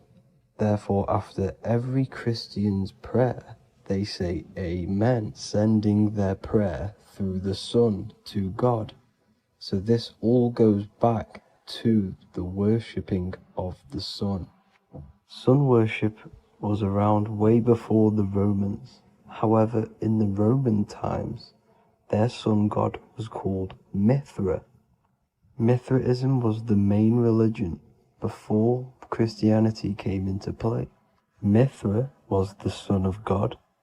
He died on a cross, and he was dead for 3 days and resurrected, just like Jesus. So the Catholic Church was not made in heaven. It was made by the Roman Empire. They mixed all the sun religions of Judaism, Mithraism, and other Arabic religions and combined it into one, so Caesar, the Roman emperor, could gain his own religion. So yes, Christianity was a political move to gain more control over the masses, because it was a worldwide government at this point in time. So here is a Sumerian helmet with the rising sun symbol. And then the Romans also used this rising sun symbol on their armor. So sun worship has been going on for thousands of years, and it still goes on today. However, with all the programming and the low IQs, today we do not get the full interpretation of the Bible and these stories from the past. And Christians and other religions are all brainwashed to not question their religion and not realize their true origins and where they come from. I do advise you all to do your own research and come to your own conclusions. However, I'm just pointing out the facts and connecting dots for you all to see. That's it for this video, guys and girls. Thank you all for tapping in. God bless.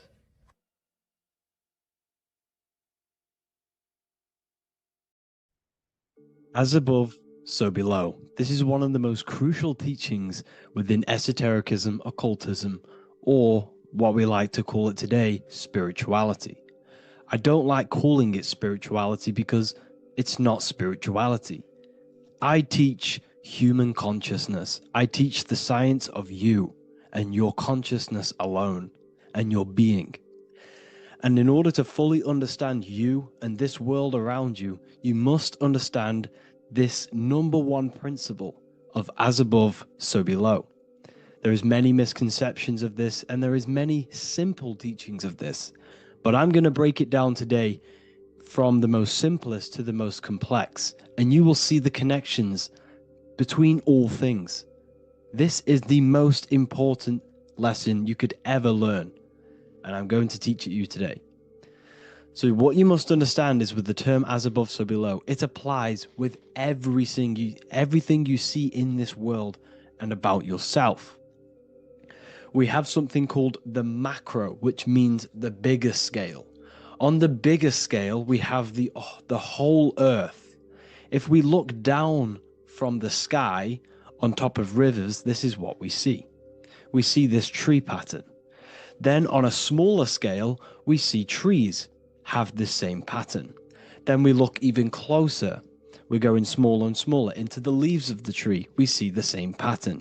Then we go even more micro into the human brain and look at the human brain cells, and we see the same pattern. This is proof this is a fractal universe, and everything is in the micro is reflected in the macro. As above, so below. As within, so without. On the macro is a reflection of the micro. So now that you understand this, we can go a bit further. A yearly cycle of spring, summer, fall, winter is a macro. A micro is a daily cycle. So a day is a mini year. The summer is the midday. Autumn is the evening. Night is the winter. And spring is the morning. This is a macro, a reflection. We have a miniature cycle of the zodiac every single day. And this cycle is also reflecting the cycle of life and death. We live, we are born, which is the spring. We live, which is the summer. We then age, which is the autumn. And then we die, which is the winter. And then we are reborn again. This is the cycle of life and death. And you do this every single day. You see, death is a macrocosm of sleep. This is why we say sleep is the cousin of death. Because you die every single night. You do this process of life and death every single day. As above, so below. What's in the micro is in the macro. So when you go to sleep, you are essentially dying. And then in the morning when you wake up, you are then born again. This is a fractal cycle that we live in. Everything in this whole world is fractal. Everything applies to as above, so below. We have the sun, we have the moon, we have the day, we have the night. We have the life, we have the death. We have the conscious, we have sleep. As above, so below. We have the conscious mind, because now we're diving into as within, so without. As above, so below more refers to the external world. As within, so without is referring to your inner world and the outer world. What you must understand is about yourself. You exist in two realms. You're an individual. The dual nature of you. You exist in two realms at once. You have an inner world of your thought, emotion. This is the inner world that no one else can see but yourself. And you have an outer world with a physical body which everyone can see. So you exist in two worlds. You have the inner voice, you have the outer physical voice, which I'm speaking to you with now. But I also have an inner voice, which no one can hear, only but me. So you exist in the light and you exist in the darkness. The sun represents your external self, your physical conscious mind. The moon represents your shadow self, the inner self, the psyche self, the spirit self. There is an as above, so below. The sun is within you. The moon is within you. Everything is within you. Now that you understand as above, so below, what is your body? Your body is a miniature earth. Let me repeat, your body is an earth. Your body is the earth. Okay? Because like I say many times in all of my videos, you are not in the world. The world is you. You are the universe. Your brain is a computer creating this reality. What you see with your eyes is produced in the back of the brain called the visual cortex. You don't look into the world, the brain produces the world. The body produces the world. When you touch something, you're not actually touching something. This is the electrical nervous system. When you touch something, what you feel is actually electrical signals on your nervous system reporting back to your brain. Therefore, when this body dies, you leave the earth because this body is the earth. Okay? As above, so below. You have the mental plane, the astral plane, the etheric plane, and the physical plane. This is essential for understanding reality and the teaching of as above, so below. Everything in this material plane began in the thinking mind. For example, the microphone I'm speaking into, the phone you're watching this video off, or the laptop or iPad. Where did this begin? It didn't begin in the factory. The first ever place this item begun was in the mind of an individual. The invisible realms of mind is where all physical things and physical items begun. Essentially, this physical plane is the effect of the thinking mind. This world is the world of effect. It's the world of outcomes. When you see something, it is already manifest. It is already being manifested. It is an effect. And in the effect of the cause, which is the thinking mind. Therefore, the mind creates thoughts, which is the mental plane. Then after thoughts creates imagination, which is the astral plane. These two are spiritual. They are non-physical. So spirit kind of means non-physical.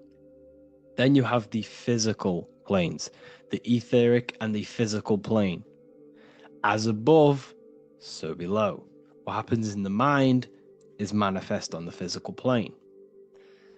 Like I said, the phone that you are holding, it was a thought, and then it brought down into a physical reality. As above, so below. You change the mind, you change your reality. Your environment, the word environment has ment in it because your environment is mental. So now that you understand this, so what is the world around you? The world around you was created by the mind of God. It was manifested through God's thought. So you are living in the mind of God. You are a thought in the mind of God. God thought you into existence. But like I said, we are all fractals. Everything is fractal. If God exists, this means that you are God. As above, so below. God created you through the thinking mind, and he gave you a thinking mind. So God created the macrocosm. God created the macro, the whole world. He designed the whole world, the sun, the stars, the moving. He designed this. But then he gave you the thinking mind to design your own life and create your own life in his world. You are a microcosm of God's macrocosm. Just like God thought you into existence and the whole world into existence, you are a microcosm thinking your world, your reality into existence. You see this now? Everything is a reflection. Everything is a mirror. Everything is fractal. So in order for you to change your reality, you must change these higher planes. Your thought and imagination are the two key aspects of creating physical reality. Every object you see around you was begun in these higher planes of the non-physical, and they were brought out of spirit into physical matter through the thinking mind and physical action. So now we're going to get a bit deeper. The brain is not the mind. Now that you understand, we have spirit and matter. As above, so below. You have a non-physical side of reality and a physical side of reality. The mind is the spiritual brain.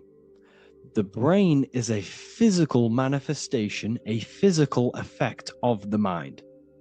The mind uses the brain to operate in the physical world, and it's the same with the heart. The soul manifests itself physically through the heart. The heart is a physical manifestation of the soul, of the emotion, thought and emotion, the mind and the soul, the brain and the heart, heaven and earth. So you have the inner world and the outer world, the spiritual, non-physical, and the physical. So we are all on this process of awakening, an expansion of our minds into new fields of thought, into new fields of awakening ourselves. Because essentially we are born into this world, but you are born many, many times. You can be born physically and you can be born spiritually. Like I said, everything is fractal. So just like when the baby finds out that there is a world outside of its mother, what does the baby do? The baby seeks a way out of its mother, and then the baby is now born into a new world, a world outside of its mother's womb. It's the same with you and your spiritual process. As your mind becomes aware that there are other realities beyond your physical body, it then seeks a way out. And this is why you are probably watching my YouTube, because you are now on the path. Something within you has guided you to this path of knowledge, truth, enlightenment, and expanding your consciousness. And it is your soul who brought you here. Your soul speaks through emotion, like guidance. Emotion is the language of the soul. When you feel very bad, this is your soul telling you you're not in the right place. You're doing the wrong things. Because the soul is always unfolding its purpose, which is expansion and learning. That is it. The mastery of the self and the learning of the mind is the only thing that counts in the end after this life. So you are on a journey of expansion, of learning, creating, and spiritual rebirth. As above, so below. What does this body tell you? When I see someone overweight, I don't see the overweight. I don't see the body. I see the mind. I see an undisciplined mind. I see a mind that lacks self-control. I see a mind that seeks external validation. That's what I see when I see an overweight person. I don't see his body. I see the result of his mind. Because what does the Bible tell you? You shall know them by their fruits. It's the same saying as above, so below. You shall know them by their fruit. The fruit is their manifestation. Your body is a direct correlation and manifestation of your mind.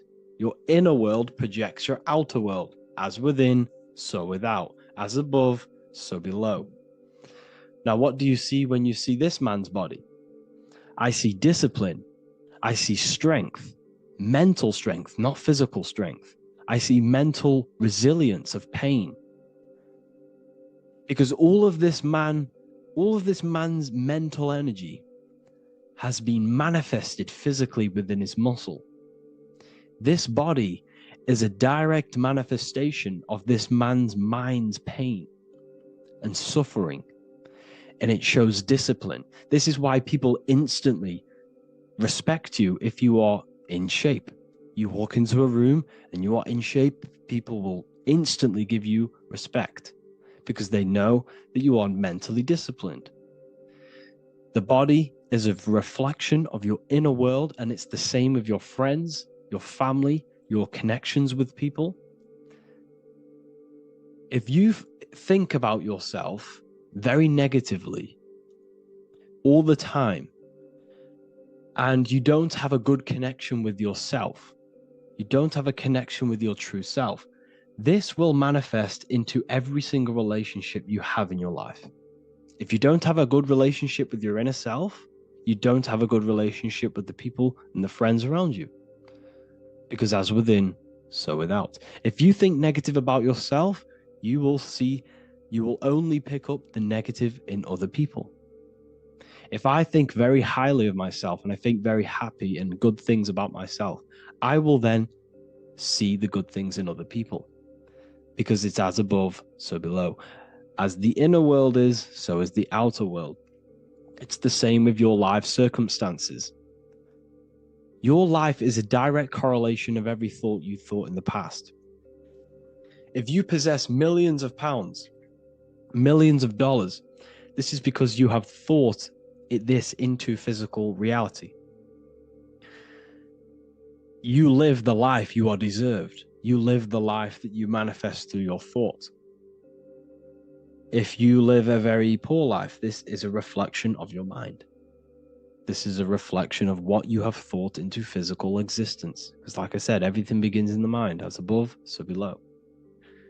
And this is even present within the body. So where is the head? The head is at the very top of the body. And where does all manifestation begin? In the mind. That's where the mind is, in the head. And then the thoughts we think travel down the body into the heart, which is the emotion. Every thought we think is in the emotion. Every thought we think creates an emotion. This emotion then drives the action. Where does the action come from? The feet, because the feet move our body. We move with our feet to take action. Our hands. You see, so the body is even a micro reflection. I can't even say it. Reflection of the order of manifestation. This blew my mind when I figured this out. You see, the head, the thoughts begin here. This is the beginning of all manifestation. Then it comes down to the heart. This is the emotion. Then you take the action. The thought and emotion then sparks the action, which is taken with the hands and the feet. And where's the lowest point on the body? The feet, and that's touching the physical earth. So the head is where the thought is, the non-physical, and the lowest point on the body, which is touching the physical earth. So the head represents spirit, the feet represent matter, spirit and matter. Your room, if I walk into your room and I see a messy room, I don't see the room, I see a messy mind. The room is a reflection of the mind. If you have a messy room, this is your mind. It's an externalization of your unsorted mind, undisciplined mind. So like I said, we are all God, and we must find the God self within us. And I teach all of this inside the Book of Wisdom, Volume 2. This is not just a book, this is a revolution. This is the beginning of a new age with this book. If you have read it, I congratulate you. You should feel very proud of yourself if you have an open mind. You should feel proud of yourself for watching these videos, because not many people have an open mind. Remember this, people. You are special if you're watching these videos. You have the mind. You have the ability to see through the illusion. And I take my hat off to you. You want to take this to the next step? Read the book. Or if you want to take it to the serious levels, join the university. The university, you gain access to every piece of my material that I've ever done, all of my books, all of my lectures that are hidden from YouTube, that are hidden from everywhere else, the lectures that give you real power. And if you feel alone on this journey, we have a conscious community where you can connect with like-minded individuals, because I've been there. I've been there when you feel lonely, because you feel like no one else is thinking the way you are feeling. You can't talk to people about these things because people just think you're crazy. That's why I put together this, so we can connect, so we can unite, so you can connect with people, so you don't feel crazy about thinking about this stuff, learning about this stuff. And if you truly want to level up your life, people, and take your studies serious, this is for you. We do live calls, we do lectures. There's a whole library filled with books you can read. It's the perfect place for the truth seeker. I thank you all for joining. Please leave a like, a comment, a subscribe. Let me know any future videos you want me to make in the comments. Thank you all. Have an amazing day.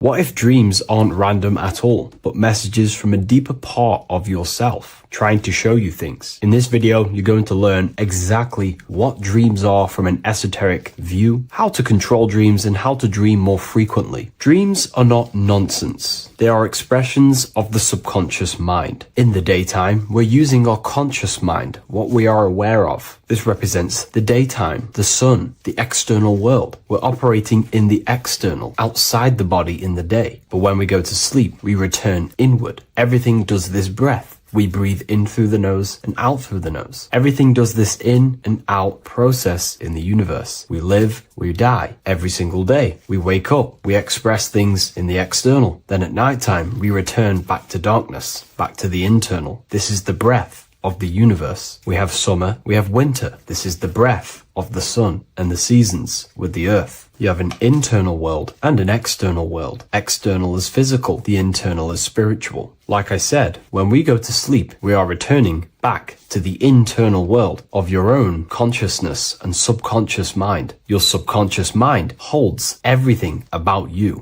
your memories, your traumas, everything you've ever learnt, your language, your name, your job. Everything you identify with is stored within this vast network of the subconscious mind. It is your own personal consciousness. Therefore, when we dream, we return back to the subconscious mind, and we are in fact thinking, but in a subconscious way. The subconscious does not speak the same language as the conscious mind. The conscious mind uses language, thoughts, and all things that are very logical and very easy to understand. The subconscious is the complete opposite. It is very indirect, metaphorical, and symbolic. The subconscious communicates and works in symbols. Ultimately, symbolism is the language of consciousness. This is why in occultism and esotericism, it is filled with occult symbols, because symbols are used to communicate directly with the consciousness within the subconscious mind, and the subconscious mind is ultimately connected to the collective consciousness. We are all connected and tapping into the mental plane, where we receive thoughts, ideas, depending on what we attune our mind to. That's why we call it a mindset. But getting back on topic, the subconscious mind is your own personal network. It is like a net, an interconnected web of your thoughts, memories, traumas, emotional blockages, and all the things you identify with and have experienced in your life is stored within this network. It can be seen as a web. One example of the subconscious mind using symbolism is this next story I can tell you. Let's say I was in a very traumatic car crash as a young child. I experienced a lot of emotional trauma in that car, and that deeply impressed my subconscious mind with that trauma of emotion that I felt. Therefore, every time I see a car in my external world, that car is now a symbol that represents the state of consciousness I was feeling in that particular time of the traumatic car crash. The car is a symbol for a state of consciousness within my subconscious mind. Just like when you see a word, that word triggers what you believe that word to be in your subconscious mind. Symbols are the language of the subconsciousness. Therefore, when we dream, we are basically seeing symbols of our own personal subconscious mind. Our higher mind, which is basically our subconscious, the higher version of you that exists beyond your human thinking mind, communicates using symbolism. The higher mind does not speak human thoughts, human language. It speaks the language of symbolism. Therefore, when we dream, every event, every person, everything that happens, and everything you see is your own personal subconscious mind materializing within the plane of the astral plane. This is a dimension that sits just above the physical world that everything is pulled out of. For example, look around you. Everything you see around you was thought, then imagined. Imagination is the astral plane, and this astral plane sits above the physical world. As above, so below.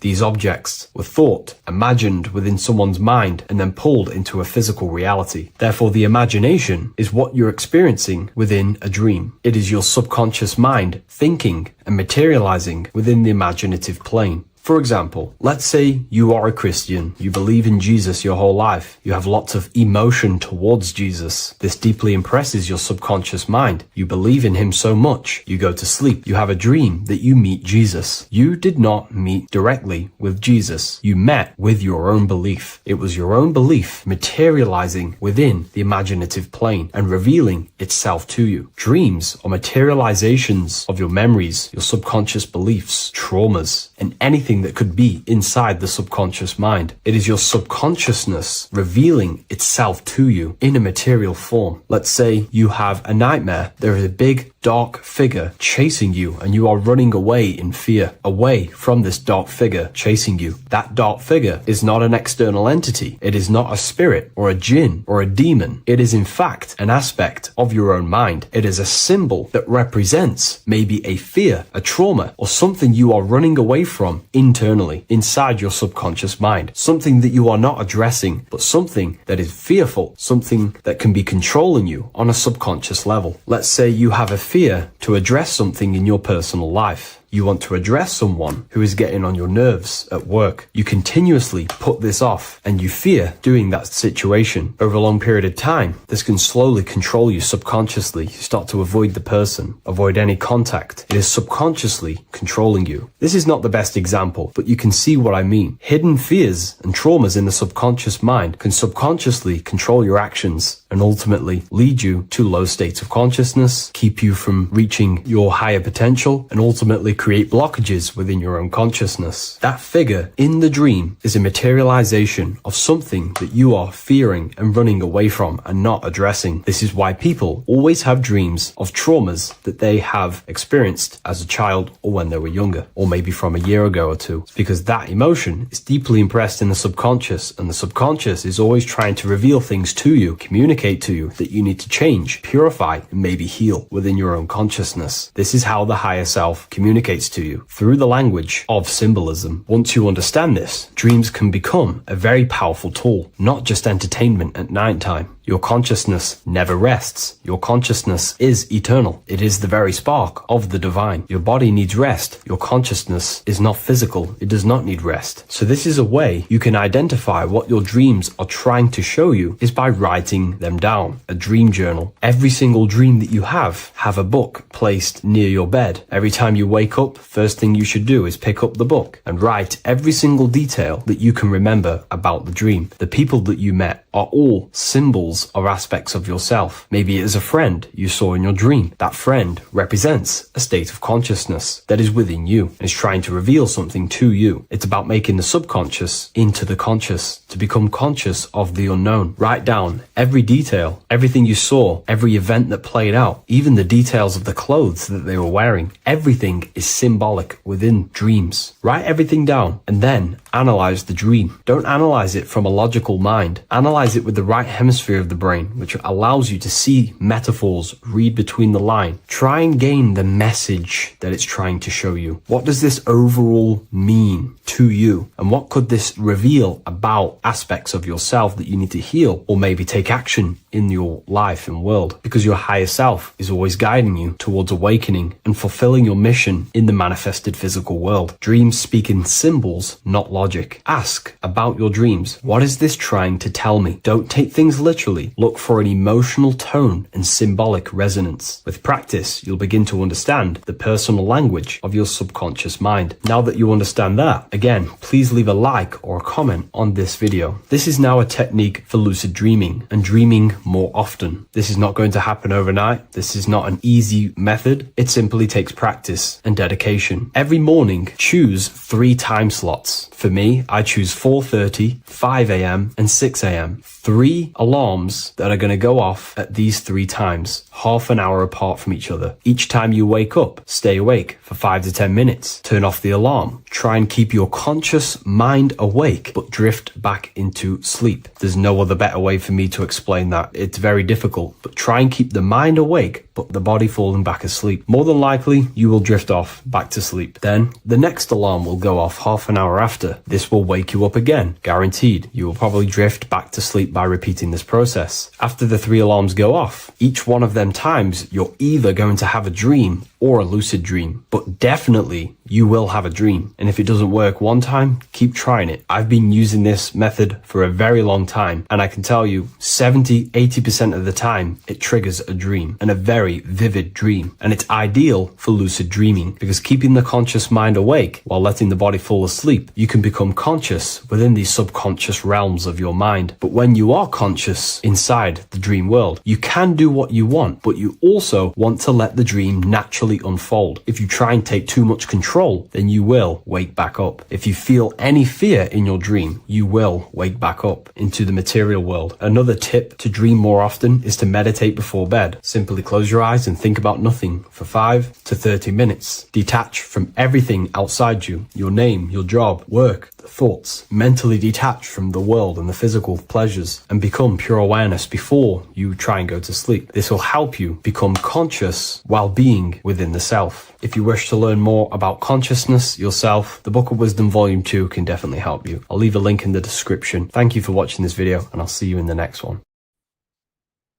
Hello and welcome to another lecture from Harry B. Joseph, also known as Revival of Wisdom. the author of the Book of Wisdom series from revivalofwisdom.com. In this lecture, you will learn how to decode Freemasonic symbolism, gain a deeper understanding of yourself, expand your awareness of consciousness and reality, and receive guidance to navigate life with greater clarity. So today we're going to be breaking down this particular piece of artwork, this Freemasonic artwork, and how this relates to you and reaching a higher consciousness. Ultimately, this is what it's about, okay? Freemasonry is considered a craft, and this craft is crafting a better brain and heart, crafting a higher consciousness, crafting a better self. Why? So we can operate in the world at a higher degree, operate in the world more efficiently, live a better experience in the world, and getting to know thyself, okay? So we're going to start from bottom to top because this is important. Every placement of this symbolism is on purpose, has meaning, especially the placements of the symbols, okay? So we're going to start from the very bottom of the artwork, which represents lower down. When we're looking at symbolism, especially occult symbolism, that's what the word occult means. The word occult means hidden, hidden from the eyes. It has its roots in the word oculus. I'm pretty sure that's Latin, which means eye. So the word occult comes from oculus, which means eye.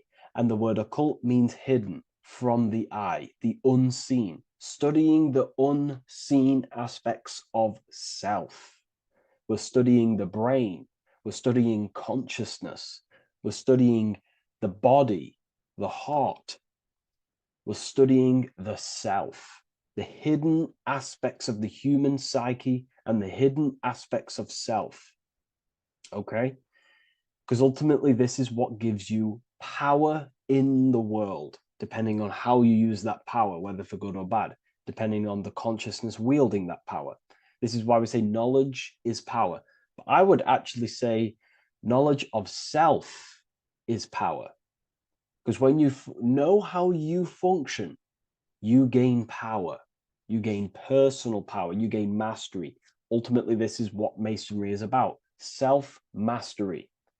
Crafting a higher consciousness. So at the very bottom of this artwork, we have a checkered board with a coffin.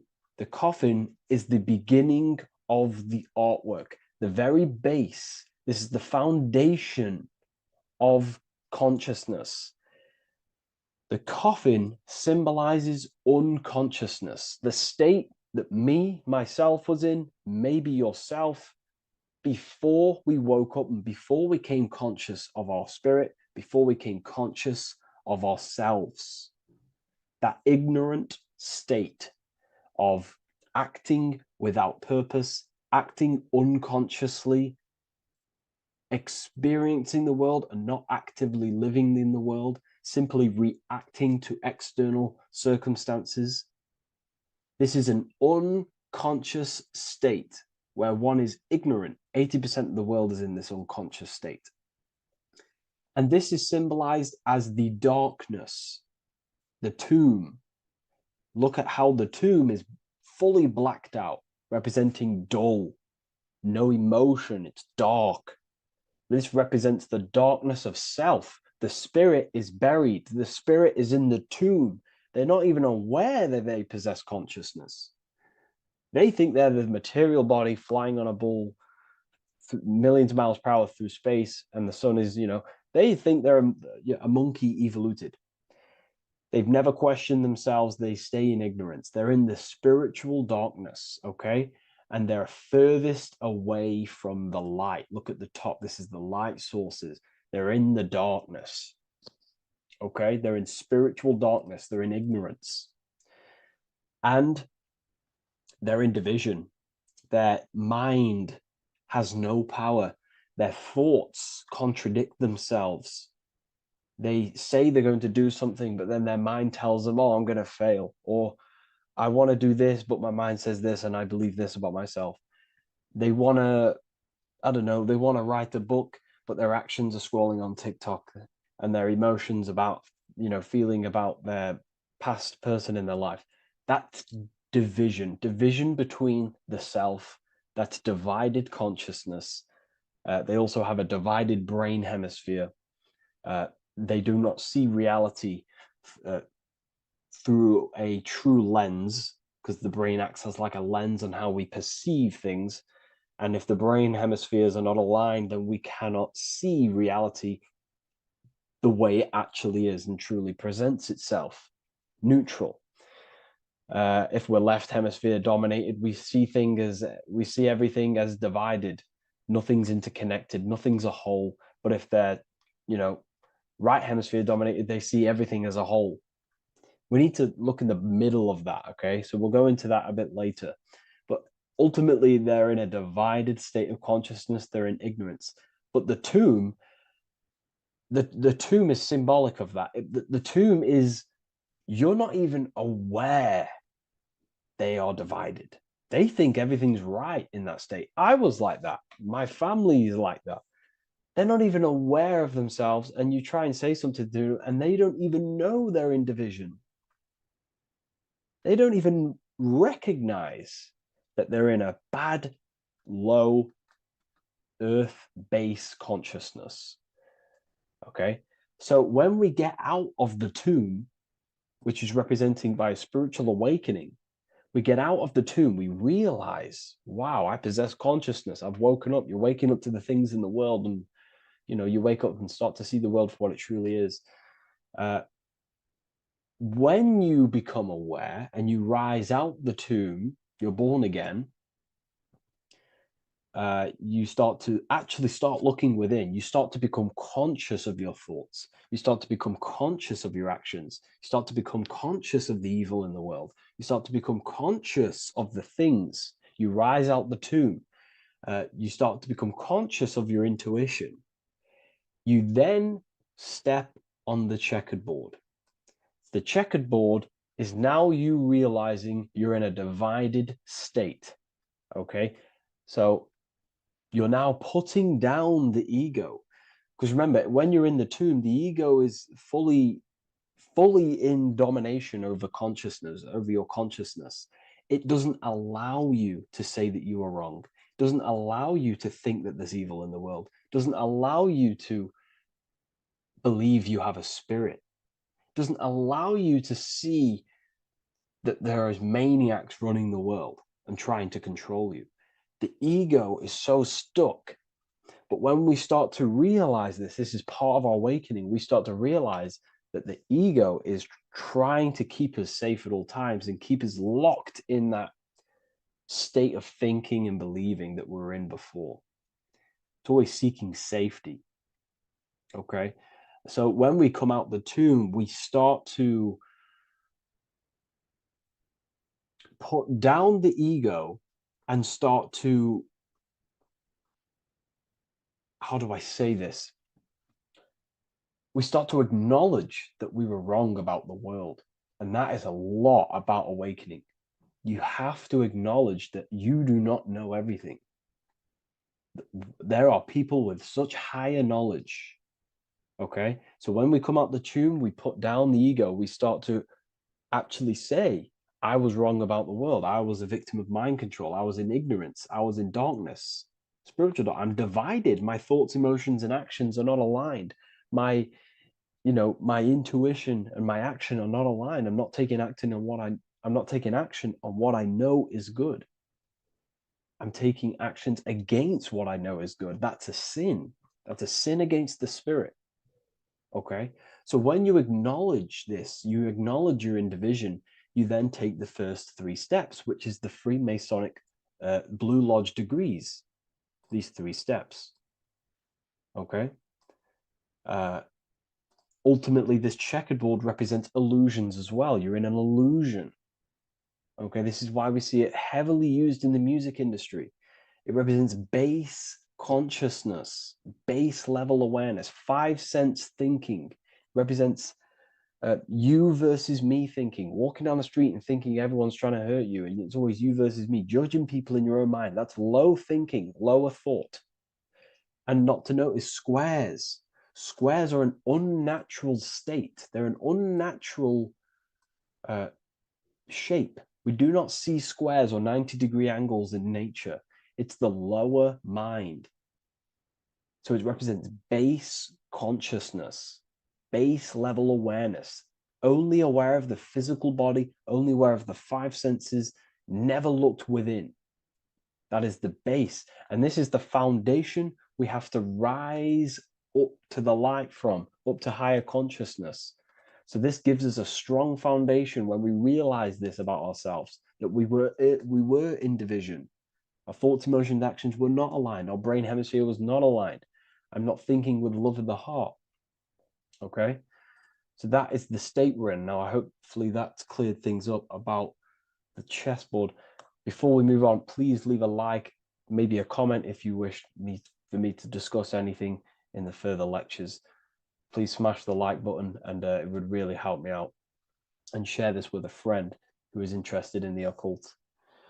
Okay, so the steps are the first steps of the Freemasonic degree, the 3 Blue Lodge degrees. Now, this can be represented as the number 3, a very powerful number, a very symbolic number. Number 3 is the 3 expressions of consciousness. How do we express consciousness? How does consciousness express itself? Well, there are 3 ways. We think, consciousness thinks, consciousness feels, and consciousness acts. They are the 3 expressions that we express our awareness and consciousness. So we're looking at thought, emotion, action. We're also looking at the 3 brains: the reptilian brainstem, the mammal limbic brain, and the neocortex. The reptilian brain governs basic functions of the human body: breathing, surviving, scanning the environment for threats, automatic responses, eating, scanning for food, base consciousness. That's the reptilian brain. That's what most people operate their lives in, including myself before I woke up. I'm not trying to sound big-headed, but this is the truth. Ignore my tone of voice, ignore my voice, focus on the words I'm saying. If you're judging, that means you have divided thinking. It's always you versus me. So we need to get out of that thinking of you versus me all the time. That's lower consciousness. That's animal thinking. That's earth thinking. We're unified. We need to reach a higher consciousness and do not waste our mind's potential on low-level earth divided thinking. Okay? So we're looking at the reptilian brain, the mammal brain, and the neocortex. Now, the neocortex is ultimately what makes us human. It allows consciousness to operate on a higher degree, okay? This is what makes you human, the neocortex. The neocortex. The reptilian brain, like I just said, governs natural survival instincts and the respiratory system, things along them lines of basic awareness, basic functions to operate and survive in the world, in the physical plane. And the neocortex is what allows us to critically think. Okay, it's what allows us to be human, be aware of ourselves. Okay, not. I don't think animals have neocortexes. Don't quote on me on that, but this is the part of the brain that makes us human, and it allows us to think deeply, to create masterpieces like we can. Humans have massive potential in creation. Look at the world we live in. This is because of the neocortex. It allows us to critically think and self-reflect. Now, when we start to operate from higher thought, we start to think with higher thoughts, the higher parts of the mental dimension, we ultimately start using this brain more. We start functioning from the higher brain. Now, this is why Neo from the Matrix is called Neo, because he uses he was in the reptilian brain. If you watch the film The Matrix, if you notice, he gets plugged out of the Matrix and he's plugged in on the back of his neck into the brainstem. And when he's plugged out, his name's Neo, which is neocortex, using the higher brain. It's what awakens the self. It allows consciousness to function on a higher degree compared to animals. Okay. So we're looking at thought, emotion, action. We're becoming conscious of thought, emotion, action. Becoming conscious. What am I thinking? What am I feeling? And what am I acting in the world? And what can I do to master these? To operate more efficiently in the world? How can I use these towards higher consciousness and use these actions, these thoughts, emotions, actions to reach a higher state of awareness of self? So when you go through the first 3 degrees, you enter the doorway. Now, this is symbolic of a doorway. Now, looking at this with a right hemisphere dominated view, you would see a doorway, right? The right hemisphere sees this as a holistic doorway, right? You see a door, you're gonna, you enter the stairs, you go through the door, right? But at the left hemisphere is now going to dissect and analyze each individual little part of this, right? So the right hemisphere sees the trees, the left hemisphere sees the woods. So to dissect this down on a right hemisphere, going back to the right hemisphere, we're entering the door. The door is symbolic of entering the unknown. You're entering a higher consciousness. You're entering the door. You're going beyond. See, this is the earth here in the background. This is the darkness. The darkness represents the abyss, the unknown. You're entering in the self. Okay? This door represents entering in the self, questioning internally. Most of us think externally. We have to, obviously, to operate in the world, but we never give time to think and question and reflect internally. What do I mean? Closing the eyes and questioning the self. Who am I? Where am I from? What's the voice in my head? If the voice in my head stopped using the language that I speak, what is it then? It's about going within, into the darkness, what you cannot see, and finding the light. Okay? It's about entering within the self. This is a doorway to higher knowledge, higher consciousness, higher self, and really digging deep for what you truly are beyond your human form. Okay?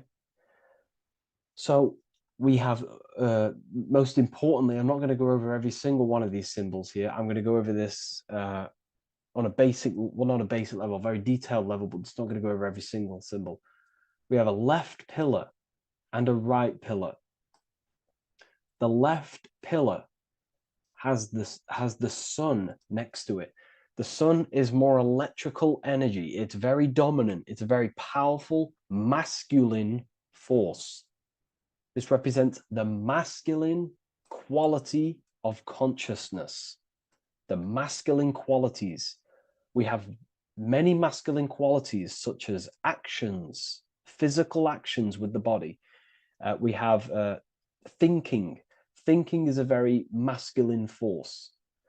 We have the left brain, analyzing brain, the brain that's very logical, that's trying to figure things out. That's the masculine pillar. Okay? So this is the masculine qualities of consciousness. It also represents what we can see, the sun. The sun allows us to see, to visually see in the world. So the sun represents the external world, the world outside the self. When we close our eyes, we have a self, an internal dialogue, an inner voice. We have an inner world, outer world. This represents the world we take physical action in, the material external world outside you. Okay? the world we can see. And then on the right pillar, we have the moon, which is associated with feminine qualities of consciousness. Now, the moon is in the night, what we cannot see. The moon is the nighttime. The darkness symbolizes what we can't see. So it's representing the internal world, the world of the self, the immortal world. Okay? The self in the mind is immortal. When you close your mind, you go in the mind, that self inside you is immortal. In the mind, you are immortal. Outside the mind, you are mortal. You will die. This body will die. Okay? So this is representing the internal world on a holistic understanding.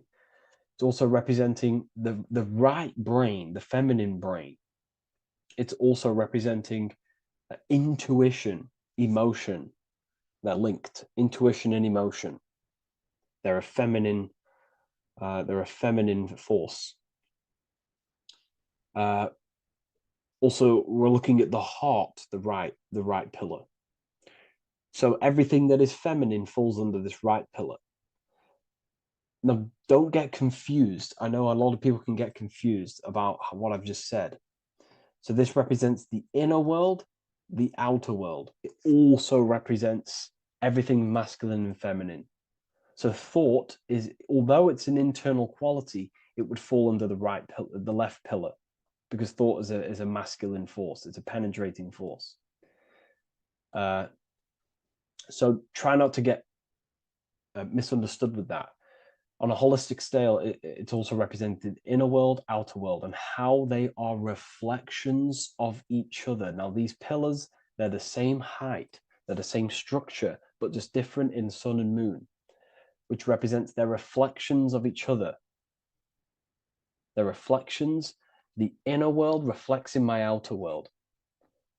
My external world, what I see outside of me, is a reflection of my thoughts and my internal world.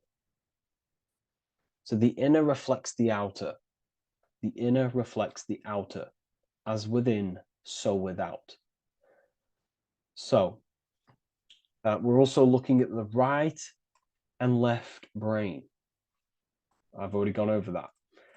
So what we need to do is build the bridge between the two to reach higher awareness of self. Because ultimately, remember, we're still divided. We came from the checkerboard, we entered up here, we've just entered within the self, started questioning the self. We're still divided. We need to build the bridge. And this is what they're crafting in Freemasonry. The bridge, the arc, the agreement, the great work. This is the crafting of aligning the left and right brain. We're also aligning intuition, feminine, with the actions.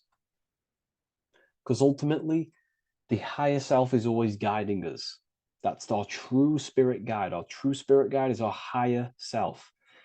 And the higher self ultimately exists in a higher dimension. This is going to sound crazy to some people, okay?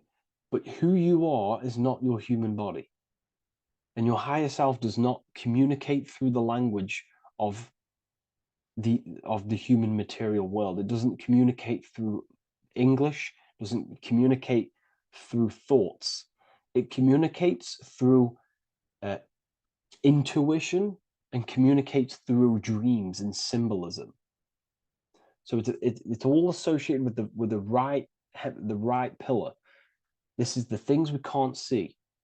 The higher self is always guiding us to awakening and to our purpose on the earth. Okay, so this left pillar also can symbolize what we're born into the world with, our circumstances, our external world. What are we born into? You know, our family, our current financial situation, where you're located in the world. So it's also symbolizing this. It's also symbolizing the qualities you bring here, the natural abilities you have when you're born, and what we need to do with our environment to ultimately reach a higher consciousness and reach our and transmute our environment we're born into to realize who we were and why we came here. Okay, so we need to build the bridge between intuition and action, and always take action on what we know and feeling is right at all times. That's unity consciousness. And when we do this, we gain the light. We gain more light, symbolic of more information of the self. Because the higher self is always guiding. It's always watching over. And it's always trying to give us knowledge of awakening, of why we came here. And when we take action on what we know and feel is right at all times, it's like a domino effect and a stepping stone that pushes you closer and closer towards your life purpose. Okay? We're also aligning the right and left brain to perceive the world in truth, to see the world in its true form, to see the world in what it actually is, instead of any distorted left or right hemisphere dominated beliefs or thoughts. We ultimately do that by acknowledging that, yes, you have a self, you have, the left brain is more ego, this like divided thinking, everything's separate, and the right hemisphere is more holistic. So we need to see the world in the middle of this, in the middle, acknowledging the self and acknowledging the collective consciousness, and how my thoughts, emotions, actions contributing towards myself and the collective. We always need to keep the collective in mind. Why?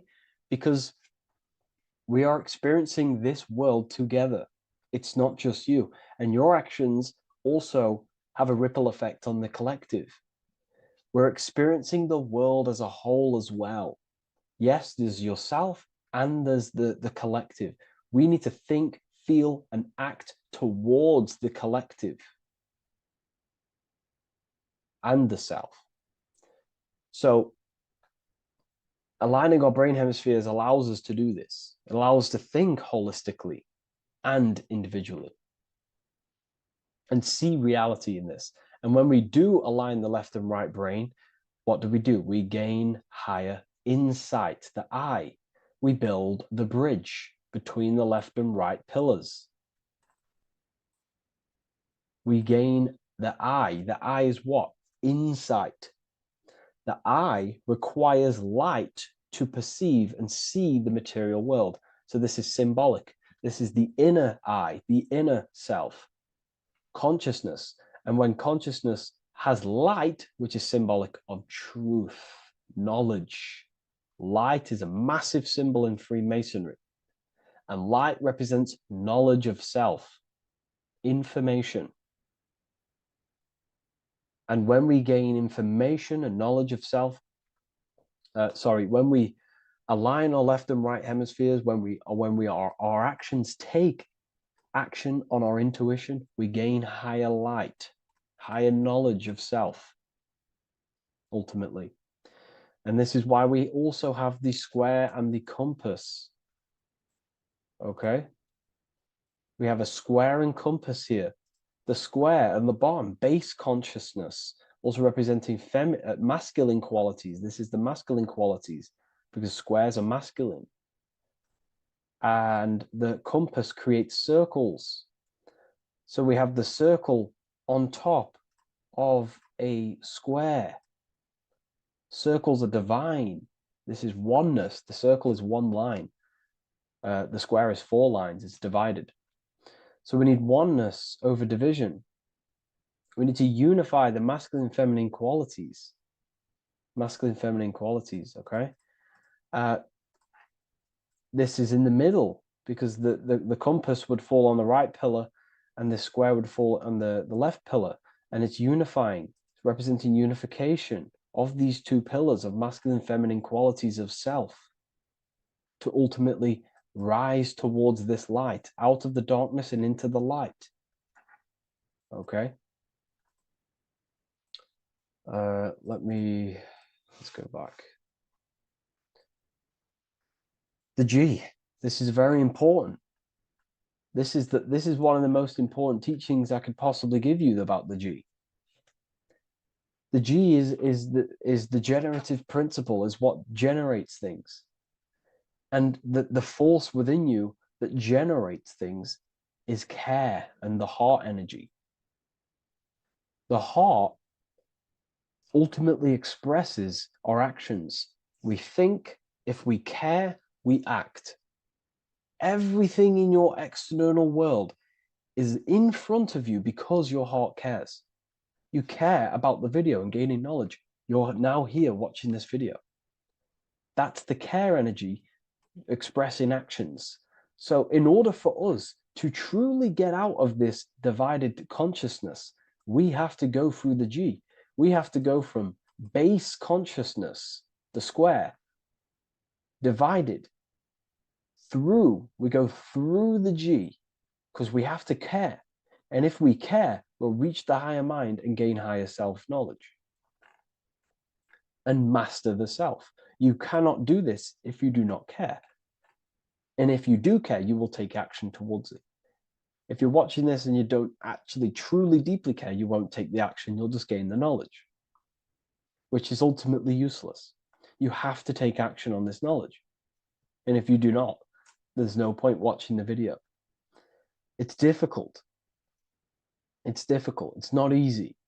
And things, throw us off our path sometimes. I understand.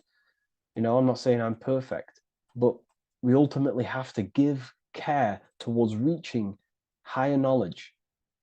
Seek and you shall find. If you have the care about reaching higher knowledge of self, you will seek it and you will take actions towards it. Okay. We see this everywhere, and I mean everywhere. The Temple of Solomon has the two pillars, Jachin and Boaz pillars, feminine and masculine qualities. Sol, O, Mon. Sol is sun, Mon is moon. It's building the temple, which is the temple is the inner self, ultimately. It's symbolic. The temple's not a real place. The temple of self, building the Temple of Solomon and reconstructing the Temple of Solomon, is about reconstructing the self through masculine and feminine qualities. We see it everywhere. And this is very symbolic, like very symbolic. We have the two pillars, we have building the bridge, and we have a stairway that goes to what you can't see, because it's going to the unknown. You have to have faith. Okay? What I'm about to say is very important. You don't know what higher consciousness is, okay, until you get a little bit higher. This is hard to explain, but I didn't know what everyone talks about, what higher consciousness is. I can't give you my higher consciousness. It doesn't work like that. You have to enter in and go within and have faith, going into the unknown, because you're ultimately going into something you do not understand. Higher consciousness, I cannot give it you. You have to enter the door and take action and think, feel, and act towards it, and you will go to the place, and then you will understand what higher consciousness is. Ultimately, what higher consciousness is higher knowledge and understanding of self, what you actually are. Okay, that is what's being symbolized here. It's again in the Masonic art. We have the darkness. We have to have faith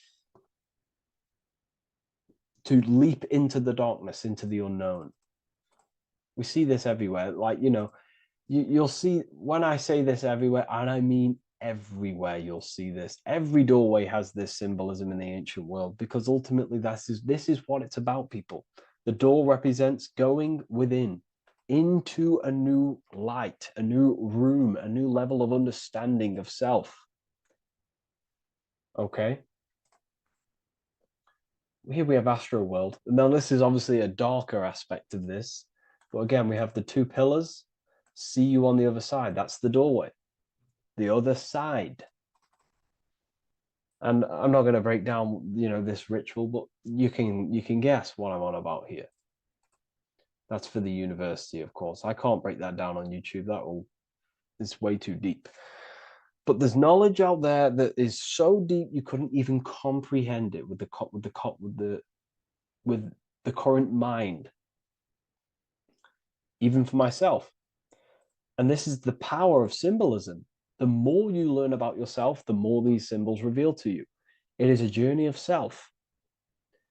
And I can't give you these understandings. You have to go within and question and meditate on these symbols yourself, and have thinking exercises of meditating on a symbol and seeing what your mind does with the symbol, what it lets you think about that symbol, and you'll unlock deeper meanings.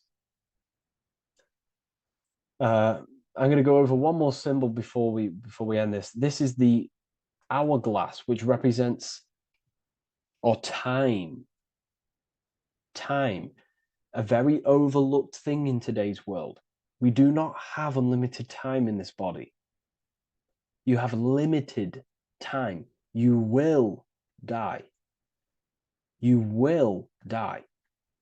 You have limited time in the external world. This is why it's on the left pillar, located on the left side, the external world.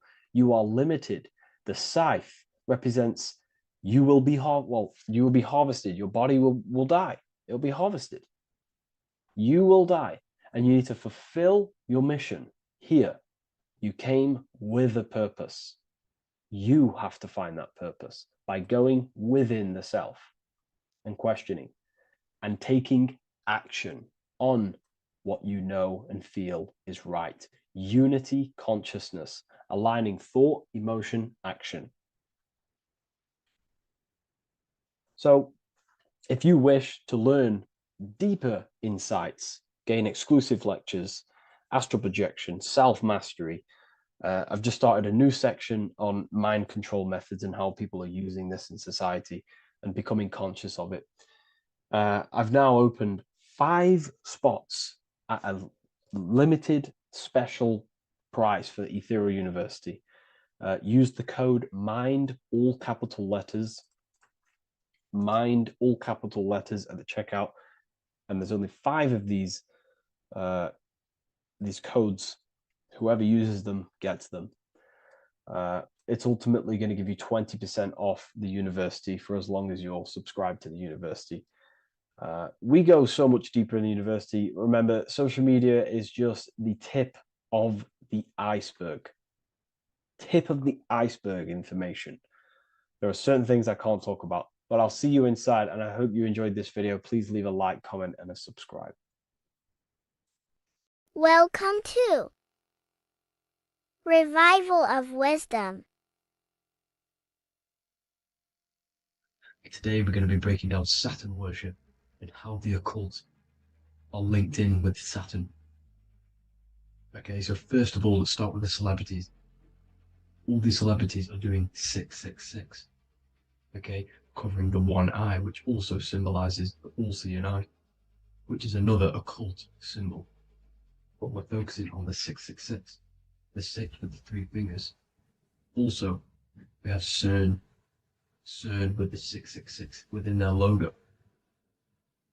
Also Disney, okay, as you can see here, 666 within their logo. Pepsi, Coca-Cola, and even Cadbury's.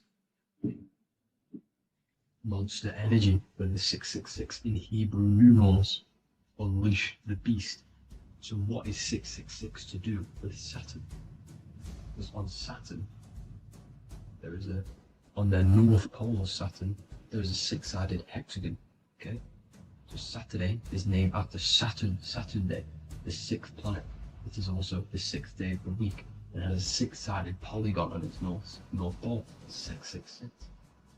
Not only that, when you create a star out of the hexagon, you will create a 6-pointed star, okay, with 6 triangles within the star and a 6-sided hexagon, which all adds up to 666. Okay, so this is why all these symbols contain 666.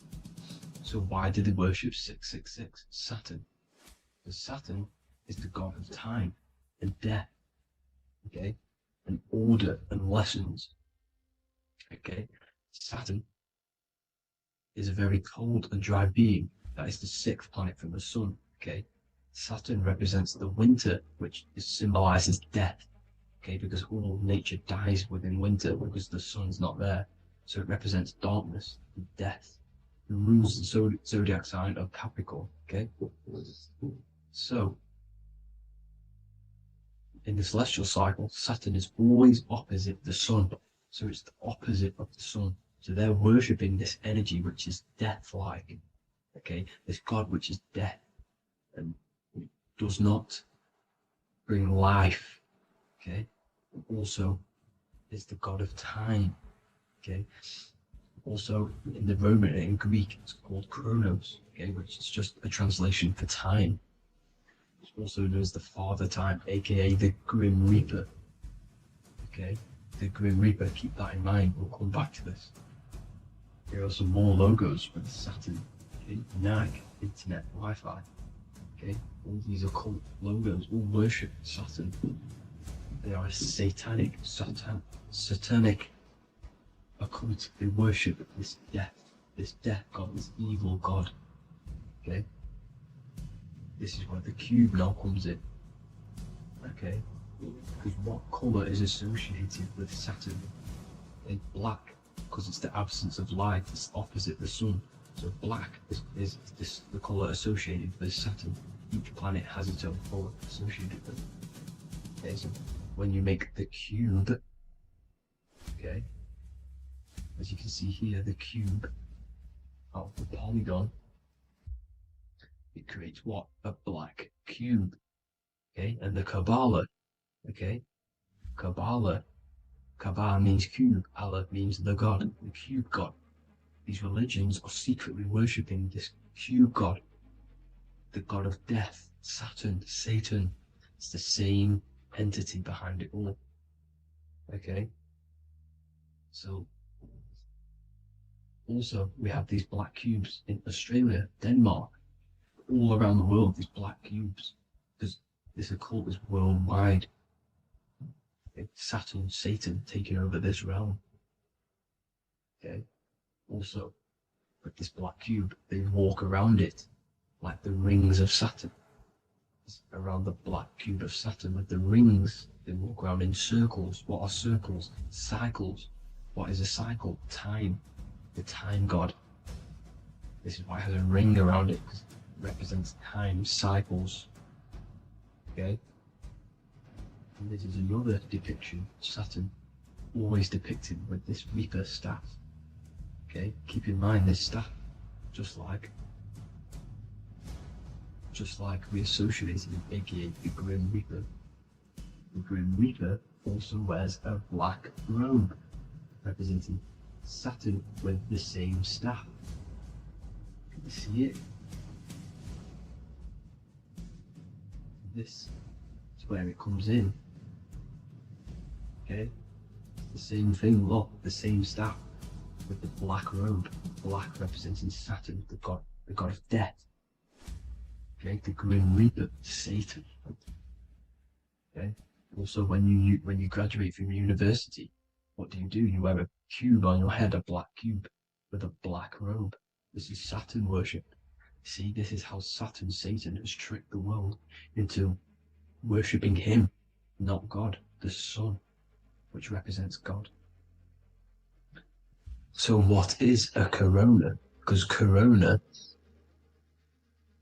corona is a crown, a circle, okay? A set of concentric circles of light seen around a luminous body. So Saturn. So this is why they used to worship Saturn by wearing crowns in ancient days, and we still do to this day. The king or queen has a crown, a corona. Also, corona, the drink.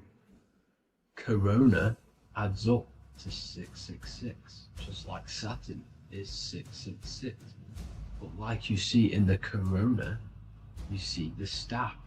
You see this staff, just like the staff of Saturn, the Saturn god, like the Grim Reaper, with the black robe and the staff, just like the Saturn god. What is the Grim Reaper? It's a killer. It represents death, just like Saturn, the god of death and time. So all these occults and secret societies all worship the 666 god, which is Saturn, Satan. All of our energy is being put into Saturn. Okay, and Saturn, Satan, is harnessing all of this energy. So gradually, this is what the mark of the beast is. Like it says in the Bible, the mark of the beast, or the name of the beast. Here is wisdom. Let it know that you have to understand and count the number of the beast, for it is 6. It is the number 6 of a man, and is 6. 600, 3 score is 6, 666. So this is what the mark of the beast is. They are going to eventually put green chips, just like Neuralink, which is what Elon Musk is pushing. Okay, so this chip is the mark of the beast, and it's going to be implanted to our hands or brains. Okay, and they will manipulate our consciousness, and it will manipulate our DNA, and it will directly connect us to AI, and AI is linked in with Saturn, Satan, as the demons and the people who rule this world are in love with AI. They want to connect humans to AI, and this will control our consciousness completely and give all of our energy back to Saturn, Satan, this deity that they all worship. Just like when you get married, you wear a wedding ring, the rings of Saturn, over the finger, which represents the sun. So you're basically seeing Saturn over the sun. The sun is the son of God. It represents the sun, represents God. So you are putting Saturn over the sun. So thank you guys all for tuning in. I'm going to leave you guys here. Please leave a like, comment some topics that you want me to talk about. And please subscribe for more amazing content. God bless.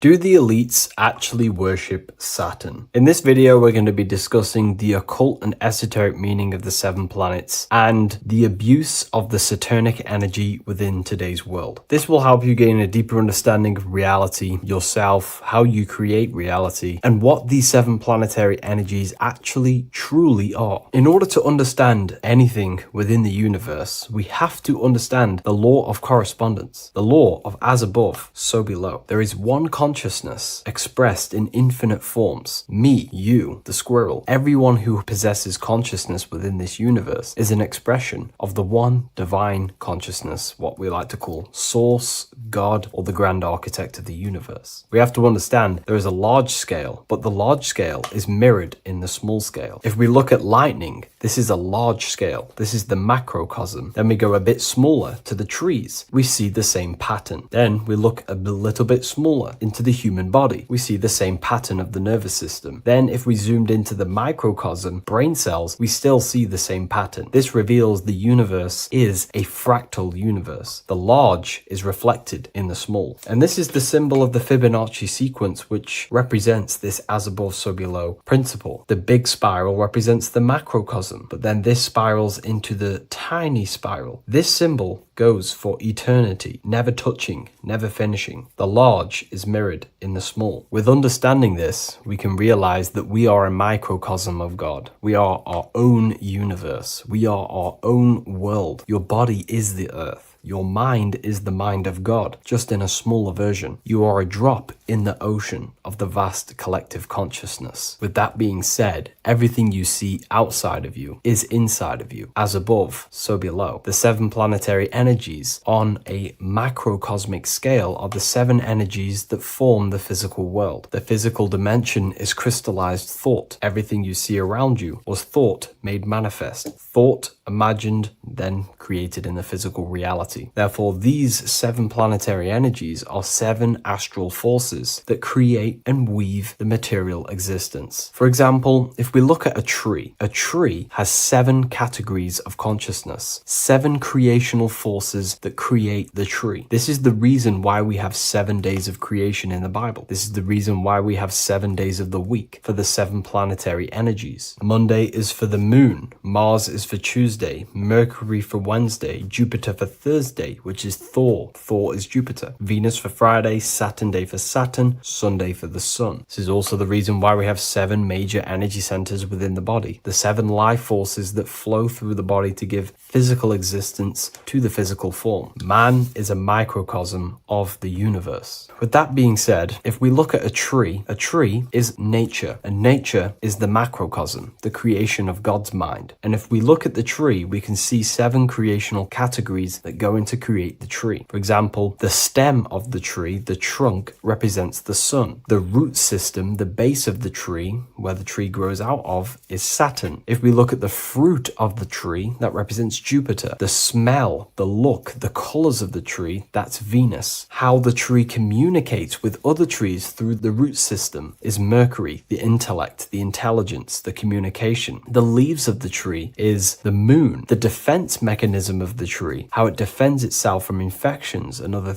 territories, is Mars. So we can see all physical matter, all physical creation demands these 7 categories of consciousness, these 7 planetary forces. But again, that is the macrocosmic scale. The macrocosm is reflected in the microcosm, which means you have access to these forces, these 7 planetary energies, and you use them to create anything in reality. You've been using them maybe unconsciously your whole life. For example, this book that I've created, the Book of Wisdom Volume 2, you can find it in the bio if you're interested in reading it. It has the 7 planetary forces that go into this tree, into this book. I used the sun, which is my passion and my drive to take actions. I used Mercury, which is my intellect, my thinking, my communication. I used Venus, the layout, the look of the book. I use Mars, my defense of my work, my trademark, my copyright. I use Saturn. Saturn is my time, my discipline, my attention. I use Jupiter, which is the why, the reason why I created it. I used the moon, which is my care. My care is the generative force. Whatever you create in your reality is because you care. You care about keeping a house above your head. Therefore, you go to work and earn money. Care is the driving force to create anything in reality. What you see right now watching this video is because you care about watching this video. If you lose care about watching the video, you will turn it off and continue to do something else. All creation demands these 7 forces, hence why we have here a midsection. Sometimes we see the symbol of the earth, which is a circle and a cross in the middle, because these 7 forces create earth. But again, this video is specifically aimed to Saturn. We're going to be discussing Saturn's Saturnic energy because there is a lot of misunderstanding in today's world. And I'm going to give my perspective and my research on the energy of Saturn and how we use it and how it's being abused in today's world. Saturn externally, because remember, we have an external world, an internal world, a macro and a micro. Saturn externally in the material plane governs the foundational and enduring aspects of existence, such as the roots of plants, the bones of our body, even the insects that dwell beneath the ground. It represents the dull, hard, unyielding forces of life, symbolizing structure, limitation, and conditioning. Under Saturn's influence, things become rigid, bound by the god of time, bound by restriction and boundaries. In Roman mythology, Saturn is revered as the god of time, ruling over the cycles, beginnings, and endings. This connection with this emphasizes Saturn's role in marking the passages of life, aging, and inevitable constraints we all face. Internally, inside yourself, the microcosm. Internally, Saturn embodies the conditioning within our own consciousness. When Saturnian aspects of consciousness dominates, we become overly rigid, fixated, restricted in our thinking and actions. For example, Saturn's influence is strongly felt in today's world, where many people's minds are confined to societal norms and conditioned responses. The pervasive control Saturnian energy can lead to the sense of limitation, as people become trapped within structure imposed by society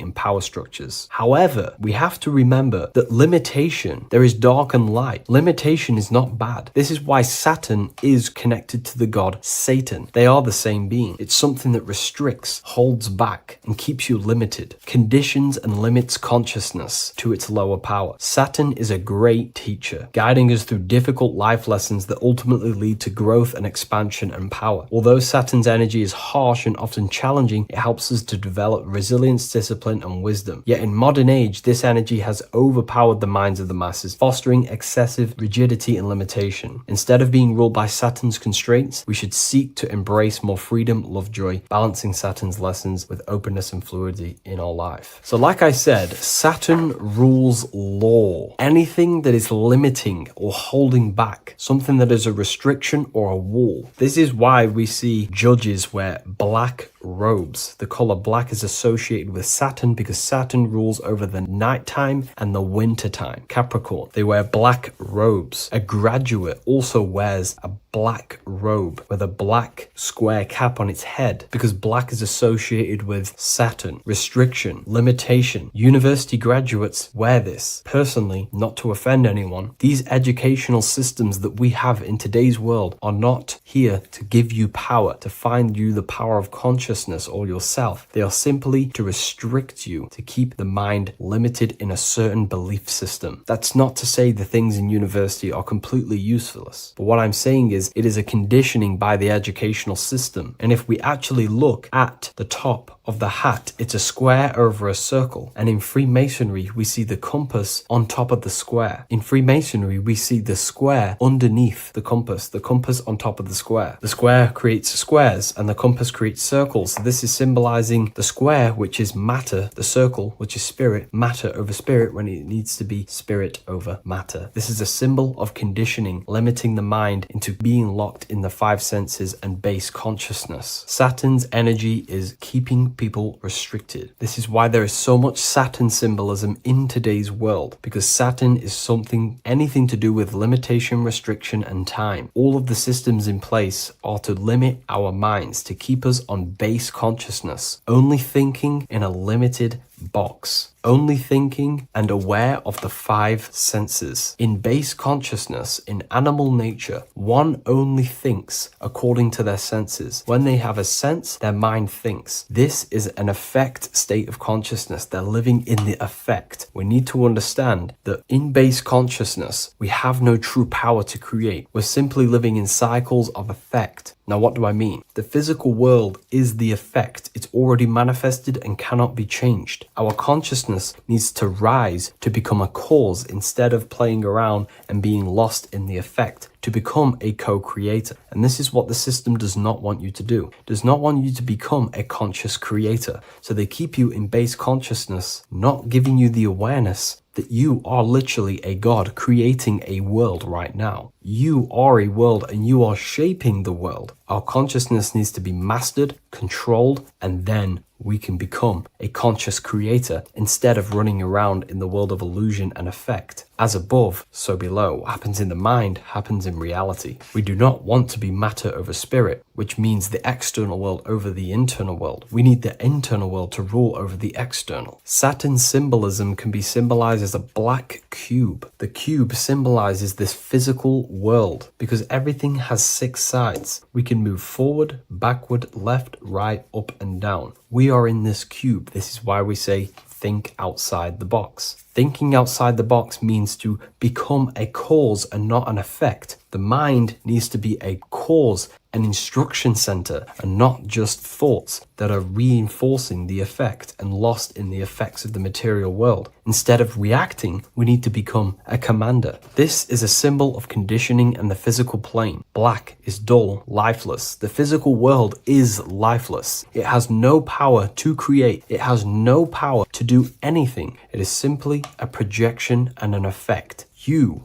the mind, consciousness, are the cause. You can create the effect. In today's system, Saturn's energy is heavily relied on, which is just simply man-made laws, restrictions, time wasting, and keeping people in base consciousness, only aware of the physical 5 senses. Let's get something straight about the elites. They do not worship Saturn. There is nothing to worship. They simply use the energy of Saturn to keep people limited. They're not using the planet Saturn, but they're limiting people in their belief systems and physically where they can go, restricting boundaries, countries, restricting people's minds through mass media, which is all symbolism of limitation and restriction of Saturn. They're not worshipping it, they're using it and abusing it. Saturn could be anything in your mind that keeps you limited. If you have a limited thought that does not allow you to take action on something, that is a Saturnic energy within your own mind. Anything that is indoctrination, anything that is boundaries on you, that is a Saturnic energy. Some people say that the Saturn and the moon are working together to trap our soul. This is highly symbolic. Saturn and the moon are not forming a matrix to trap your soul and keep you reincarnated. Again, this is symbolic, and in the esoteric version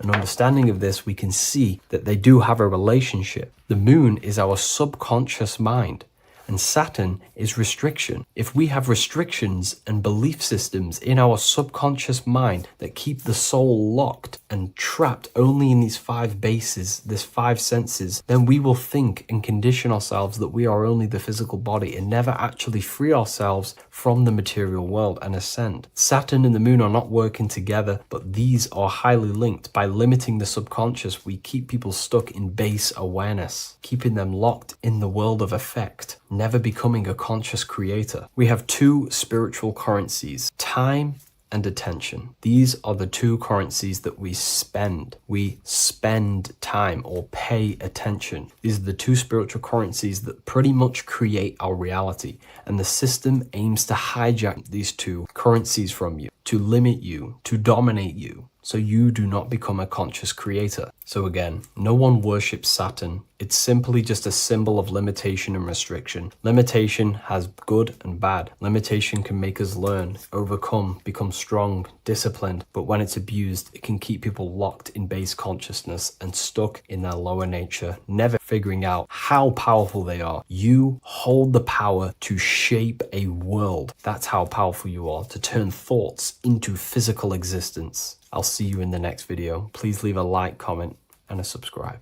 What if I told you the devil is closer than you think, and it's not actually a real person, force, or spiritual entity outside of you, but a being and an aspect of your own mind and psyche? In this video, you will learn exactly what the devil is and the true esoteric meaning of the devil. The first thing we need to understand is that the universe is a mental universe. Look around you. Every action, every building, everything you see around you was begun first as thought in the mind, then manifested. We use the mind to build and shape our reality. The universe, the world, only exists inside of our mind. Therefore, God and the devil exist inside of our own psyche. So first of all, the devil is not a literal being, but a symbol of the lower self. It represents the unmastered, ego-driven part of the human mind, a symbol of destructive thoughts, emotions, behaviors, lives in realms of chaos, fear, hatred, lust, and ignorance. This is why we see the devil as red, because red is the lowest vibrational color on the color spectrum. It also corresponds with the root chakra, which is all to do with survival instincts. Red represents chaotic and intense emotions like hatred and anger. When we are angry, our face turns red. The devil represents our animalistic fundamental needs, our instinctual needs, our survival state of consciousness. We have a survival state of consciousness and a godly state of consciousness. Our godly state of consciousness is creating, not just experiencing in the animal state, but consciously creating reality. This is why we see the devil with a goat head, an animalistic head, and the head is where the brain is. The animal head represents living off instinct, the part of our mind that lives on urges, impulses, and instincts. Eating, sex, power, ego-driven actions, and ego-driven thoughts. Animals are only aware of themselves. Animals live on instinct. They have no ability to consciously create like humans. This is our lower desires for the material world. That's not to say the material world is evil. However, when our consciousness is only seeking material things, this leads us down a path of self-destruction, because nothing material can ever satisfy our soul. Everything material is temporary. Therefore, the devil represents the part of us that seeks only material desires, only material fulfillment, the ways of thinking where we only think about ourselves and ego-driven thoughts. It also represents the unchecked, unconscious self, where we have no mastery over our thoughts, over our emotional impulses, and no mastery over our actions. We're living in instinct and impulsive states, which causes chaos, selflessness, destruction, and keeps us bound to our lower material 3D state of consciousness. It's important to recognize that the word devil was never present in the earliest Gospels. Instead, what was mentioned was a spirit of evil. This distinction is crucial because it underscores that the idea of the devil, as popularly conceived, does not actually exist as an independent entity. Rather, it is a personification of the lower aspects of the human mind, a facet of our own consciousness. The term spirit of evil was not meant to denote a specific deity or being, but rather any force of negativity, whether it manifests as a destructive thought, emotion, or action. A spirit is a force, an energy, and we have three forces that create our reality: thoughts, emotions, and actions. We have full control over these three aspects, which transform and mold reality. A destructive thought, a destructive emotion, a destructive action is a spirit of evil, and it originates from the darker aspects of the human psyche. So now, because we're on the topic of the devil, we have to look at the pentagram, which is obviously connected to the devil heavily. The upright pentagram represents spirit, air, water, earth, fire. Upright, which represents spirit, the most important element on top of the earthly elements, showing spiritual principles over material principles. As spiritual beings as we are, we have to put our spirit first, our higher self first, and material things second. Why? Because material things never satisfy us long term. Seeking material fulfillment will leave us feeling unfulfilled in the long run and very unhappy, and we can lose ourselves in illusions. We have to put our spiritual principles first. Seeking wisdom, knowledge, connection to the divine, and connection to our higher self is what gives us true fulfillment in our hearts and souls. But when we see this pentagram inverted, we now have spirit on the very bottom, which now represents earthly principles on top of the spiritual principles. We're putting our earthly elements on top of our spiritual element, which this inverted pentagram represents no longer caring about spirit, no longer caring about our invisible internal world, and only caring about this external body, food, sex, material things, cars, money, and all the things outside of us, the world outside of our mind. This is what true Satanism is. Satanism is not worshipping an external deity, but it is worshipping the self, only fulfilling the ego's desires. This is what true Satanism is, and we have all been conditioned to live in this state. Satanists want us to believe that there is an external deity called Satan or the devil, and the reason they do this is because they trick us, making us believe that we are not Satanists, while they are actually conditioning us to be self-seeking, ego-driven people, where we only care about sex, food, material things, and money, which is actually conditioning us to be Satanists. 80% of the population today are unknowingly involving themselves in Satanism, which is ego-driven thoughts, actions, and emotions, dwelling and living in this state, where we only care about ourselves. When we are spiritual, we realize we are all one. We are all one consciousness family, and we need to do things that help and contribute towards our collective experience, helping others, instead of seeking to serve only the self. The angel is depicted with wings, which represents elevation, higher self. The devil is represented with an animal horns, which is on the ground. A goat is on the ground, which represents the lower self. This is the elevated mind and the lower material mind. Horus, the bird, higher self. Set, the ground animal, lower self. Jesus and Satan. These are two forces, two characters that exist within the human psyche, not real entities. They are forces of our minds, and there is a battle between our higher self and lower self all the time within our own minds. There's always a part of us that's telling to do one thing and another thing, to do something bad and to do something good. There is this battle inside of our own consciousness. Here we have the human spinal column. The human spinal column is showing you the higher and the lower self. The higher self represents the head. The head is where the mind is. This is the creative essence of the universe. This is where all material things begin as a thought in the mind. We create with the skull, with the brain. This is our higher self, the heavens, connected to the heavens, the sky. And the lower end of the spinal column is where our reproductive organs are, where our gut is. Our reproductive organs and our gut is all to do with survival. The lower end of the spinal column, lower instinctual 3D based consciousness. The lower end of the spinal column is where our lower self dwells. Eating, consumption, power, and sex, lust. These are all emotional forces and instinctual based organs that are not inherently evil, but when we dwell and live off this lower end of the spinal cord, it keeps us in low states of consciousness. Our goal to raise to our higher mind is to balance this, not to overeat, not to abuse power, not to abuse sex and lust, but to master these organs and gain the ability to say no to these organs so that we can raise to our creative side of consciousness. Instead of dwelling in our instinctual nature, we can turn to our creative nature and consciously become a builder and constructor of reality. This is the true way of raising consciousness. This is the stairway to heaven, out of the animal consciousness to the higher consciousness. To wrap all of this up, it's all about gaining control over our instinctual lower nature and allowing our spirit to rule over our body and not our body ruling over our spirit or mind. The moment you let a thought become instantly an action is the moment you are an impulsive person. We are all trained to be this way. It is okay if you are in this state. The moment you let a thought turn straight into an action without questioning, that is the mind controlling you and you not controlling the mind. We need to gain control over the mind, and we do this through many different ways, through meditations,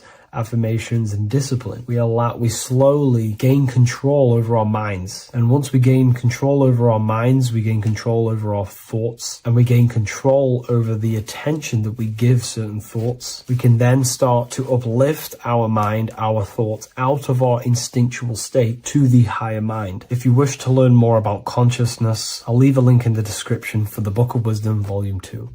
The scariest thing about having your first out-of-body experience and leaving your body is the realization that you have after. You realize everything you've been told about yourself, reality, the earth, what you're doing here on earth is a complete, utter lie. Your self-belief of what reality is and what you are is completely shattered. You now fully understand that you are more than your physical body that you inhabit. My first out-of-body experience happened a few years ago. But before all of that, I remember being a child, going to bed and closing my eyes. And I remember as a child feeling like I was floating above my body and moving. And maybe subconsciously, this has led me into knowing intuitively that there is more to reality, and I've gone down this path of esotericism, occultism, consciousness. Maybe that has led me to this, I don't know, but I've always had this subconscious intuition in my mind that there's more to reality than what we've been told. And maybe it came from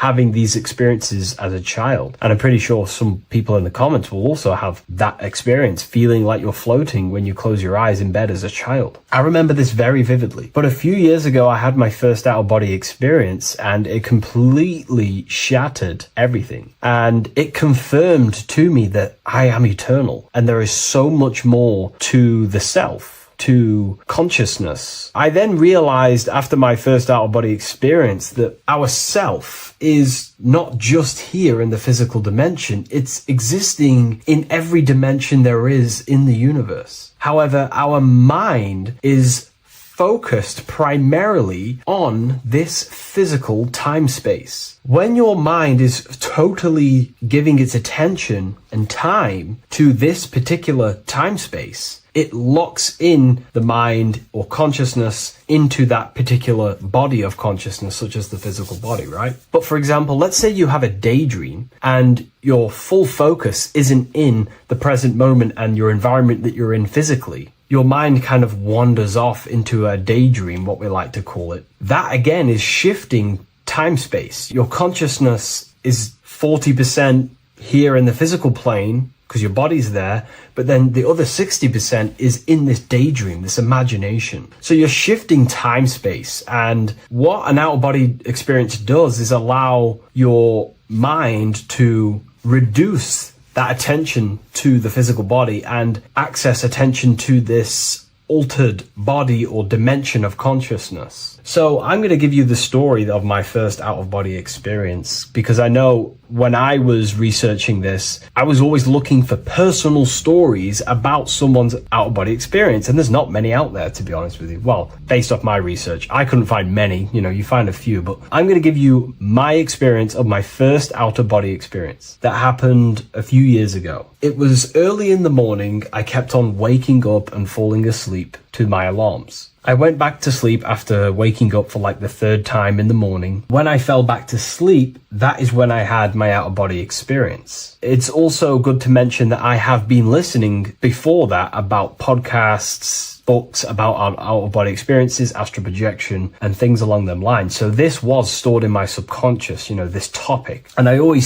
had a desire in my heart to actually experience this for myself. Long story short, I went back to sleep early in the morning because I kept on waking up, and it began with this tingling sensation, a high energy sensation. It was like bursting, intense, high frequency energy. My attention was no longer in the time space of my body, but my attention shifted into this energy body, which I now understand. I didn't understand at the time properly, but I now understand that as my consciousness started to feel like it was being pulled upwards, right now, our time space, our attention is in our body, and you feel all the data of the senses, right? And that's what I'm feeling right now. That's what you're feeling right now. But imagine that was completely stripped. My attention was no longer feeling the sensations of my body, because my body kind of just dissolved as I fell back to sleep. So this was a natural out-of-body experience. I didn't force it. I didn't meditate. I didn't do anything. This was just a natural out-of-body experience that I had. And a lot of people get these that I've read about. So my my attention started to feel like I was being pulled upwards, and I no longer felt my body, but I felt this intense energy, frequency, sensation all around my body. It felt like this, like it felt like illuminating energy that's moving very, very, very fast. So my conscious awareness was now shifting. I now understand. My whole body faded into this sensation. My whole mind faded into this energy sensation, this tingling free. It was very, very intense. I was not feeling my normal senses anymore, only this energy. This energy was also pulling me up.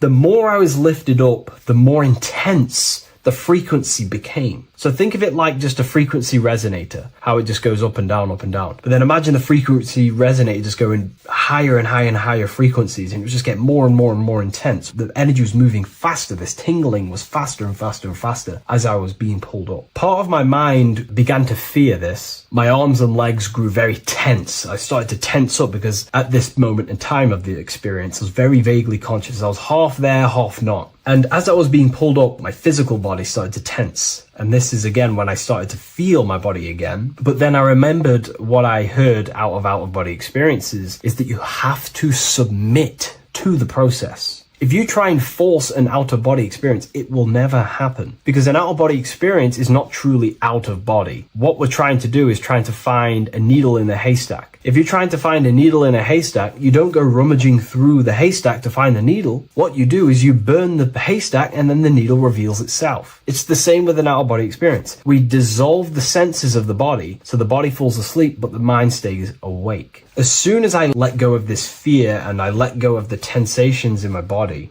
I started perceiving through another state in this energy body, but I didn't see my body. It was just like perceiving and seeing, but no body, like a camera. When you look at a camera view, you don't see what the camera looks like. You're just seeing through the camera. It's the same as that. I had no form, but I was just seeing. I was just like a floating eyeball, seeing into this altered state of consciousness. I was just seeing. I first saw my street outside my house with lots and lots of people walking on the street, but I could not see the people directly. Everything was black and green. The background was black, but I couldn't see the people. I could just see a glow of light around people, like an egg shape. They were just walking on either side of the road, other directions. I could just see more and more people moving faster and faster and faster. I didn't realize then, but then I did start to realize later on in my journey that that was more than likely the etheric plane that I saw. The etheric plane is the plane of life force and vitality and electromagnetic auras. So that was my awareness shifting from physical into then the etheric plane, the plane of life force and energy. Now, the etheric plane is very, very, very difficult to actually access consciously. The etheric plane acts as a bridge between the physical body and the astral body. To actually access the etheric plane alone is very, very, very difficult, and only certain trained individuals can do that. The etheric plane is not really a conscious plane where you can stay there and be conscious. It acts as a bridge between the physical and the astral plane. I could see the glowing auras around people moving along the pavement. The people moved faster and faster until the scene started to just dissolve as these people were just moving faster and faster. It was not very clear at first, but I subconsciously knew that I was having an out-of-body experience. This is when I really started to realize that I'm being shot out my body. When I realized this, I submitted even more. I started to just let go. The more and more I let go, I kind of like split through a veil, and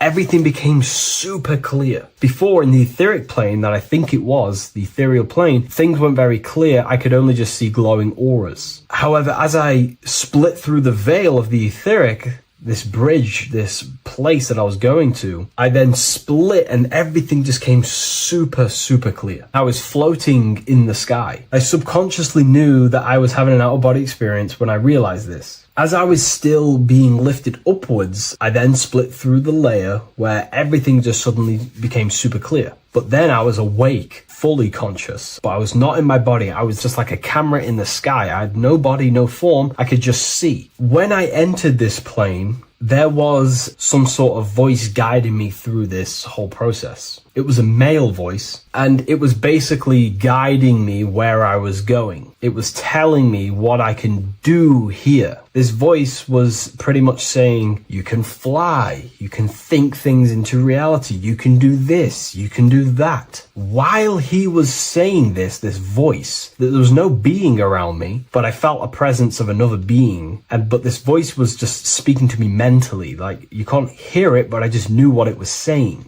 It was so weird to describe. It was like telepathy. You couldn't hear it, but I just knew what it was saying. But it was a male voice. It's so hard to describe. I still could not see any form of myself. I was not seeing my astral body or any shape. I was just perceiving a point of awareness like a floating eye, like I said earlier. While this voice spoke to me, I saw fractal patterns as he was saying, you can do this, you can do that. And while he said, you can fly, I remember just seeing this line like splitting and creating fractals. It was like this black line that was just splitting off into duality, creating fractals. But then my physical body just went through this line, split, and then split into fractals again. So strange, very difficult to explain because it's four-dimensional. To explain it in physical language, it's very difficult to actually explain what was going on. So as he was saying what you can do, I was seeing these fractals dividing and then creating fractals.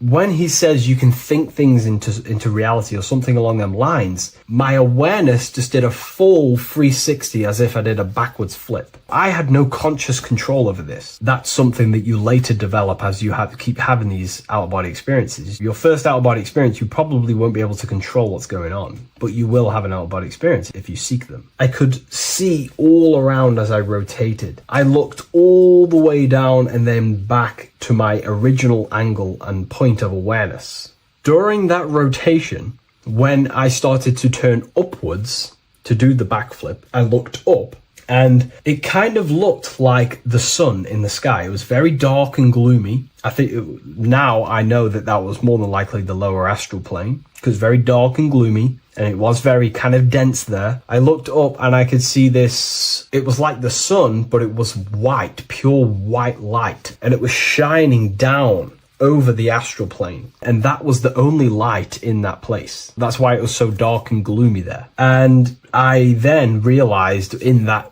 particular state, at that time, I thought that was God. I don't know what it was. Maybe it was, maybe it wasn't. Maybe it's the light of the higher mental plane shining through into the astral. But I looked up at it and I realized that was God. That was the source. That was the higher dimension beyond the astral plane, which is the mental plane. The higher astral planes and then the mental planes, the planes of thought. Then once I saw that, I was in complete shock. As I rotated backwards even more, I then get the view of seeing down, completely down, like a bird's eye view. And I could see like an old medieval gloomy town. It was dark, almost night, with very little light. The only light present was the light from above. The town was old-fashioned, gloomy, misty. I looked over it from above. Then the experience began to fade. I don't remember anything after that process. But I'll be honest with you, the process of leaving my body for the first time was extremely intense. The frequency, the energy were overwhelming but powerful. Letting go and choosing to have no fear was the key to that experience. Just to give you a little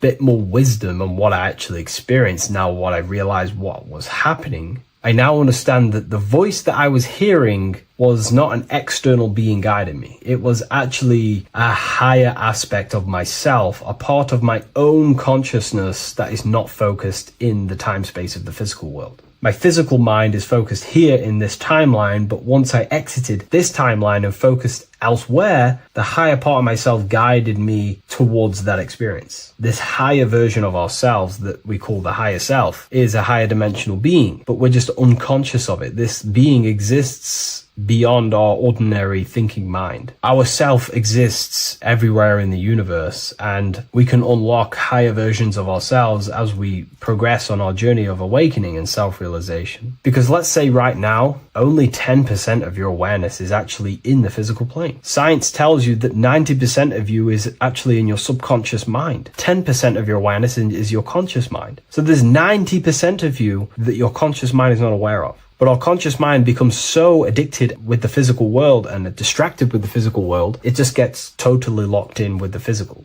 And we never pay attention to the hidden aspects of ourselves, the unconscious aspects of ourselves. And that's why everyone in the esoteric and occult space talks about gnosis, seeking knowledge of self. Gnosis is not knowledge, it's knowledge of self obtained through direct experience. So gnosis is about rediscovering who you truly are. And another bit of wisdom that I could give you from this is that the observer is the same observer that is observing this video right now. You're watching this video, but who is the one seeing the screen? Who is the one seeing the screen of your reality, of what you call life? There is an inner witness consciousness within you who experiences and observes your thoughts, emotions, and actions, experiences and observes the screen you call reality. And that witness also witnesses your dreams. When you shift your awareness from your time space of this body into your dreams, that same witness is witnessing your dreams. So when you meditate, connecting with this witness aspect of our consciousness really does help to excel the process of having an out-of-body experience. Because a lot of people have out-of-body experiences, but they don't understand what's actually going on. They don't understand the nature of it. But it's all mental. You move mentally in that dimension. You create mentally in that dimension. The same that you do in this dimension, but just on a quicker scale, because things manifest in the astral plane instantly as soon as you think of it. Just like the screen in your mind, you think of something, you have a screen of an object in your imagination. That plane, it manifests instantly, but down here, it takes a longer time for things to manifest and condense. Once you understand that thought rules the universe, thought is the creative force of the universe, you start to understand,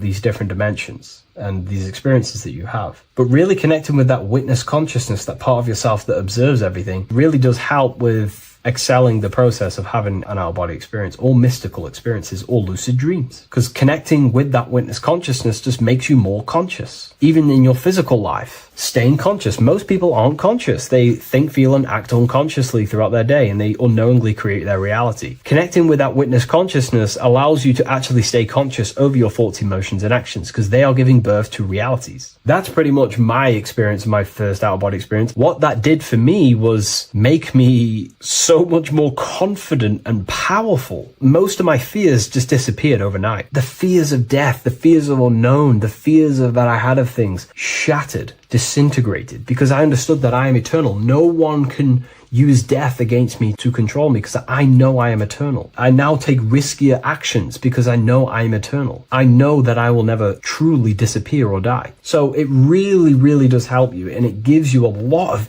internal power, because no one can make you scared of anything. You should not fear someone who can hurt you physically. You should fear someone who can corrupt your soul. That is the worst thing. Who can corrupt your internal world, because that is what truly matters. So I hope this helps you understand out-of-body experiences. Hopefully this can help you move along in your journey. It's good to hear other stories, because this is exactly what I was seeking when I was researching this stuff. Maybe in the future I can share some more stories about my out-of-body experiences now I'm a bit more advanced. But yeah, please leave a like, comment, and subscribe on the video, and thank you all for watching.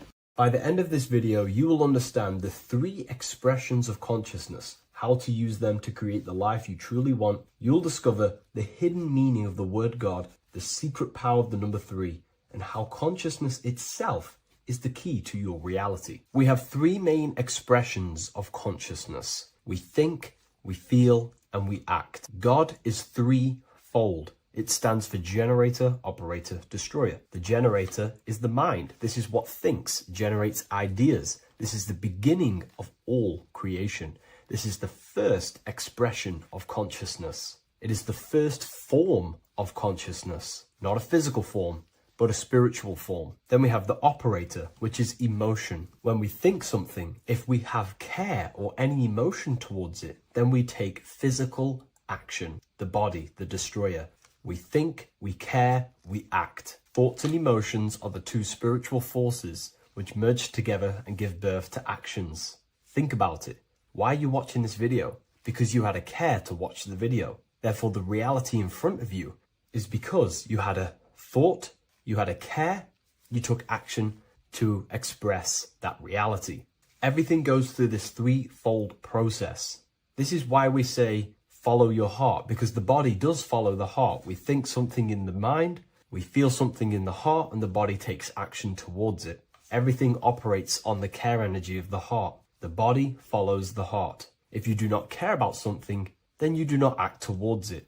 It is the care energy that guides our actions in this world. Going back to the generator, the mind is a part of the mental plane, the infinite dimension of infinite information. There is no limitations in the mind. Everything already exists as a piece of information or a thought. This is the beginning of all creation, the spark of creation itself, thought, the mental plane. And our mind exists like a radio, our conscious mind. This is why we call it a mindset.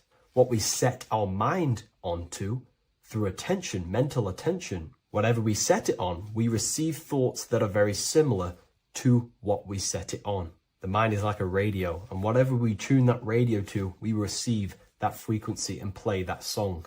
So if we purify our minds through ritual work, meditation, and affirmations, the mind can become a temple to receive higher thoughts, higher ideas, and better genius ideas. Going back to operator, this is the Holy Spirit. This is what we care about, our emotion. This is the feminine side of consciousness. Thoughts is masculine, the Father. Emotion is the Holy Spirit, which is feminine. And these two create a child, which is Jesus, the Son, which is actions. When thoughts and emotions merge together, you have a physical action, which is a masculine force, which is why it's a son. The Holy Spirit represents a purified heart, love consciousness, holding love in the heart. And when we purify our minds, we have an effect and purify our hearts. And the reason why I say that is because whatever we think in the mind directly corresponds to what we feel in the heart. As above, so below. Thoughts create emotions. If we think something and our heart tells us that is bad, we have a feeling that that is wrong, then we should not take physical action towards it. And if we do take physical action against the feeling of knowing it's bad, then you are going against the spirit. That's what the word Satan means, or Satan. The Hebrew word for Satan is Satan. It means adversary or opposer. You're opposing the Holy Spirit. You're opposing what you know is good. You're taking a sin against the Spirit, against the guidance from your soul, the knowingness of good. So when we do purify our mind, we purify our hearts. And when we cultivate love for the self and one another's in our hearts, we gain the Holy Spirit, which is love consciousness. And when we think in our mind with the love of the heart and we merge our thoughts with love, it gives birth to perfect actions. This is what the true Christ consciousness is. We think with the love of the heart and it gives birth to perfect actions. And if everyone did this in the world, we would live heaven on earth. Everyone would be balanced within themselves and the world as a whole would be balanced. So we need to gain full mastery over these three aspects of our consciousness, over what we give mental attention to, gaining love for ourselves and the collective in our hearts, and gaining a strong disciplined willpower for our physical actions. And if you can gain full control over these three-step process, you can gain full control over your reality. The number 3 represents this 3 aspects of creation or transformation. This is a transformative process from going invisible to the visible. This is also why Jesus dies in a cave for 3 days. It's all about transforming the self. Transformation is the number 3. Me personally, I think the Holy Spirit has been replaced for the sacred feminine aspect of consciousness. They do not want us connecting to our feminine side of consciousness, because then we will cultivate love in our hearts for the self and one another. And love is the most potent force there is in the whole universe. It is what unifies everything. It nurtures everything. It allows things to grow. Think about it. When you hold love or care for someone, you grow relationships. The sun is the perfect symbol and representation of love energy. The sun gives abundantly, expecting nothing back, and allows everything on the earth to grow.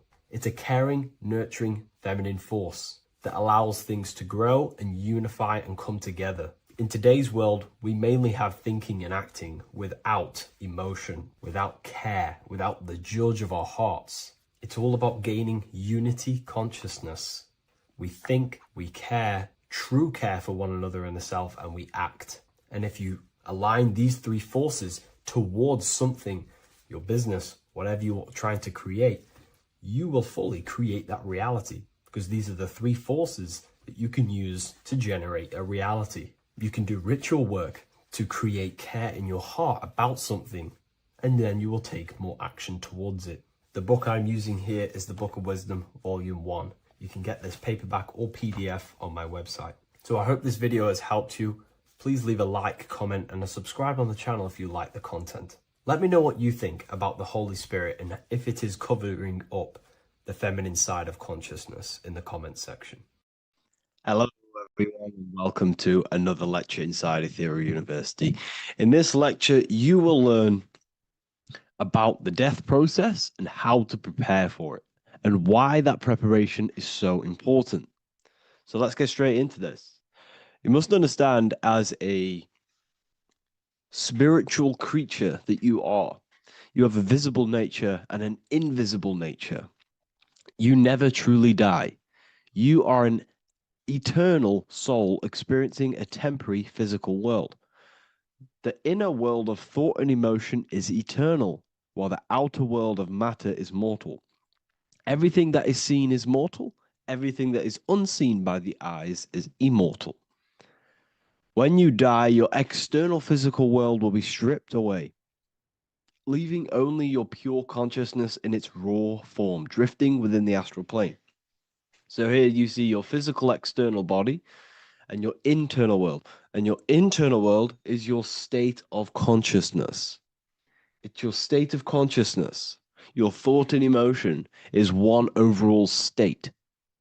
Okay? So you must understand these planes. You have the physical body, the etheric double, an astral body, a mental body, and the Buddhic body. When you die, you leave the physical plane. Then you will more than likely leave the etheric plane, because the ether acts as like a portal. Everything comes out of the ether and returns back to the ether. I can break that down in another video in electromagnetism. But electromagnetism is ether, energy coming in and out of the ether. You will, every single day you die, every single day. There's a cycle of life and death occurring all the time. Every single day, you go to sleep, you go back, your consciousness slips back through the ether, and then when you wake up, your consciousness comes back through the ether into the physical plane. Death is just a bigger macrocosm of the microcosm cycle of life and death. So you will return back to the astral, which is the realm of imagination, infinite possibilities, and this is where thought forms start to manifest. Okay, so depending on how advanced you actually are mentally and emotionally will depend how long you stay in the astral. Now, what we must understand is that there is many different components to the astral. We have the higher astral, the middle astral, and the lower astral. These are all vibrational states. So if your mind and soul is operating in lust, lust, desire, hate, food, physical addiction, smoking addictions, then these are quite heavy. These are quite heavy attachments to your consciousness, and they're quite low level desire, which means they have a low vibration. You will manifest in the lower astral when you're stripped from your physical body. The lower astral is not inherently evil. However, there's just low vibrating things going on there. Low vibration does not mean evil. Okay? So, just like bad doesn't mean evil. Okay? In the lower astral, you are going to see lower astral beings. You're going to see spirits, souls with low level desire. Okay? People who are attached to the physical plane, people that lust, people that do these things. Technically, this is hell, but you can escape it by escaping yourself. Now we're going to break all this down. I'll break all this down properly once you understand the full context. So depending on your level of desire, you will manifest in a corresponding layer of the astral plane. If your mind is still attached to the low physical desires, you will find yourself in the lower astral realms. But if you have few desires and have detached from the worldly attachments while you are encased in a body, then you will rise into a higher or middle astral plane, mainly the middle. Okay. The higher astral plane is very formless. So as I broke down here, this is, well, the physical plane is the lowest dimension. This is the most form, the most matter. It's quite heavy. The higher you go, the lighter it becomes, the more fluid, the more formless it becomes. So you see here it says denser down and lucidic up. So this is more lucidic in these higher realms. This is more dense in the lower realms. So this is why the ancient Egyptians were always talking about, I'll show you this. This is showing you death. So first of all, we have Anubis, which represents death. Here you have the heart, which represents the soul. And here you have a feather. And this is a scale. You see how this is a balanced scale? So what this is symbolizing, this represents death. This represents your heart, and this is a feather. So when you die, your heart must be as light as a feather, which means your emotions, your soul, should have no attachments to the world. It should be light. It should be detached. This is why the word light and light are the same. Light is in heavy and light is in very bright. Because when you're less attached to the things, your soul shines. You're authentic. You're light. You're very bright soul. And you have no attachments. Your light is in not heavy. So you must detach from the worldly desires. We have to detach from the smoking, the food. This is why we should fast. Smoking, this is why we should detox. We should also meditate. We should also be able to sit with ourselves for long periods of times. Okay? I'm going to break all this down properly. But that's why the Egyptians show you the symbolism here. Okay? So you're stripped of your material body. So that state of consciousness you're in right now, your inside world, if you shut your eyes, that state you're in, that is what you're going to experience when you die. Okay? And you're going to be manifested into the astral. In the physical plane, you can mask or hide almost anything. But in the spiritual realm, you cannot. The astral body, your thoughts and emotions directly shape your spiritual body, your astral body, revealing your true inner state. So your desires that you can hide in the physical plane, your emotions, your thoughts, you can't hide any of that in the spiritual plane, in the astral plane. That will directly shape who you are, your color of your astral body, and your astral body as a whole. So here we have Kim Kardashian. If you could see this lady's astral body, you would run so far that you would be horrified for the rest of your life.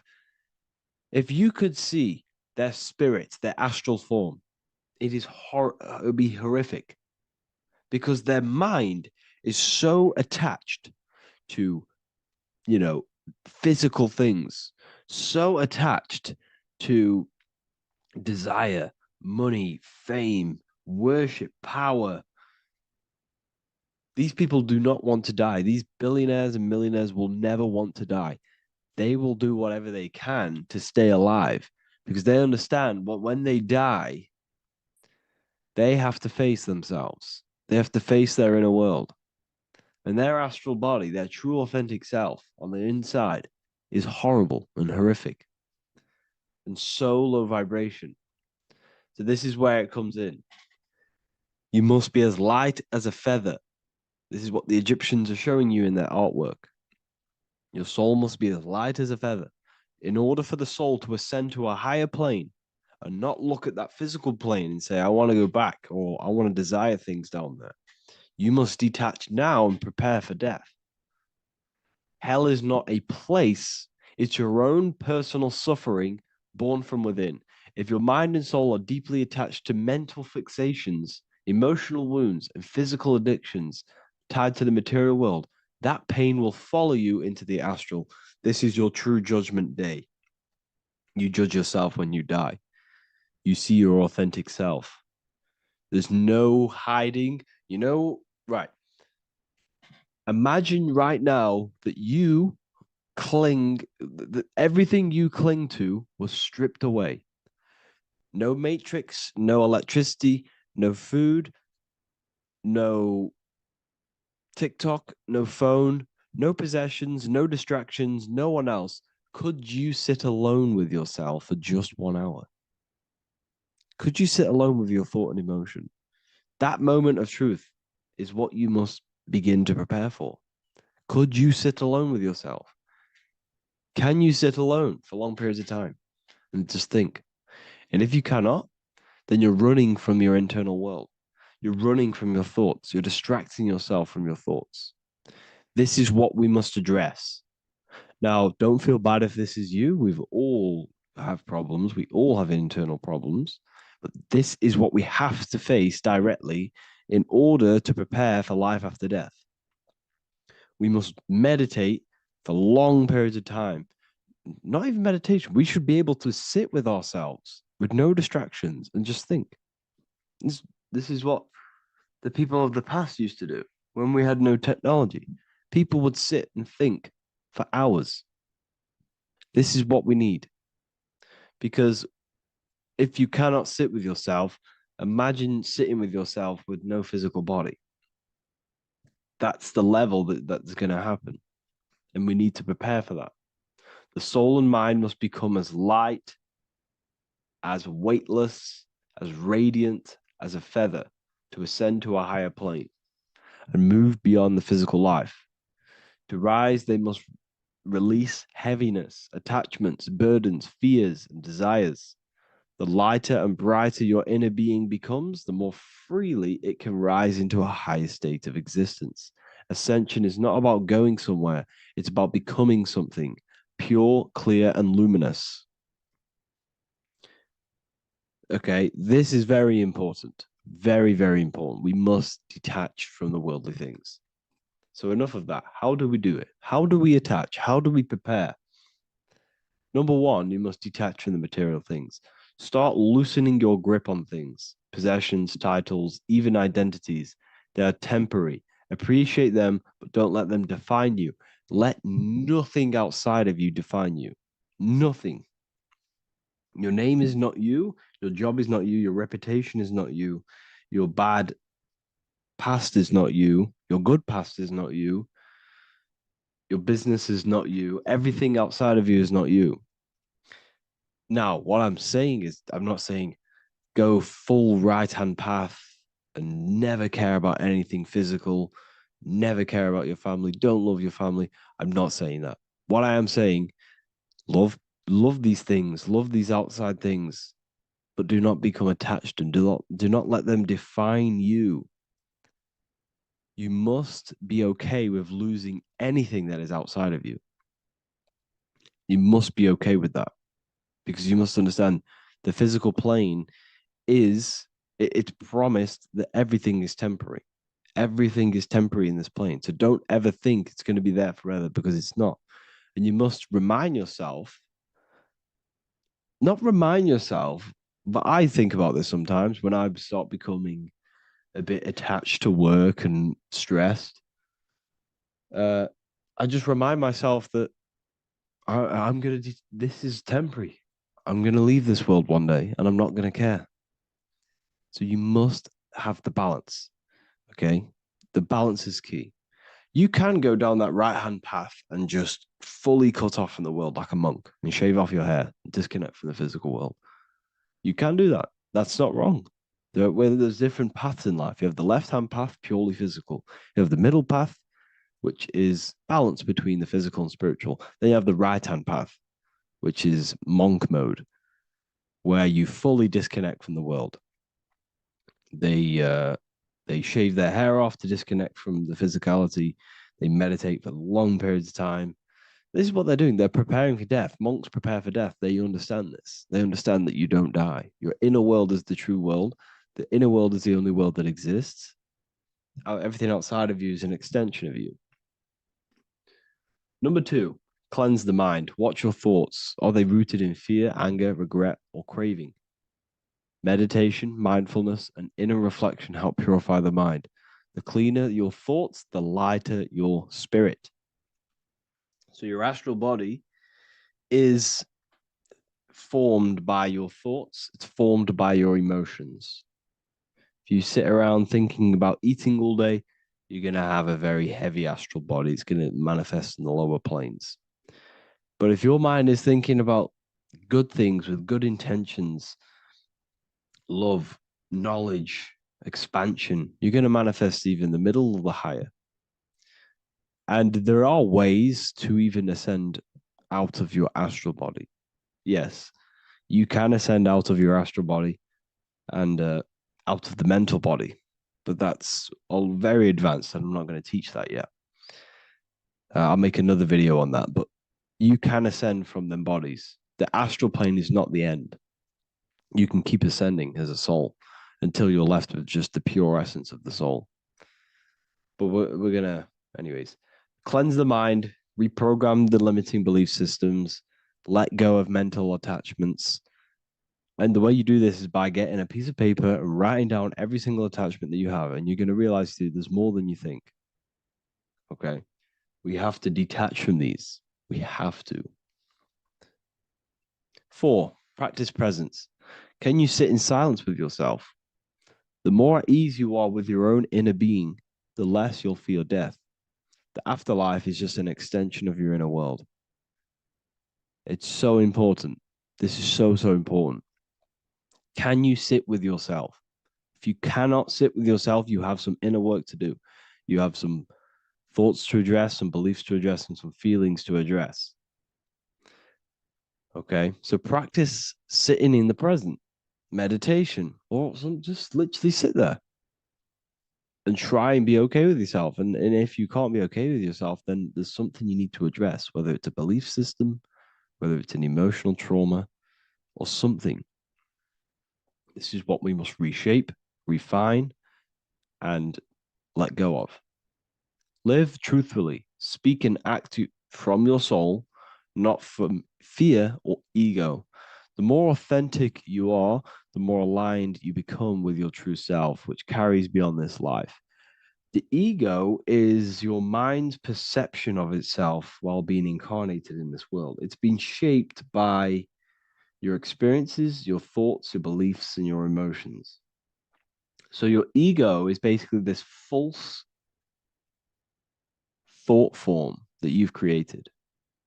It's a false layer of yourself that sits on top of your true authentic self.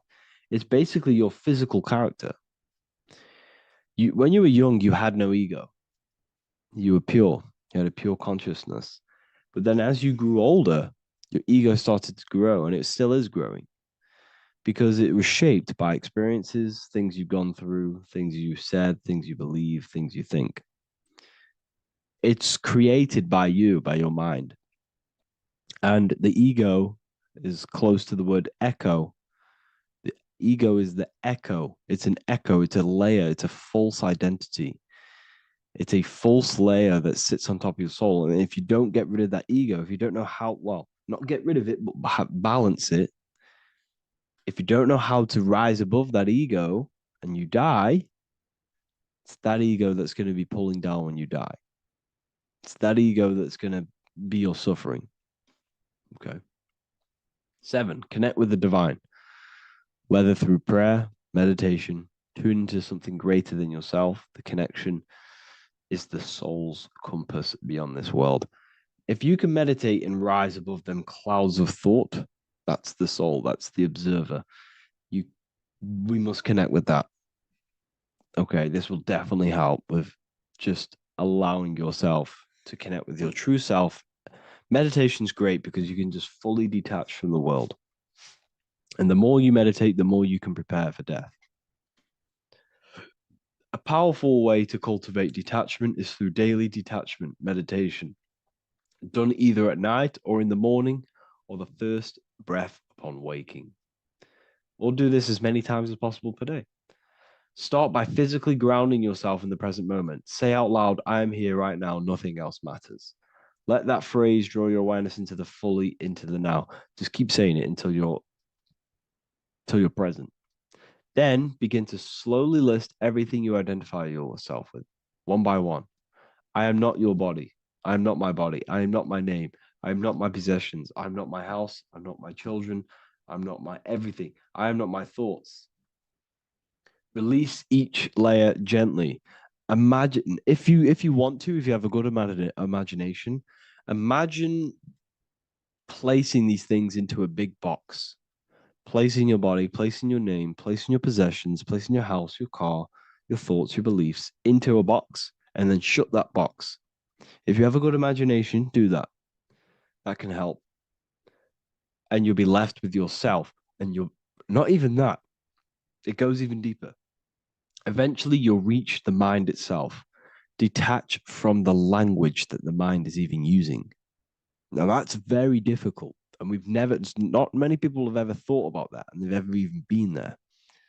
Detach from the language that the mind is using. Think about that for a second. Your mind is not what you actually think. It goes very deeper. Your mind is not that little voice. It's that voice that the language is using. So even the language is a spell on your mind. Okay, it's an attachment. Eventually, you'll reach the mind itself, detached from the language it uses, the voice in your head, the need to define. What remains is something beyond thought and beyond words. I can't even describe what's left, because words, once the language is gone, it's purely metaphysical. All I can say it is pure awareness, and it's symbolized. This is why symbols are so amazing, because they can symbolize things that are beyond words. A flame. It's just a flame. And you won't be able to understand that until you've been there. It's just a flame. It's pure cause. Words can't describe it. You'd have to experience it. Connect with this essence daily. This is truly who you are. So this is a great way to detach. We can do these detachments every single day during meditation. This will definitely help over long periods of time. Of course, you're not going to be ready tomorrow for death, but just try and prepare for these things. This is the whole reason people used to meditate.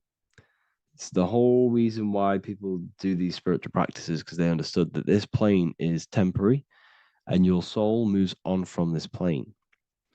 And you'll never truly believe in the soul until you experience it.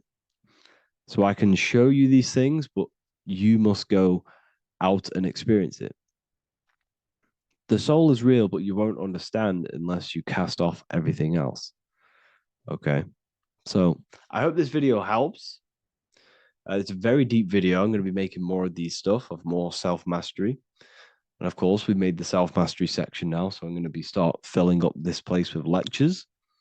And I think it's a great time to start this, because a lot of people have been asking on how to master yourself, prepare to death. So hope this video helps. See you in the next one. Creation demands destruction. Every time you release your sexual fluids, you're destroying a part of yourself to create an extension of yourself. For example, if you want to create a business, you have to destroy your time, attention, and energy in order to create the effect of the business. All creation demands some sort of sacrifice or destruction. This falls under the law of polarity in the universe. It's the same with your sexual fluids. Your sexual fluids, especially as a man, contains minerals, all the minerals in your body. It contains your vitality. It contains your DNA. It contains the blueprint of you, and it can create a whole new human being. You are literally playing with the power of creation if you are releasing your sexual fluids too much. Sexual fluids also extend beyond the physical plane. They contain astral forces, because all physical creation is a mental creation. We live in a mental universe. Everything begins as a thought in the mind, then the thought takes the form and the body of imagination, which is an astral force. Imagination vibration turns into etheric emotional energy. Then the etheric emotional energy turns into the physical action and the physical manifestation. We live in a mental universe. Therefore, these dimensions do not exist separately. They are permeating and mixing in with all. Your physical body has an astral body. Everything physical has astral forces behind it. Semen is known as the astral fluid of the soul. It feeds nerves, the channels of life force and consciousness within the body. And every time you release it, you're destroying a part of your vitality, your brain, your nerves, your energy levels, your creativity, and your DNA to create an extension of you. Therefore, it is a sacred fluid within your body and not something to be played with and to be released too much. Think about it. This is a very creative energy, your sexual fluids. It can create a whole new human being. This is how powerful it actually is. It is the power of creation, and the misuse of this power can destroy your own vitality and your life of your body. Because that life you are giving in order to create an extension or a child is the same life you could keep inside of you and not waste to recycle and regenerate the body. Sexual energy has been for thousands of years associated with regenerating the body, longevity of life, and maintaining youth.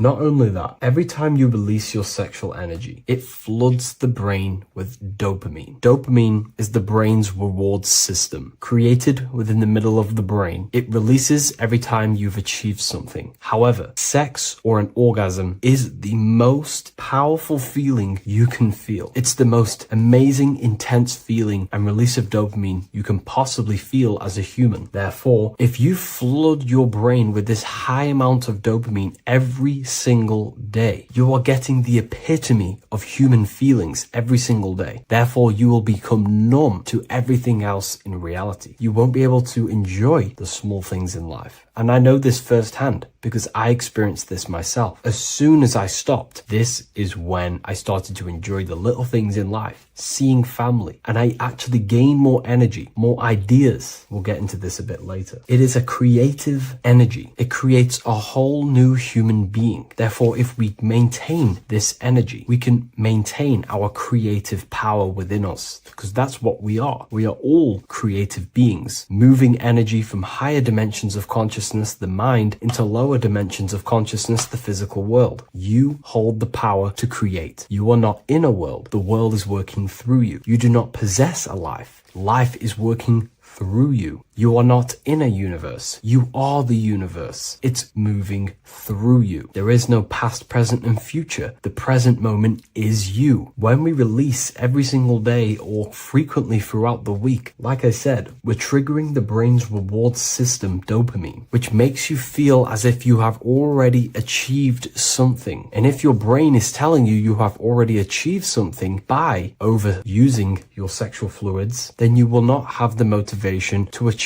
other things in your life. I know this firsthand. I became very lazy. I didn't want to work. I didn't want to do anything because subconsciously my brain felt as if I've already achieved. If we look at the symbol of the Baphomet, we notice the Baphomet has horns and a goat head. Now we look at the word horny. When you become sexually aroused, it's known as horny, which is the horns, representing the lower mind. The lower mind is the mind we use for our animal instincts. We have two parts of our mind. A higher mind, which is contained of higher thought, which chases spiritual things such as love, wisdom, knowledge, and God. Then we have a lower mind, which chases the things of the material world closely associated with the ego, chases validation, material gain, status, and physical sensation, physical pleasures. It is these physical pleasures that can keep you in an endless loop, making you feeling empty inside, because nothing material can ever satisfy our internal world. Nothing. You can achieve millions of dollars. You can achieve your dream house, your dream car, your dream watch. And if that is the only thing you are chasing, you will feel empty inside when you achieve it, because nothing of this this material plane can satisfy you. Nothing of the lower mind can ever satisfy you. This is why we must sacrifice the lower mind and overcome the lower mind and the lower instincts. One thing I found amazing when I mastered my sexual urges and my lust is that my mind became a lot more clear. The thoughts and the time and the attention that I used in my mind to go towards lust, sex, and chasing these things was taking up a lot of mental space, time, and energy. But as soon as I removed it and mastered it, my mind became an open vessel for higher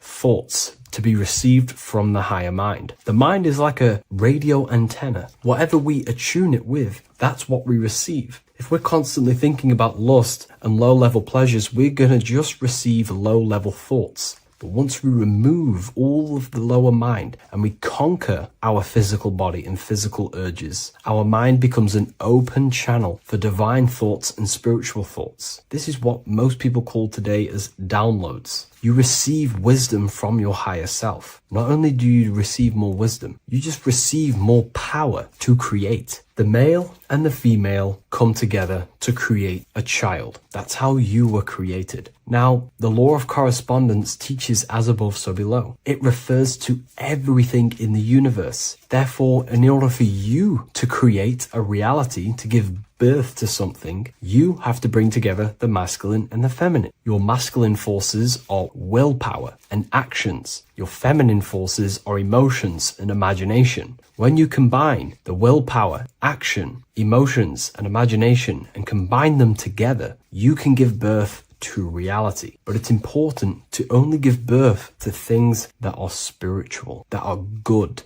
that are for the benefit of yourself and humanity, and not for the ego and the lower mind. Killing our lower mind is essential for spiritual ascension when we die. The thoughts that we give the most attention and energy to when we die are pretty much the same thoughts that we're going to think when we die. When you die, your physical body and external world is stripped and you're left with your internal world of consciousness. More than likely be resonating within the lower astral plane before you move on to any higher dimensions of the astral. It's important that we kill any addictions such as sex, food, attachments, emotional attachments to people, any desire for material things before we physically die. The Hindus taught this, Buddhism taught this, the ancient Egyptians taught this. We have to remove the desires in our heart for material and things before we physically die, because when we die, we cannot fulfill physical pleasure. Therefore, we will create our own suffering within the astral dimension. So sex is the biggest part of this. We have to remove the desire for sex or releasing any of our sexual fluids before we physically die to master ourselves. And not only that, it's going to benefit the way you feel, the way you think, the way you act towards people once you have mastered this. Porn psychologically damages you. You are quite literally the person in the corner of a room watching two other people give pleasure to each other. Psychologically, that is not good. And what happens in darkness is always revealed in light. What you do in your alone times will show in your confidence, in your eye contact, in your presence, in your aura, your energy. You cannot hide things that you do in the dark, because they always reveal themselves in a subconscious way, whether physically or through an energetic spiritual way. Sex can be known as sacred energy exchange. You are exchanging energy, bioelectrical energy. It's a scientific fact that when you hold hands with another person, your brain waves of each individual become synced. Your emotions sync. And you exchange electromagnetic energy because you are an electromagnetic being. But when you have sex with someone, you are literally exchanging emotional energy. Your aura is not just an electromagnetic field. It is literally a manifestation of your internal consciousness. Your consciousness contains your thoughts, your beliefs, your traumas, your emotional state. And this manifests externally through the vortex of your heart into an energy presence around your body. This is why you can feel sad when someone else is sad next to you, because their energy is merging with yours. When you have sex with someone, you are quite literally exchanging consciousness, beliefs, traumas, emotions, feelings, vibrations, and your consciousness merges with their consciousness.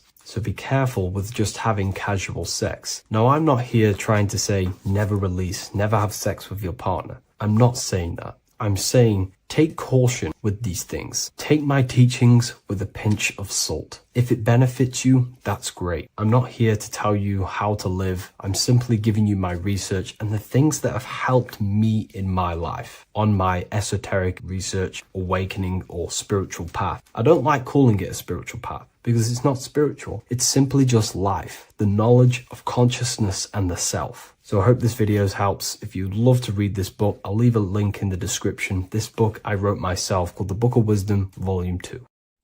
Today's topic is the binary code behind the universe. You will learn the fundamentals of the binary code, deeper understanding of reality, which will give you more of a connection to the universe, evidence supporting the existence of this code, and how to use the binary code to shape your reality.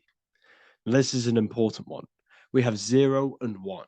This is the binary code of the universe. It underlies everything. It is the source of all creation. The universe is binary in nature, meaning it exists as both something and nothing, on and off, male and female, light and dark. Everything has its polar opposite. At its core, all that exists is 0, representing nothingness, infinite potential, and 1, representing something, order. 0 represents the feminine, vast, formless, and infinite potential. It is the space from which all things emerge, the womb of creation, the receptive and expansive force. 1 represents the masculine, structure, form, and order. It is the active principle, the initiator, the force that defines and shapes reality. Together, they create the fundamental duality that underlines existence, the balance between chaos and order, the void and creation, yin and yang. We see this in the masculine and feminine bodies. This is deeply encoded into the fabric of reality. And once you see this, you will never unsee this. So please leave a like on this video if you love my content and you love the wisdom that I share with the world. So we see this with the masculine genital areas. Remember, this is the genital area. This is all to do with creation. These are the generative principles, the generative organs in the body that allow creation to continually outfold into new life. The genital areas are all to do with the code. The male is the 1, the action. He's the initiator. The feminine is the 0, which is the infinite potential, the womb of creation. 0 and 1. This is why we have 10 numbers. 0 and 1. Masculine and feminine. We even see this in the bodies. The feminine body is made out of curves, which is 0, curves. And the masculine body is made out of lines. So please leave a like and comment if you love this. And if you have any lecture ideas, feel free and I can make a lecture on any suggestions that you have. So look at the word masculine.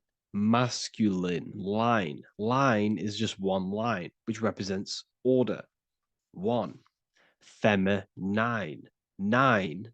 1 and 9 equals 10. 0 and 1. The binary code of all creation. Why is feminine? Why the number 9 for feminine? Because the moon has to go around 9 times to create a human in the feminine's womb. And look at this image of nature. All nature is zeros and ones. Now you can tell the stick is a 1. It's a line, and here we have curves. It's curves and lines. Curves and lines create reality, creates matter.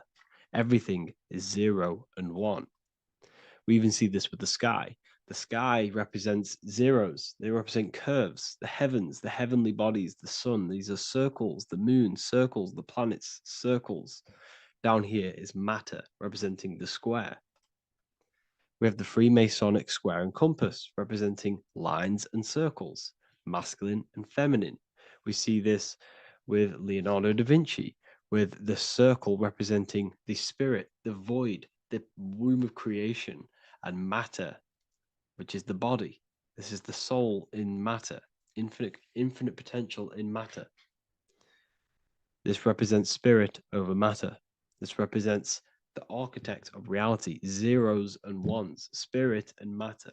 This is all the same thing. Understanding this binary nature of the universe, where 0, feminine, represents the infinite potential and 1, masculine, symbolizes order and structure, can benefit you in several ways. Manifestation and creation is the first way it can benefit you.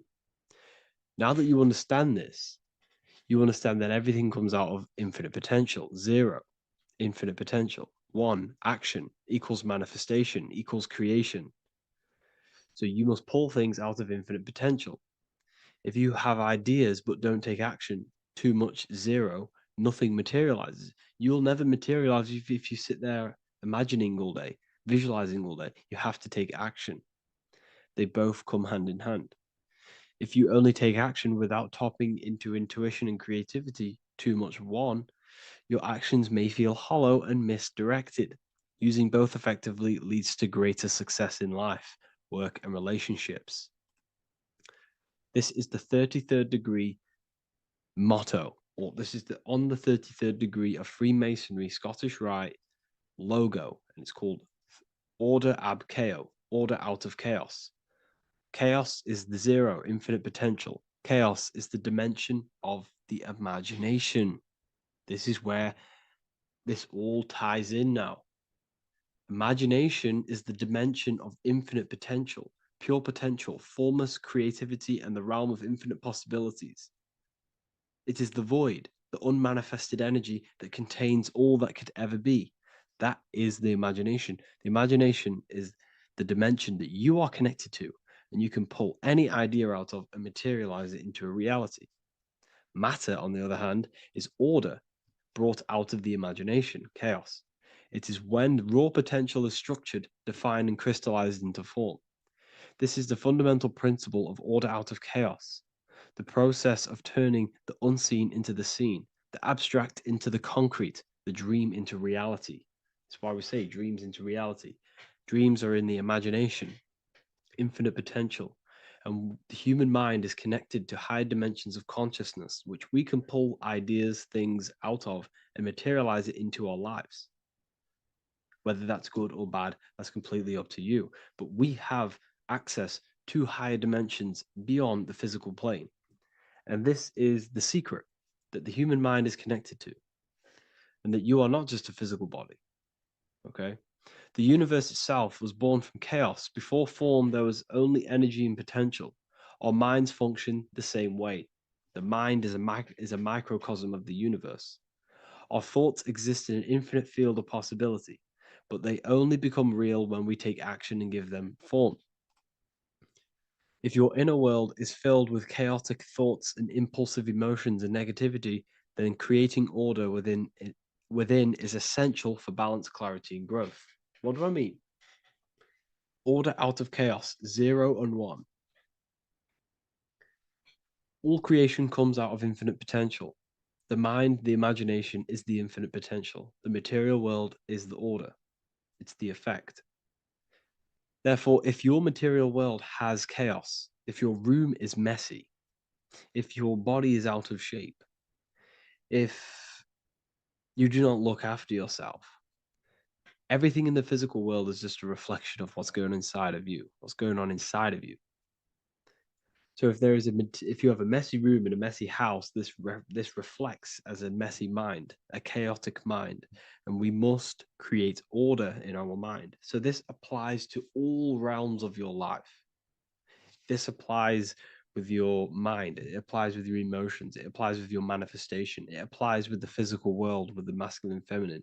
0 and 1 is heaven and earth. It's everything. It's duality. It's on and off. It's everything. So it applies to all realms of your life. Okay. So in order for this to benefit our lives, we must, 1, have awareness and observe the chaos. Step back and observe your thoughts and emotions without reacting to them. Recognize that you are not your thoughts. You are the observer of them. You are the soul. You are in between them. You are the midpoint between the left and the right, the 0 and the 1. You are the soul. Journaling or meditation can help you identify patterns and negativity and impulsivity. So it's important that we recognize these patterns, we recognize the chaos within us, and we transmute it. 2, implement structure, mental discipline, mindful practices, meditation, breath work, and slowing down your reactions. Cognitive reframing, replace destructive thoughts with constructive ones. This is so important. For every negative thought that you place attention to, place your attention onto 5 more positive. Never think about something that you don't want to manifest, because whatever you're placing attention on inside that mental field of consciousness, you're giving attention to, which then can manifest into your action, and that will materialize into your world. Routine and ritual. Create daily habits that anchor you. Morning routines, exercise, or creative outlets bring stability. We must master the inner world of thought and emotion. We must bring chaos into order. In order to create anything in your life, you're turning chaos into order. Order out of chaos. You're turning 0 into 1. This is the binary code. All things underlie it. 0 and 1. So it's so important that we master our minds, we master our emotions, we master our inner world so we can produce effect in the outer world. We cannot create consciously and effectively if we have chaotic thoughts and impulsive emotions. So I hope this has made more clarity to you so you can implement this into your life. I know I haven't given you much strategic things to implement into your life, but now that you have a better understanding of how this world is pulled out of infinite potential, you can use that. Everything in your life is pulled out of your imagination. Every text you send, everything you think of, oh, I'm going to do this later, that is your imagination thinking about the future. So you just have to do this on a mass scale to create something big in your reality. So I hope this gives you a better understanding of how the universe works and has benefited your life. If you have any comments or any suggestions or how this video made you feel, let me know in the comment section. I would really appreciate it. And I'll see you all inside of the Symbolism Masterclass on March the 8th. Neo is plugged into the matrix on the back of his neck. And if we look at the human brain, the back of the neck is the reptilian brain stem. And when one operates their life out of the reptilian brain stem, they are unaware, unconscious. They are consciously dead because the reptilian brain does not really critically think. It acts on instinct, fight or flight mode. This is considered in the occult spiritually dead. When one is taking actions without intention, simply very reactive to life. They're not living, they're simply experiencing. When you're walking down the street and you see someone and in your mind you think me versus them versus me, that is an animalistic way of thinking. I used to be trapped in this way of thinking, always thinking of fight or flight, always judging people, always reacting to the world, never consciously creating and commanding with intention in the world. This could be considered the matrix, when one lives unconsciously, simply surviving in the world. Another symptom of living in the reptilian brain could be obsession, a constant need to assert your power over others to feel safe or superior. Views relationships as power hierarchies, not as mutual connections. It could be a conquest for sex, lust, seeking validation through sexual activity. Sex becomes a tool for dominance, escape, and self-worth. Intimacy is avoided. Pleasure is pursued without emotional depth. Seeking pleasure all the time. This is all to do with the reptilian brain. Seeking safety. It could be compulsive eating or food hoarding, driven by craving and not actual hunger. Eat to soothe fear or or emotional discomfort, often unconsciously. This is the unconscious. Fear-based decision-making. Every choice is shaped by perceived threat or insecurity or fear within the subconscious mind. Long-term vision is sacrificed for immediate safety and gratification, all the reptilian brain. Territorial behavior overacts when personal space, possessions, or status is threatened, acts as though survival depends on ownership or status. Addiction repeats patterns to feel safe, even if they are harmful, avoids anything unfamiliar or unpredictable. Low empathy, no empathy or emotional care for one another and for fellow beings in the world, sees people as threats, tools, or competitors. This is all to do with the reptilian brain. Intense jealousy or possessiveness, sees others as rivals or objects to control, cannot tolerate perceived threats to loyalty or status, quick to be angry, slow to reflect, reacts with rage, withdrawal when challenged, lacks emotional regulation or deep self-awareness. So this is considered, this brain could be considered the matrix, hence why Neo is plugged into this brain. He's operating the life out of this brain,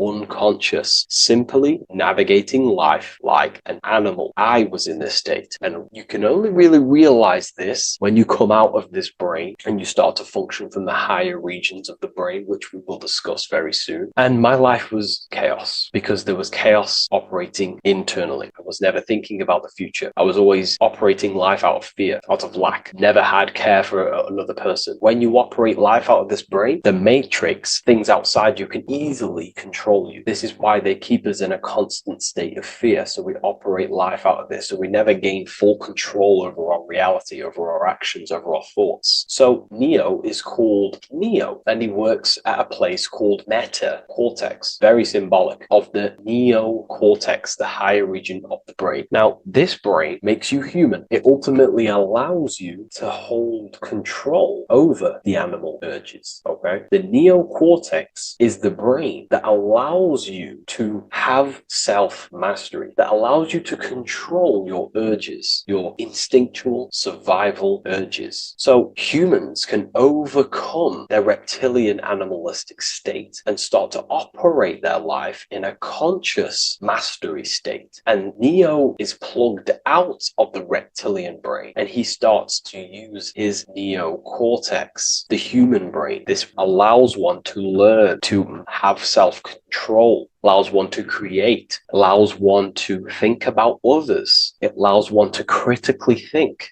deeply. It allows one to be self-aware. Who am I? Where did I come from? And where am I going? This is ultimately the brain that has shaped the world. We look at humans. We built technology. We built all of these amazing things. They all come from the neocortex. This is the higher region of the brain that allows consciousness to function on a higher degree. It allows you to truly become a creator and have self-control instead of living in a reactive animal state. You see, animals are only aware of their five senses. They're only aware of surviving. If you notice, look at animals, they're always looking around. Even in their home, they're always looking around, sniffing around. That's because they operate in an animalistic brain. Humans have the neocortex. This is a higher region of the brain, which if you wish to master yourself, this is the brain that you will be using. This allows you to operate life on a higher degree. We see this reptilian brain symbolized everywhere. See it as reptiles. Reptiles are symbols of this brain. We see the Egyptian god Osiris with the green skin representing a reptile, a crocodile. Sometimes we see Osiris depicted in Egyptian artwork with crocodiles or reptiles, if you do a little bit of research on that. And also, if we look at the overall symbolism of Osiris and his story, we notice that he is the god of the dead or the underworld. This is not literal, but the dead or the god of the death,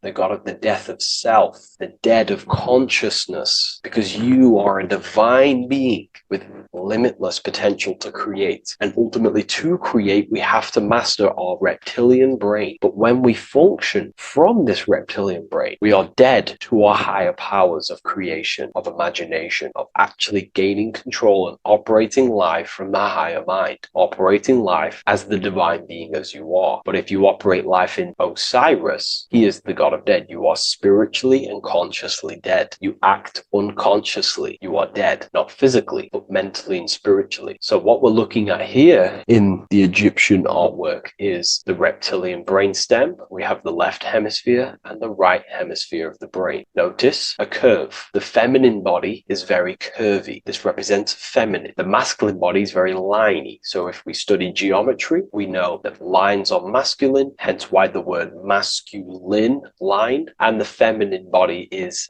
in geometry, feminine is represented as curves. So this is the left masculine brain on the left side, and this is the right feminine brain on the right side, with Osiris, the reptilian brainstem, in the middle. So we're going to go deeper into some Mesopotamian artwork now. Now let's have a look at this. We're looking at the reptile on the very bottom. We see the left brain and the right brain, the Eye of Ra and the Eye of Horus on the left and right. In Freemasonry, we still see the symbolism of the two pillars, Yakin and Boaz in Freemasonry, with the two pillars symbolizing masculine, feminine forces of consciousness, also representing the masculine left brain and the feminine right brain, with the reptile down here. But if we have a little look here, right, we have a little look at these reptiles. This person is standing on top of the reptiles. When you are on top of something, you have power over the below. You are standing atop of something. You have mastery over it. You have control over it, symbolizing gaining control over the reptilian brain, the reactive actions, the sexual urges, the addictions, the territorial behavior, the fear-based decisions, constant internal tension, never being able to focus. It's symbolizing gaining control over these internal qualities that happen within us, in our mind, because the universe is mental. And if we do not gain control over this brain, it will dominate our mind, which will ultimately dominate our actions and destroy our life and live in an unconscious state. So this is basically instructions in this ancient Mesopotamian artwork of becoming self-mastery, to operate on a God consciousness level. So we have a person symbolizing your awareness, the internal you, having mastery over the reptilian urges, the reptilian brain, the reptile thinking. We have a person, a face in between, and it's standing in between these pillars, symbolizing balance of the brain hemispheres. Because the face, we see the eyes in the middle, we see the person is you, your consciousness, standing in the middle pillar. It's representing seeing reality as neutral. Everything in the world is neutral. It's the mind's perception that gives it a positive or negative charge. When we adapt this mindset, this view of reality, this knowingness of reality, we see the world for what it truly is. And if you see things as neutral, it allows one to transform the situations in your life accordingly, instead of simply choosing a side.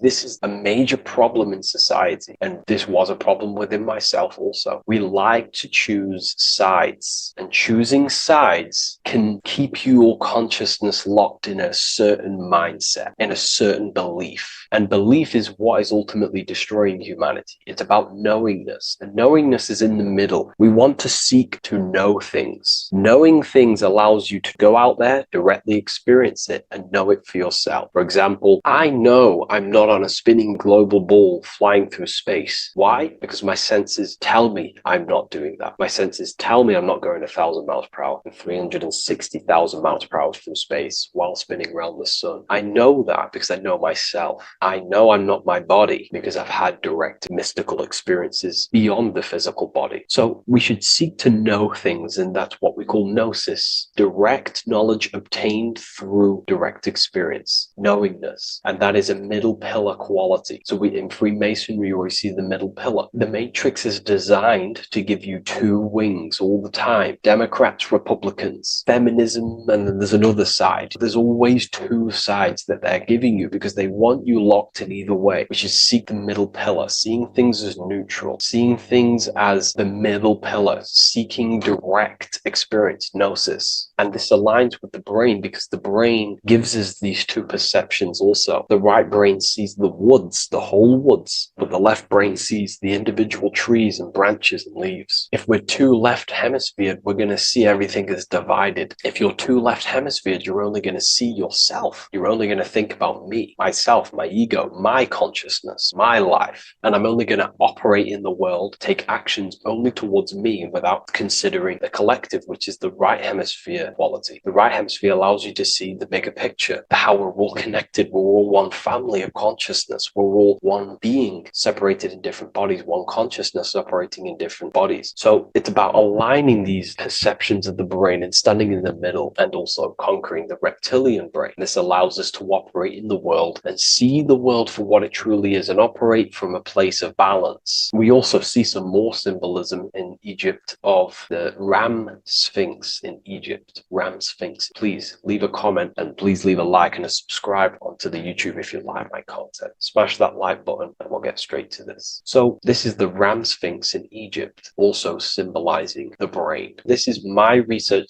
These are my conclusions. You can take this with a pinch of salt and go out and do your own research. This is what makes sense to me based off my information I've gained, my symbolism that I can read. So take what you can from it. I'm not here to obstruct anything. I'm not here to place anything in your mind. I'm simply here expressing my research. Never take anything off anyone as solid truth. I've never have said everything I say is solid truth. This is my research. If the research aligns with you, that's great. Maybe it doesn't with some people, that's fine. Simply take things with a pinch of salt, go out and collect as much research and information from many different sources and place together your own understanding of symbolism and your own perspective on reality. But like I say, seek to know and not believe. So this is the Ram Sphinx in Egypt. This is a more powerful symbolism of the brain. We have Osiris here, the god of the dead, which is the reptilian brain, and an Aries symbol here symbolizing the hippocampus in the brain. So this is the reptilian brain stem, heavily aligned with the reptilian brain stem here. We can see the connections if we look closely. So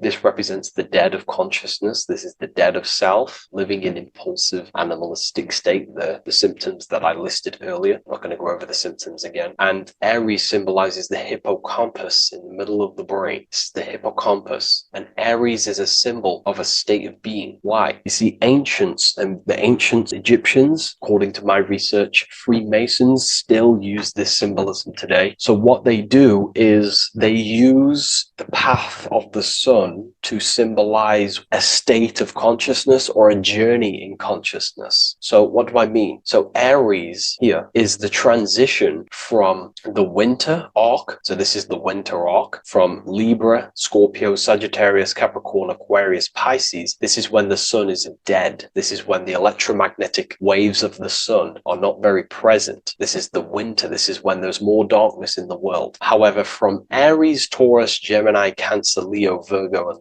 to Libra, this is when the sun is giving more electromagnetic rays. Everything grows. Everything is reborn again. Everything's growing. There's more light. There's more warmth. You can grow crops. So this is very symbolic as a state of consciousness. Aries is used heavily to represent the rebirth of the sun, but internally as an esoteric interpretation of Aries, it symbolizes the resurrection of awakening of the self. It is the rebirth of the sun, of the soul, the rebirth of becoming aware out of the darkness into the light, living in the reptilian unconscious state, the unconscious, not being aware that I possess consciousness, not being aware of my thought, emotion, actions. And Aries is that symbol of the rebirth of the spirit, the rebirth of the self, becoming self-aware. So that's what we're looking at here with the Ram Sphinx. We're looking at Osiris, dead, the reptilian brain, operating life in an unconscious state, not really thinking, not self-aware of thought, emotion, actions, not aware of the soul, not aware of good and evil, not aware of the laws that are in the heart of love, not aware that there's always an intelligence in the heart telling us what's the right thing to do at all times, not aware of anything, just simply reacting to the world. But then we have a symbol of Aries above, which is the resurrection of self. So again, this is symbolizing by the Egyptians to me and my research going from darkness to light. This is the resurrection of consciousness. consciousness, when we start to deepen our self-awareness, which is ultimately what I'm doing to you in these videos. Hopefully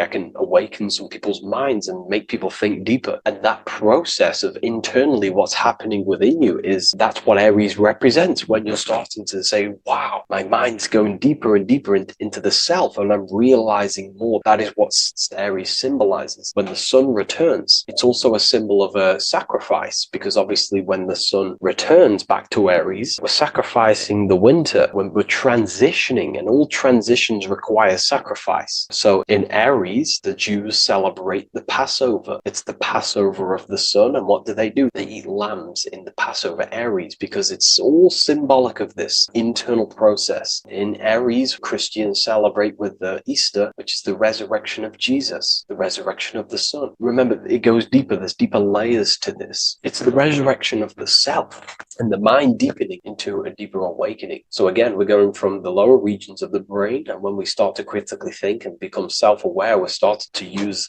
the mid part of the brain, and the mid part of the brain then expands into the neocortex, which is the resurrection of the self. The mind is no longer functioning in just the reptilian brain, but then it's going into the light of the higher brain, the neocortex, and this is the reptilian brain. This is the midbrain, what we're looking at here with the Ram Sphinx. Yeah. So this is the resurrection. It's the transition point of going from the reptilian brain into the midbrain into the neocortex. We're now resurrecting ourselves. Now, this is not putting anything negative on the reptilian brain. Without the reptilian brain, we wouldn't be able to live. We need the reptilian brain, but it's an abuse of the reptilian brain that can keep us in a very low state. It keeps us stuck in an unconscious state. But the reptilian brain is what's allowing you to breathe, to eat, to scan the environment for any threats. If there are threats, we do need the reptilian brain. That's not to say it's evil, but what I'm saying is an abuse of this brain, which is what most people are stuck in. They're operating their life out of this brain. And this is what the Egyptians, I think, are symbolizing, trying to tell us to resurrect ourselves, to become self-mastered, to become the highest version of yourself, to actively create in the world. Because when we are only operating from this brain, we're unconscious, well, then other people can use you as a vessel to create their reality. This is how the world is at the moment. The ones who know how to use the mind are controlling the other ones who do not know how to control the mind. So I hope this makes sense to you. Let me know if you have any video recommendations, and I'll see you inside Ethereal University. If you wish to take your research to the next level, I have things inside of there that are very powerful. We happily invite you. I'll see you inside of Join. If not, I'll see you in the next YouTube video. There is a massive mystery around the Freemasonic G, and in this video we're going to be discussing it. Some people call it geometry, God, Gnosis, Genesis, generation, but in fact it's all of these things, and all of these things relate back to one concept that links them all. And in this video, you will be discovering this secret force, which pretty much creates everything in your reality, in your life, and has done unconsciously, whether you are aware of it or not. The Freemasonic G is the 7th letter in the English alphabet. This is important because the number 7 has many mysteries inside the esoteric and occult traditions. Some people say the number 7 represents the 7 colors of light, the 7 major planets, or the 7 musical tones, 7 days of creation. The number 7 is a massive mystery. But what we have to understand is that in the context of Masonry, Freemasonry is all about building the self. Every day we wake up, we are either building our prison of our mind or freedom of our mind. Everything inside of esoteric Freemasonry is about building the self and reconstructing our consciousness, our inner dialogue, the inner voice. We're transforming the mind from low awareness to high awareness. This is why Freemasonry uses the allegory of stonemasonry, stones, chipping away at stones. The stone is in fact you, and we are perfecting the stone, which is your very own mind. Because the universe is a mental construct. Life is happening to us inside our minds. We are all the universal mind expressed and clothed in a different body. Therefore, now we understand that everything is about the internal inside of Masonry. This G relates to something inside of you. Hence why you see the G inside of the square and the compass. It's something internal in you. G is the 7th letter of the English alphabet, and the number 7 symbolizes the 7 cognitions of the mind. In esoteric and initiatory traditions, the 7 psychological cognitions of the mind refer to the 7 distinct modes through which human consciousness perceives, interprets, and transforms reality. Different schools use different names, but across Hermetic, occult, Gnostic, and mystical systems, the same underlying pattern emerges. The mind has 7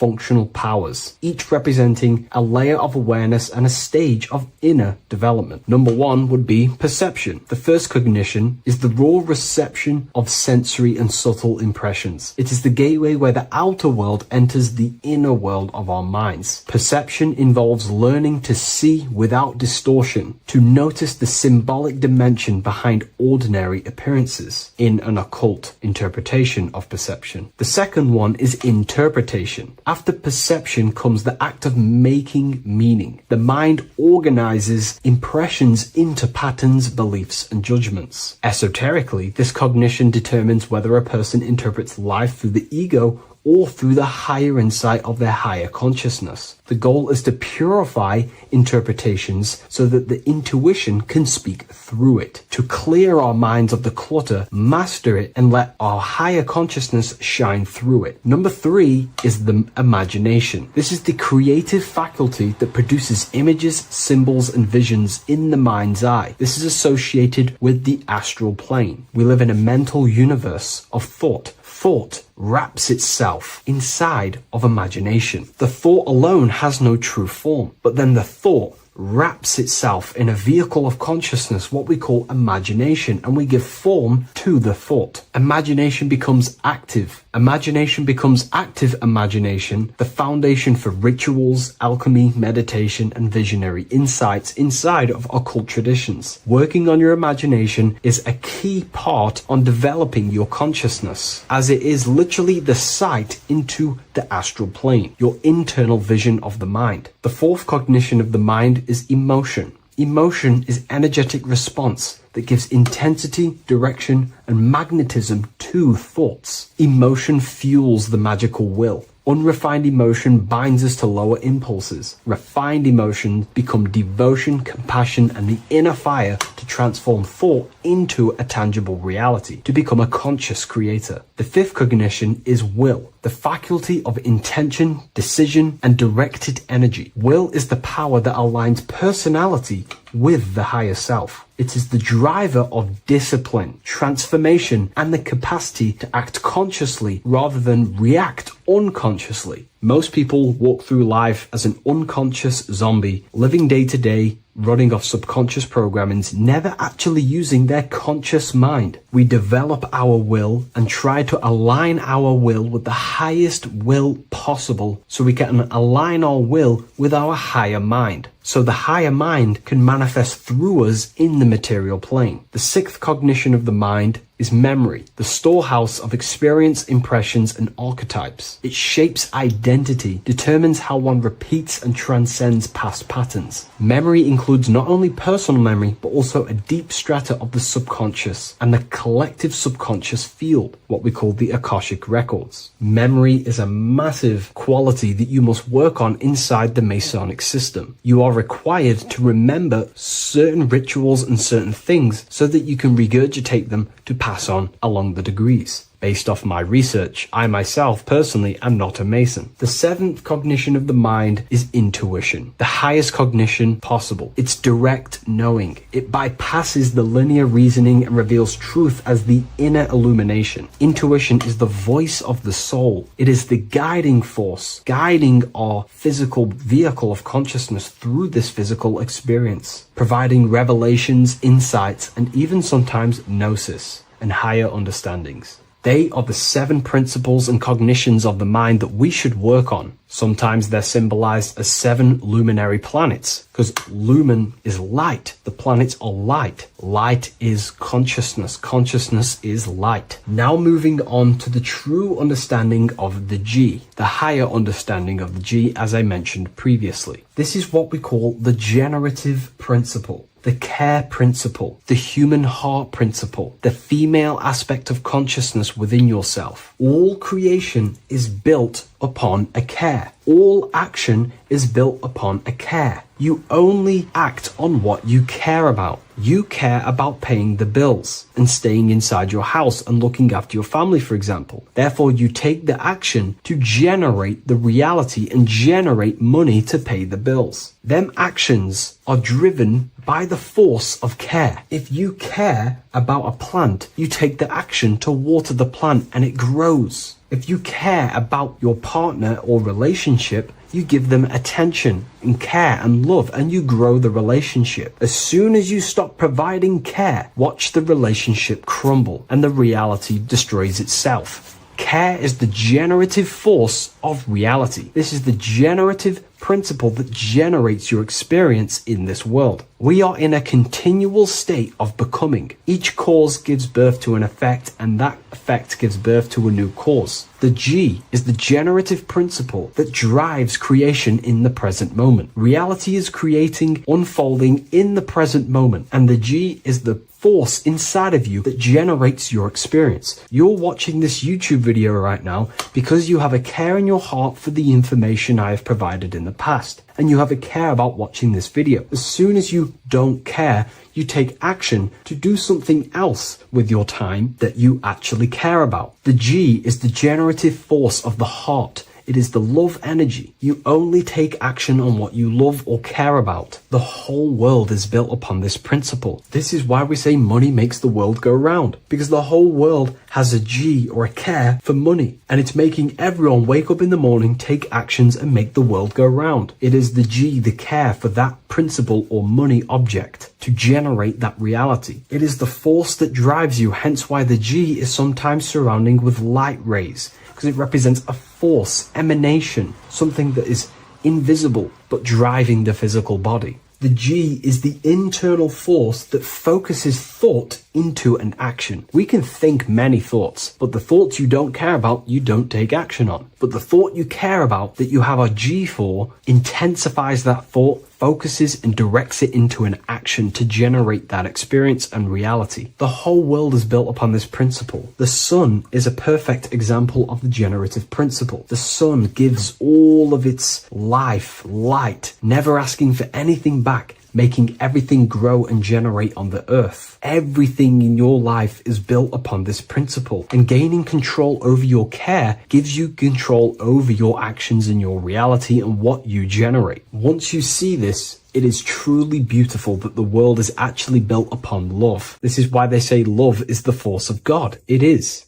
Truly. This is the reason why God begins with a G. It's about Genesis. Genesis means creation. G, generation. Anything that generates and creates is all to do with a care or a love energy. But don't get me wrong, people can love sick and twisted things, and they act upon them sick and twisted things. This is why purification of ourself is important by understanding this principle, as it is a very powerful principle to understand. This is the reason why the word gift begins with a G. You're giving something. I care. I'm going to give you something, a gift. Or guidance. This is what guides you into becoming something, what you love. This is why also gnosis begins with a G. Gnosis is not actually knowledge. Gnosis is knowledge obtained, attained by direct experience or through direct experience. For example, you're not believing you're watching this video right now. You know you're watching this. Know, gnosis, same phonetic sound. It's about knowing. Gnosis is about gaining knowledge of the self. Self-knowledge through direct experience.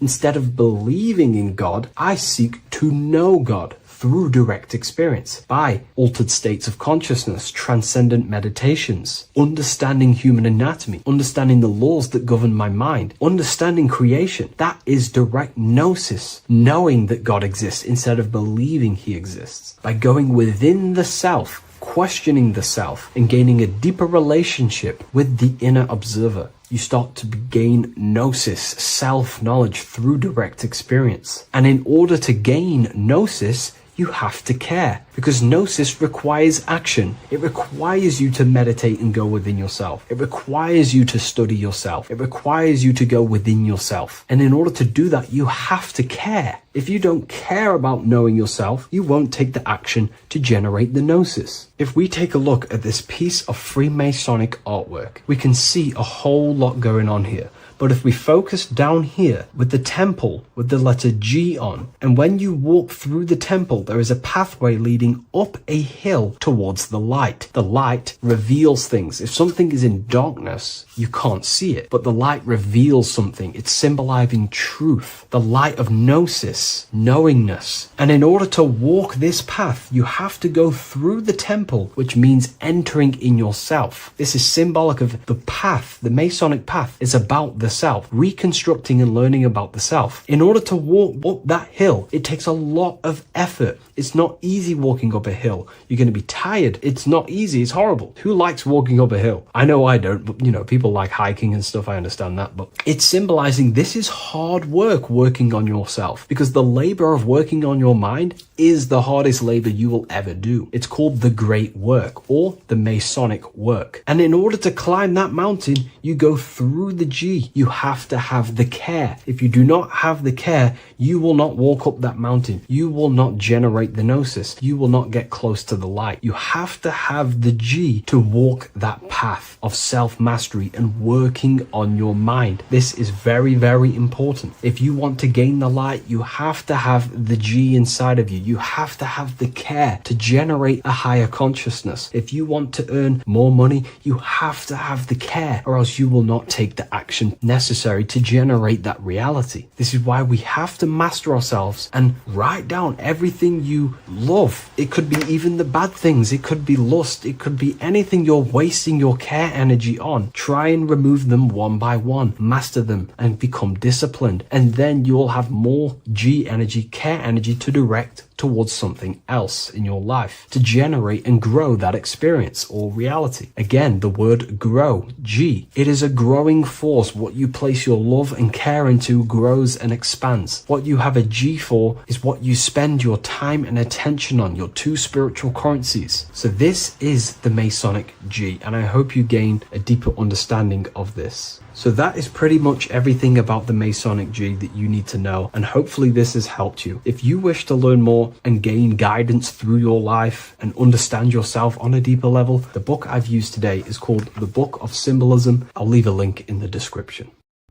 There's an ancient symbol hidden in plain sight, one that holds the key to transformation, power, and unlocking your true potential. It's been used for centuries by mystics, rulers, and even modern science. But almost no one understands its true meaning. Once you do, it will change the way you see yourself and the world forever. Stay with me, because this could be the key to your own awakening. The symbol of the snake, or the serpent, is a very powerful symbol that refers to something within you, that we all are on this journey. So first of all, we see this symbol in ancient Egypt on the top of the pharaoh's head. We also see this with Buddha, with the snake on top of the Buddha's head and below. We also see this in Rome, with the Roman god Mercury holding the staff with the snake. We see this in Adam and Eve's story, with the snake tempting Eve. We even see this today on the medical facility. But what does this mean? Why is this symbol being used for thousands and thousands and thousands of years? It has a very deep esoteric meaning. We see this in the Caduceus staff, and we even see the snake representing the Kundalini. What does the snake actually mean? A lot of people think it represents the Kundalini.